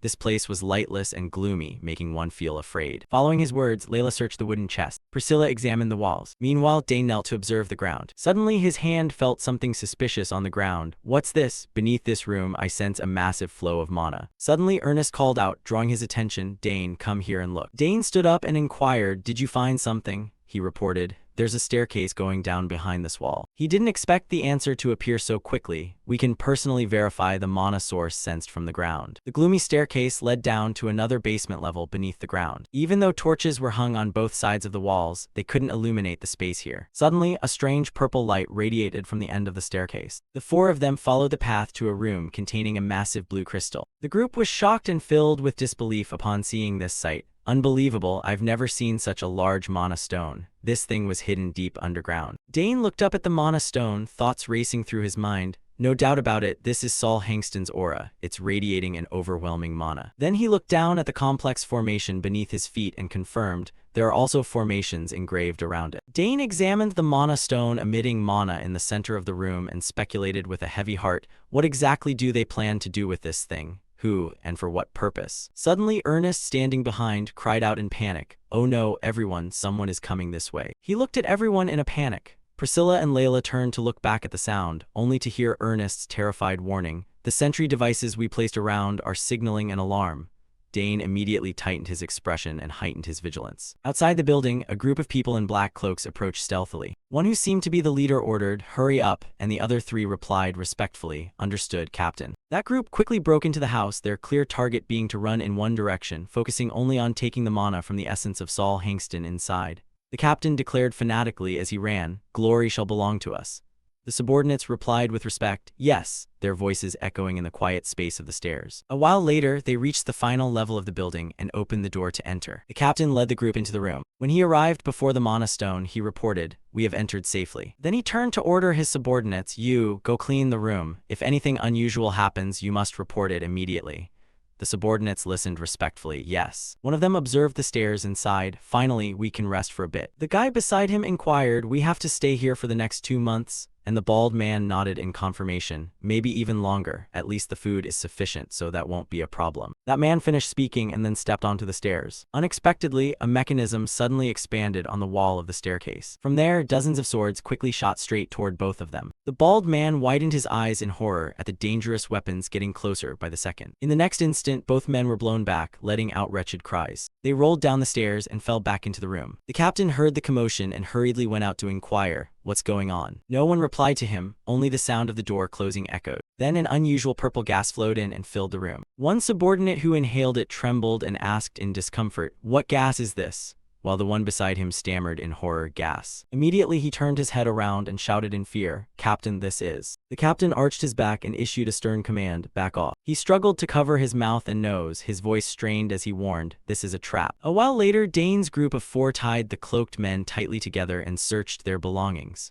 Ernest marveled in surprise, there are more things than I thought. He picked up a paper, read through it, and concluded, a notebook, while Layla added from the side, a few gold coins and all sorts of junk. She pointed out curiously, there's also something in the back pocket, as Dane stood behind, silently observing the intruders. He narrowed his eyes and thought to himself, who exactly are these people? Clearly, they were targeting Saul Hangston's mana stone. He looked at the 4 unfamiliar faces before him and guessed doubtfully, Could it be they are people from the academy, or... Suddenly, Priscilla approached Dane holding a notebook and reported, "Dane, look at these notes. They seem important, don't they?" He accepted without a moment's hesitation. "Yeah." Dane took the notebook and seriously read the information inside. It contained notes on a strange experiment. In the essence extraction phase, always maintain 2 extraction machines. When the progress reaches 60%, add another one. If the formation is damaged, stop immediately and reinforce it. Check the attached formation diagram. Dane repeated pensively, "Essence extraction, huh?" Priscilla evaluated straightforwardly. "That sounds really dangerous," and he agreed, "Yeah, extremely dangerous." Ernest also brought a long piece of paper closer for him to see. "Not only that, these guys also have a map of the continent." He asked back in shocked disbelief, "A map of the continent?" Layla opened her eyes wide in surprise and commented, "The Empire controls that extremely strictly. It's absolutely forbidden to take it out." Ernest speculated solemnly, could they be some kind of rebel group? Dane heard all this but didn't respond. He pondered silently. There are too many suspicious points. Suddenly seeing something, he widened his eyes in horror. Across from him, a strange liquid was flowing from the captain's mouth, and inside his mouth, a light was flickering. That was. Dane reached out to touch his mouth. He narrowed his eyes, his expression grave as he thought, just as I suspected. In his hand was a tiny purple tube. This is suicide poison. This reminded Dane of the knowledge his mother had taught him when he was a child. I remember learning this from Mother. He glanced at the cloaked figures, thoughts racing through his mind. This thing is used by assassin guilds or secret organizations to silence members. To prevent secrets from being leaked in an emergency, they are brainwashed to commit suicide and provided with poison. What kind of organization would do something like this? Suddenly, Priscilla discovered something else in the book. She looked at everyone and noted, "Everyone, look at this. There's a set of regulations written here." The 3 of them turned to look in surprise. Immediately after, Priscilla seriously read the content inside. For a new world. The rules echoed in the quiet room. Rule 1, security must always be put first, more important than life itself. Rule 2, we always act to change the world. The notebook was filled with dense lines of text recording cryptic rules. Rule 3, do not investigate the identities of other members. We are one, but we are also separate individuals. Rule 4. Reading to the end, Priscilla frowned and reported, "This part is the most suspicious." Dane asked doubtfully, "Suspicious?" And she clarified, "There are coordinates written here. I'm not sure of the exact location, but it's near the academy," as the mana stone in the center of the room acted as a light source helping the foresee everything clearly. At the very bottom of the page, a specific number was written. Priscilla looked at it skeptically and inquired, 34.58. Where is that? Ernest stroked his chin and replied pensively, "Wait, if it's that location." Seeing this, Dane looked at him and asked, "Ernest, do you know that place?" He replied firmly, "Yes, that's the supply transport route near the back gate." Layla blurted out in shock, "So they entered from there." Dane agreed with her thought. He looked at the group of cloaked men and analyzed calmly, "That's highly likely. There must be someone inside the academy aiding them." After he spoke, Priscilla and Layla were both rendered speechless. Dane and Ernest fell silent as well. Then he looked at the massive mana stone and spoke slowly, breaking the heavy atmosphere. "A secret organization trying to extract Saul Hangston's essence. What do they plan to do with it?" Finally, the 4 agreed to return. "We decided to leave quickly." The path of the staircase remained silent, flickering with purple light as if no one had ever been there. In the room, a pitch-black circle was sucking up all the intruders' belongings. Everything was gathered into the subspace for investigation. Once finished, the 4 looked at the assassins and reached a decision, agreeing to report to the academy leadership and the guards. However, before leaving, Dane looked at the mana stone and suggested, "And yet, it would be such a waste to return empty-handed like this." The 3 of them cried out in sudden confusion, "What?" He narrowed his eyes and stared intently at the stone block. Then Dane made a bold request, "Let's take this mana stone with us." He looked at the mana stone emitting a faint light and thought to himself, "If we leave it, it will just fall back into their hands. Rather than letting unknown people use it for some plot, it's better if we take it ourselves." On the wall, the purple glow still stilly shone. Suddenly, frantic calls rang out in the room. "Captain, wake up. This is bad, Captain." The captain woke up at the sound and questioned dazedly, "My head, what is all this noise?" A subordinate looked at the crystal block and reported in horror, The mana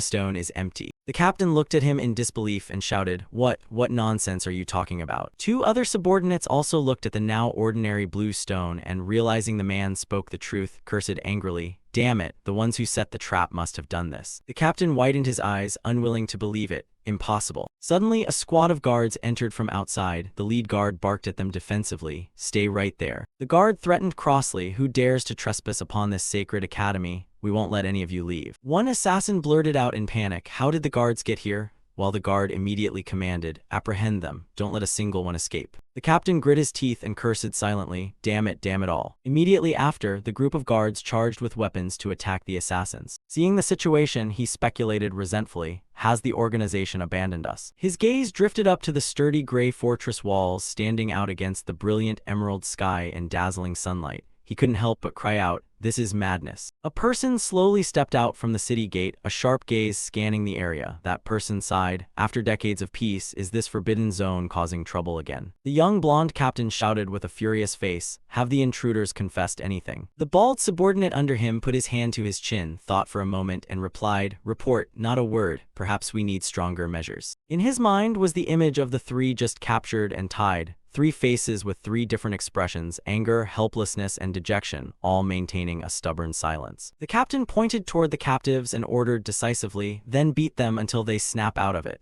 Once the preliminary investigation is complete, move them to the interrogation room." The bald man replied immediately, "Understood, sir." He narrowed his eyes in deep thought. This incident was grave. Despite doubling security, 5 intruders still slipped through. He watched the soldiers passing back and forth before him with suspicion, a sense of unease rising in his heart. "I'll definitely be punished, and I might even lose my position." Suddenly, a soldier came running in a hurry. "Captain," he reported, "an investigator from the magic department has arrived." The captain was utterly surprised already. He rubbed his forehead with the back of his hand, looking annoyed and incredibly worried. "Damn it, I didn't expect that lazy professor to come all the way here personally." From inside the base, an astonished, questioning voice rang out, "Meaning you heard noises in this building, found the mana barrier gone, and then saw the intruders inside?" The captain affirmed immediately, "Yes, sir." Dinabo found it puzzling. Strange, Saul Hangston's mana barrier isn't that easily broken. He glanced toward the tied-up men, wondering how they were capable of doing that yet were captured so easily. The captain closed his eyes slightly, a look of dejection clearly visible. "I don't understand it either." He brought over a book and said in a confused tone, "By the way, we found this among their belongings. Would you like to take a look, sir?" Dinabo was surprised. A book. He reached out to take the thick blue book, sensing the cold magic energy emanating from it. Dinabo opened it carefully, turning each page slowly. After a thorough examination, he announced with a serious expression, "It's sealed with magic. Only authorized personnel can open it, but someone forcibly broke the seal." The captain was shocked. "What? How is that possible?" Dinabo tucked the book inside his jacket with a determined look. "I'll take this back for further investigation. There might be other hidden spells on it." The captain gave an embarrassed laugh, trying to remain composed. "Of course. I only glanced at it, but they seem to belong to some secret organization." Dinabo frowned, his gaze turning sharp. "A secret organization, huh?" The captain added. "We also found a massive mana stone in the basement. It's taller than a grown man." Dinabo wondered, a mana stone, but the basement was supposed to be empty. The captain was also suspicious. "We find it strange too, why a massive mana stone would be located in a forbidden zone." Dinabo parted his lips slightly, reflecting for a moment, his mind quickly connecting all the unusual details. Finally, he decided to order, "Lead me there, I want to see for myself." At the academy fountain, many students were actively discussing the latest topic. "Did you hear? More trouble in the forbidden zone. The guards are running all over the place. Why have there been so many incidents lately? It feels so unsettling." Priscilla, standing on the porch, was troubled by what she heard. "Good lord, that place has been in an uproar since the chaos yesterday." Knowing her current mood was quite unpleasant, Dane smiled and changed the subject. "Priscilla, did you find anything?" Sure enough, she turned her attention elsewhere. "Yes, I heard the magic department squad captured them. Even Professor Dinabo came personally." Ernest said solemnly, "If the professor came himself, then this case must be serious." Layla also scratched her neck awkwardly. "We really did cause a huge mess." "This news has already hit the Daily Academy newspaper. Wanna see?" At that, Ernest lost his composure. "What, that fast? Talk about walls having ears." The information in the newspaper stated clearly, "Forbidden zone infiltrated. 5 strangers being interrogated by magic department. Guard captain, I take full responsibility." While everyone was focused on the paper, Dane stood behind them thinking, if Professor Dinabo appeared personally, then he definitely recognized the severity of the matter. He thought for a moment, then spoke up, "But if the magic department is handling it, it should be fine." Priscilla replied with a dejected sigh, "Yeah, they're notoriously ruthless. They'll use every kind of spell to interrogate them." Layla asked tremulously in fear, "But will they find us?" In contrast to her, Ernest comforted her optimistically. "Come on, calm down, we wiped all our tracks." He also comforted the young lady. "Actually, the academy should thank us. If not for us, those intruders wouldn't have been caught." Dane replied with defeat. "What kind of logic is that?" Seeing them chatting happily like that, Dane smiled, nodded, and said softly, "Don't worry, they fell into the trap without even knowing we were there. For now, let's just stay under the radar for a while." Then he turned to ask his friend, Ernest, "Did you bring their belongings?" The other man was momentarily startled before answering, "Ah, yes, here are the analysis results. Take a look." The whole group shared a single thought: who knows, by following their trail, they were all expectant of something. We might find another treasure like Saul Hangston's essence. A few days later, the academy fell into chaos once again. A troop of cavalry stood on the grounds looking quite majestic. This time it was due to the appearance of the Royal Investigation Team. They marched in with a thunderous sound. Flags bearing the royal emblem fluttered in the air. Everyone else stood by watching. The royalty rarely set foot in the academy, yet now they arrived with dozens of people and fluttering banners, truly unprecedented. Under the sweltering sky, no one uttered a word. In a certain place, in the basement, a man dressed as a knight looking rather sturdy blurted out, "Strange." He frowned and continued, "The St. Amer Temple had an intruder who left no trace, and now strangers are found hiding in Saul Hangston's lab." This man was the commander of the 4th Royal Knights, Delphian. Someone nodded in agreement. "This is indeed strange. We've followed the leads, but there are still no clear results." He glanced at the person and asked in a low voice, "What about the barrier?" Facing pressure from someone of high status, the girl holding the paper stepped forward hesitantly and replied, "Yes, we are still investigating, but so far there have been no clear signs." Hearing this, Delphian walked away in frustration. How troublesome, especially since this is one of Saul Hangston's designs. Then he raised his head. He asked cautiously, "What do you think of this, Your Highness, 3rd Prince Edward Dantora?" He didn't expect to be questioned, so he looked away in confusion and stammered, "I haven't thought of anything yet." Seeing this, Delphian grew even more irritated and sighed, "I understand, Your Highness." Dinabo only now noticed the presence of this person and was utterly terrified. "Wait, the 3rd Prince himself is here. Why would he come here personally?" Edward closed his eyes to sense the surrounding. In a moment of silence, he gradually realized something mysterious. Is this a trace of the barrier being melted? It's hard to tell, but there's something unusual about the surface. Now the 3rd Prince no longer looked flustered and instead folded his arms seriously. It's as if it was dissolved and then put back together. He pursed his lips and praised silently, "The person who broke it is truly impressive." Saul Hangston's barrier was created to last for centuries. Until now, no one had ever broken it. Hearing that, Delphian leading the way nodded, "Yes, a perfect steel fortress, never before pierced, and now it has been broken." Edward uttered terrifying news but remained perfectly calm. That means even the royal barrier can be infiltrated. Suddenly his eyes went wide. His body felt a pain that pierced his very core. The prince's pale face was drenched in sweat. Unable to take it anymore, Edward clutched his stomach. Seeing the strange state of his companion, Delphian spoke up worriedly, "Your Highness." He ran over and asked with a frown, "Are you in pain somewhere?" Edward lowered his head and replied calmly, "It's fine, just a normal ache." The man with the savage face advised gently, "Please, if you feel any discomfort, say so and we will return immediately. The investigation is important, but your health is more so." It was as if this prince's personality had changed. "No, I came here of my own volition." He raised his arm and waved it. "Don't worry, my arm is fine." Meanwhile, Dinabo observed from the side and thought, the prince and the knight commander appearing together, Those two were also noticing him. Perhaps we must be very cautious this time. Delphian advised, "Perhaps you should go outside and rest for a bit. If your condition worsens, please tell us immediately." He replied softly, "Yeah, I'll do that." Before leaving, he couldn't help but look back. What a piteous person, burdened with the reputation of the useless prince, and now even his hand won't obey. Delphian frowned slightly. If only his highness had been born with a healthy body. At this moment, the figure of the prince just stood there alone in silence. However, as soon as he left, he showed a look of annoyance. "Damn it, there's always something obstructing me." Looking at his surroundings, he thought, but now isn't the time for hesitation. I need more clues, I have to find them myself. Edward began to walk. They told me to stay put, but... He closed his eyes and thought, sorry about that, Delphian. Over here, he asked his subordinate, is there really no trace at all? You said it was around 5 a.m. Dinabo replied, yes, just before sunrise, that's when it happened. Delphian asked further, what about the mana detection spell? Nothing was detected, sir. Hearing that, he grew tense. Everything was a mess. Just then, someone ran up from the distance to announce, Captain, bad news, His Highness has disappeared. Delphian was panicked. What? Impossible, he was just here. The man recounted in confusion. It happened when the guards let their guard down for a moment. He heard this and widened his eyes in fear. You fools. Immediately, Delphian told those around him to cease all other activities. Stop the investigation and find His Highness immediately. The others also shouted solemnly, understood. He was constantly worrying. His body was already weak, and yet, why? Meanwhile, Edward was running through the forest nonstop. His pace was quick. I must make progress on this investigation at any cost. Edward looked ahead with determination, so that this time, Father will have to notice me. Even if I have no talent, I will prove myself through effort. He told himself, I can't be the useless prince forever. The scene shifts to another location, Bonia Forest. Layla stands with her arms crossed, reminding him, Ernest, that posture isn't stable, try again.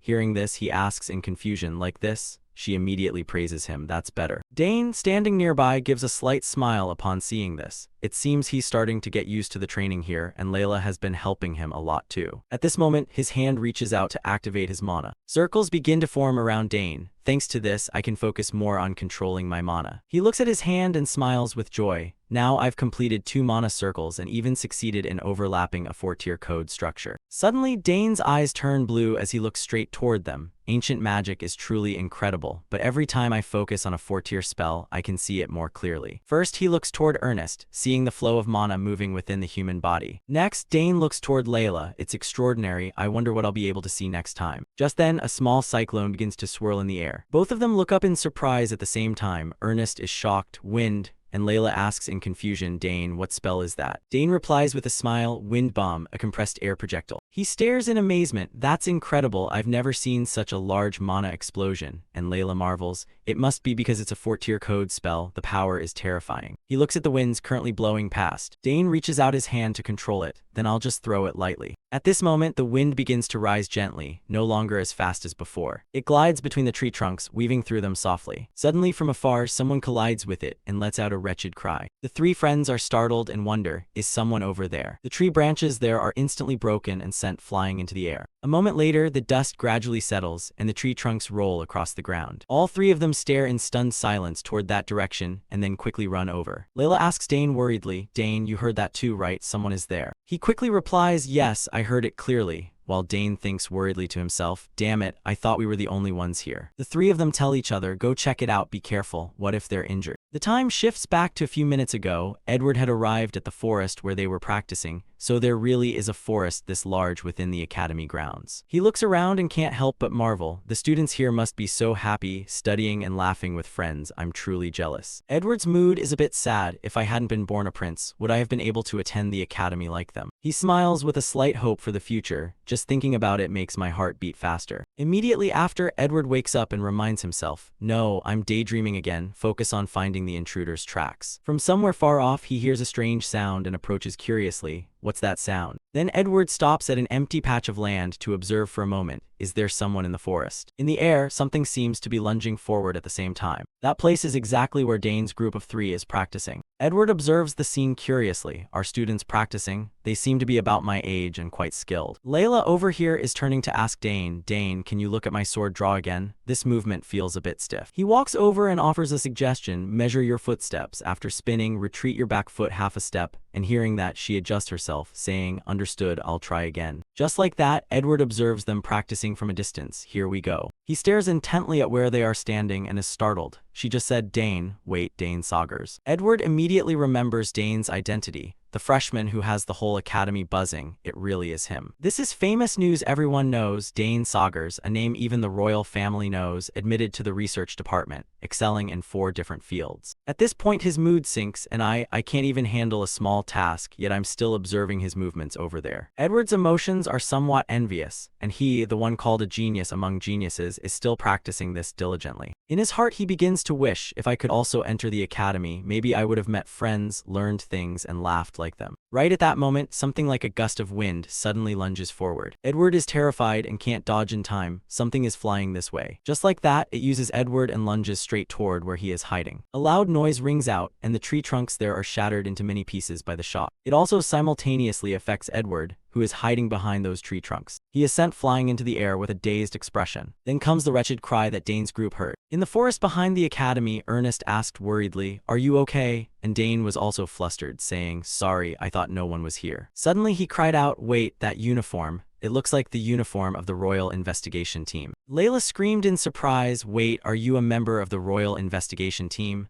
But he quickly stopped her. No, Layla, that person is probably. Dane keenly realized, yes, that is a Royal Investigation Team uniform, and that red hair, it's a royal hairstyle. Ernest speculated, could it be that you are truly royalty? As soon as those words were out, he fell silent, while Layla beside him burst into tears. Only then did the person respond, starting to stand up. Then he barked, you fools. Dane quickly knelt. I am Dane Saugers, eldest son of Count Saugers. Greetings, your highness the prince. He immediately confessed, I am deeply sorry, your highness. I have committed a grave offense. Ernest was equally panicked. I am Ernest Dillon, eldest son of Baron Dillon, a freshman in the exploration department. while Layla trembled. Layla Thermion, eldest daughter of Duke Thermion, a freshman in the swordsmanship department.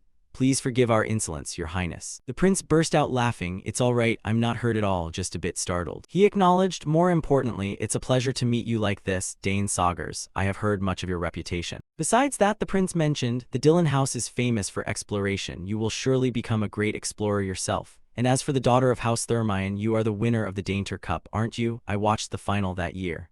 Layla replied awkwardly, yes, it is truly an honor, your highness. He dismissed the formalities. All right, enough with the introductions, you may all rise. They replied respectfully, yes, your highness. Ernest expressed, I am truly relieved to know you aren't injured, but why would your highness come to such a secluded place? This spot is so remote that even academy students rarely visit, which is exactly why it's perfect for training. Now it was the prince's turn to be embarrassed. Actually, I came with the royal investigation team to inspect the academy, but I went for a walk alone and got lost. He proactively brought it up. You know about the strange incidents happening in Saul Hangston's building, right? We are investigating that, but we haven't found any clues yet. It's quite frustrating. They asked curiously, did you come specifically to investigate? They revealed, we also discovered a few strange things, but it's hard to say for certain. Dane thought to himself, they found something. A normal person likely wouldn't have noticed, but they don't seem very confident either. Ernest speculated, so that strange phenomenon was discovered by your highness yourself. He hesitated. You could put it that way. Ernest and Layla whispered, damn, everything is related to us. If we're caught, we're toast. Meanwhile, he just stood there silently observing. Dane evaluated silently. Unlike the first two princes, the third prince is around our age. I heard he is just an ordinary person with no special talents. Internally, he was suspicious. That's strange. We scattered anti-tracking powder around here very carefully, yet he still found us. Furthermore, he noticed a strange phenomenon that others couldn't. There's no way he's an ordinary person. Dane speculated, could it be that he is hiding some kind of special ability? The prince repeated, honestly, I just got lost and ended up here. This academy is quite complex. They tried to see him off. Then your highness should return soon. The investigation team must be looking for you everywhere. They are likely lost too, as this is their first time at this academy. He was flustered. The campus is so vast. However, he found an excuse. While I'm still here, I want to hear from you. What is life at the academy like? Ernest and Layla were surprised by his friendliness. Our story, your highness. He thought to himself, even if he is a prince, he is still just a teenager. He has lived for so long confined in a palace, so it's understandable he's curious about normal life. He asked, so what were you doing just now, practicing? They replied, yes, since this place is quiet, we often use it for training. Despite that, Dane was still suspicious. But there's something very strange. This prince makes me feel suffocated, as if a flow of mana is tightening around me. He wondered, can mana flow in this way? Perhaps I should observe a bit more closely. At the same time, in another part of the academy, it was noisy. What about that spot? Not here, damn it, move to the next building. The students gossiped, that's the royal investigation team. Is something happening? It looks like they're searching for something. They whispered to each other, did they catch the culprit? No way, if they had, the Magic Legion would be here, not the investigation team. The atmosphere is so tense. They called out anxiously, your highness. The captain was terrified, damn it, not here either. Where on earth has he gone? He thought to himself, we don't even know who is involved in this or what power the mastermind has. If the prince, with his hand still unhealed, runs into trouble while alone, being dismissed would be the least of my worries compared to something happening to him. Right then, a subordinate ran up to report, Captain, there's a witness. A person wearing a gold-trimmed cloak was seen heading toward the forest outside the academy. The captain found hope, really. Bring the witness here immediately. He immediately issued orders, all units advance to the forest outside the academy. The top priority is ensuring His Highness's safety. The subordinates replied in unison, yes, sir. He wondered, the forest, why would he think to go to a place like that? A suspicion rose in his heart, don't tell me, he discovered something. During that time, the prince confided in them, it's truly enviable. If only I hadn't been born into the royal family, maybe I could have lived like a normal person, not bound by a prince's responsibilities. Perhaps the gods truly despise me. Dane hesitated, your highness, if I may, I would like to ask one thing. He asked curiously, what is it, Dane Saugers, speak. Given permission, he spoke, is your hand currently in a lot of pain? Just a normal question, but it made the prince panic. He thought in shock, no, how could you know? Layla looked at Dane with total confusion. His Highness's hand, why would it? The prince quickly tried to hide it. You must be mistaken. Dane was suspicious, really, but from what I see. Layla grumbled, Dane, what are you talking about? Across from him, the prince stared at Dane, worried he would press the issue. That attitude left Dane in a dilemma. After a moment of consideration, he let it go. If you don't want to talk about it, that's fine. I intend to forget everything I've seen and heard today anyway. The prince thought to himself, this guy, did he really notice the condition of my hand? Layla grumbled, Dane, what are you saying to His Highness? This guy Dane says some strange things sometimes. Please overlook it, your highness.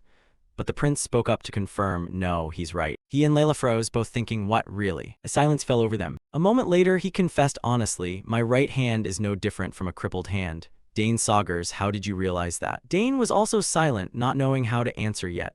Then he revealed, to be precise, I didn't see the condition of the hand itself, but I saw the flow of mana toward your hand being blocked. The prince was dazed. What? You can see the flow of mana with your eyes. He explained, it's an ability I gained after an artifact luckily merged with my body. Simultaneously, he thought to himself, actually, it's due to ancient mana, but I can't tell the truth. The prince was surprised, an incredible ability, so you can discover the true cause. Dane replied immediately, no, I can't see the underlying cause, but at least right now I can tell the reason you're feeling pain. The primary cause is that the mana flow that should be going down into the hand is blocked at the wrist and overflowing backward.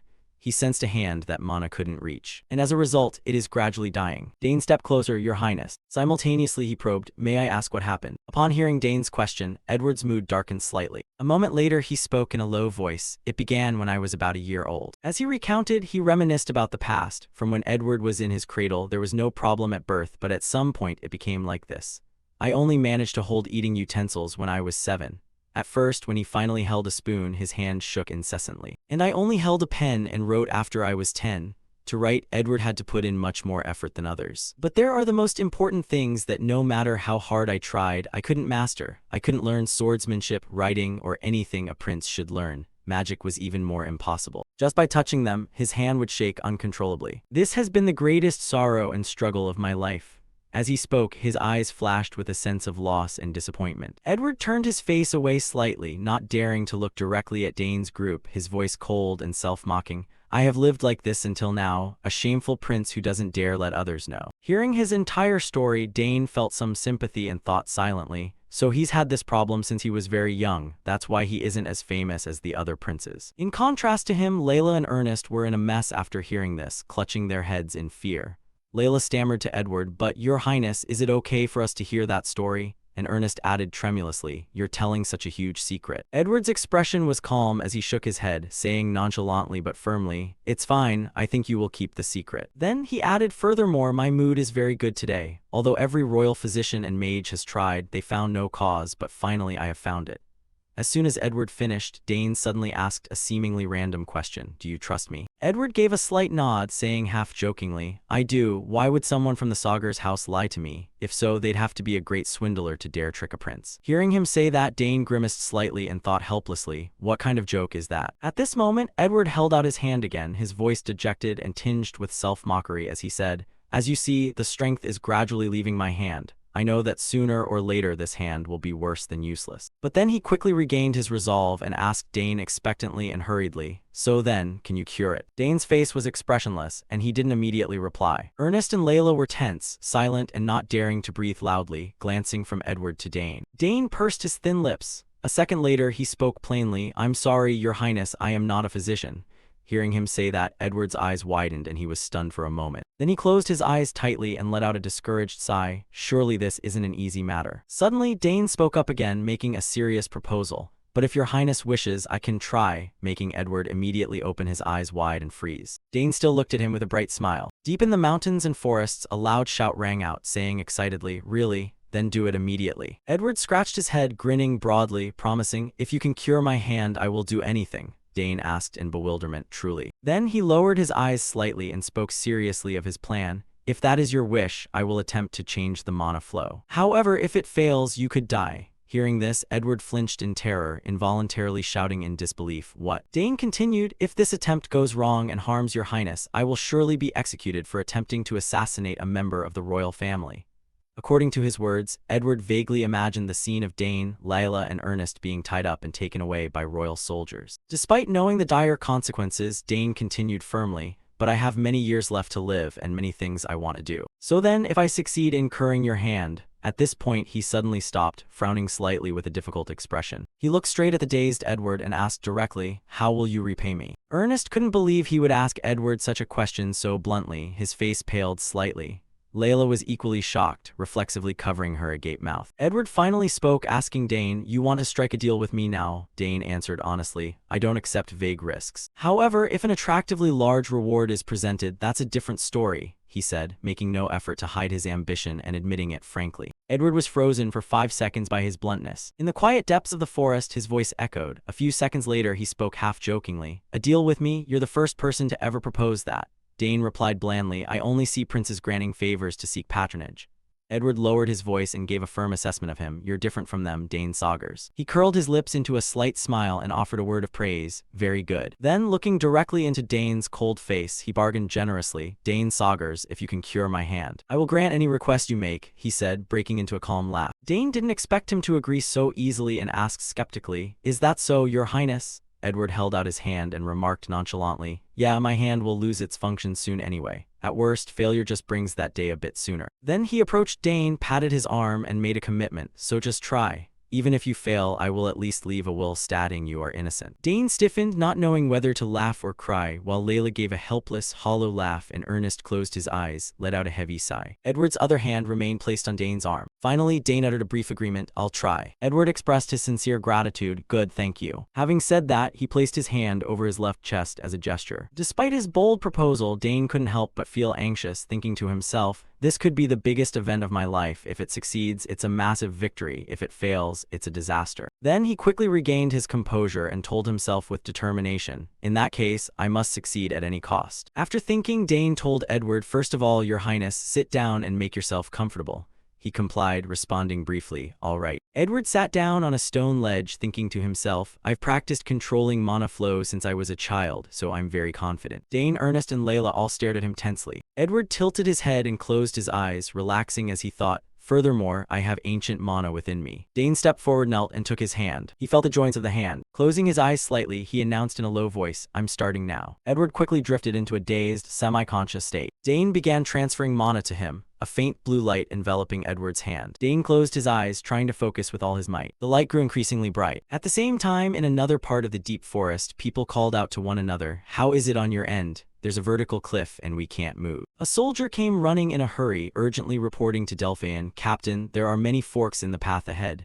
He let out a grave sigh. "Damn it, I don't have enough forces to split up here." Suddenly, Delphian sensed something and turned around alertly. Looking into the bushes and the forks in the road, he thought in bewilderment, "Impossible, what is this sensation?" He suddenly raised his hand high. Then he ordered the soldiers, "Everyone hide yourselves." All the soldiers drew their swords simultaneously. They gripped their swords tightly as Delphian commanded, "Move as quietly as possible." A soldier glided forward softly and quickly. Following him were rows of other soldiers. They acted as quietly as they could, not daring to make a loud noise. Reaching their destination, they stopped. Delphian gripped his sword firmly and marched forward aggressively. Meanwhile, Dane was still holding Edward's hand and casting magic. Layla and Ernest beside them only dared to watch, not daring to make a sound or a stir that might interfere. Suddenly, a strange noise interrupted, and Dane and Edward squinted their eyes open. Layla and Ernest followed suit, turning to look tensely. Delphian led the troop, his face grim as he coldly questioned Dane, Layla, and Ernest. "You bastards, how dare you do this to His Highness?" Suddenly, a man lunged toward Dane's group. "You bastards, what do you think you're doing?" He glared fiercely at them, holding his sword high. Layla shrieked in fear, "The knights are surrounding us." Dane also panicked, thinking to himself, "Damn, they're closing in, I need to explain." With that thought, he reached out his hand to cast magic. Meanwhile, the man had lunged forward with his sharp sword. "How dare you touch His Highness?"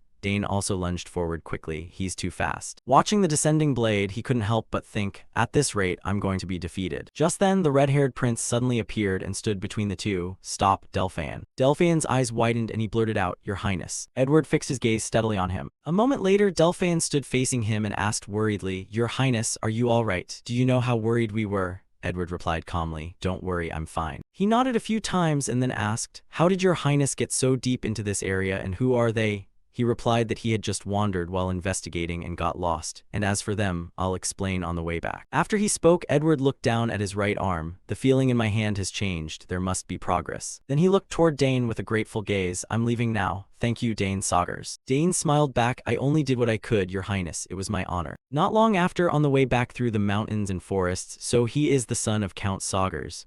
"Yes, he is my benefactor." Hearing this, Delphian couldn't help but ask, "Your benefactor?" Edward looked at him and said suggestively, "He has been something incredibly precious to me." Then he asked, "So tell me, what gift should I give them in return?" Delphian was puzzled. "A gift? What do you mean, Your Highness?" thinking to himself, they may be children of noble houses, but you only met them today. Edward suddenly stroked his chin in thought, ordinary gifts probably won't suffice, I want to give them something truly valuable. As soon as he finished speaking, he parted his lips and blurted something out instinctively, as if he had remembered something. Edward smiled at Delphian. Well, what about that item? He leaned close to his ear and whispered in a low voice. After hearing it, Delphian's eyes bulged and he exclaimed, Your Highness, even so. Edward gave a mischievous smile. Would it fit? While the other man asked worriedly, Isn't it a bit much? Realizing that the prince was simply so happy just to make friends. He smiled and continued, Compared to what Dane did for me, this item isn't excessive. Send a messenger to the palace to bring everything immediately. Delphian helplessly accepted the order. Understood. Once everything was settled, Edward hummed happily as he walked ahead. Delphian stood behind watching and suddenly thought to himself, Come to think of it, this isn't bad. The figures of Dane's group of 3 immediately appeared. Those are the children of Count Saugers and Duke Thermion. Thanks to this, the relationship between the royal family and the great noble houses can grow stronger. He also added silently, It will also be a great support for His Highness. Under the blazing sun shining on the tiled roofs of the royal palace, a week later, we were invited to the royal palace, specifically the reception room of the annex. Edward sat in the center of the room and spoke up, My hand is better, there are no side effects. Thank you, Dane. Dane bowed slightly and replied, That is a relief, Your Highness. After speaking, he gestured to the side and said, Please sit. Once everyone was seated, Edward spoke again, I have prepared a little something to show my gratitude. Please accept it.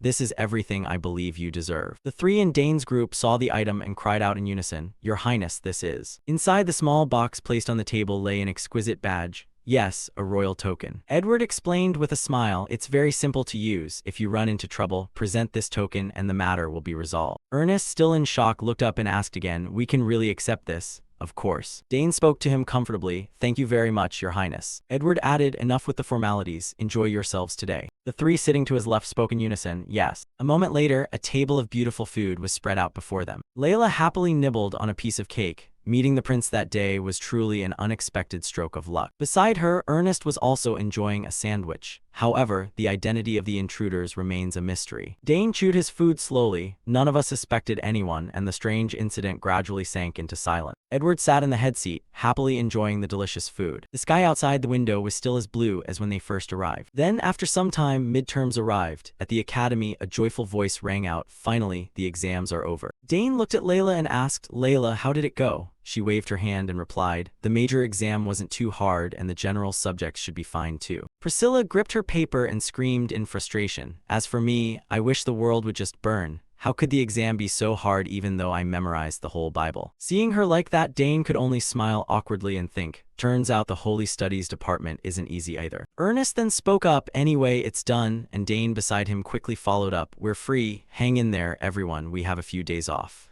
What does everyone plan to do? Ernest grinned and replied, I'm thinking of joining that bodybuilding club, the one that focuses on physical training. What, you, Ernest? Priscilla stroked her chin and eyed him up and down. It seems you've realized your weakness after those combat simulations. You know what you have to do. Ernest replied confidently, Exactly, just wait and see the results. The blonde girl added a warning, Don't get hurt. Following that, Layla suddenly gave a slight smile and spoke up, I think I'll go home for a bit. My mother has wanted to see me for a long time. Having said that, she looked at Dane. What about you, Dane? He hesitated for a moment then replied, I'll probably spend time in the library studying more.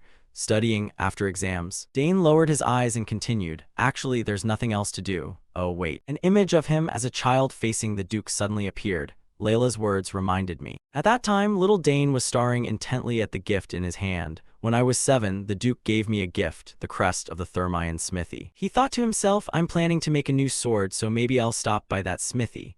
Meanwhile, Layla and Priscilla both marveled. It's been a long time since we heard you mention that. You really are a hardworking person. Under the blue sky, Dane suddenly spoke up. Actually, Layla, I'll go with you. To my house, sure, but why so sudden? He rubbed the back of his neck and said, I just thought I'd like to see what your family's smithy looks like.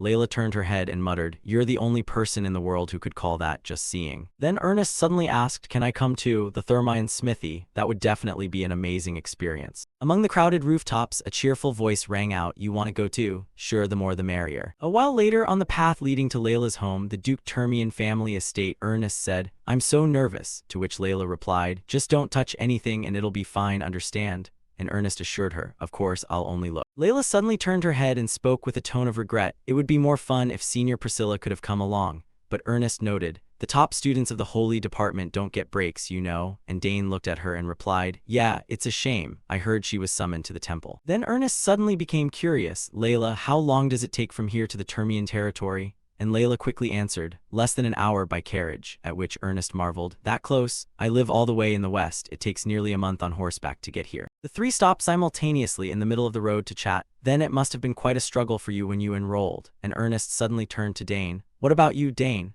To which he replied, "It only took me 1 day to get here. My house has a teleportation gate," making Layla scream in surprise. "A teleportation gate?" She turned around with her hands on her hips in disbelief. "You really used that to get here in 1 day?" And Dane admitted without hesitation, "Yeah, didn't I mention it? This is the first I've heard of it." Layla suddenly remembered a certain pair of prominent blonde heads. "Well, that makes sense. I guess your sisters used that gate too, right? They help you a lot with your studies at the academy. I'm truly jealous." She walked a few steps forward and sighed, "I wonder how my brothers are doing these days." Dane and Ernest stood behind, watching pensively. Come to think of it, she had never said anything about her siblings before. One of the two suddenly asked, "Layla, what are your siblings like?" The weather today was truly beautiful for returning home, Layla chatted as she walked. "My eldest brother was really kind before he left for the East. He used to play with me every day." She mentioned each person with a different expression, "And my second brother just loves to tease me. Sometimes he really makes me mad." While Dane listened with a smile and marveled, "It seems she's very much loved by her brothers." Ernest, listening from the side, asked curiously, "Does your second brother also live in the mansion?" And Layla shook her head with a grimace. "No, he's the type who's a bit too free-spirited." Even she, as his sister, didn't understand the reason. "One day, he just up and left home and no one knows where he is now.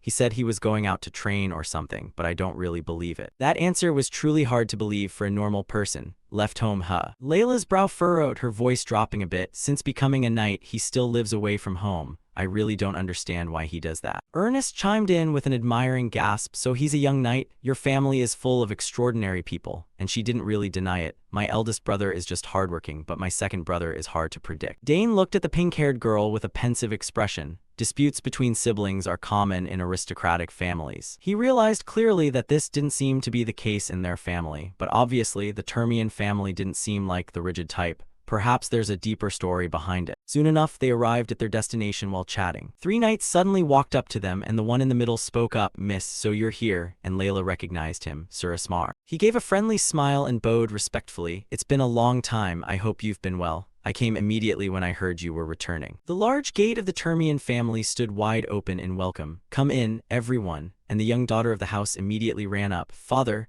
and her father welcomed her happily, "You've grown taller since the last time I saw you. How is life at the academy?" She excitedly bragged to her parent, "It's great. I've been studying hard. When you see my grades, you'll be surprised." And the Duke gave a sincere laugh. "Ha ha, I look forward to it." Then he turned his gaze toward the other guests, "And look who's here, Dane." Dane stepped forward with a smile and bowed to him. "Duke, it's been a while. It's a pleasure to see you again." And the Duke evaluated him. "You look much tougher than before." Ernest spoke up shyly to introduce himself. "It is truly an honor to meet you, Duke. I am Ernest Dillon." It seemed he remembered well what his daughter had written in her letters. "So you're the friend Layla often mentions in her letters. Our family also has several artifacts discovered by the Dillon house. Layla, your friend is quite talented." To praise her friend was also to praise her. "Of course, he's my friend." The Duke turned to urge everyone inside, "Don't just stand outside, come on in. We've prepared a small party to welcome you all." And hearing that, the three replied in unison, "Really? Thank you so much, sir." With Layla's eyes sparkling with excitement, he turned to lead the way. "Follow me." Dane smiled and curiously brought up a subject with the girl. "I really liked your family's tarts last time. Can I have them again?"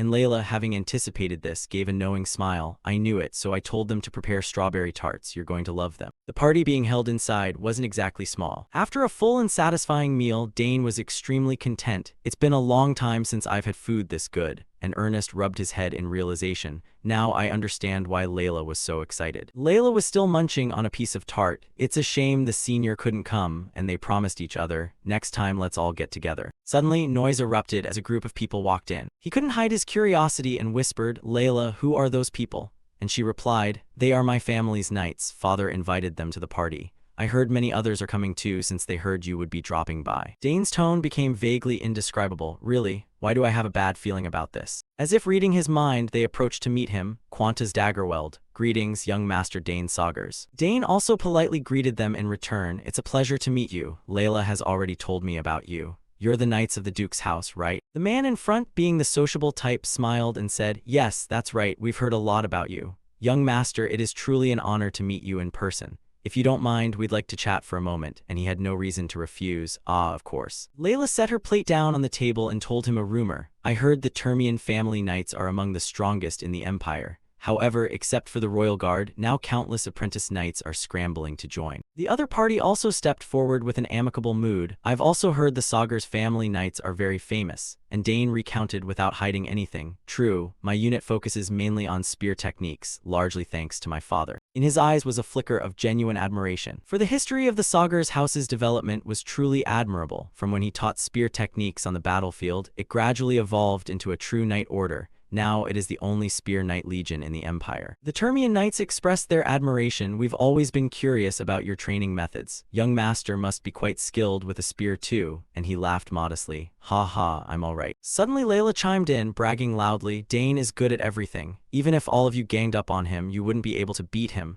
And the leader looked shocked upon hearing that. "Is that true, miss?" The others also found it truly hard to believe, "Even if we all attacked together." "No way," and Dane felt something was wrong. "Layla, don't say things like that." Then they stood in a straight line and said solemnly, "Well then, young Master Dane." They bowed simultaneously and issued a challenge. "We officially challenge you to a friendly match. Please give us some pointers." Dane's face showed hesitation as he didn't answer immediately. "Wait, a match right here? Why does my bad intuition turn out to be right every time?" Layla's face was calm and unconcerned as she reassured him. "It's fine, it'll be okay. Show them what you can do, Dane." He turned to look at the expectant faces of the knights. Currently, he was forced into a reluctant agreement. "If that's what you want, I accept." They immediately set off for the training grounds. The Termian knights were almost the best team, just like the rumors said. Dane had to fight 5 people at once by himself. Even so, his ability to control the spear in his hand remained fluid. Furthermore, his movement speed was very flexible, darting back and forth. His posture remained steady without any sign of fatigue. His face was intensely focused, radiating a presence beyond his years. The audience consisted of only 3 people, the Duke and the 2 friends. Nevertheless, the Duke watched the match with a face full of amazement. Dane's footsteps were steady on the ground. From the beginning, he hadn't taken a single hit. The spear in his hand knocked the swords out of the knights' hands. One by one, those who lost their weapons became the losers. The final sword was sent flying high into the air. Victory was completely decided, leaving them all in a state of shock. Dane calmly planted his spear into the ground. His face was completely triumphant as the result was fully settled. It was as if a brilliant aura was radiating from his face. After a moment of being dazed, the Duke finally announced, "Victory goes to young Master Dane. That was a truly impressive match." Layla exclaimed regarding the victory prize the Duke gave him. "Oh, father gave you a gift." And he nodded. "Yeah, some books written in an ancient language," and she nodded with certainty.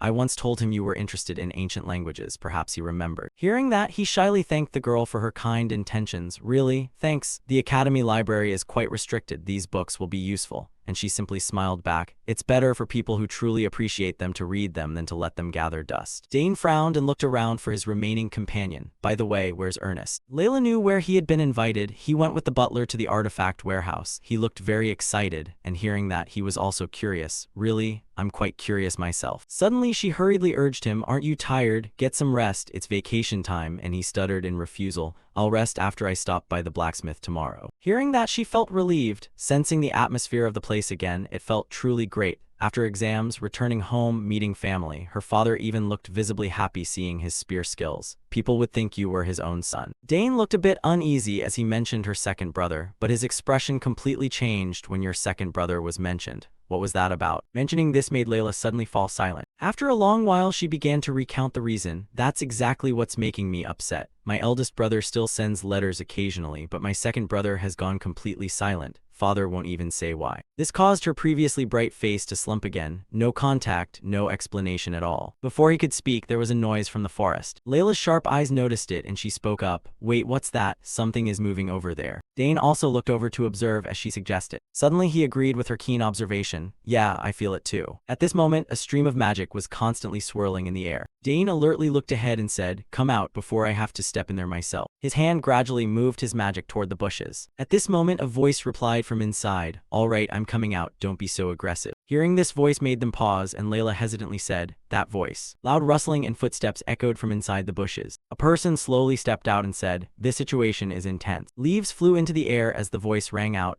I was just watching my little sister with a strange guy. Then a man stepped out from the bushes to face them. He smiled and greeted her. It's been a while, my little sister. This person being Delward Termian, the second son of Duke Termian. Dane saw him and frowned, saying, "Don't tell me this is." He was startled, looking at the person carrying a sack over his shoulder. He's her brother. A moment later, Layla immediately began hitting Delward incessantly in anger. "Oh my god, I've been so worried about you. How could you be like this? Not once, not even once did you contact me." And he just held his head and said, "I'm sorry, Layla, that hurts." She didn't stop but shouted angrily, "You've gone too far. I've waited years for news of you. Even my eldest brother wrote home, but what about you?" Delward looked up with an awkward smile. "Ow, you've got a strong hand. Seems like you've been practicing hard." Layla didn't let him change the subject and kept hitting him. "Yeah, I've gotten stronger. Let's see if you can take it today." While Dane beside them was also worried. "That's enough, Layla." At this moment, his hand reached out toward her. Delward suddenly pulled Layla into a hug to stop her actions. He gave a gentle smile and said softly, "I'm sorry, Layla. I never forgot my family." Delward's words were full of sincerity. "I have my own reasons." He added, "I'm sorry for leaving you alone all this time." Delward comforted her gently. "I'll tell you everything, so please calm down." At this, she finally asked with tears in her eyes, "Really? So it wasn't because you didn't want to see the family?" He immediately affirmed, "Of course not, Layla. I never forgot my family, not even for a second," words that deeply moved Dane. Afterward, Delward gently let go of Layla. Then she stood tall and asked, "Then tell me, where have you been and what have you been doing all this time?" He folded his arms and spoke up as a reminder, "First of all, could you give us some private space?" Unexpectedly, Delward quickly ran over and put his arm around Dane's shoulder. "No, Dane will listen with you. He knows how to keep a secret, don't worry." She looked straight at Delward and affirmed, "Just say it." While he beside her also added in confusion, "Layla, it's fine." Delward looked toward Dane and couldn't help but evaluate him before speaking. He knew who he was. "You're Dane Saugers, right? I've heard a lot about you. They say an outstanding student just entered the academy." Delward assessed his appearance. "I see that prominent silver hair. Turns out you're my sister's friend." At this point, he reconsidered. "Besides, our families are quite close." So Delward rubbed his head and said, "All right, I understand. You look trustworthy, Dane. This is a family matter, so don't tell anyone outside." He immediately spoke up in affirmation. "Yes, I swear on my family's honor." Delward looked at Dane and frowned. "Good, let's move somewhere else." They went to a more deserted spot and Delward sat on a chair and said, "Actually, all this time I've been in the Drenic Empire." Hearing this, he was startled and cried out, "The Drenic Empire?" And Layla also worriedly asked, "What? Why did you go to such a dangerous place?" He frowned and replied, "I went to find a cure for Mother." Delward continued, "She has been bedridden for too long. Since I was young, I've searched everywhere following clues about that illness." He had traveled all over until finally, those clues led to the Drenic Empire. Despite hearing that, Layla was still angry. "Even so, you sneaked into enemy territory?" Dane felt worried in his heart too. "Yeah, that really is serious." She continued angrily, "You could have told everyone and gone searching together. Why did you have to go alone?" Delward smiled and replied, "At that time I had no choice. I had a chance to infiltrate the Empire, but I didn't want to put my family in danger. At least I returned safely. See, I'm fine." Hearing this, Layla lost her cool and wanted to lunge forward to punch him. "What are you talking about?" But Dane hurriedly stopped her. "Layla, let's listen to him a bit more." At this, she finally calmed down and said, "Fine, then why are you only returning now?" Delward's face looked sad as he looked down, seemingly having something on his mind. He continued, "Actually, I found the necessary ingredients for the cure, but those materials aren't in the Empire, so I came back here." She heard this and was puzzled. "If they aren't there, does that mean they're in the Altian Empire?" And he replied, "Yes, for now I only have a few clues, but I'll still take it step by step." Delward lowered his voice slightly. "I also discovered something in the Drenic Empire." His expression turned grave. "What Mother is suffering from isn't an illness, it's a curse." The two were stunned in shock. "A curse?" He continued to explain, "Right, strength fading away, limbs trembling, dizziness, and coughing up blood. And then purple marks appearing on the back. Everything matches the symptoms of a curse perfectly." These words were like a bolt from the blue to Layla. She whispered, "Good heavens." Layla muttered, repeating those words, "Mother's illness is a curse." He nodded silently as if in affirmation. Then Delward said, "At first I didn't believe it. A curse can't just appear naturally, which means someone deliberately cursed Mother." She found it hard to understand who would do such a thing, and Delward replied, "I'm not sure who bears a grudge against us. Honestly, our family has quite a few enemies." At this point, he held her shoulders. "Layla, we can find the mastermind later. The important thing now is to break the curse." By now she had tears in her eyes and asked, "Is there a way?" And he replied, "Yes." Delward gave a slight smile. "I've found both the ingredients and the ritual to perform. Most of the ingredients aren't too hard to find." He continued, "They're just expensive, but still obtainable. There's only one thing that's a problem. The most important ingredient here is the tear of Roxana." Hearing this item, she asked, What is the tear of Roxana?" And Delward replied, a legendary material said to be able to cleanse almost every existing curse. They say it's located in the Haverox Mountains between the two empires. The two were shocked by the location, the Haverox Mountains, and he replied, yes, rumors say it's in a ruin guarded by an ancient creature. Hearing these words, Dane couldn't help but reconsider something in his heart. He remembered that location, ancient ruins. This whole thing smelled suspicious. Delward affirmed, Layla, I'm going to find it. I know it's dangerous, but there's no other way. She heard this and worried, what, you're going alone? What about the Termian Knights? And he replied, I'm as strong as someone with 5 cores now, well, 4 to be exact. Delward added, more importantly, if the Knights march there, it could start a war between the two empires again, so it's safest for me to go alone.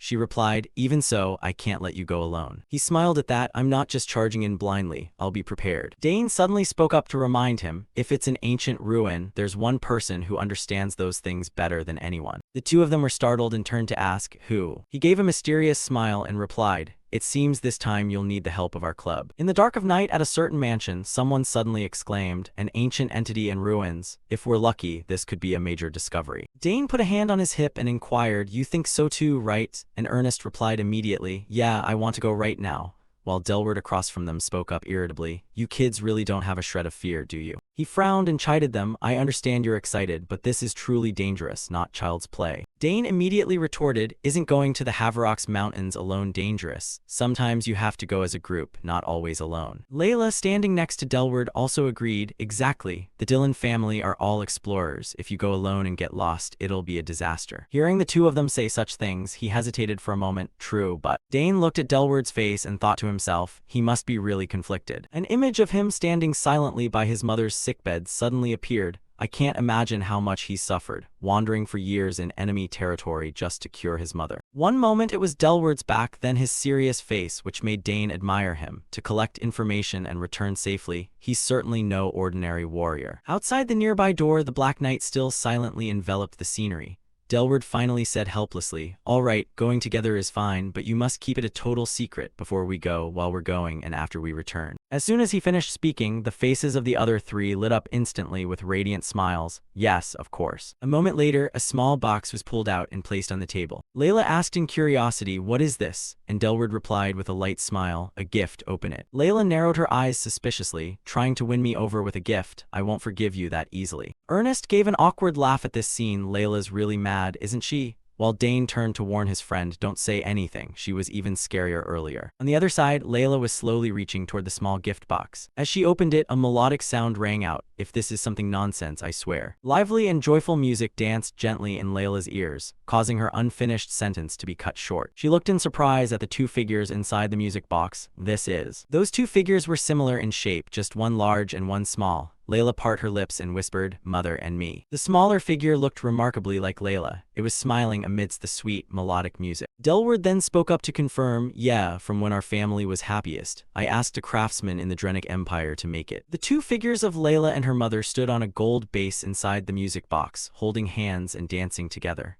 I made it while remembering the time Mother was still healthy. How is it? Moving with the music, the two figures gradually seemed to come to life, and the little Layla from back then laughed endlessly. Layla was moved to tears at this moment, two streams of tears welling up in her eyes. She whispered softly, it's so beautiful. Delward pursed his lips, looking at Layla with a gentle, loving gaze, remaining silent. Dane and Ernest stood to the side, also smiling in the music as if happy for her. Layla suddenly turned to look at him and said, looking at this makes me feel as if Mother is healthy again. She smiled with squinted eyes and the tears finally fell. Thank you, brother. The music continued to play in the image of the mother and daughter holding hands. Delward hugged his sister and smiled gently with closed eyes. I'm the one who should be saying thank you. Layla just silently shed tears in his arms, listening. Delward added, thank you, Layla. Dane and Ernest watched from a distance, also moved by the scene. Ernest couldn't help but shed a few tears. In that setting, the small music box continued to emit clear sounds. At the same time, at the party, Duke Termian looked around and spoke up in confusion. Wait, come to think of it, where are all the main guests? He tilted his head skeptically. Where did they all go? As for Dane's group, they were now gathered in the mansion courtyard.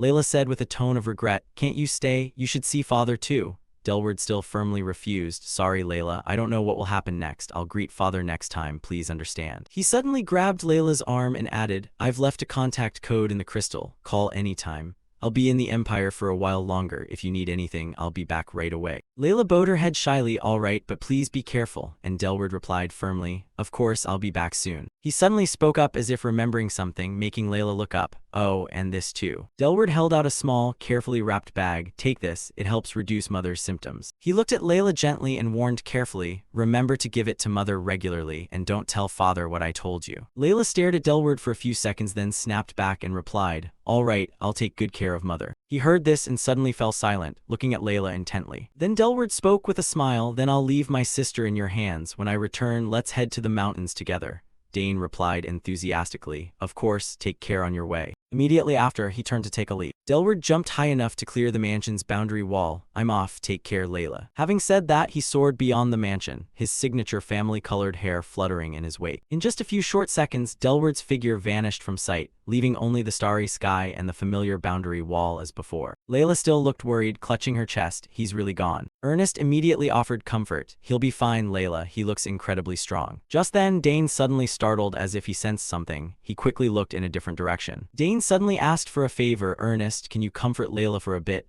I left something in the room. I'll be right back. Watching his back as he hurried away, Ernest smiled and said, sure, go ahead. I'll stay with Layla. The courtyard where they had been standing was soon empty. The full moon above still shone brightly, illuminating the night sky. Meanwhile, on a certain stone-paved path, the sound of urgent, non-stop footsteps echoed. Delward ran with long, tense strides. These guys are persistent. I didn't think they'd follow me all the way here. He thought as he moved past dark windows. Good thing they don't know I'm from Duke Termian's house. They probably lurked around while I was in the mansion. It's best that I escaped through the secret passage. Delward ran straight out of a small alley, just before leaving the Drenic Empire. The more he thought, the more he frowned. Revealing that I'm from the Altian Empire was a big mistake. Delward continued to run forward at full speed, his cloak fluttering behind him. How much longer can I hold out? He grit his teeth helplessly, telling himself with determination, I must break mother's curse at any cost. Suddenly, Delward skidded to a halt on the road, his feet sliding for a stretch against the ground. He stopped with his whole body tensed, his already strained face turning grim. Looking at the wall blocking his way, Delward couldn't help but curse, damn it. Just then, the group of cloaked men hunting him caught up. One of them suddenly spoke up, you've left a trail that's far too long. Two other cloaked men appeared one after another from around the corner. Even on the nearest roof, two more men stood waiting. Delward was now at a dead end, surrounded on all sides. He grit his teeth and muttered, could this be the end? Delward stood surrounded by the circle of assassins. He silently observed in shock all of them, about 10 men. The assassins slowly drew their blades. Delward assessed that they were clearly all veteran killers. He placed his hand on the hilt of his sword, calculating, if he was lucky, he might take down 2 of them. Delward grit his teeth in anger. He drew his sword, looking at the assassins, and thought,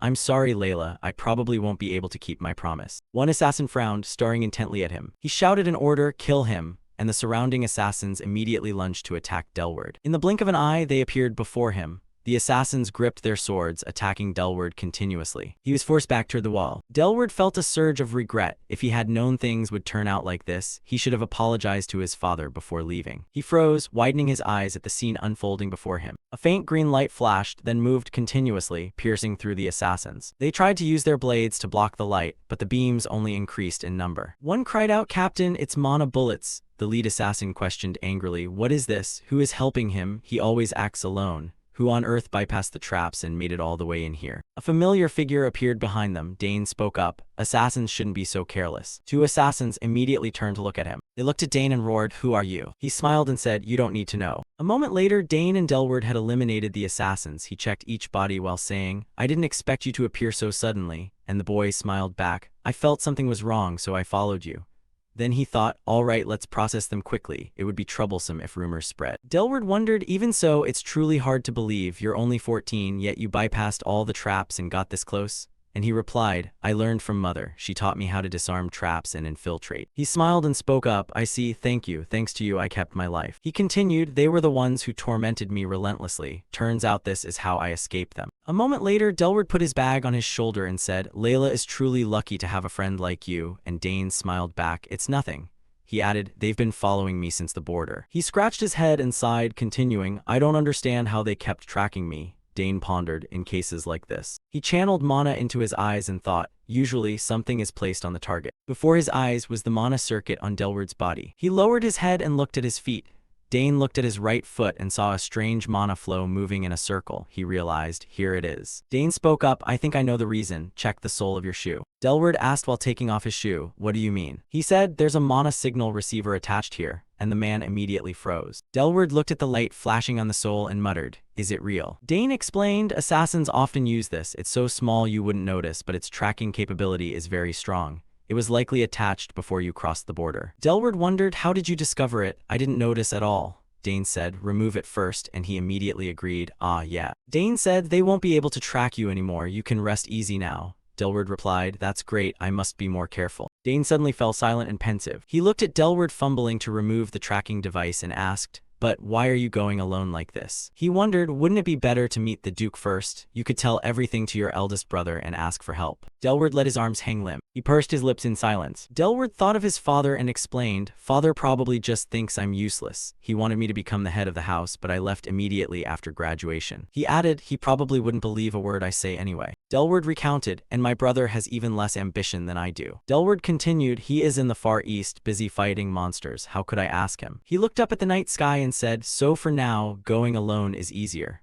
I will collect all the ingredients to cure mother and prove myself to the family." He said, "Now is not yet the time." Dane replied, "I understand." He thought silently, "If that's what you want to do, I respect it." Then Delward put his shoe back on. He smiled and said, "Done, I've removed it all. I will definitely repay this debt of gratitude." Dane smiled back, "Sure, I don't mind accepting." Then he handed him a piece of paper and said, "This is my contact code. Call if you need help." Dane said, "You have to stay alive to repay the debt." He laughed loudly, "That's right." He took the piece of paper from his hand. Dane said, "Thanks, I'll keep it safe." Delward hesitated and said, "And my sister, please take care of her." He replied, "All right, don't worry." Delward forced a bright smile. Dane smiled back. Then he walked away, telling himself, "I can't tell Layla about tonight." He smiled and thought, if she heard, she would definitely want to chase after me. The moonlight shone faintly down on the main road. Dane smiled and muttered, "I should head back." The street lamp nearby emitted a warm, pale yellow light. The next day at the academy, Dane asked Layla, "How is your mother? How is she?" And she replied, "She's much better. She could even eat today." He said, "That's great." Layla recounted, "Father is very happy too. On the outside he acts indifferent, but he's actually very curious about my brother." Dane asked in surprise, "You told your father everything?" Layla smiled and replied, "Not exactly. I just said he stopped by and left some medicine." She tilted her head curiously, "But besides that, we have something more important today, remember?" Dane asked. "Something important?" Layla said, "Let's go to the Thermion smithy." Soon everyone arrived at the intended location. Layla introduced, "This is the Thermion smithy." Dane was surprised. "This is a smithy. It's so large it looks like a small town." She interlaced her hands behind her neck and replied easily, "That's right. This place is so vast that the area around the forge looks like a small village.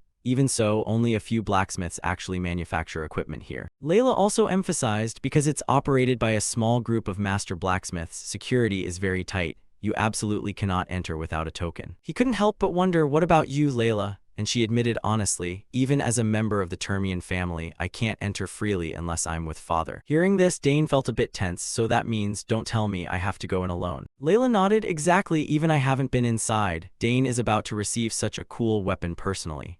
Ernest also looked at him with admiration. "I'm so jealous, Dane." He swallowed hard and stepped forward. "There's no other way. I'll be quick, so wait for me." Dane entered the forge area alone. On the way, two people stood chatting. Although the place was huge, there truly weren't many people. He couldn't help but marvel silently. The scale is truly massive. Dane observed everything around him, from the furnaces to the workshops. He looked toward a weapon display. "I wonder what kind of weapon I'll receive." Suddenly, the ground shook violently, followed by a loud noise. Dane looked up in a daze. "What's that?" "It sounds like the ground is shaking." His eyes narrowed when he saw something. No. Before him, a giant man carrying a large hammer was approaching. He could affirm in his heart, "Those are footsteps." That was the blacksmith Volbek. He looked down at Dane. "So it's you, the child who received the forge's token." He felt a bit of panic in his heart. Does such a huge person really exist? After standing frozen for a few seconds, Dane greeted him awkwardly. "Yes, I am Dane. I received the token from the Termian Patriarch when I was young. It's an honor to meet you." Volbek confirmed with a stern voice, "I've heard a lot about you. Termian doesn't just give tokens to anyone." Dane tensely tapped his fingers. "I understand. I hope for your guidance."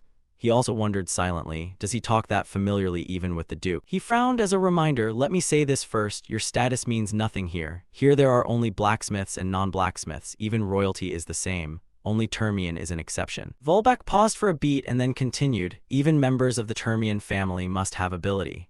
Those words made Dane instinctively swallow hard. Even so, he still admired him, a master who didn't fear even royal authority, truly an extraordinary man. He urged, "Follow me, I'll show you the inside." Dane walked silently behind Volbek. Both followed a long, wide corridor. Torches mounted on the stone walls cast a pale yellow light. He marveled. The deeper we go, the larger and wider this place gets compared to the outside. He explained, it was built to my body size. I am a half-breed, half-dwarf, half-human. That combination gave me this large body, considered a special constitution.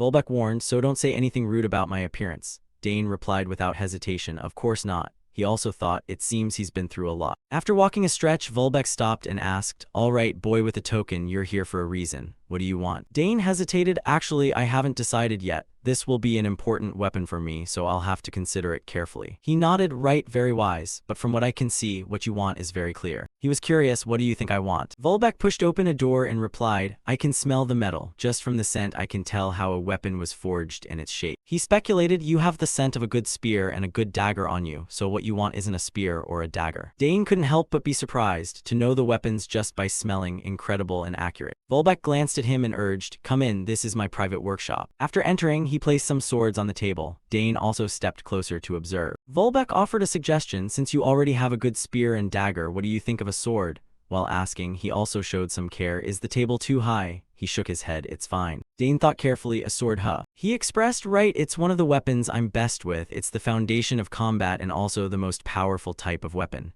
Volbeck teased, your father would scold you if he heard that. Dane laughed, true, but as you can see, I'm still growing. If I make a sword now, won't it be hard to use when I'm older? He shrugged, that won't be a problem. I can easily create a sword that you can still use well even when you're fully grown. That's what a real blacksmith does. He recalled, a sword, huh? It's a common weapon, but in my past life it was the weapon I used best. If he forges it correctly then. After a moment of deliberation, Dane decided, all right, I'll choose a sword. Volbeck praised, wise choice. Honestly, when I first saw you, a design suitable for you already appeared in my head. With your physique, I can immediately envision the perfect design.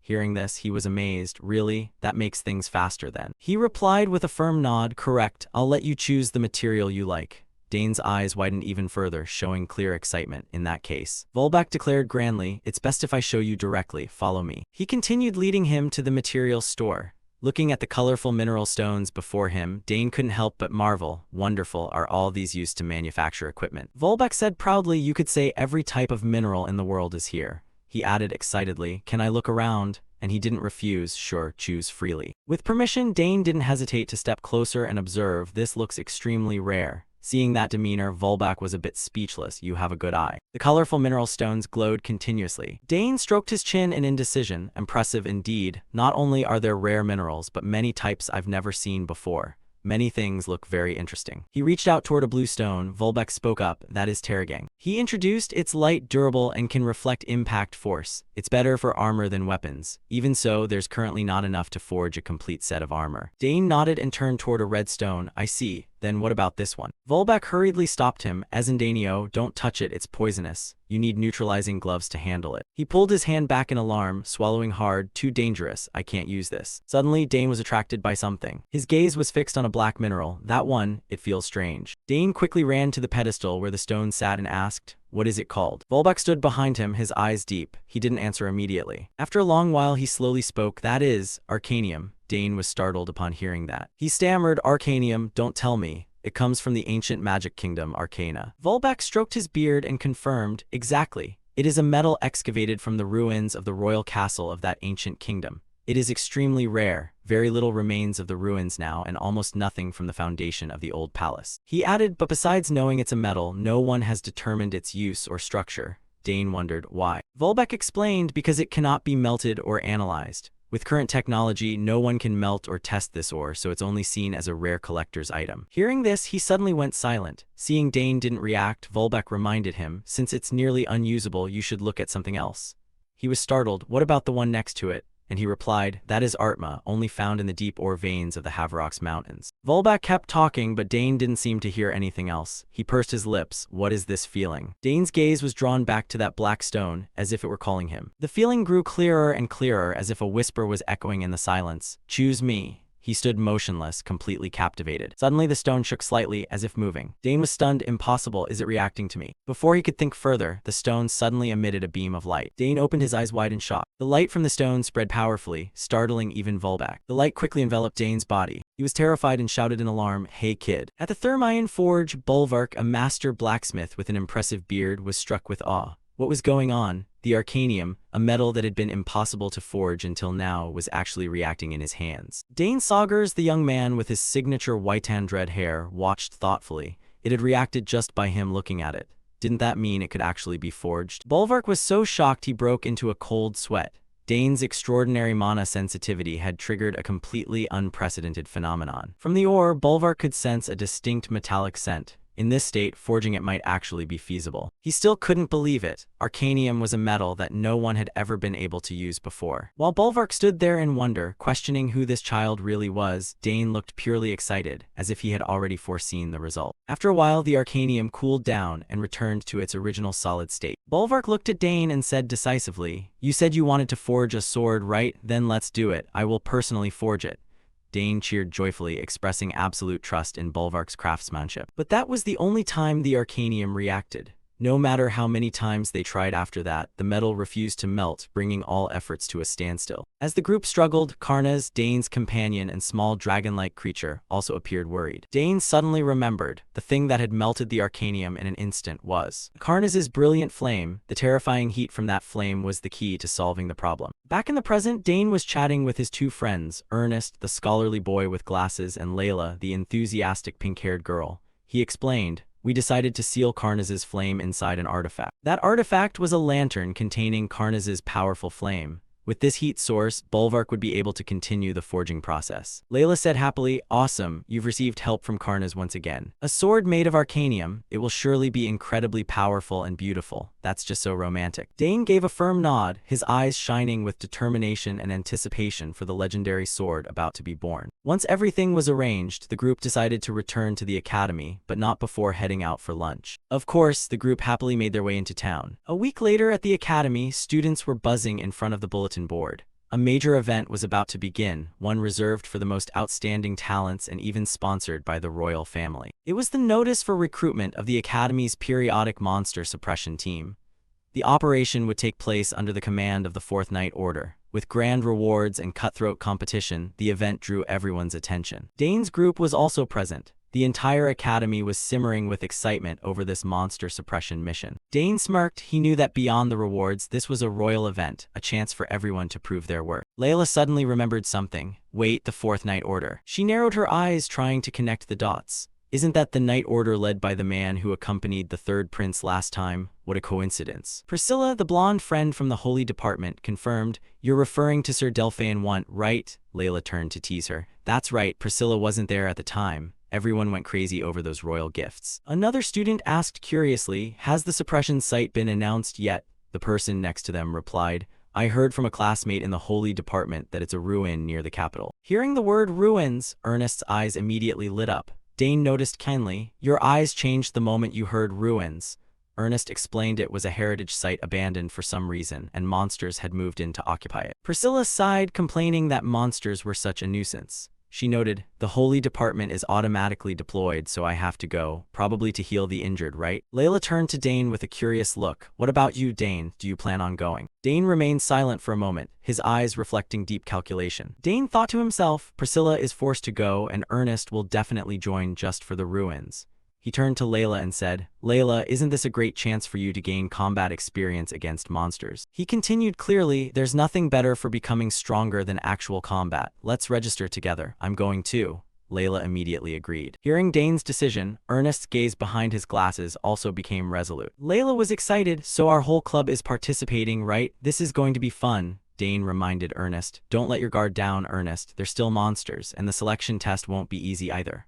Ernest looked a bit worried but still agreed. Dane smiled confidently. He knew that even if Ernest seemed weak in combat, his knowledge and skills regarding ruins were top tier. Ernest would surely have his chance to shine. Then let's start a special training session today. The group was fired up, promising to meet after class, determined to give it their all this time. The scene shifted to a vast and magnificent hall of the academy, where students stood in neat ranks, signaling a major event was about to unfold. A few days later, the selection for the monster suppression team officially began. This was one of the Academy's biggest annual events. Students did their best to show off their abilities, hoping to catch the eye of the royal knights and the nobility. For the professors and important figures like Sir Delphain and the third prince sitting in the gallery, this was an opportunity to witness the growth of the students firsthand. Sir Delphin I, the respected commander, turned to report to the third prince. Your Highness, all preparations are complete. The third prince, a powerful royal with red hair, smirked. Good, let it begin. A horn blared, officially marking the start of the grueling selection process. The academy flag was hoisted, and the announcer's voice echoed everywhere.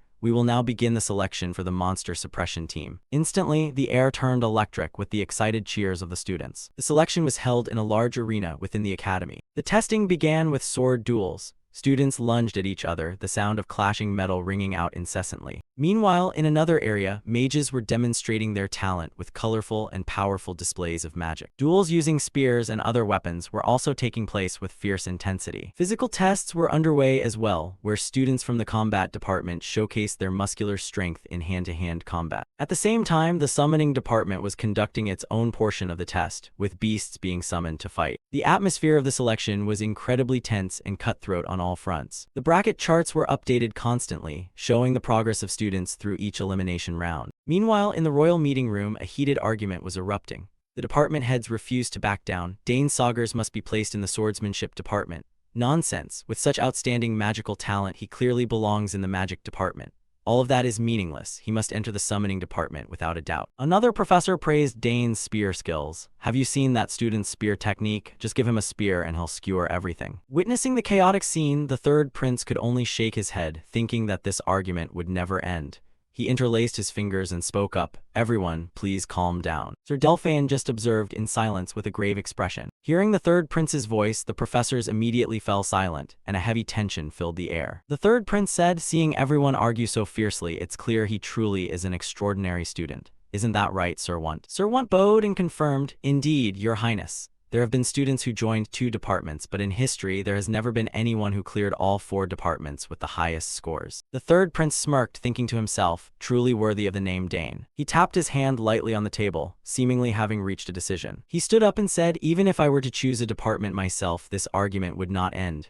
Therefore, I have come up with a solution. A professor asked worriedly, What would that be, Your Highness? The third prince looked directly at them, his voice full of authority. There is only one way to properly utilize his unique abilities, and that is to have him join my own unit directly. The final decision was made, putting an end to all the squabbling and opening up a completely new future for Dane. The third prince had his eye on Dane Saugers, believing that given Dane's extraordinary talent, there was only one proper way to utilize it. And that way was to have Dane join his personal unit, a move that showed he intended to turn Dane into his own pawn. The scene shifts to the day the suppression team depart. The schedule for this campaign was quite simple. They would remain at the ruins for 2 days to hunt monsters, serving both to ensure security and to test the students' skills. However, the atmosphere of this trip was rather tense. Everyone hoped that no one would lose their life.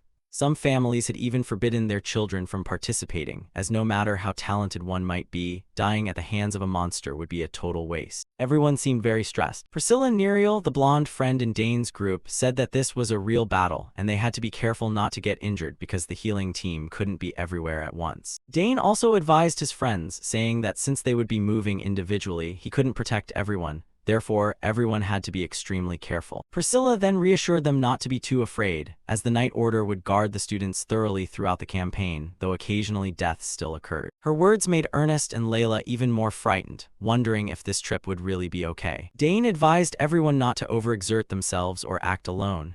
If things looked dangerous, they should run immediately. Everyone responded in unison. Afterward, the army began to move into position. A commander ordered everyone to assemble and move quickly to their assigned sectors. Another person emphasized that they should do their best in their assigned roles and absolutely must not die.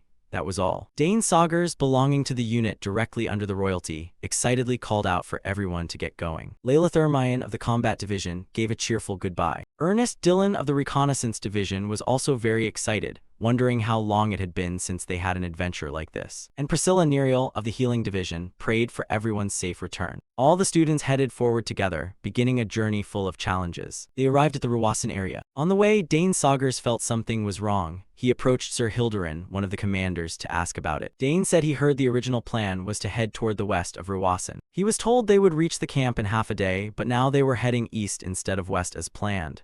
Dane questioned why the route had changed so suddenly. Dane's keen observation caught the attention of the vice commander of the 4th Royal Knight Order, Royas Hilderin. He praised Dane and asked him to keep what he was about to reveal a secret, as it could cause the other students to panic. Dane signaled his understanding, remained silent, and agreed to keep the secret. Sir Hildebrand began to explain, his face breaking into a sweat, indicating that the situation was not simple at all. He revealed that monster movement had been detected to the west of Ruwasan, where they originally intended to go. A massive horde of monsters was approaching. A large group had been confirmed heading toward the ruins. According to the Ruwasan Ranger unit, their numbers were at least 300. Dane was astonished to hear that number, 300 monsters. He analyzed that strange monsters usually have individual traits and do not tend to gather. The fact that they were assembling and moving toward one place was highly unusual. Sir Hildebrand once again had to acknowledge Dane's sharp wit. He said that according to his experience in cases like this, it was very likely that the ruins themselves were attracting the monsters. Dane couldn't help but worry, wondering what kind of ruins could attract monsters like that. Sir Hildebrand explained that was why they were circling around to the opposite side. He reassured Dane that no matter how many gathered, they would be incinerated before their forces. Dane gestured in agreement, but in his heart he still had an ill omen. A ruin that attracts monsters. If not resolved quickly, things could turn out very badly. Just then, a soldier ran up to report to the vice commander that they had reached the campsite. Sir Hildebrand immediately ordered all units to set up camp, requiring all preparations to be completed before sunset. The soldiers received the order in unison. Sunset fell over the mountain range, signaling a long night ahead. As night fell, Dane's group stood on a cliff observing. Priscilla remarked that this terrain was not good for defense. Dane agreed, but with such a large number of people, they had no other choice. Layla worriedly asked Dane if anything was going to happen. Dane replied that it was hard to say and they should assign watch shifts carefully. Especially they had to keep a lookout toward Ruwasan, where the threat of the monster horde lay. Dane looked toward the mountains, a sense of unease rising within him. The whole group felt something chilling. Suddenly, Dane felt something squirming in his jacket. It was Karna's, his little dragon. It wanted to come out. Karna seemed very agitated. Dane didn't understand why it was suddenly acting this way. Immediately, Karnas bolted out, circling frantically and letting out an alarm cry. This unusually violent reaction was an ill omen that caught the whole group's attention. Layla worriedly asked Dane what was happening with Karnas. Dane didn't know either, but he guessed it was sensing something. Ernest and Priscilla also noticed the abnormality. Ernest said that Karnas was in a state of high alert. There was definitely something out there, and one could not ignore the instincts of a dragon in nature. Priscilla then urged Dane to report immediately to Sir Hildebrand. Dane agreed at once. Meanwhile, Karnas continued its panic flight, its cries full of anxiety. Dane told his friends he would go report to Sir Hildebrand and asked them to keep an eye on Karnas while he was gone. Everyone agreed, and Dane quickly departed. Inside the command tent, Sir Hildebrand appeared skeptical upon hearing Dane's report of an attack. Dane urgently said they needed to strengthen the defenses, mobilize the magic department students to thicken the barriers, and prepare maximum countermeasures. But Sir Hildebrand only told him to calm down. He dismissed Dane as being too sensitive because it was his first time camping. He asserted that he had sent scouts to the mountainside and there were no issues, then asked Dane if he had any evidence. Dane was flustered. He couldn't say exactly that Karnas had reacted, so he had to make up a reason. He lied, saying they had found monster droppings, footprints, and fur, and all seemed recent. However, Sir Hildebrand still brushed it off, arguing that even if it was recent, it was only a few stragglers.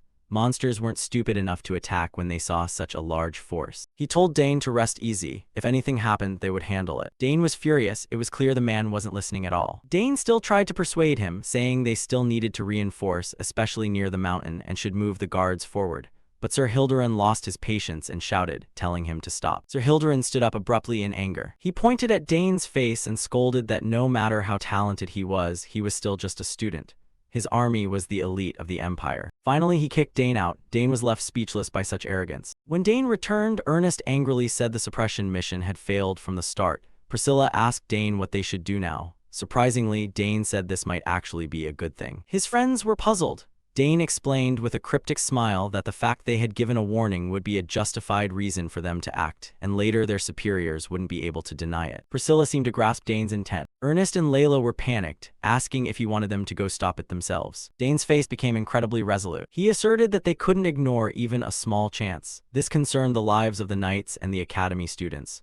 Dane decided he would act on his own. The monsters suddenly attack but stumble right into Dane's traps. A chain of explosions erupts, wiping out a massive number of them. Wave after wave of monsters lunges forward only to be blown away by the preset traps, preventing them from penetrating any deeper. At the campsite, a soldier screams in a panic, alerting everyone that monsters are launching a midnight raid. Everyone is ordered to arm themselves and assemble immediately. The scene descends into chaos. One student cries out in terror, realizing they have zero real combat experience. Meanwhile, the knights are also preparing in a frantic rush. The knight squad is quickly assembled.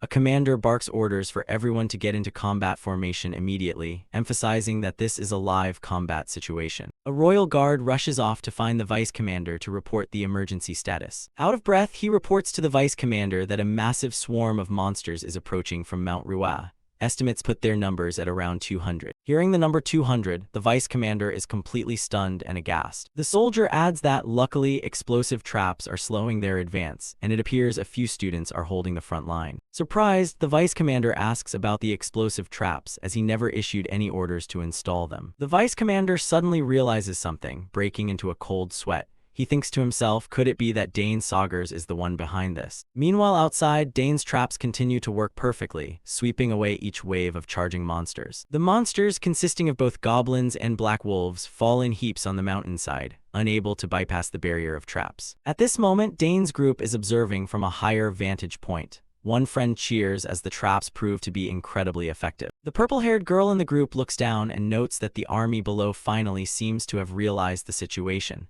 They are gathering their forces and moving up. Layla, the pink-haired girl, huffs and says, "See, wouldn't it have been better if they just listened to Dane from the start?" Dane maintains a serious expression, reminding everyone not to let their guard down. He explains that the monsters they just saw were likely only the fast-moving vanguard. The truly powerful ones will arrive later. Layla acts excited, figuring that everything so far was just a warm-up. She is ready to show the monsters her true power. Dane stands pensively, observing the situation from above with a deeply thoughtful look. He remains silent for a long time, seemingly analyzing something. After a moment of thought, Dane feels that something is truly off about this attack. He notices that the goblins and black wolves, two species that usually don't cooperate, are fighting side by side. Furthermore, they are attacking simultaneously in an organized fashion, rather than rushing in with chaotic instinct. Dane concludes that this is not normal. He senses they are being directed by someone behind the scenes, and his intuition tells him that person is about to appear. Exactly as Dane predicted, a massive dark shadow appears, signaling the second wave of the attack. Layla and Ernest also drop into combat stances, their faces filled with extreme tension. Ernest screams to Dane that they are closing in. A much larger army of monsters, including massive orcs, appears and roars.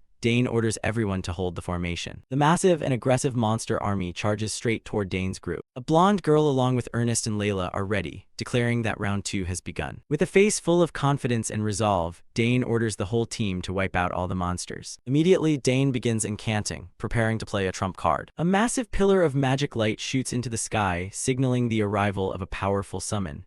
Dane orders it to respond to the summoning call. In the distance, the knights and other students sense an immense surge of mana, drawing their immediate attention. The vice commander asks in shock what that is. One soldier wonders if it's another explosive trap, but the royal guard from earlier recognizes the difference. He stammers that it is a rank 4 summon, Ethorak. The vice commander and the other students are so stunned they are left speechless. Immediately after, Ethorak, a giant wolf surrounded by a shroud of purple energy, appears, letting out a roar full of authority. Ethorak lunges into the middle of the monster pack, using its razor-sharp claws to tear them apart with ease. One by one, goblins are shredded under Ethorak's claws. Even the large orcs are no match for it. Ethorak charges through the fray single-handedly, easily clearing a wide area of the monster horde. Witnessing this, the purple-haired girl exclaims in shock that the monsters can't even move.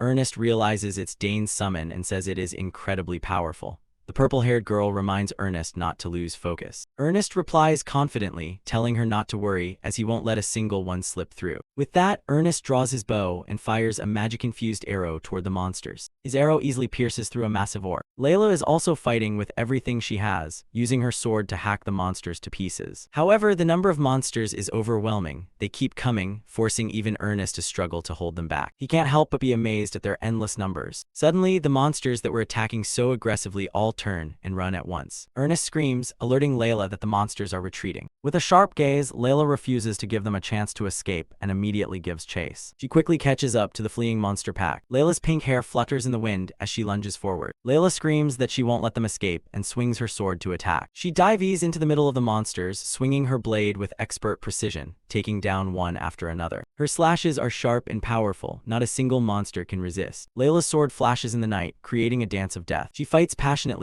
with monster blood splattering everywhere. Witnessing this, Dane smiles with satisfaction. He thinks to himself that it's just like Layla, her hard training has finally paid off. Unexpectedly, Karna's, Dane's little dragon, flies over and cries out unusually, as if it has sensed something. Dane turns to ask Karna's what's wrong. His expression becomes serious. Standing among the countless monster corpses, Dane asks Karna's if there are even stronger enemies deep within. He feels his own blood beginning to boil. Dane decides to leave Etherak here to hold the defensive line. He trusts that with the others around, the rear will be just fine. Dane takes a deep breath, preparing for a bold decision. He thinks to himself that this is the first time since his past life that he has charged straight into enemy territory like this. With a confident smile, Dane orders Karna's to follow him, and the two head deeper into the mountains to find the true mastermind. Shortly thereafter, Karna's fireballs began flying across the battlefield, roasting the orcs into piles of charred meat. Before the terrifying firepower of this little guy, no orc could stand a chance. They could only scream in vain, while Karna's himself kept breathing fire without pause. On the other side, our protagonist swung his sword in battle while calling out in praise. Good job, Karna's. You've gotten a lot stronger, kid. With that, Dane focused his gaze ahead, simultaneously unleashing a strike that sent two orcs reeling, crying out in agony. Next came a relentless flurry of sword swings. Seeing the endurance of these hulking monsters, Dane couldn't help but offer a compliment. Impressive, you still have strength left. In my past life, I would have run out of mana and been exhausted ages ago. But with this body possessing ancient mana, that's no longer an issue. Having said that, he landed lightly on the ground, fixated his eyes on the red dragon ahead, and asked, "Are you the leader of this pack?" The red dragon didn't answer, but its eyes turned a deep, bloodshot red, looking absolutely livid. Seeing this, Dane declared, "Straight up then, I'll clean you up in a heartbeat." The scene shifts to the group of students. By now, the horde of monsters had been completely wiped out by them. A young soldier ran up to report to the commander, "Vice Commander, we have cleared out all the magical beasts." Hearing this, the commander was a bit surprised and asked, "Truly?" The soldier nodded vigorously, "Yes, sir. Thanks to a student named Dane who took down the Alpha. While the beasts were in chaos, the coordination between the knights and the students proved effective.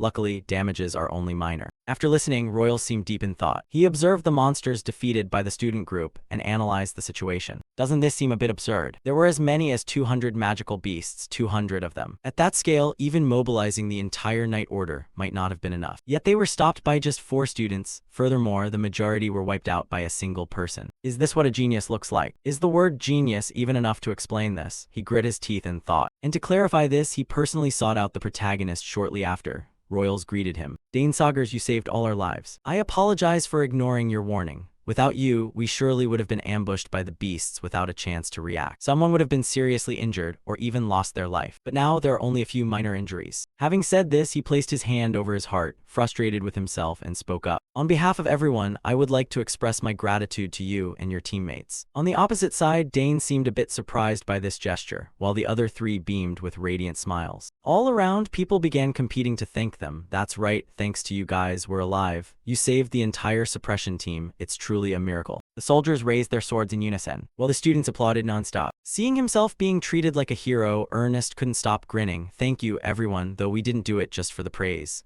Layla also nodded, chiming in, "Good job, everyone." Back to Dane's perspective, he calmly replied to Royals, "This isn't my credit alone. If everyone hadn't provided reinforcements so quickly, it would have been difficult to suppress them. I'm sure the Vice Commander has realized it too. This whole thing wasn't normal at all." Sensing the anomaly, Royals hurriedly asked, "Are you seeing something, Dane?" Dane slowly explained what he had noticed. "That's right. The magical beasts moved with too much discipline, as if they were receiving orders. Even when faced with a powerful summoned beast, they didn't flee on instinct. Above all, many different types of beasts gathered in one place without any infighting.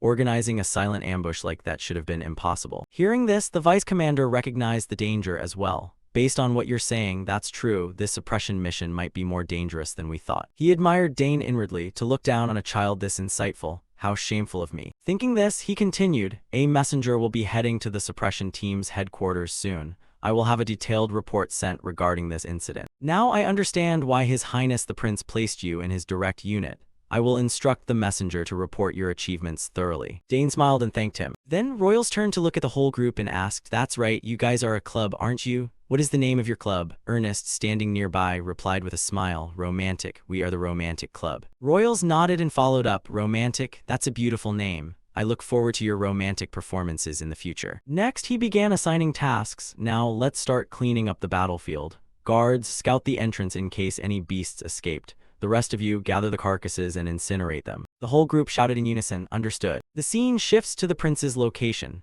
Currently, the sound of planning echoed in the meeting room. the martial arts department must be positioned on this side. The spear department will take the front line, followed by the martial arts department joining the fray. Since Point A has a high concentration of beasts, we must surround and wipe them out in one go. A commander spoke up, "Your Highness, what if we have the magic department launch a preemptive strike at Point B?" After listening, the prince shook his head in refusal. "It's a good idea, but it's best to have the accuracy division observe the situation first. That area has treacherous terrain. We likely don't have a full grasp of it yet." Witnessing his sharp insight, the people inside the meeting room couldn't help but be surprised. What was going on? Just a while ago, rumors said he was cursed, so how could he have changed like this? Wasn't he the most obscure prince? What on earth happened, or has he been hiding his true self all this time? Observing from the side, one couldn't help but let a faint smile play on his lips. "Wonderful, Your Highness. Not long ago, those hands trembled just holding a spoon, yet now you are grandly giving orders to commanders." I don't know how his hand was cured, but the prince has completely regained his confidence. Unaware of those thoughts, the prince's voice rang out. "Knight 1, you said there was an area experiencing problems, correct? Tell me about it." One snapped out of his thoughts, stepped toward the command table, and explained, "Yes, Your Highness. Right in this sector, one of our scout squads has gone missing. And just now, another squad has vanished without a trace." The information from what made everyone's eyes go wide. 2 entire squads have gone missing. One could only nod helplessly. "That's correct. Since this area is near the center of the ruins, I suspect a powerful mana source is at work. If we don't move closer to the ruins, I'm afraid we won't be able to resolve this issue once and for all." An emergency report was sent in, stating that a powerful source of mana had appeared, creating a flow of energy completely different from a standard mana stream. This mana source appeared to have created a type of barrier. The final report from the scouting team indicated that they were completely unable to penetrate it, making the situation extremely critical. Inside the tactical briefing room, high-ranking officers were in an uproar over the information. A mana barrier at an impenetrable level was unprecedented. They wondered what could possibly exist inside it. A general reported to the third prince that in the final communication logs of the scouting team, they heard the screams of soldiers. This raised speculation that an incredibly powerful entity was lurking there. The third prince's gaze sharpened and a bead of sweat rolled down his temple. The situation was clearly far more serious than they had imagined. Referring to the tactical map, the general explained that if the information was true, it would explain why monsters were gathering in such large numbers near the ruins. Instinctively, they are always drawn to mana. The general confirmed to the third prince that monsters are attracted even more strongly if the source is a powerful mana well. After careful consideration, the third prince made a decision. He believed there was no choice but to slowly clear the outer perimeter and then move in, as a direct breach into the center at this time was too dangerous. The other officers in the meeting room all wore expressions of tension and anxiety regarding this high-risk plan. Just then, a messenger from the Academy Cadet Escort Unit rushed in, bearing urgent information. The third prince's expression instantly shifted to one of excitement. He knew this messenger brought news regarding Dane. 2 days after the messenger arrived, the scene shifted to the third prince's command tent. The third prince joyfully welcomed Dane Saugers. He asked about Dane's condition after being injured, and Dane replied that he was perfectly fine, all thanks to the prince's help. Taking this opportunity, the third prince revealed that he was researching a royal secret art, something that even his older brothers could not complete. Dane acted surprised, saying it was the first time he had heard of it. While ordinary families have their own secret arts, a royal secret art was surely something special, piquing his curiosity. The third prince admitted that his chances of success were very low. However, Dane expressed belief and encouragement, saying that if it were the third prince, he would certainly succeed. Encouraged by Dane's words, the third prince smiled with renewed confidence. He invited Dane to have some tea to relax before getting down to business. A hot cup of tea was placed on the table, steam rising from it, creating a brief moment of quiet. After a moment of relaxation, the third prince returned to the main issue. He reconfirmed the messenger's report that over 200 monsters had been detected. The third prince explained that a large group of monsters attacking simultaneously was extremely rare. Therefore, the suppression plan definitely had to change, as an unusual danger was surely lurking. With a serious face, the third prince turned to Dane and said he wanted to hear his thoughts first. Dane was briefly taken aback but quickly regained his composure. He thought to himself that in his past life, planning military operations was as routine as a daily meal. The third prince encouraged Dane to speak freely. With a sharp gaze and full of confidence, Dane responded, ready to present his strategy. Dane began his analysis on the map.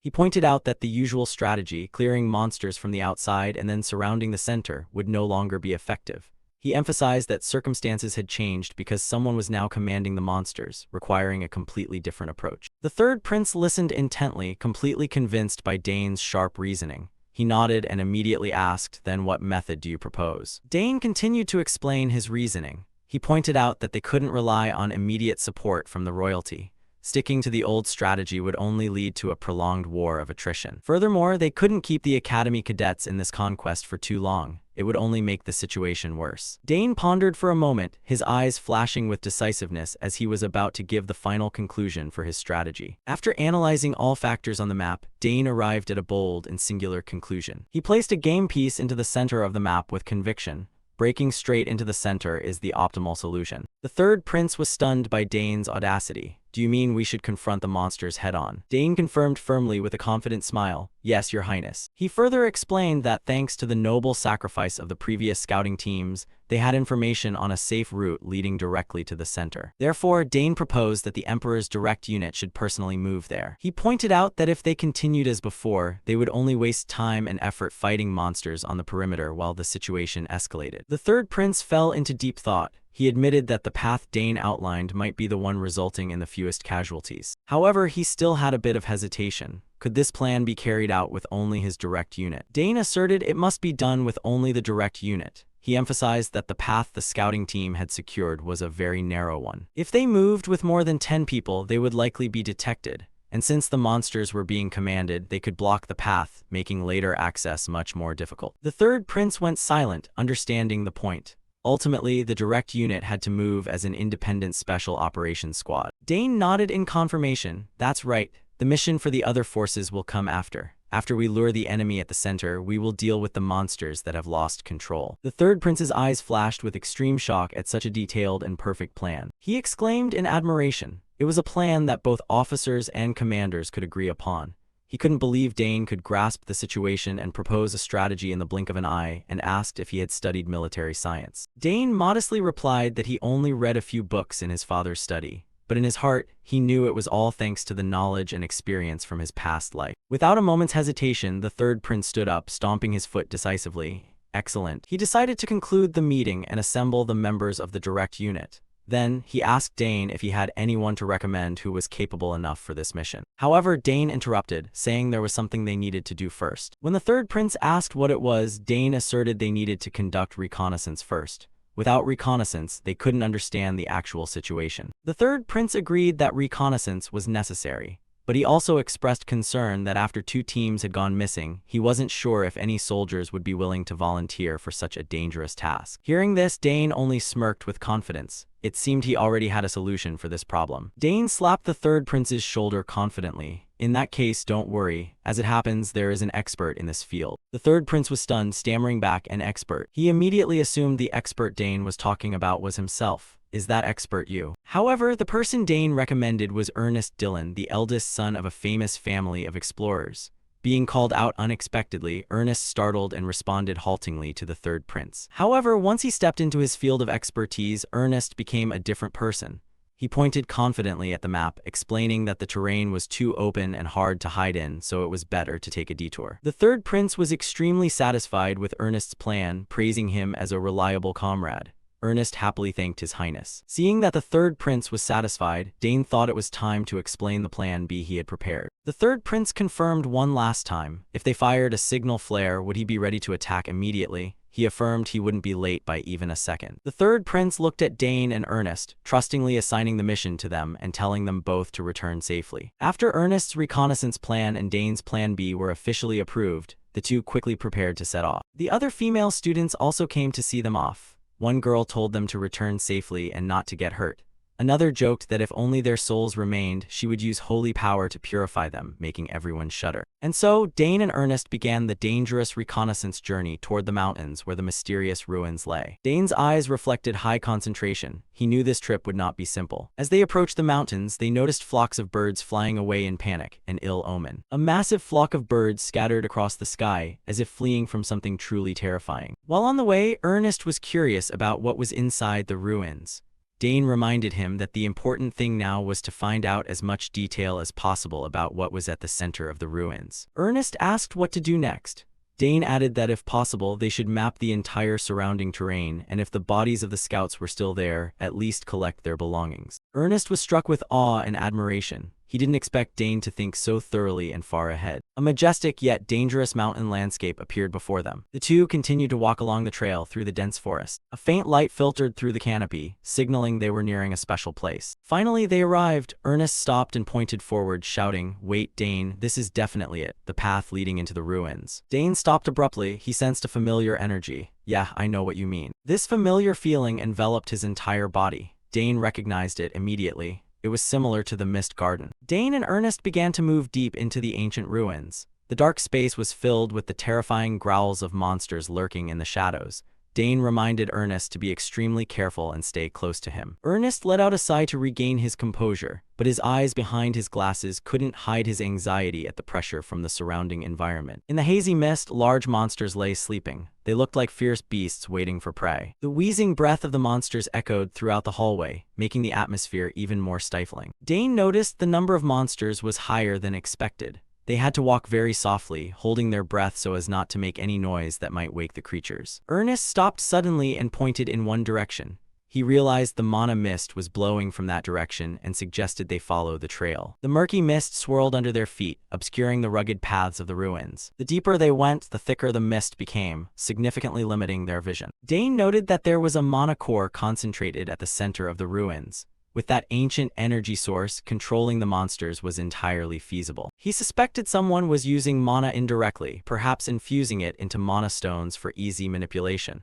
A bright blue mana stone appeared in Dane's mind as an answer. But the biggest question was, who possessed such a massive amount of mana as to create such a vast area of mist? Suddenly, a horrific scene appeared before them. Armored figures lay scattered across the ground. Dane was stunned, his green eyes wide with shock at the tragedy before him. Ernest was about to rush over, but Dane quickly held him back. "Ernest, stop!" Dane's voice rang out decisively. Before them were corpses, the ill-fated comrades who had fallen right here in the ruins. A soldier's hand still tightly gripped a sword, showing they had fought to their last breath. The bodies were not intact, evidence of the brutality of the monsters lurking here. Dane silently identified them. They were scouts from the Academy's conquest team. Not a single person survived. Ernest bowed his head, his voice trembling. All were brutally murdered, with not a single intact corpse. He couldn't believe this tragedy had happened. Stifling the pain, Dane decided they would collect the bodies and their personal items. He asked Ernest to check the surroundings to ensure safety. Ernest nodded, trying to suppress his emotions to continue the mission as Dane instructed. Dane quietly knelt beside a fallen soldier, solemnly praying, "Please rest in peace." His eyes lowered, a deep sadness passing through but quickly replaced by determination. He wouldn't let this sacrifice be in vain. Passing through the mist, a giant mana barrier glowing with a dark blue honeycomb structure suddenly appeared. This was the final magical boundary separating them from the core area of the ruins. Ernest was stunned by its scale, his eyes wide with amazement. The more he observed the barrier, the more he felt the surrounding air becoming heavier. Ernest felt the mana pressure weighing down on his body, a sticky and heavy sensation found only in massive mana sources. He told himself he had to report this to Dane immediately. By now, Dane had finished collecting the remains of the scouts. Ernest called him over to examine what he had just found ahead. The two discussed their current position. Ernest believed they were very close to the center of the ruins, but it seemed some force was intentionally interfering with their senses. Ernest's face turned pale. He pantingly admitted his body was getting heavier. Now he understood why the previous scouting teams couldn't return alive under this horrific pressure. Dane was extremely surprised because he personally didn't feel any discomfort. He realized this mana pressure was what weakened the scouts, making them easy prey for the monsters without any way to resist. Ernest silently admired Dane's strength as the pressure didn't seem to affect him at all. Ernest pointed ahead where a giant mana barrier stood. The energy wall with blue hexagonal patterns blocked the path, radiating an authoritative aura. Based on its vast arc structure, they deduced that this barrier completely enclosed the central area of the ruins. Ernest was excited, thinking they just needed to pass through to reach the goal, but Dane expressed concern about dismantling it. If done incorrectly, all the monsters in the area would wake up. That would be a true disaster, as the monsters inside would certainly be much more ferocious, and the ones secretly controlling them would also detect the intrusion. Dane looked at Ernest solemnly, reminding him that even a small mistake would ruin the entire plan, and they would share the tragic fate of the scouts lying over there. Ernest swallowed nervously, sweat beginning to bead on his forehead. He asked in confusion, "Then what should we do now?" Dane looked at his hand, telling himself that with the ancient mana he possessed, things might take a completely different turn. Ernest cried out in panic as he saw Dane about to touch the barrier. "Dane, what are you doing?" Dane reassured his friend, "Don't worry, if my guess is correct, he continued to reach his hand forward. Dane was certain the barrier wouldn't react to him at all, as their mana sources shared a certain similarity. Dane's hand began to sink into the energy wall without meeting any resistance. Dane's body gradually passed through the energy barrier as Ernest looked on in absolute awe. A blue light enveloped Dane as he stepped fully to the other side. Ernest's eyes widened in amazement, not understanding why the barrier remained completely silent. Ernest shouted with excitement upon seeing Dane pass through safely without any reaction from the monsters. He truly couldn't believe his eyes. Dane nodded in confirmation, just as he thought, because he carried ancient mana. The barrier, originally built from a similar energy source, would not recognize him as an intruder. Dane clearly sensed this was raw, unrefined mana, emitting a powerful ancient breath. Although happy for Dane, Ernest couldn't help but feel sad because he couldn't pass through it himself. He anxiously asked Dane if he could go on alone. Seeing Ernest start to worry for himself, Dane gave a warm, confident smile. He asserted firmly that he would never leave his friend behind, for he had come up with a bold plan for them to act together. Ernest was still dazed, not understanding his friend's intention, when Dane took the initiative to reach out his hand and requested firmly, "Ernest, give me your hand for a moment." Dane took Ernest's hand, using his mana to envelop his friend, and then they both stepped through the energy barrier. Ernest couldn't help but exclaim as he saw this unthinkable method actually work. The brilliant blue mana from Dane's hand spread powerfully, creating a protective film around Ernest, helping him assimilate completely with the magical wall. Successfully crossing the barrier, Dane calculated they could use this method to bring reinforcements inside later. He didn't forget to ask Ernest if he had memorized the route carefully and received a confident nod from his friend. Now inside the central area, Dane began to outline the next step of the plan. They needed to find a way to open the barrier from the inside so the conquest force could attack easily, breaking the stalemate. Dane explained that the barrier was maintained by special devices installed around it. By destroying them, the path behind would be wide open for the army to enter smoothly. Ernest completely agreed with this plan. He thought to himself that the person who built the barrier would never expect someone to be able to walk through it with just a gentle touch like Dane. A subtle smile appeared on Dane's lips. Every card the enemy held seemed to be within his calculations. Suddenly, Ernest gave a soft cheer when he saw a brilliant light shining from the end of the hallway. The final destination was likely right before their eyes. Stepping out of the narrow passage, both were stunned to realize they had set foot in the deepest part of the ancient ruins. A vast and high-pressure space opened up before them. Dane's gaze became razor-sharp. It was time to unmask the one who had laid out all these tricks and force him to show himself. The two moved cautiously across steep rock outcrops, with a dark abyss and cold underground mana streams below. Footsteps echoed softly in the vast space, amidst the thick mana-laden atmosphere of the cavern. Looking down below, Ernest felt a chill when he saw hundreds of large monsters with hideous horns lying asleep all over the cavern floor. Orcs, minotaurs, and countless other high-level creatures gathered into a massive army at the center of the ruins, creating a terrifying sight. Dane and Ernest hid behind a rock outcrop, appalled by the scale of this lair. "It's unbelievable. This place is filled with high-level monsters," Ernest whispered in horror. Dane narrowed his eyes to observe, holding his breath so as not to make even the slightest sound. He sensed another unusual presence below. A hazy mana mist enveloped the sleeping monsters, creating a terrifyingly still atmosphere right before the storm. Suddenly, steady footsteps rang out. A mysterious figure in a black cloak, leaning on a staff, slowly walked out from the darkness amidst the giant monsters. Dane and Ernest quickly pulled back behind a large boulder. They only dared to peek out and observe the stranger's every move from a distance. Dane signaled Ernest to maintain absolute silence. His eyes were fixed on the mysterious figure standing tall in the middle of his monster army. The cloaked figure stood still, an authority radiating from him that made the monsters not dare to move even in their sleep. He was the one manipulating this entire tragedy. In his hand was a mana cube emitting a mystical blue light, the source of the mana mist covering the ruins.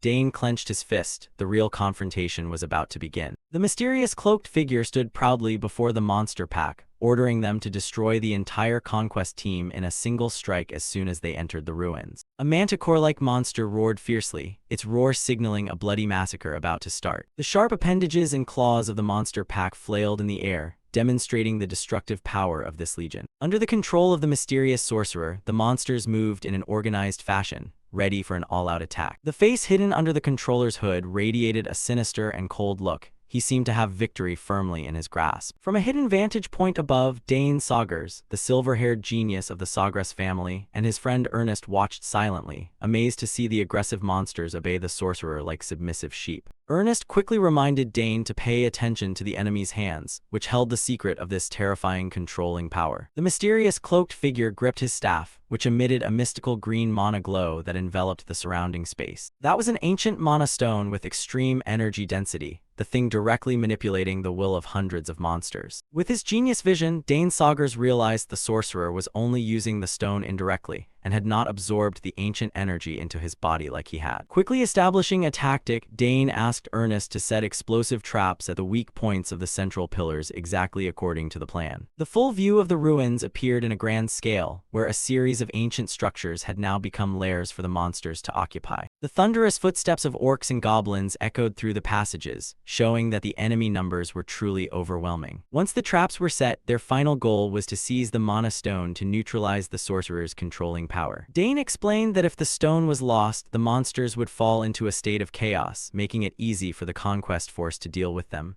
However, the actual number of monsters remained a great mystery. Ernest narrowed his eyes, trying to observe the besieged town below, his face clearly showing tension when facing the actual scale. The two realized a horrific truth. There were at least over 500 monsters gathered densely in every corner of the ruins. Monster legions of all kinds continued to arrive in droves. The actual number was likely far beyond what they had initially predicted. Although not an unbeatable number, if the conquest force confronted them head-on, they would surely suffer incredibly heavy casualties. Dane Saugers asked Ernest to use magic to record the entire terrain. He was determined to find out more about the identity of the one controlling this army. Ernest smiled and agreed. He trusted Dane's ability absolutely, but didn't forget to remind his friend to act with extreme caution. Dane nodded slightly, his eyes showing firm determination, ready to enter the most dangerous hunt yet. Both began to move silently like ghosts, skillfully avoiding the monster guard's sight along the way. Dane Saugers glided like a phantom through the ruined corridors, silently approaching the inner sanctum to prepare for his strike the head of the snake plan. Hiding behind a corner, he closely observed every move of the enemy. Ahead, the hooded sorcerer began to deploy the monster legion to guard the entrance strictly. The mysterious cloaked figure ordered the monsters, from orcs to lion-like hybrids, to guard the ruins' entrance carefully. He sensed that the conquest team's attack could begin at any moment and didn't want any mistakes. The monsters growled in obedience. Their presence created a heavy atmosphere of pressure right before the entrance gate. With the staff held tightly in his hand, the mysterious figure stood proudly commanding his loyal subjects, ready to fight anyone who dared to intrude upon his territory. From a hidden vantage point above, Dane Saugers, the young genius with silver hair and sharp eyes, watched silently. He couldn't help but feel intrigued by the other's ability to communicate with monsters, something even he, who had directly absorbed ancient mana, had never done. Dane silently wondered if this was a special technique accompanying the third circle. He was trying to analyze every possibility to find the opponent's weakness. Or was he simply using ancient mana to amplify a certain innate talent? Every hypothesis made Dane's curiosity rise strongly. When he saw the mysterious cloaked figure begin to retreat further into the inner sanctum, Dane knew his time to act had come. Dane's eyes flashed with resolve. Whatever the other's secret was, he would surely find the answer as soon as he seized the item he was holding. He needed to know why a person like him possessed such a high concentration of ancient mana, and who the true identity behind that mysterious cloak really was. The scene shifted deep into the inner sanctum, an ancient hall lit by flickering torchlight, where darkness seemed to swallow everything. The mysterious cloaked figure entered a private room, a silent space decorated with red carpets and towering stone pillars. He casually leaned his staff, set with the brilliantly glowing ancient mana stone, to one side, setting aside the exhausting work of coordinating the legion. Removing the heavy hood, the mysterious figure revealed a tired face with a short beard. He complained incessantly about the monster pests he was managing, finding them disgusting and lacking any sympathy for them despite being around them so long. He only hated why he was the only compatible person for this troublesome power. He muttered dejectedly, wondering how much longer he would be stuck in this remote and dark place before he could return. Right outside the hallway, Dane Saugers was hiding perfectly, listening to every word of the target's monologue to gather more information. Dane silently analyzed that if he called himself a compatible person, it proved this monster-controlling power was not innate, but something granted by his organization. Dane's sharp gaze peeked through the door crack. He was calculating every tiny movement to ensure the assassination went smoothly. Fortunately, Dane sensed there were no other presences in the room, and all the monsters had been withdrawn according to his earlier order. This was a godsend opportunity. The sound of wine being poured into a glass rang out steadily, breaking the silence of the room. The mysterious figure was trying to enjoy a rare moment of rest. The mysterious cloaked figure tried to reassure himself by thinking this was destiny and a noble mission assigned by the organization, so he had to accept it voluntarily. But in his heart, his true fear was that illogical fellow. He was resentful when thinking of the one who hindered the plan, while also being filled with horror at the insane power he possessed. He wondered how one person could single-handedly slaughter such a massive number of monsters. The image of Dane Saugers with brilliant silver hair, brutally massacring monsters in an instant, returned vividly to the sorcerer's mind. Although he had never directly faced or seen the true face of that silver-haired genius, the rumors of a monster in human form were enough to make him shudder in fear. The monsters fell at his feet like mown grass, a horrific sight that fell outside all initial calculations of the mysterious organization. His face showed extreme worry and unease at the mention of Dane Saugers' name. He had no idea that the Reaper he feared most was now right behind him. In his heart, the mysterious cloaked figure was still haunted by the power of the famed silver-haired Saugers family. He shuddered thinking of that illogical genius, a person possessing power far beyond all his common understanding of magic. To soothe the surrounding fear, he poured another glass of wine, trying to regain his composure in the quiet room. He muttered to himself that he had to report the existence of that silver-haired guy to the organization, as this was an extremely serious threat. The sorcerer slammed the wine glass onto the table, right next to the staff set with the ancient mana stone still glowing mystically,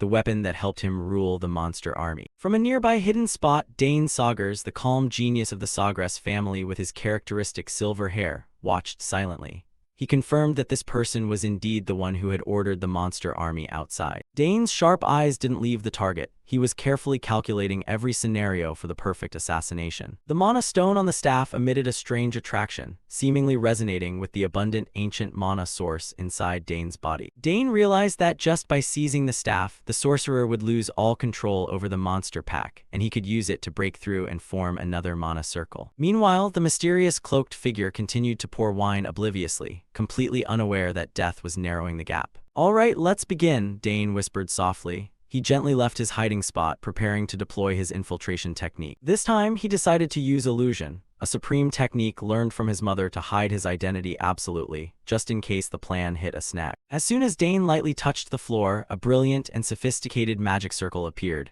glowing brightly in the middle of the dark room. A hazy mist began to spread from the magic circle, creeping through the cracks and silently enveloping the space. Dane explained that this was a colorless, odorless mist capable of causing intense illusions that would make anyone who breathed it in witness their most profound fears. To ensure he was unaffected, Dane took out a small antidote pill from his pocket. He quickly swallowed the antidote to block the mist's effects, keeping his mind completely sharp throughout the assassination. "Now it's time to force you to reveal all your secrets," Dane coldly advanced toward the target as the illusion mist completed its task. The mysterious cloaked figure was about to drain the wine he had just poured when he suddenly felt a cold, killing intent run down his spine. He froze midway, wine spilling from the glass as he sensed the presence of a stranger right in his room without any warning sound. The sorcerer broke into a cold sweat in terror as he turned around and saw Dane Saugers standing right behind him with eyes as cold as ice. Before he could even regain his composure to resist, a sharp blade was pressed against the mysterious figure's neck, leaving him completely paralyzed in fear. "Don't move," Dane's low voice rang out.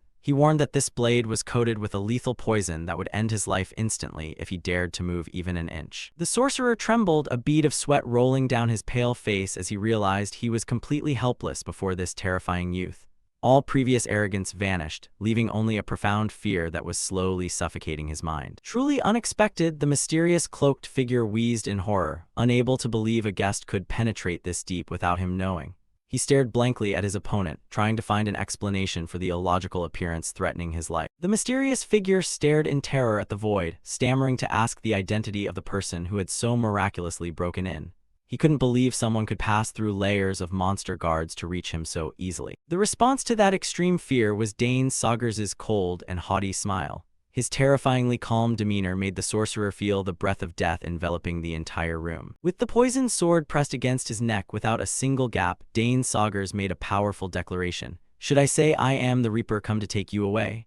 The chapter closed with the extreme horror of the monster controller when facing a true monster in human form. Asir was confused by the appearance of the one claiming to be the Reaper. Why would a high-ranking Reaper in the organization crawl to this heavily guarded place? The youth emphasized that Asir must know very well how impossible it was for someone to break in here, so don't ignore it. Asir broke into a cold sweat, his face drained of color. He had no idea how the person before him could bypass the barrier and the dense monsters. Dane pressed the knife against Asir's neck, coldly reminding him not to underestimate the situation. This was no joke, his life was in his hands. Asir's hand gripped the table, his heart full of doubt. He wondered who this youth was and what method he used to sneak in here alone. Dane tilted his head to look at him, his voice dropping low and threatening. He ordered him to confess truthfully if he still wanted to keep his worthless life. Asir could only stay silent, sweat pouring down his face. The overwhelming presence of the opponent made him speechless, not daring to utter a single word of resistance. Meanwhile, Dane was secretly pleased because his voice acting and Reaper aura had fooled the man. The first step of the interrogation was a success. Dane smirked and asked if the fun could begin. The light from the magic staff flickered faintly, signaling the secrets about to be revealed. By the flickering candlelight, Dane stood tall, pressing for his true purpose. The atmosphere in the room became more suffocating and tense than ever. He questioned the reason for gathering this massive monster army. Could it be he was plotting to overthrow the Empire with the power of orcs and goblins? Facing the series of sharp questions, Asir remained as quiet as a mouse. He bowed his head, trying to stay calm, but his trembling shoulders betrayed him. Dane shouted for an immediate answer. He suspected he was conducting a mad experiment or acting under someone's instructions. Hearing the word instructions, Asir paused for a trembling beat. This tiny reaction could not escape the sharp eyes of the Sawgrass family genius. The blade pressed closer, emitting a strange and dangerous purple mist. The heavy pressure made him feel the breath of death right behind him. Dane's eyes flashed with coldness as he noticed the opponent's reaction. In just a blink, he had grasped the fear deep in his heart. Images of the mysterious cloaked figures suddenly appeared in Dane's mind. He wondered if the organization behind him was related to those figures. He bluntly asked if he was a member of a certain secret organization. The direct question made Asir freeze, his face turning gray. He was stunned, his eyes wide in disbelief that his secret had been exposed. Panic began to take over his mind as he looked at the Reaper. Asir stared at the opponent's uniform and insignia, full of questions. He didn't understand how an outsider knew of their existence. He screamed that he would reveal nothing, even in death. But Dane remained calm, seemingly having anticipated this reaction. Dane gave a cunning smile behind his mask, looking extremely dangerous. He knew exactly how to make even the most stubborn open their mouths voluntarily. His hand slammed onto the table, creating a sharp noise that broke the silence. It was time to shift to a more brutal interrogation method. Dane leaned into Asir's ear, whispering about a proper greeting. Seeing his smile, the man could only shiver at the chill down his spine. He looked at Dane with wide, terrified eyes. Dane warned coldly that he wouldn't repeat himself, forcing him to choose between confessing or receiving a bitter end. Dane's red eyes stared directly into Asir's mind. A killing gaze made him feel as though his soul was being strangled by a terrifying entity. In his half-human, half-demon form, Dane threatened coldly. He asked if he wanted to confess everything here or experience the sensation of the dark dungeon. Asir fell to the floor, trembling as he asked where this youth came from. He couldn't believe someone had broken into this place without anyone knowing. Dane was secretly pleased that the illusion was working effectively. If he was in the same boat as the others, everything would become much easier. With the blade close, Dane ordered him to reveal his true purpose. The space was dead silent, save for Asir's terrified gasps. Dane stepped forward, each footstep sounding like a hammer hitting Asir's heart. The old man backed away in panic, stammering for the youth to stay away from him. The sound of heels clicking on the floor was full of pressure. Dane raised an eyebrow and asked if he really intended to stay silent until he died, even with a blade at his throat. A close-up of Dane's eerie eyes made even the viewer shudder. The invisible pressure radiating from the youth made the air in the room feel as though it had frozen solid. Asir cried out in despair, screaming that he'd rather die because he had absolutely nothing to confess. His will was completely shattered under the Reaper's terrifying intimidation. Dane's cold gaze seemed to pierce through every lie. He was waiting for a single crack in the man's psychological armor to end the conversation. The short sword once again became an effective tool for applying pressure. Dane knew exactly what to do to make this old man open his mouth voluntarily. Dane suddenly recited the organization's bylaws verbatim regarding prioritizing security over life itself. The youth smirked, mocking him by saying he was at least different from the other fools. Asir froze, his face turning pale as he asked how the intruder could possibly know those top-secret details. The core secrets of the organization were clearly held by a total stranger. Dane gave a mental sneer because the reaction was exactly as he'd predicted. The notes he had collected earlier were indeed the key to manipulating this man. By the flickering candlelight, Dane continued to play the role of a high-ranking superior. He reiterated the rules of conduct, making Asir completely believe his fake identity. Asir naively asked if this was all a trial from the organization. He thought the incident at the academy was just a trap designed to test his worth. Dane seized the opportunity, asserting that now they could finally have a proper talk. He laughed inwardly as the prey fell completely into the illusionary trap he had set. Asir's attitude flipped instantly. He felt extremely honored to receive such a challenge. his earlier terror transformed into a ridiculously blind devotion. The youth withdrew his short sword, preparing for the next step of the plan. The opponent's blind trust was now the strongest weapon in his arsenal. Dane privately judged Asir as a true fanatic and decided to play the part to the end. He feigned praise for the man for safely bypassing the dense monsters. Asir prostrated himself on the ground, swearing to dedicate his entire loyalty to the organization. He declared he was ready to do anything upon receiving an order from above. A close-up of Asir's bowed head showed his total submission. He had no idea he was kneeling before the very enemy he most desired to destroy. Dane looked down with a void of expression, thinking this situation had turned out quite well for him. A fanatic would be an endless source of information if exploited correctly. Dane gave a sinister smirk, knowing for sure the prey was caught. The psychological game was over. Victory belonged to the Sagres genius from the very start. Switching to a cold tone, the youth scolded him for losing hundreds of important monsters.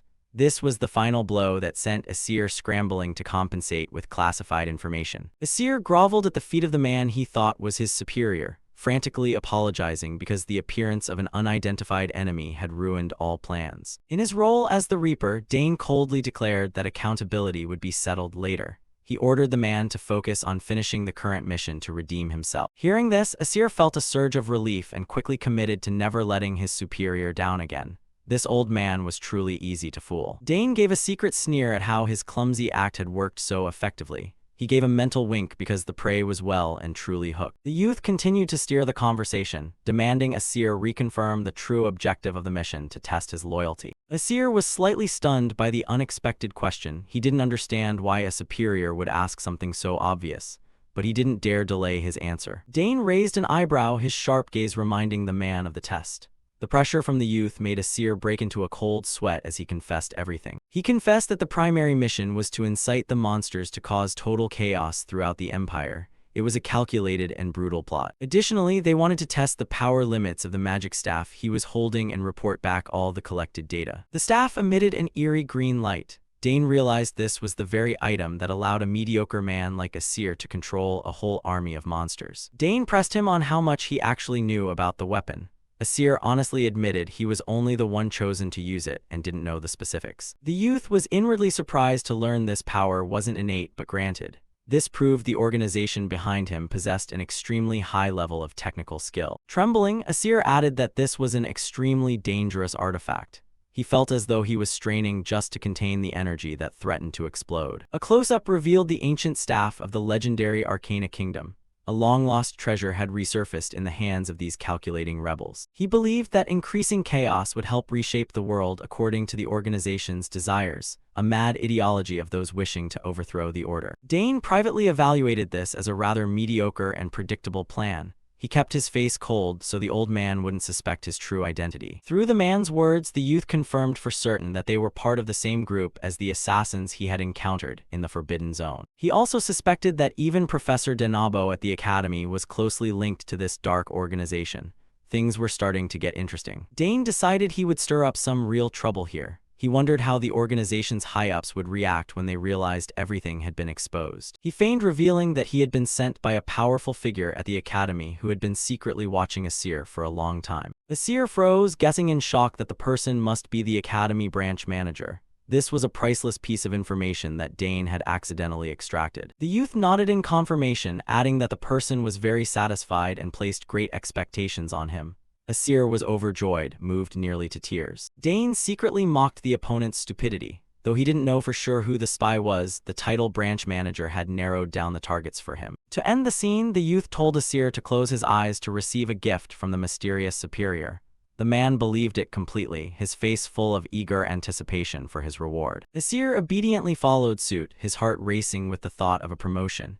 He had no clue that what was actually about to hit him was a one-way ticket to the afterlife. Asir squeezed his eyes shut, his face contorted with a mix of nerves and excitement. He held his breath for the honorary gift from his superior, oblivious to the disaster looming over him. Dane gave an enigmatic smirk as he held a rectangular white object. With half his face still in its terrifying Reaper form, he prepared to give this sinner a conclusion he'd never see coming. Dane Sagres appeared amidst the ruins after the job was done. Ernest reeled with joy the moment he saw him, relieved to see his friend in one piece without a single scratch. Dane walked up casually, not forgetting to apologize for being a bit late. The youth explained that squeezing information out of the traitor took much longer than he had initially imagined. Ernest chuckled, saying he had been waiting right there for Dane to return. The grin on his face showed just how much he trusted his friend's abilities. Right then, Ernest noticed something sparkling in Dane Sagers's hand. It was a magic stone emitting a mystical green glow that looked incredibly powerful. Dane gave a subtle smile, asserting he had drained every single secret from a seer. His gaze was sharp, showing that everything was still under his control. It turned out the final gift for the traitor was anything but simple. Sir Delphin held a small box, his face turning grave as he listened to the explanation. Inside that box was paralysis poison, an extremely potent toxin. Just a small dose was enough to make any stubborn foe lie perfectly still. Looking at the box, Sir Delphin was inwardly amazed by Dane Sagers's thorough preparation. This youth wasn't just a fighter, he was incredibly cunning in using strategy against his foes. Dane coldly stated that even if the man woke up, there was no way he was escaping. With the poison's effect, he would be like a fish on a cutting board waiting to be processed. Ernest breathed a sigh of relief, saying they didn't have to worry about that guy anymore. Immediately, Dane Sagers demanded they destroy the barrier to alert the main force. However, Ernest still broke into a cold sweat. He was worried that once the barrier vanished, the monsters would lose all control and fall into their most frantic state. Dane Sagers smirked, saying that was exactly the opportunity he had been waiting for. Once their controlling will was gone, the monsters would tear each other apart until they were all wiped out. Hearing this sit on the mountain and watch the tigers fight plan, Ernest finally understood. He nodded enthusiastically, preparing to help Dane break the seal on the annoying magic barrier. The two quickly got to work, with Ernest confidently stating he was ready. The final preparations were done, now they just had to wait for the real show to begin. A while later, the night sky suddenly erupted with brilliant magic flares. The booming sounds echoed everywhere as a signal that a glorious victory for their side was near. Multicolored light danced across the air, illuminating the entire ruin. It was a spectacular sight, signaling that the dangerous mission was finally completed successfully. Exactly 6 hours after Dane Sagers and Ernest had entered the deep ruins, everything was settled. Not much time had passed, but the results were truly beyond expectations. The magic fireworks weren't just for show, they were a victory signal for the entire army. The group of knights below looked up, every one of them beaming with joy. Observing from a distance, Third Prince Edward wore a satisfied smile. He was extremely pleased to see the plan go so smoothly, exactly as he had hoped. Immediately, Edward ordered a general assault to sweep away the final remnants. Sir Delphin drew his sword and led the Fourth Knight Order, charging toward the center of the ancient ruins. The army marched forward with thunderous steps and soaring morale, terrifying the monsters. The plan to eliminate the enemy in a heartbeat was progressing much more smoothly than before. The ancient ruins became the stage for the largest sweeping operation ever seen. The old stone structures shook under the heroic footsteps of the advancing army. The battle raged fiercely as the soldiers confronted the aggressive orcs head-on. The sound of clashing weapons rang out amidst the rubble and swirling dust. A soldier shouted, urging the team to hold the formation against the enemy's pressure. No matter how crazed the monsters were, they couldn't pierce the defensive line. The commander's voice boomed over the roars, ordering the team to give it their all. The battle was intense, with everyone straining to finish off the stubborn monsters. The fight at the ruins grew hotter than ever. The knights had to constantly channel their inner power, shouting to each other to pour all their mana into their weapons to withstand the horrific pressure from the blue orcs. In the midst of the fray, the red-haired girl valiantly swung her sword, cutting down enemies while clicking her tongue in observation. The monsters this time seemed much more stubborn and tanky than the previous waves, forcing her to expend significant energy. Just as she expected, the deeper they went into the ruins, the more abnormally strengthened the monsters became. Her sword swings started to feel heavier against the mounting pressure. While the warriors struggled to hold the line, Priscilla Neriel arrived just in time to support. The blonde mage quickly deployed magic circles, reassuring her teammates to hold on just a bit longer while she healed them. Priscilla closed her eyes, concentrating deeply on her incantations as ancient characters flowed through the air. A gentle green light from her magic spread out, mending the wounds of the exhausted knights. The situation was critical. A commander ordered the team to focus magic fire toward the southwest. Brilliant purple light exploded, targeting a massive lion-like monster barring its fangs. The Knight Order took the command, immediately forming up to protect the mages and open a path forward. Though the orcs were as numerous as ants, they began to be pushed back under the army's coordinated assault. The power of the combined attacks made the scene more chaotic than ever. The monsters tore at each other or were shattered under the hurricane's strength of the expeditionary force, creating a bloody spectacle. Sir Delphin once stood in the middle of the battlefield, his sharp eyes monitoring every small change. His face showed absolute resolve. He wouldn't let a single monster escape this encirclement. The commander roared mightily, ordering the soldiers to wipe out every remaining monster, allowing not a single one to survive. Sir Delphin's spirit added fuel to the fire for the already blood-pumping army. The knights charged like whirlwinds, hacking through the blue orcs without mercy. Lightning-fast sword strokes tore through the air, turning the ruins into a veritable meat grinder for the monsters who had lost their controller. Sharp explosions rang out everywhere as magic collided with monster flesh. The force was strong enough to make the earth shake, with dust clouds obscuring the vision of those in the fight. A massive explosion erupted, marking the total collapse of the monster's final defensive line. Everything shook violently, indicating the sweeping operation was reaching its most successful conclusion. Ernest ran up excitedly with his bow to tell Dane Saugers that the main force had arrived in time. One look at the bespectacled youth's beaming face was enough to know he could finally breathe easy. Dane Saugers gave a faint smile, his expression perfectly calm as if everything had gone according to plan. The youth was very satisfied that the barrier-breaking plan had worked so well. The work of clearing the scene began in a hurry. Dane and Ernest headed back to report. Both intended to meet the third prince immediately to conclude the grueling mission. Dust from the explosions still lingered around the ancient buildings of the ruins. The scene after the battle looked quite desolate, but the most important thing was that the threat had been officially removed. The houses on the cliffs were peaceful once more after the storm of magic fire. The entire ruins area seemed to be slowly recovering after the crazed monsters were wiped out by the royal army. At the center, third Prince Edward Danter began his formal commendation speech. He declared that in this campaign, one person had achieved a massive feat that far surpassed all others. The knights stood solemnly as Edward praised the mysterious hero who stood at the front line. According to him, this person had blocked the monster's surprise ambush, opening the road to victory. The crowd of students couldn't help but be curious as the prince mentioned the one who bravely infiltrated the center of the ruins. Thanks to the valuable intel on enemy weaknesses this person brought back, the army's losses were significantly reduced. Edward stood high, pointing toward the person standing next to him, asserting that this youth had directly subdued the enemy in the fiercest battle. All eyes were fixed on the platform, where the hero's identity was about to be revealed. Cheers rang through the ruins as knights simultaneously raised their swords in celebration. The boisterous atmosphere of the Vindan ceremony made the air feel more heroic than ever. The soldiers shouted "Long live" in unison, their excitement spreading across the cliffs. After moments of life and death, they could finally breathe and celebrate a hard-won victory. Third Prince Edward smiled brightly, declaring he would grant a grand reward to the campaign's hero. He looked toward Dane Saugers, prepared to drop a bombshell that would shock everyone. Third Prince Edward called out Dane Saugers' name with a booming voice. He asserted that the youth's valiant actions would serve as a shining example for the entire empire. Edward Danter stepped forward, placing a hand on Dane's shoulder as a formal acknowledgement before the public. It was a rare display of intimacy between a noble prince and a cadet. Edward dropped a real bombshell by expressing his wish for Dane to be by his side as a friend. That word, coming from a prince, carried incredible weight. Sir Delphin broke into a cold sweat, unable to believe his ears. The veteran commander seemed shocked by the prince's total disregard for class barriers. The crowd of students below began to gossip intensely. Friend, did the prince just call Dane a friend? No one understood how this lucky youth had managed such a feat. Dane laughed, saying Edward's declaration was like a massive explosion. The prince admitted it might put the youth in a difficult spot, but Dane was still happy for the trust. After the initial excitement, Dane's eyes turned thoughtful. He wondered what the fate of the traitor Asir would be. Edward Danter's face immediately hardened at the mention of that man. The prince radiated an aura much colder and more serious than before. Edward revealed he would be thrown into the royal dungeon, a place described as a living hell. The daily screams made it a place of terror that even the prince had never set foot in. Dane understood that there was no way that Guy was coming out alive. But either way, he had already extracted every bit of valuable info from him beforehand. Edward believed that conclusion was entirely deserved and wanted to give an extra reward for Dane's hard work.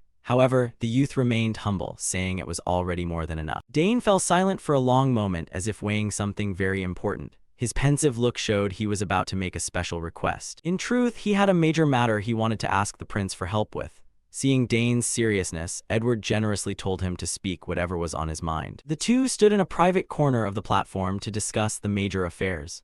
The space grew strangely quiet, leaving only the secret dialogue between the prince and the new hero. Dane bluntly mentioned the true enemies targeting the empire and the prince himself. This stern warning forced Edward to ponder the potential hidden threats. The youth's expression was incredibly serious, showing that the scope of the plot was much larger than imagined. The political game was officially starting to heat up. The campaign at the ruins closed, leaving behind a strangely peaceful scene beside a majestic waterfall. Yet behind that peace, dark undercurrents were waiting to burst. A few days later, the scene shifted to the office of the head of the magic department at the academy. The air was filled with silence and secret calculations. Professor Drenavo stood by the window, muttering Dane Sagers's name with an expression of extreme displeasure. The youth's presence seemed to be upending all of his plans. The department head wondered incessantly about the content of the conversation between Dane and the third prince that day.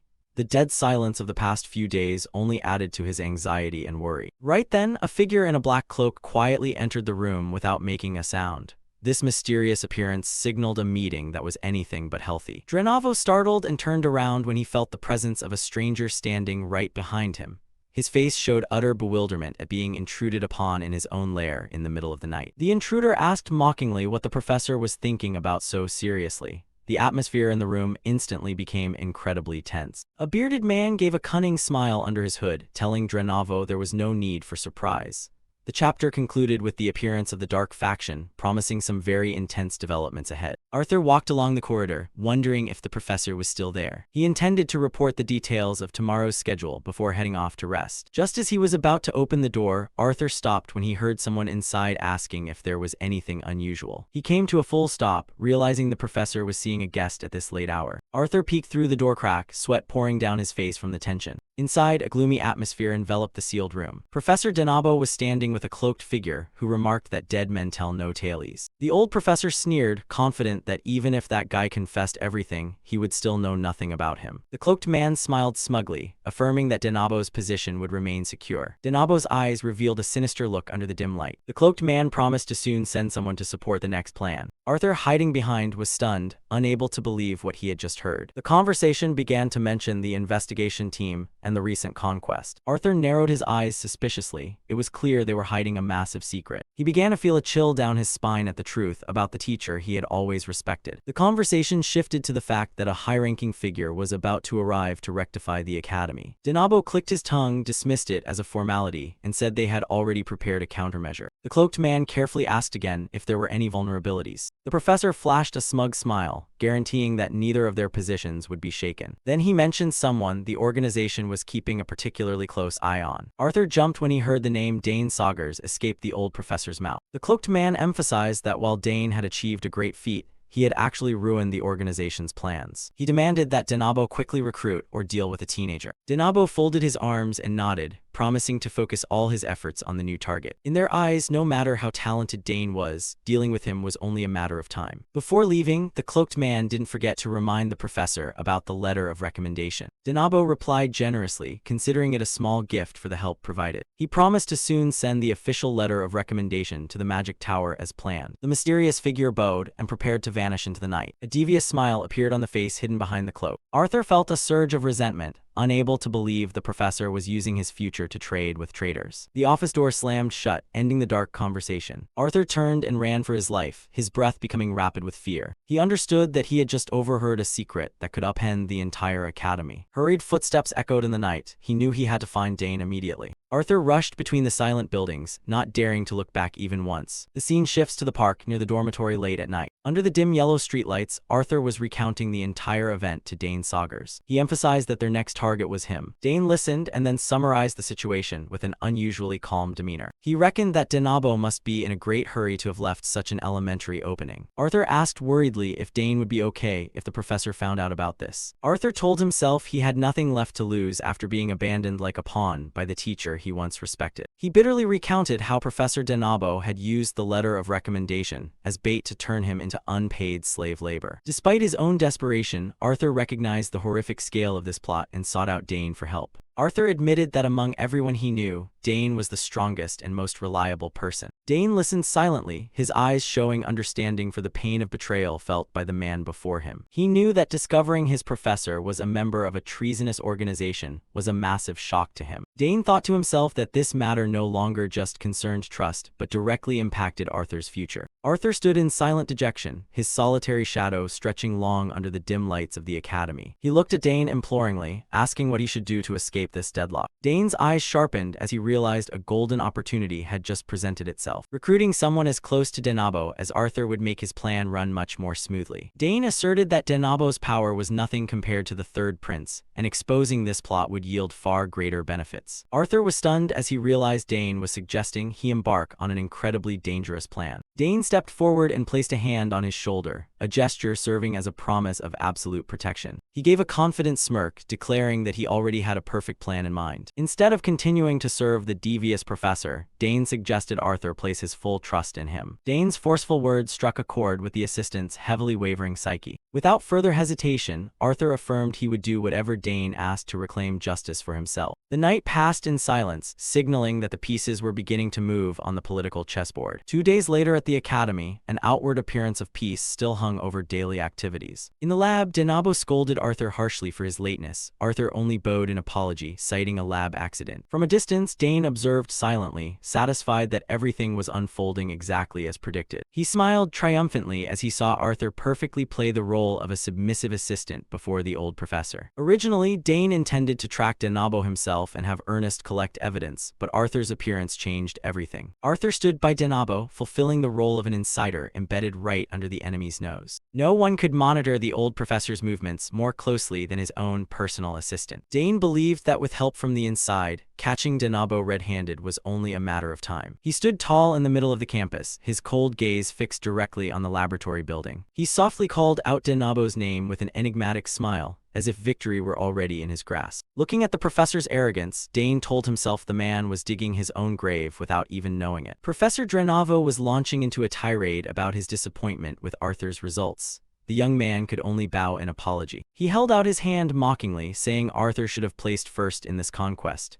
At this rate, the letter of recommendation was as good as gone. Arthur continued to accept the blame with a resigned look, while Denabo began to find him quite annoying. Slamming the table with a thud, he roared, asking if Arthur truly understood his mistake. The professor's anger had not subsided. He scolded Arthur, saying he was as pathetic now as he was intelligent before. He asserted that only if Arthur handled this matter properly would there be any hope for his future. With a sigh, Denabo changed his tone and said he would give him one last chance. Arthur broke into a cold sweat, his face showing clear anxiety at this suggestive offer. An opportunity for redemption, the old professor began to lead Arthur into his trap. Immediately after, Arthur rushed off to perform the assigned task. Denabo's instructions still rang in his head. He had to go to that exact spot to receive an important item. He sprinted across the campus as fast as possible, ignoring the stares of those around him. Denabo emphasized that this was extremely important, which was why he entrusted it to the person he trusted most. Arthur gritted his teeth as he ran, sweat pouring down his face. The teacher added that surely he wouldn't fail at such an easy task. Arthur affirmed he should leave it to him. Arthur thought as he ran that this was exactly the kind of information Dane Saugers needed. A faint smile appeared. This was the golden chance to bring down this corrupt professor. According to the plan, in 1 week, Arthur would head to the Academy's supply route where a secret door would be left open. Back to the present, Arthur met someone privately and handed over the small item he held in his hand. Denabo's words echoed in his ears that if the situation weren't favorable, he would have had to go himself. The person receiving the item was none other than Dane Saugers, who observed in silence. Dane's gaze was pensive. He was calculating the next steps. The item was handed over smoothly. Arthur recounted the entire conversation with Denabo to Dane and asked what he thought about it. Dane wondered if the professor had ever made Arthur do anything similar before, but Arthur affirmed this was the first time. Dane pondered. A new plan was slowly taking shape in his mind. He reckoned that the professor intended to pin all the blame on Arthur if anything went wrong. Arthur nodded in agreement. Both understood they couldn't let this once-in-a-lifetime opportunity slip away. Dane asserted that nothing related to that secret society could be allowed to escape the net. A strategy using bait was immediately proposed by Dane.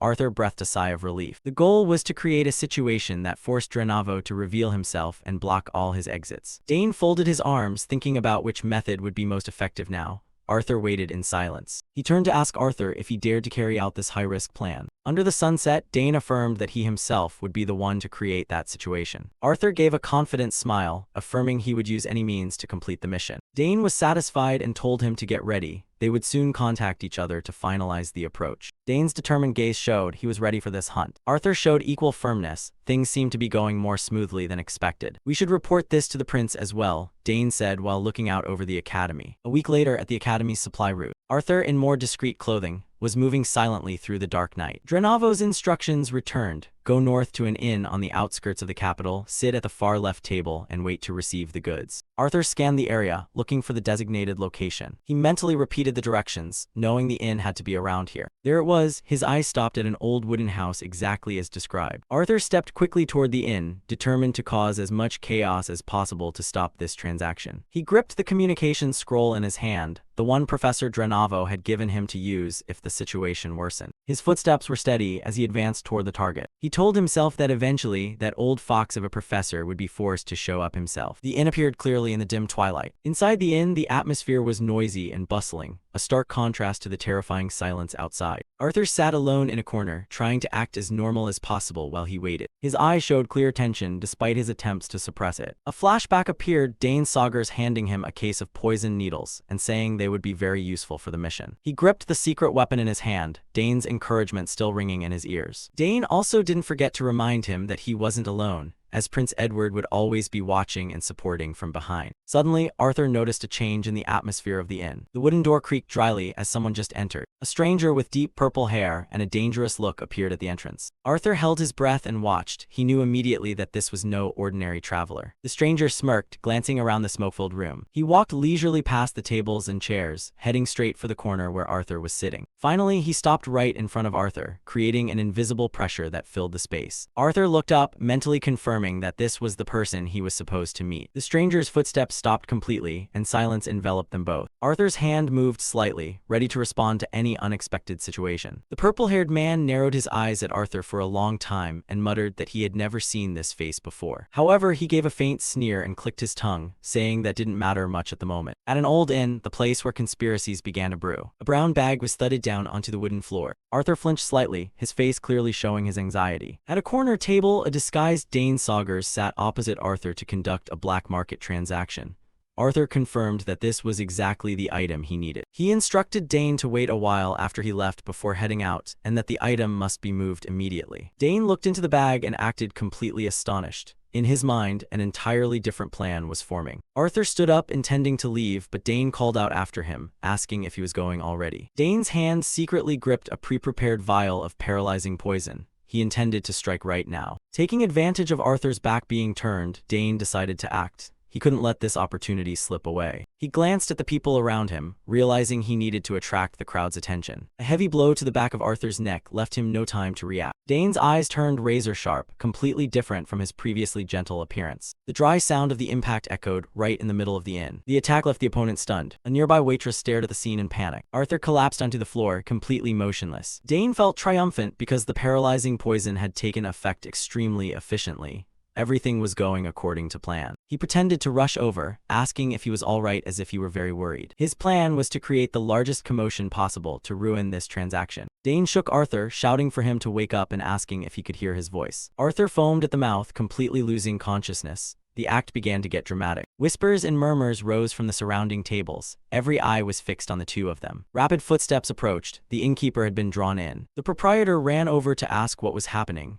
Dane played innocent, saying the other man had suddenly fainted. He looked at Arthur's body lying there with an expression full of suspicion and tension. Dane continued to play the role of a panicked student, trying to appear blameless. But the innkeeper's gaze suddenly shifted, staring at Dane threateningly. He had realized something. From behind his back, he secretly drew a dagger. He did not intend to let Dane leave this place. He launched an attack and barked that Dane shouldn't hope to fool him with such cheap tricks. It turned out the entire inn was comprised of professionals. Dane dodged, still trying to shout that he was an academy student and demanding that he stop. He glanced around and saw that the others were also beginning to move. Both the waiter and the waitress simultaneously drew their weapons. They were all assassins in disguise. Razor-sharp blades were unsheathed, ready to silence the witness. Dane feigned shock upon realizing the entire inn was a criminal den. He was trapped in the middle of their encirclement. The innkeeper clicked his tongue in annoyance because things were becoming more complicated than planned. He gnashed his teeth in anger, seeing a fly like Dane dare to ruin an important transaction. He threatened that Dane would pay with his life for what he had done, and that he wouldn't be allowed to die easily. The assassins surrounded him with sinister smiles, certain that the prey had fallen into the trap. Dane acted frightened, thinking to himself that this situation was truly bad and there was no way out. But immediately, his attitude changed.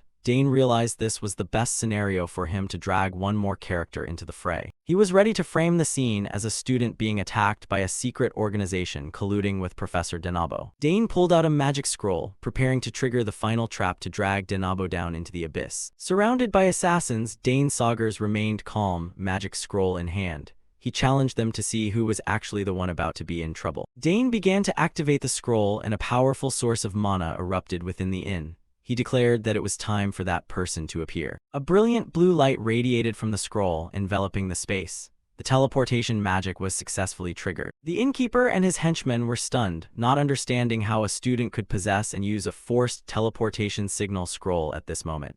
He wondered in panic if Dane was calling for reinforcements. The mana poured out from the scroll in a torrent, terrifying everyone present with its power. One of them shouted in suspicion, questioning if Dane was actually a mage. Dane curled his lip into a sinister smile. Everything was proceeding perfectly according to the script he had painstakingly arranged. A massive magic circle appeared, glowing brightly, ready to pull the target to the scene. The blinding light made it impossible for the assassins to look directly at it. The innkeeper broke into a cold sweat, realizing this was more than just calling for help. He gasped as he felt the pressure of the teleportation spell. The assassins realized in horror that this was forced teleportation magic. They couldn't believe a student was capable of this. Amidst the light filling the air, a figure began to take shape. The plan to unmask the mastermind had entered its decisive stage. Professor Denabo appeared right in the middle of the inn in utter bewilderment. He still didn't understand what was happening to him. Dane stared at the professor, secretly gloating that the biggest prey had fallen into the trap. The scenario he had been waiting for had finally begun. Denabo looked around in shock, realizing he was standing in a shabby inn filled with armed men. He was dazed to find himself suddenly teleported here. The flow of magic light gradually dissipated, revealing the chaotic scene to everyone. Silence filled the room for a moment. The innkeeper recognized the person who had just appeared as Denabo and cried out in astonishment.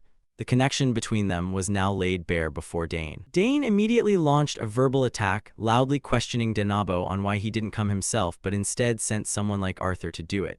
He added a suggestive question about whether this commotion was also part of his plan. He let out a cold smirk, secretly mocking Denabo for appearing so quickly just as intended.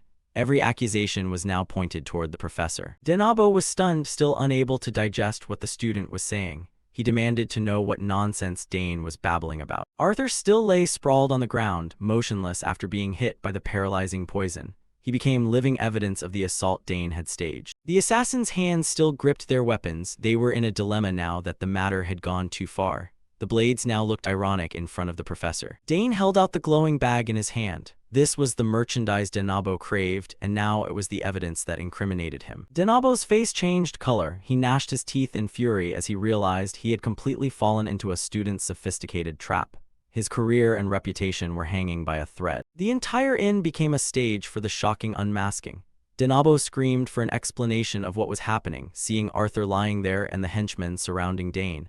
He realized he was caught in a compromising position. Dane stood tall, glowing bag in hand, eyes fixed steadily on Denabo. He was ready for the final step to completely bring down this traitorous professor. Denabo cursed Arthur as an ungrateful brat, complaining that he had taken him in out of pity only to be repaid like this. Arthur snapped back, telling him not to be ridiculous because the man had only viewed him as a tool to be discarded. He declared bluntly that he was sick and tired of being a slave to someone like him. Arthur suddenly triggered fire on his hand, making Denabo scream in panic as he couldn't believe his eyes. He gripped the spatial bag tightly as the magic flames began to flare up violently, threatening to incinerate everything. Arthur warned the old professor not to try anything, or he would burn this precious item immediately. The henchmen in the inn also began to scramble, telling the professor to stop him because they couldn't let the item be destroyed. Denabo gnashed his teeth in resentment, seeing the important item being held hostage. But for Arthur, he thought to himself that this situation was enough to start the next phase of the plan. He looked at the old man in front of him and muttered, "The bait is taken, now it's your turn, Dane." Immediately, a brilliant blue light began to cover the entire window frame of the building. A massive magic circle was suddenly activated, enveloping the entire tavern from the outside. The blue mana swirled powerfully, sealing off every corner to prevent anyone from escaping. The light flared intensely, piercing through even the smallest cracks in the inn's walls. The entire structure was submerged in a sea of brilliant mana when viewed from a distance. The view from above showed that the magic trap had been set, completely surrounding the tavern area. Inside, the light began to seep through the glass window frames, leaving everyone astonished. Everyone in the inn was stunned, feeling a massive weight of magical pressure. The bald innkeeper's eyes also went wide as he felt the ground beneath his feet suddenly shake violently. Denabo tried to channel mana but only met with futility as his hands trembled uncontrollably. The professor broke into a cold sweat, vaguely realizing what the terrifying thing sealing this place off was. Arthur smirked, confirming for him that it was a high-level mana interference field. This magic turned the entire building into a perfect magic forbidden zone, cutting off all avenues of retreat. Arthur added a lethal remark that now no one could escape, not even the professor. Denabo turned pale, only able to gasp in utter horror at finding himself trapped. He looked at his useless, trembling hands, unable to believe someone had dared to move against him. He wondered where Arthur got the nerve to do this. There must be a very powerful force backing him. In Denabo's mind, images of a mysterious army waiting outside an ambush appeared. He realized that if he was caught here, all his long-term efforts at concealment would go up in smoke. The tower of power he had painstakingly built at the academy was about to collapse entirely tonight. In a fit of panic, Denabo screamed for his henchmen to seize Arthur immediately. The lackeys heard the order and drew their weapons to charge, hoping to use Arthur as their ticket out. Arthur clicked his tongue, knowing that alone he could hardly fend off the crowd of assassins for long. He gripped the bag of evidence, silently urging Dane to finish this quickly. At that moment, a loud explosion rang out as the window was shattered by the swords of a special forces team. The army from outside burst in like a whirlwind, surrounding those who intended to attack Arthur. Dane Saugers appeared at the head of the rank, eyes cold as he looked directly at the professor. Amidst the thick dust, majestic armored figures occupied every key position. Their swords swung up, radiating an aura that completely overwhelmed every criminal in the room. The knights in their signature blue cloaks simultaneously drew their swords, ready to suppress the entire scene. The innkeeper stammered incoherently as he realized the identity of these powerful visitors. Arthur grinned broadly, pointing directly at Denabo and declaring loudly, "It's the Royal Knights, Professor." A loud bang echoed as the door was burst open, filling the entrance with dust. The thundering footsteps of the knight squad began to move rapidly into the tavern. The solemn ranks of knights advanced, leaving no gap for the criminals to escape. The leading knight commander gave a booming command for everyone to stay still, followed by the appearance of Dane and Prince Edward. He announced that from this moment on, they were all under arrest in the name of the crown. The henchmen and assassins in the inn froze, sweat pouring down their faces from the surprise raid. Dane smiled triumphantly, thinking that the timing of this coordination was truly perfect for an ambush. He stared intently at the professor and affirmed certainly that Denabo's final day had officially arrived. Professor Denabo collapsed completely, falling miserably to the floor under the pressure of the knight squad. He gnashed his teeth in fury, realizing he had fallen entirely into a carefully calculated trap. Denabo could not understand how his identity had been exposed so quickly. His hands trembled on the floor, all the power and fame he had held for so long vanished in an instant. He lowered his head to the ground, bitter over the lightning-fast collapse of the status he had painstakingly built. Looking down from above, the knight squad had surrounded the entire scene, forcing everyone to lay down their weapons and surrender. Those who tried to resist were immediately pinned to the ground, only able to groan in hopelessness. Each member of the secret organization was subdued one by one. Not a single person could escape the circle. Ropes began to bind the criminals' hands tightly in preparation for transport to the capital. A long line of secret society members was led away under the strict escort of the Royal Knights. Dane looked around the scene, feeling satisfied that the harvest this time was even greater than he had anticipated. He and Prince Edward discussed the results. They had captured over 10 members of the secret organization here. Edward smiled and praised Dane's strategy, affirming that he had done a great job on this mission. The item they intended to trade was actually a spatial bag filled with the dark secrets of the organization. A flurry of evidence fell from the pouch, including handwritten orders intended to erase every trace of treason. Dane proposed awarding Arthur a royal letter of recommendation to the Mage Tower as a well-deserved reward. Prince Edward agreed, as with this letter, Arthur's status and safety would be guaranteed after his distinguished service. One by one, the sinners were escorted away, and the atmosphere gradually returned to the natural stillness of the night. Denabo walked dejectedly in chains, his head bowed, leaving behind all his lost glory. Dane stood there, his eyes pensive as he observed the results of a mental chess match with a secret organization. Once again, this shocking event promised to shake the very foundations of the entire academy in the coming days. The award ceremony began solemnly right on the academy campus.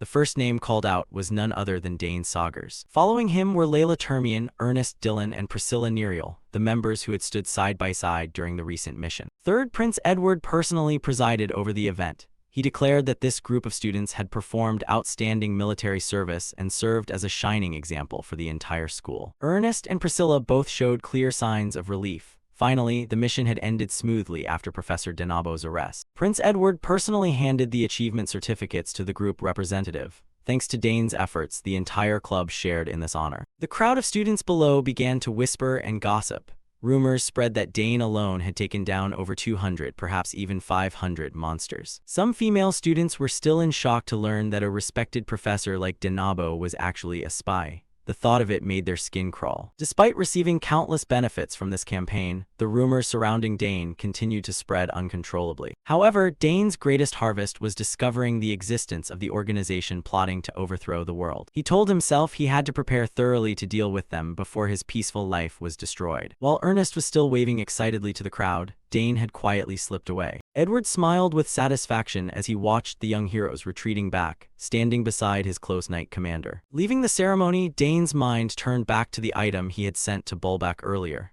He wondered if the old blacksmith had discovered anything yet. The sound of a hammer striking steel echoed from the Termian forge. Dane walked in just as Bulbak was examining the magic staff. It looked ordinary on the outside, but Bulbak asserted that this staff had been forged with blood. Dane was startled to hear that. The old blacksmith explained that it didn't react to normal fire at all. The only thing that could transform it was human blood. Dane's expression became tense as he realized the sheer evil of the object. It was aldius, an ancient metal that could only be forged after being soaked in the blood of dozens of people. Bulbak pointed to the core of the staff and explained it was the source of the faint smell of blood hidden beneath the ordinary-looking exterior. He emphasized that this was an extremely dangerous object that very few people knew about. Dane truly hadn't expected Denabo to possess a weapon this terrifying. It was not only bloodthirsty, but could also drive the user insane if they weren't careful. Dane crossed his arms in thought. He wondered why, if it craved blood so much, it wasn't forged into a sword or a spear instead of a magic staff. Bulbak stroked his beard, preparing to offer his own insight into the matter. It seemed that only aldius material could withstand the horrific power radiating from that gem. Dane stared intently at the staff, inwardly understanding the true purpose of the one who created it. He gripped the handle tightly, feeling the immense pressure hidden beneath the dark metal. Dane stood silently for a long moment with the lethal weapon in his hand. He felt that this thing was truly unstable and shouldn't be allowed to exist haphazardly. The gem at the top of the staff still emitted a mysterious and haunting blue light. Bulbak nodded, confirming it was an extremely rare item, not something just anyone could get their hands on. Dane suddenly held the staff out toward the old blacksmith and decided to give it to him. Bulbak's eyes widened in surprise, unable to believe the boy was generous enough to give away such a treasure. Dane smiled and said he never used staves, so it was better to give it to someone like Bulbak who understood its value. Looking at Dane's sincere eyes, Bulbak's doubts vanished. He reached out to accept the staff and promised not to refuse such a priceless gift. Bulbak thanked him profusely, as he finally had the rare material to satisfy his passion for forging. However, Dane also cleverly asked for the gem at the top back, as that was what he actually needed. Bulbak agreed immediately, as he only cared about the metal and had no interest in magic stones. He excitedly said that after removing the gem, he would take a look at Dane's new sword. Dane nodded eagerly. Bulbak turned to prepare his tools, his mouth still murmuring in admiration of that powerful ancient mana core. Dane narrowed his eyes calculatingly. A treasure like this was something he would never give up easily. After successfully separating the mana core from the staff, the two moved to the area where Dane's new sword was kept. It was Bulbak's precious ore vault, filled with sparkling minerals of every color. Bulbak announced the sword was nearly finished, only needing sharpening and a bit of fine-tuning. He urged Dane to try lifting it. Dane cautiously reached out and gripped the hilt, feeling its weight and perfect balance. A magnificent sword appeared, glowing with a transparent blue light. He couldn't hide his amazement at the old blacksmith's masterful craftsmanship. The blade reflected Dane's excited eyes. It was truly a masterpiece. Every detail exuded an unbelievable level of sophistication. Seeing the boy's satisfied look, Bulbak laughed triumphantly and asked if he truly liked the gift. Dane gazed at the sword for a while longer, unable to look away from its beauty. The sword emitted a faint, ethereal aura, appearing elegant yet full of power. He noticed the sword's reaction was exactly the same as when he touched arcanium ore before. Dane performed a trial swing. The speed and flexibility that arcanium provided truly exceeded his expectations. He asked skeptically if this thing would break easily. Bulbak snorted, scolding him for underestimating such a legendary material. The old blacksmith firmly asserted that ordinary metals couldn't even compare, and this sword would never chip no matter how roughly he used it. Although very pleased, Dane still had one small concern. Was there a way to make the sword glow less? It was so bright that it would make acting in secret or performing nighttime assassinations impossible. it was way too conspicuous. Bulbeck laughed heartily, saying the kid was quite odd for complaining about such things instead of being satisfied. To complete the final step, he asked Dane to try infusing his unusual mana into the sword. Dane nodded, found his balance, and prepared to follow the instructions. He closed his eyes, beginning to focus on channeling the flow of mana from deep within his body. His hand gripped the hilt tightly as Dane began to release the energy. Immediately, magic circles and brilliant currents of air began to swirl powerfully around his feet. A massive pillar of energy erupted from the sword, brilliantly illuminating the entire forge. The aura was truly terrifying. The room shook violently under the pressure of the frantically surging mana. Bulbeck stood by, watching intently. The sword vibrated intensely, as if cheering at being fed so much mana. Dane began to feel that something was wrong. This feeling, it was completely different from before. The sword was like a bottomless pit, frantically draining his mana without stopping. Bulbeck laughed with delight. He knew this sword would accept and be perfectly compatible with Dane's mana. Even though it was a perfect match, Dane asked through gritted teeth how long he had to keep this up. The blacksmith looked at him with eyes full of excitement, having no intention of telling him to stop. He shouted for the boy to keep pouring mana in until he had absolutely no strength left.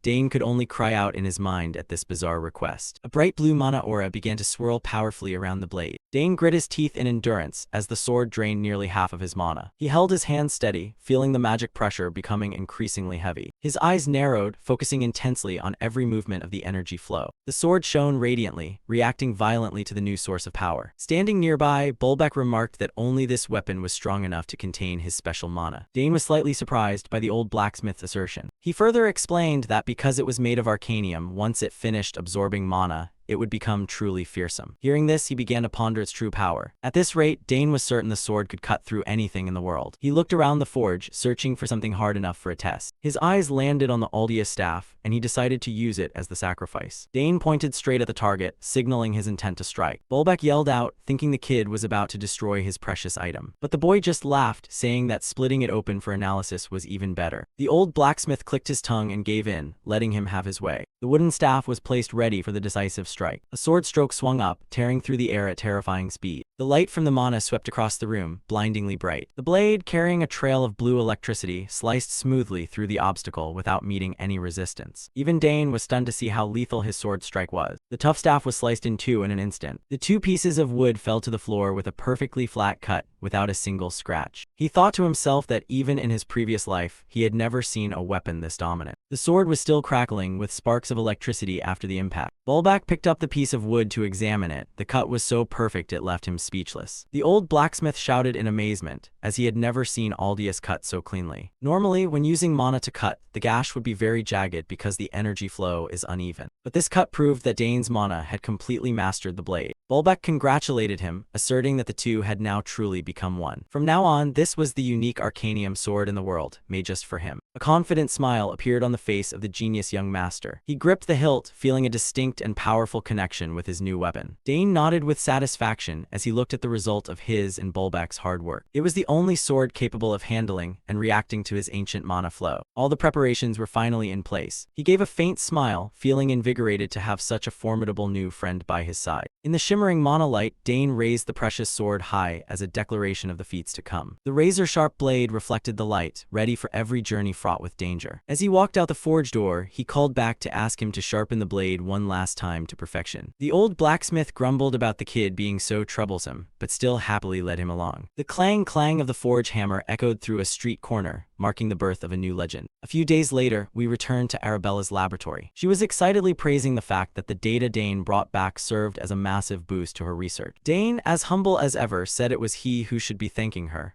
On the table now was the ancient mana core from the Arcana Kingdom. He stared at the glowing orb, telling himself, all right, now it's my turn. Dane took a deep breath and began to channel his power, preparing to fully absorb this source of strength. Immediately, streaks of green mana began to dance around him. The moment his hand touched it, the energy from the mana core surged violently as if it were about to explode. He shut his eyes tight, trying to stay calm as the frantic current of power rushed toward him. The laboratory began to shake violently, making the surrounding equipment groan. Waves of mana radiated powerfully, covering the entire large room. Dane stood in the center of the light, his silhouette bravely accepting it all. The magic power began to soak into his palms and spread through the veins in his body. After a period of straining, everything finally began to subside and stabilize. Arabella stood by watching, her mouth agape in stun. Dane's face showed clear relaxation as he felt the miraculous change within. He felt every beat of the new mana source surging right against his chest. A brilliant mana circle had officially taken shape perfectly. Dane gave a soft smile, his whole body feeling unusually refreshed after this breakthrough. His eyes opened wide, sparkling with deep blue, powerful magic light. It was done, he had officially broken through to the third circle level. A few weeks passed in a flash, and the atmosphere at the academy began to bustle. Everyone started buzzing because the final exams were just around the corner. Layla Thermion and Priscilla Nerial were excitedly planning a trip.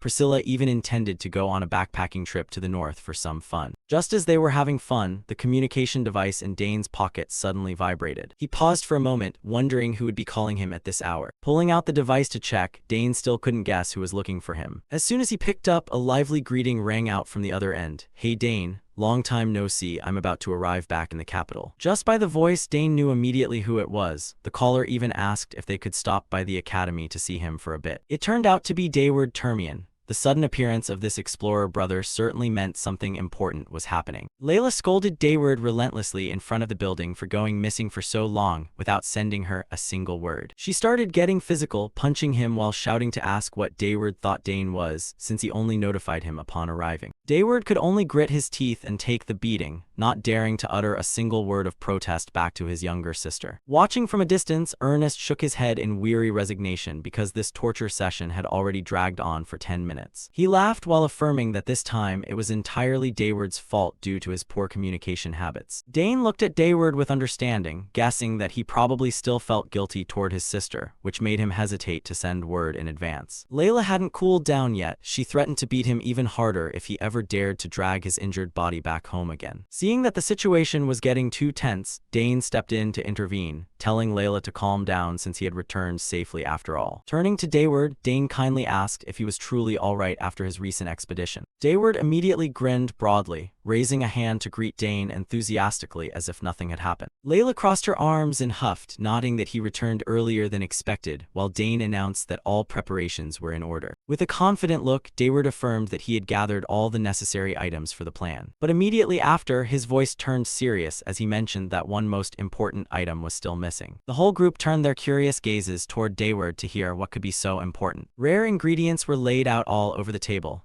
Now only the Tears of Roxana was needed for completion. Ernest confessed he wasn't familiar with alchemy, but even a glance told him these materials were extremely difficult to find. Dayward puffed out his chest with pride, boasting that he had put in no small amount of effort to collect all those things. Layla suddenly remembered and asked to be sure if the Tears of Roxana was located somewhere in the Haverosk mountain range. It was a shimmering crystal mass, but aside from rumors of it being in an ancient ruin, there were no other clues. Dayward planned to hand over these precious materials to an alchemist acquaintance, making Ernest ask in surprise why Dane wouldn't craft it himself. Ernest was a bit worried about entrusting the hard-earned results of the entire group to a stranger. Dayward explained that the curse was very complex. The slightest slip could cause a backfire, so they had to find a true expert. Seeing Dayward guarantee the person's reliability, Layla also nodded in agreement and asked further about the expedition plan. Looking toward the snow-capped mountains, she worried that the ruins were so well hidden it would take the group a long time to find them. Dayward admitted there was very little information about that border region, so he came up with an idea to ask Dane for a favor. Dane flinched, having a bad premonition upon being targeted by this explorer brother. Sure enough, Dayward could only give a suggestive wry smile at his younger brother's sensitivity. That night, Dane began considering using his relationship with a third Prince Edward to search for information. The magnificent scene of the royal palace appeared as Edward curiously asked what special request Dane had for him. Dane stated the matter bluntly. He wanted detailed information about the Haverosk Mountains and the ruins hidden there. Seeing Edward smile brightly in support, Dane felt significantly more relieved. The prince agreed to help immediately, stating that there were many former mountain rangers in his night squad who understood the terrain. Dane bowed in gratitude, but Edward waved it off and told him to be at ease, as this was just a small favor between friends. While sipping his tea, Edward wondered why Dane chose that remote mountain range as his expedition target. He narrowed his eyes and looked deeply at Dane, wondering if this was a newly discovered archaeological site. Dane explained that the group was looking for an important item, and his information network wasn't sufficient to reach that region. Edward pondered for a moment and then agreed to support him, but he didn't forget to remind him that it was an extremely dangerous place. Because it was a sensitive border area, he told Dane to act very tactfully to avoid causing unnecessary political conflict. Dane guaranteed that wouldn't happen, while Edward laughed heartily at the adventurous nature of this trip. The prince was even so excited that he wanted to go along if he weren't so busy with royal affairs at the capital. Dane smiled back warmly at the young prince's enthusiasm and sincerity. The meeting concluded, Edward promised to contact Dane soon once there was news from the Royal Ranger Squad. Once the information was mostly ready, it was time for the whole group to start preparing thoroughly for the journey. Dayward began sharing his exploration experience. He told everyone to prepare as many dry rations as possible because it was hard to light a fire on the mountain and they had to avoid leaving tracks for rangers. The young man directly inspected the climbing gear, explaining that the ground there was very soft so anchors would easily pull out, requiring specialized equipment. Large and small bags were packed neatly. Dayward reminded them to choose low-odor rations that were filling to ensure endurance during the high mountain climb. Ernest looked at the explorer brother with admiration, believing that with this knowledge, Dayward could easily teach at the Department of Exploration. While they were busy, the magic communication device suddenly glowed with a message from Third Prince Edward to Dane. Through the device, Edward announced they had found the entrance to the ruins, but warned that the Ranger Knights couldn't go deeper as they hit a dead end immediately upon entering. Dane listened intently and then spoke up to thank the prince for the valuable information just provided. However, Edward wasn't finished. He reminded the group to be especially wary of a creature called Dranius lurking around the ruins. Upon hearing the monster's name, Dayward and Layla's expressions immediately became visibly grave. It was a giant lizard species with supreme camouflage abilities, making it a terrifying predator that even veteran rangers struggled to handle. Dayward patted Dane's shoulder, asking him to send his thanks to the prince, while Dane affirmed that the group's safety was paramount so thorough preparation was never a waste. Every preparation step was finally complete. Dayward gave an excited smile, urging everyone to quickly hit the road. Confident smiles appeared on the members' lips. Everyone was mentally prepared for the challenging journey ahead. Dane nodded decisively, his eyes showing intense determination for this expedition. The adventure officially began with the ultimate goal of finding the Tears of Roxana, despite Layla still reminding Ernest not to get too excited and become careless. The group moved urgently. They decided to use teleportation magic to get to the city closest to the mountains to save time. Time flew by after 3 long days of riding horses from the teleportation point. Finally, the gloomy Oliva Marquisate appeared before their eyes. The group urged their horses into the territory, the sound of hooves echoing dryly on the deserted road. Layla looked around with a questioning look as she stepped into this borderland for the first time. Dayward suddenly stopped. He realized something was very wrong when witnessing the desolate state of the territory,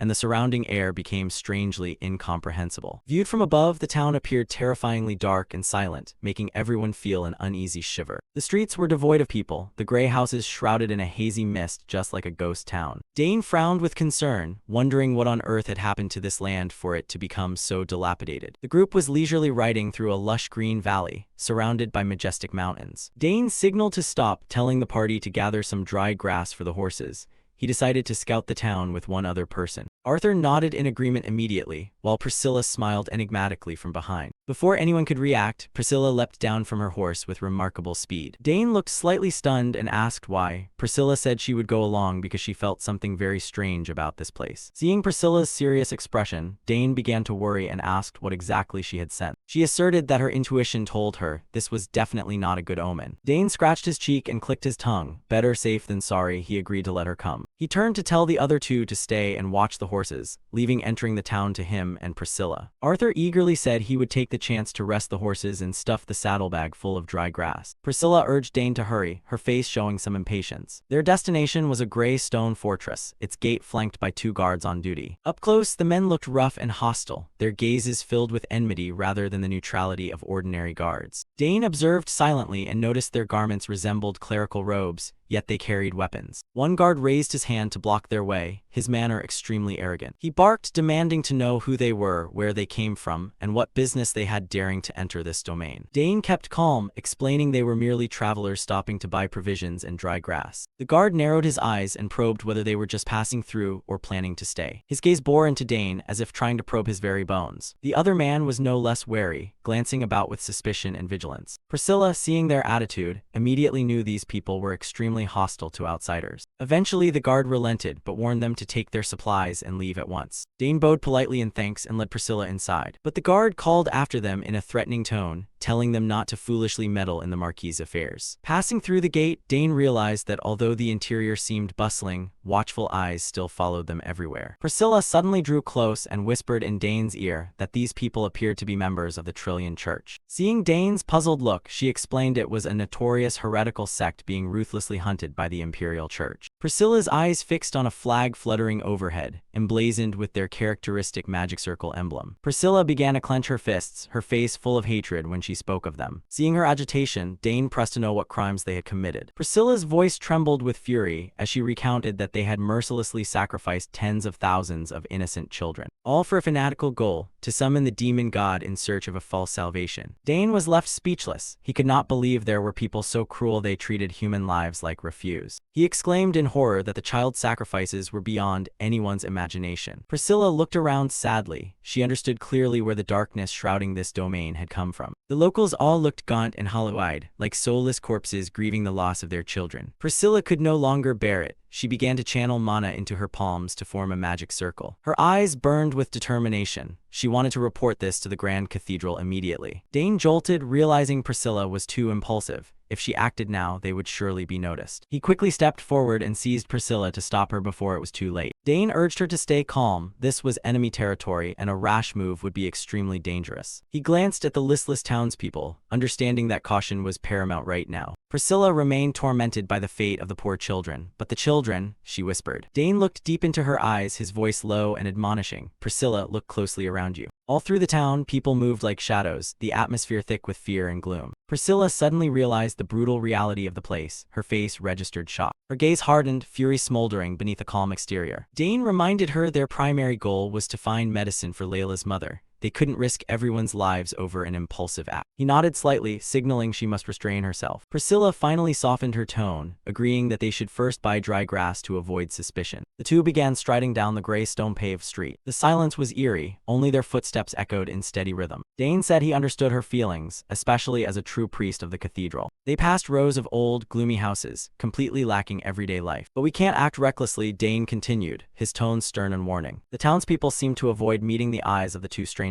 Dane kept watching. His sharp eyes quietly took note of every detail of the area. He suggested that while buying supplies, they could silently probe the enemy's strength. Priscilla paused for a beat, seemingly weighing Dane's proposal. She narrowed her eyes toward the black-robed figures prowling throughout the street. Dane suddenly broke into a cold smile. Fine, let's see how evil they really are. Priscilla rallied, brushing back her hair and smiling in reply. Agreed. The sky above was leaden, black clouds stretched across like an omen of an approaching storm. From above, the market looked unusually silent, people moving furtively like phantoms. Everyone hurried by, no one dared to look up or speak to strangers. Dane asked where to buy dry grass. A middle-aged man with a weathered face pointed across the way. Dry grass, it's over there. Priscilla nodded softly to thank the poor man, then continued on with Dane. Dane glanced around and silently counted at least 100 soldiers blending into the crowd. Ahead of them stood a large building with a stately vaulted roof, which Dane knew was under extremely tight guard. Suddenly, a loud noise from a nearby corner of the street drew their attention. A man collapsed to the ground, begging in terror,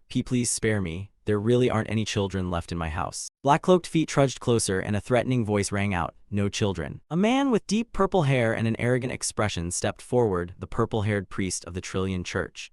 He shouted that if there was no sacrificial offering, equivalent property must be handed over, then ordered the man seized for daring to be disrespectful to the deity. The rough guard hauled the man away despite his pleas. Watching the grotesque scene from a distance, Dane and Priscilla could not hide their hatred. Dane's face grew colder than ever, his eyes flashing with killing intent aimed squarely at the cultists plundering this land. Outside a building, bricks and stones began to fly everywhere like rain. The crowd went berserk, relentlessly hurling stones at the target ahead. A man was pelted until his face was bloodied, only able to moan in excruciating pain. He was tied tightly to a stone pillar in the square, taking the villagers' wrath for the alleged crime of stealing the god's child. The men in the crowd screamed, their faces contorted with rage. Fanaticism showed on every face. They surged forward as if they wanted to devour the culprit alive. Dane Saugers and Priscilla Nerial stood back watching, stunned by the horrendous spectacle. Dane clicked his tongue, unable to believe people in the same domain could treat one another so cruelly. Priscilla stared, puzzled that such a horrific event could happen openly while the outside world remained unaware. She wondered why no one had managed to escape to the outside to raise the alarm. Priscilla clenched her hands, her mood growing heavy. She told Dane that the most terrifying thing about the Trillion Church was not just summoning demon gods or human sacrifice. sacrifice. It was their control. They manipulated the populace like puppets at their command. They began infiltrating quietly, starting from the lowest ranks of society. First, they used money and food as bait to spread their doctrine among the poor. Next came those with some means, and finally the upper class, the nobles who ruled the region. Walking and discussing, Priscilla explained how they infiltrated step by step with sweet words and material goods. Dane realized that under these circumstances, capturing the leader would not be simple at all. He believed that even if they eliminated the leader, peace would only be temporary, because the ordinary people here had deeply internalized the cult's ideology. Dane stared into the distance, knowing they had been completely brainwashed.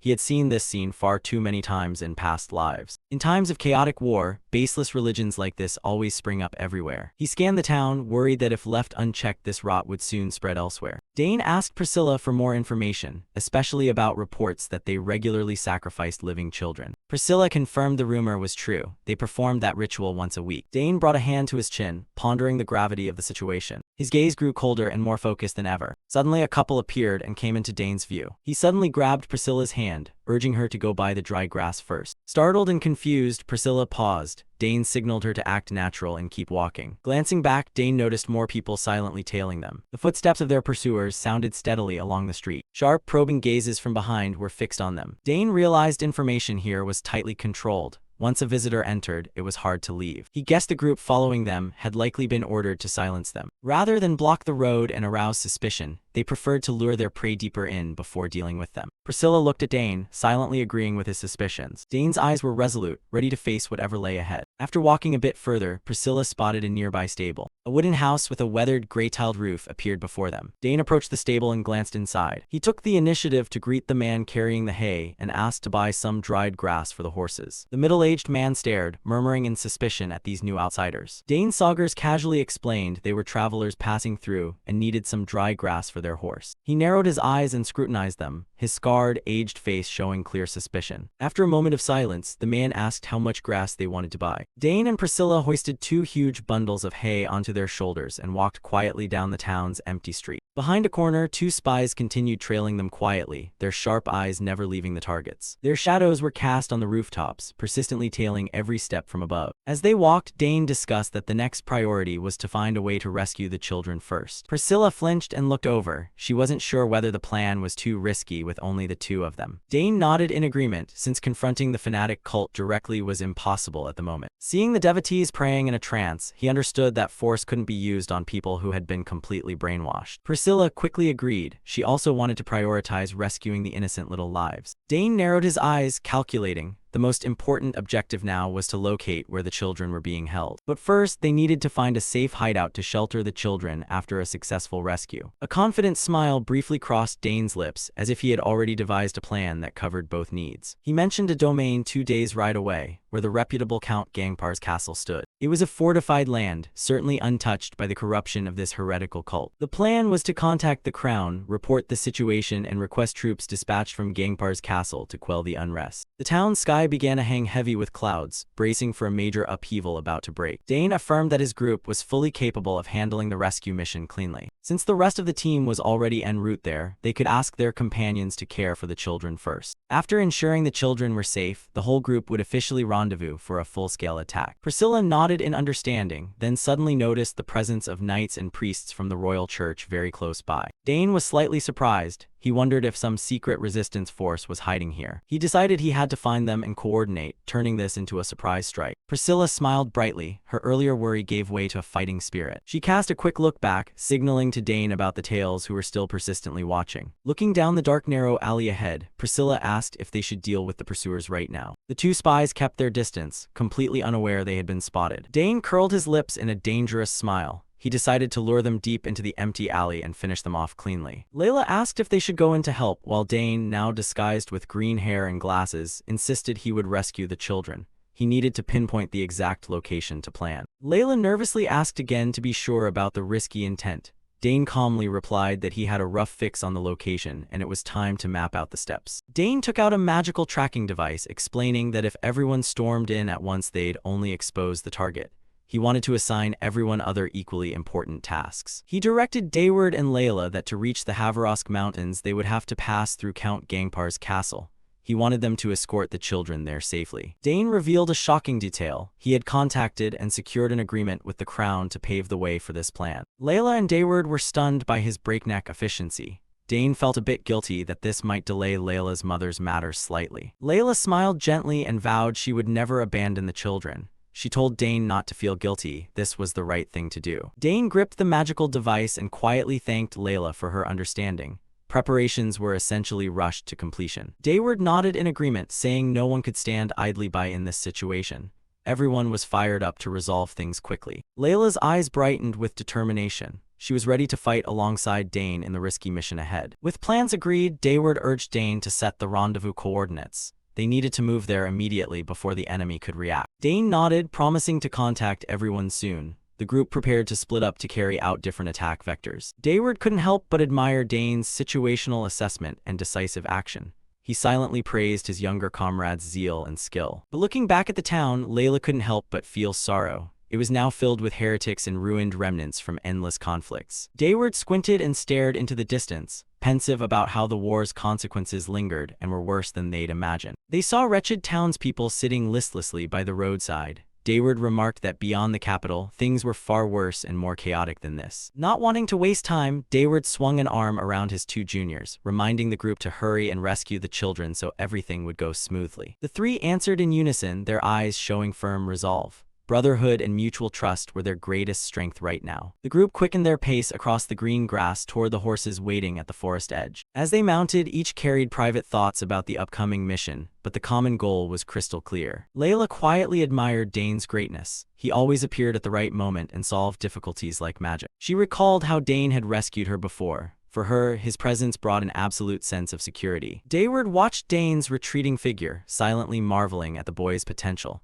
He believed that one day Dane would lift House Saugers to the pinnacle of the empire. A confident smile spread across Dayward's face. He knew he was betting on the right person, and his own House Termian would not be left behind. Under the sun, the group spurred their horses forward, leaving the ravaged town behind. A new arduous journey had officially begun. The town from above appeared desolate beneath the shadows of withered branches, signaling a pervasive, gloomy atmosphere. Cut to another area, Priscilla asked Dane if he'd found any new clues. He was just emerging from a dark alley. Dane, now back to his true appearance with silver hair, casually replied that they confessed far more easily than he'd expected. The blood on the alley walls suggested the questioning had been brutal. Dane walked past bodies strewn throughout the alley, his demeanor calm as if nothing had happened. Priscilla couldn't help but be astonished by his interrogation skills. He joked that perhaps in a past life he'd tortured so many enemies that he'd become proficient now. Priscilla was left speechless by his rather heavy humor. Priscilla eagerly wanted to know the important information Dane had just extracted from the church's henchmen. Dane's gaze turned icy as he got down to business. The information he had would certainly change the entire situation. Dane reported that the children were being held in a large warehouse, not just a few, around 100. They were people who dared oppose the Trillion Church. Even parents who tried to protect their children had been dragged there and imprisoned. Worse, the entire family of Marquis Oliva was also confined there. That explained why such a powerful force had been silent for so long. Priscilla immediately understood. She exclaimed that no wonder the Marquis couldn't act, his greatest weakness was in the enemy's hands. However, the toughest problem was how to infiltrate that warehouse to rescue them when the guards were extremely numerous and battle-hardened. Priscilla worried that if a battle broke out, enemy reinforcements would flood in, and evacuating hundreds safely amid that chaos would be nearly impossible. She pondered deeply, unsure how to achieve both goals. The young woman's face showed clear helplessness. She turned to Dane, hoping his genius mind already had a feasible solution for this dire situation. At that moment, a small white creature, seemingly a baby dragon or spirit beast, poked its head out from Dane's cloak and let out a mischievous chirp. Priscilla startled and widened her eyes at the strange creature. It seemed this was Dane's trump card hidden for the upcoming plan. Dane smiled calculatingly as he began to outline the plan. Inside his cloak, the little dragon started to stir, ready for what was to come. The tiny creature poked its head out and uttered excited sounds as if it understood its master's anticipation. Priscilla asked about the next step. Was Dane going to use Karnas as a distraction? Dane nodded, confirming he would summon a truly powerful being to disrupt the battlefield. Meanwhile, in the square below, hundreds of townspeople had gathered to hear zealous preaching about a new world about to be revealed. A heretical priest with long green hair was fervently indoctrinating the crowd.